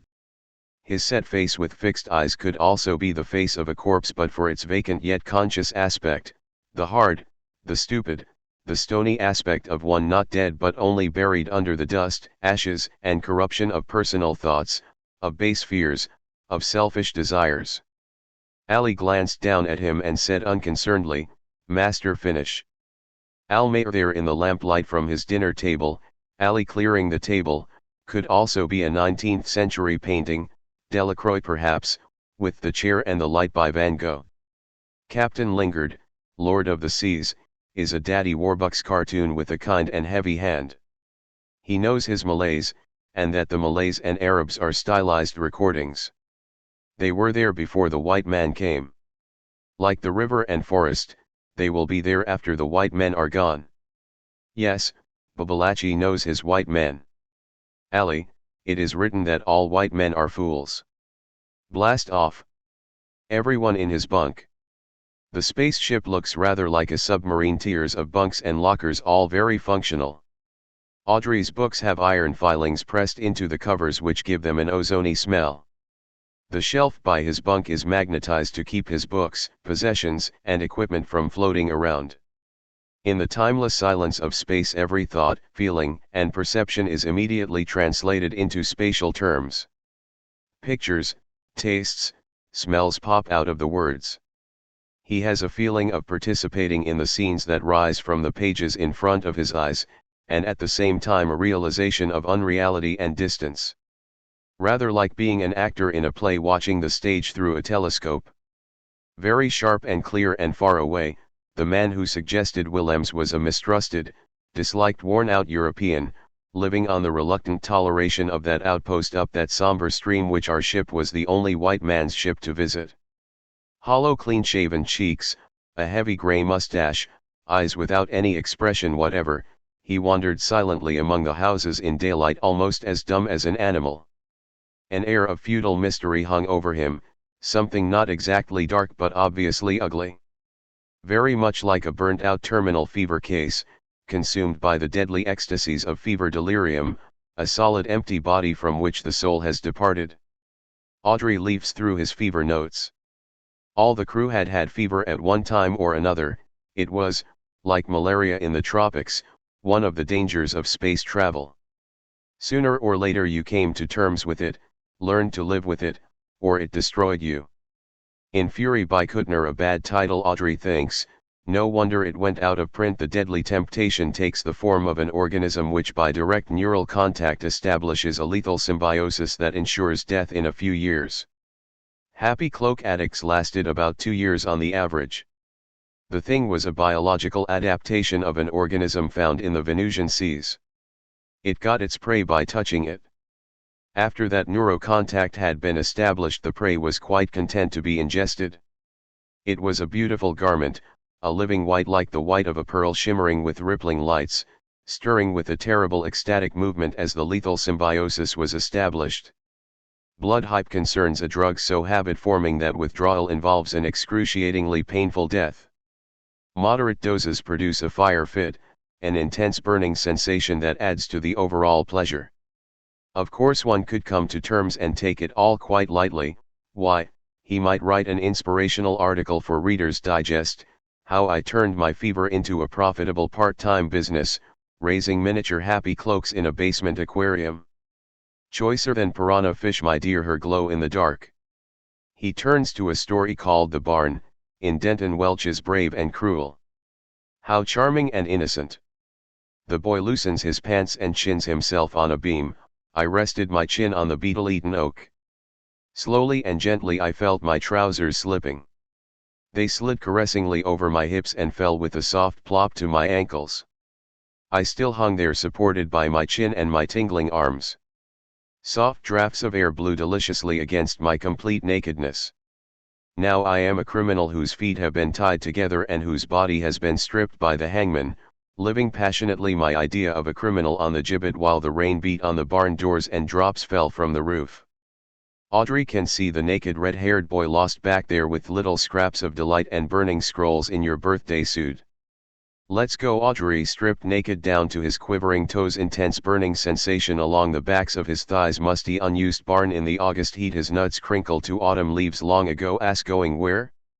From Brack the Barbarian, a smell of offal and garbage, sweet sputtering torchwood, strange drugs and incense, narrow thoroughfares that still stink in the crisp frosty air. A beggar blocks the narrow street. Just one Dishna outlander. Stand out of my path. The mendicant glanced right and left as if seeking assistance. The narrow alley of shuttered shops was empty. Just ahead, where the street became a slop-strewn stair half the level of a house, revelers could be seen on the upper levels. They raced back and forth across a square under the frosted blue light from torches set in the walls. It's all very Thief of Baghdad/adventure stories, evoking Audrey's fantasies of danger in faraway places. A bit tinsel and worn at the seams, the sky is thin as paper here. Its escape from the fever, from his corrupted flesh into a world of magic and adventure. And here's the shootist after a shootout, the bite of smoke was in his nose and the taste of death on his tongue, the danger past and now the sweat and suddenly the nothingness, the sweet clean feel of being born. Audrey could feel the custom-made .44 in his hands, the short unsighted nickel-plated barrel, the pearl handle shimmering like a happy cloak, the smooth, light double action, the deadly precision of bullets grouping within a 2-inch circle at 20 yards, the sweet clean feeling of being born without memory of the past. In this quarter of vacant lots and rubbish, a child sad as the death of monkeys offered us his pictures of a squirrel hunt, a shared interest in slightly dangerous sports pistol licenses will be issued. I don't believe in miracles. I will be off with the wild geese in the sick smell of morning. The beggar raced towards the stairs shouting darters ho! A stranger down here in Sweetmeat Alley. In the blowing murk a company of small lithe figures who had been racing past wheeled into sight. A dozen or more filthy boys screeched and squealed down the stairs. The boys formed a circle just up the street, dirty-skinned underfed waifs with pointed wolf's teeth. They gave off a rank sharp animal smell. Where eye pits should have been, each carried 2 silver discs embedded between eyebrow and cheekbone.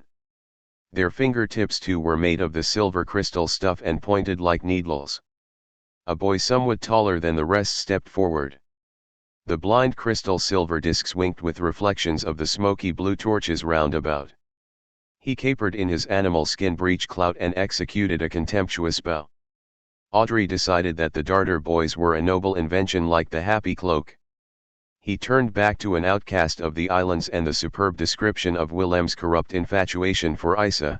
From Willem's features the spark of reason vanished under her gaze and was replaced by an appearance of physical well-being, an ecstasy of the senses that proclaimed its terrible work by an appalling aspect of idiotic beatitude. Then he whispered, I wish I could die like this, now. That whisper of deadly happiness so sincere, so spontaneous, coming so straight from the heart like every corruption. It was the voice of madness, of happiness that is infamous, cowardly, and so exquisite that the debased mind refuses to contemplate its termination or its price. His thoughts were so remote from her understanding that she let the words pass unnoticed like the breath of the wind, like the flight of a cloud. Willem's corruption lies in his own white heart and soul. He is not, like the victims of Circe, enslaved by a potent and evil will. He is enslaved by his own passions, and Isa is drafted into a role she does not understand and does not want. It is Willem's who carries with him all the gloomy Nordic myths, the love-death, the earth mother who hangs her naked consort at the spring festival, the white goddess eating her mate, Circe who turns men into swine. Not that he is conscious of all this, being at once a very simple and a very corrupt man. He does not know that he is the goat god who meets crazy Isa by the stream any more than Almaer thinks of Circe when he urges his little daughter to call after Willem's, pig, pig, pig. Audrey closed his eyes and the story of Willem's, Isa, Almaer and lingered unfolded, moving of its own volition, the sky, the river and the jungle in vivid colors, the white dim shadows in a grainy old film. The darters' pointed teeth glittered. Others hopped from one dirty foot to the other hissing between their teeth. The silver crystal discs of their eyes shone with a strange luminescence as they shuffled forward in a closing semicircle. Electric tremors run down Audrey's body and he comes out in a red rash that spreads into great red patches, shivering, burning. Now Jimmy has the fever too. Whistle on sweet young breath, a peal of clear laughter in the stirring grass leaving behind a faint scent of blossoms and an acrid smell of decay. Ether vertigo, a whirling black funnel. Darkness blew in a whiff of brimstone. Up flew the hands of the darter boys. From the tips of their silver fingers light hissed through the air. Molten droplets pricked against his skin, bringing exquisite agony with every contact. He raged and cursed, swinging his sword into a firestorm of exploding sparks spurting from the needle fingers of the darter boys. Dimly he saw flashes of silver disc eyes through exploding patterns of light. He came to himself strapped to the reeking hide of a snow camel. Darter boys ran alongside. They chittered and chirrupied among themselves, their huge disc eyes turned up to catch the reflection of the lost mournful stars. Indistinct vision of a man growing away from him, diminishing in a long perspective of trees, growing smaller but never going out of sight. Something familiar about that figure, Willems thought, reminded him of something a long time ago. Why? Himself. And going away where?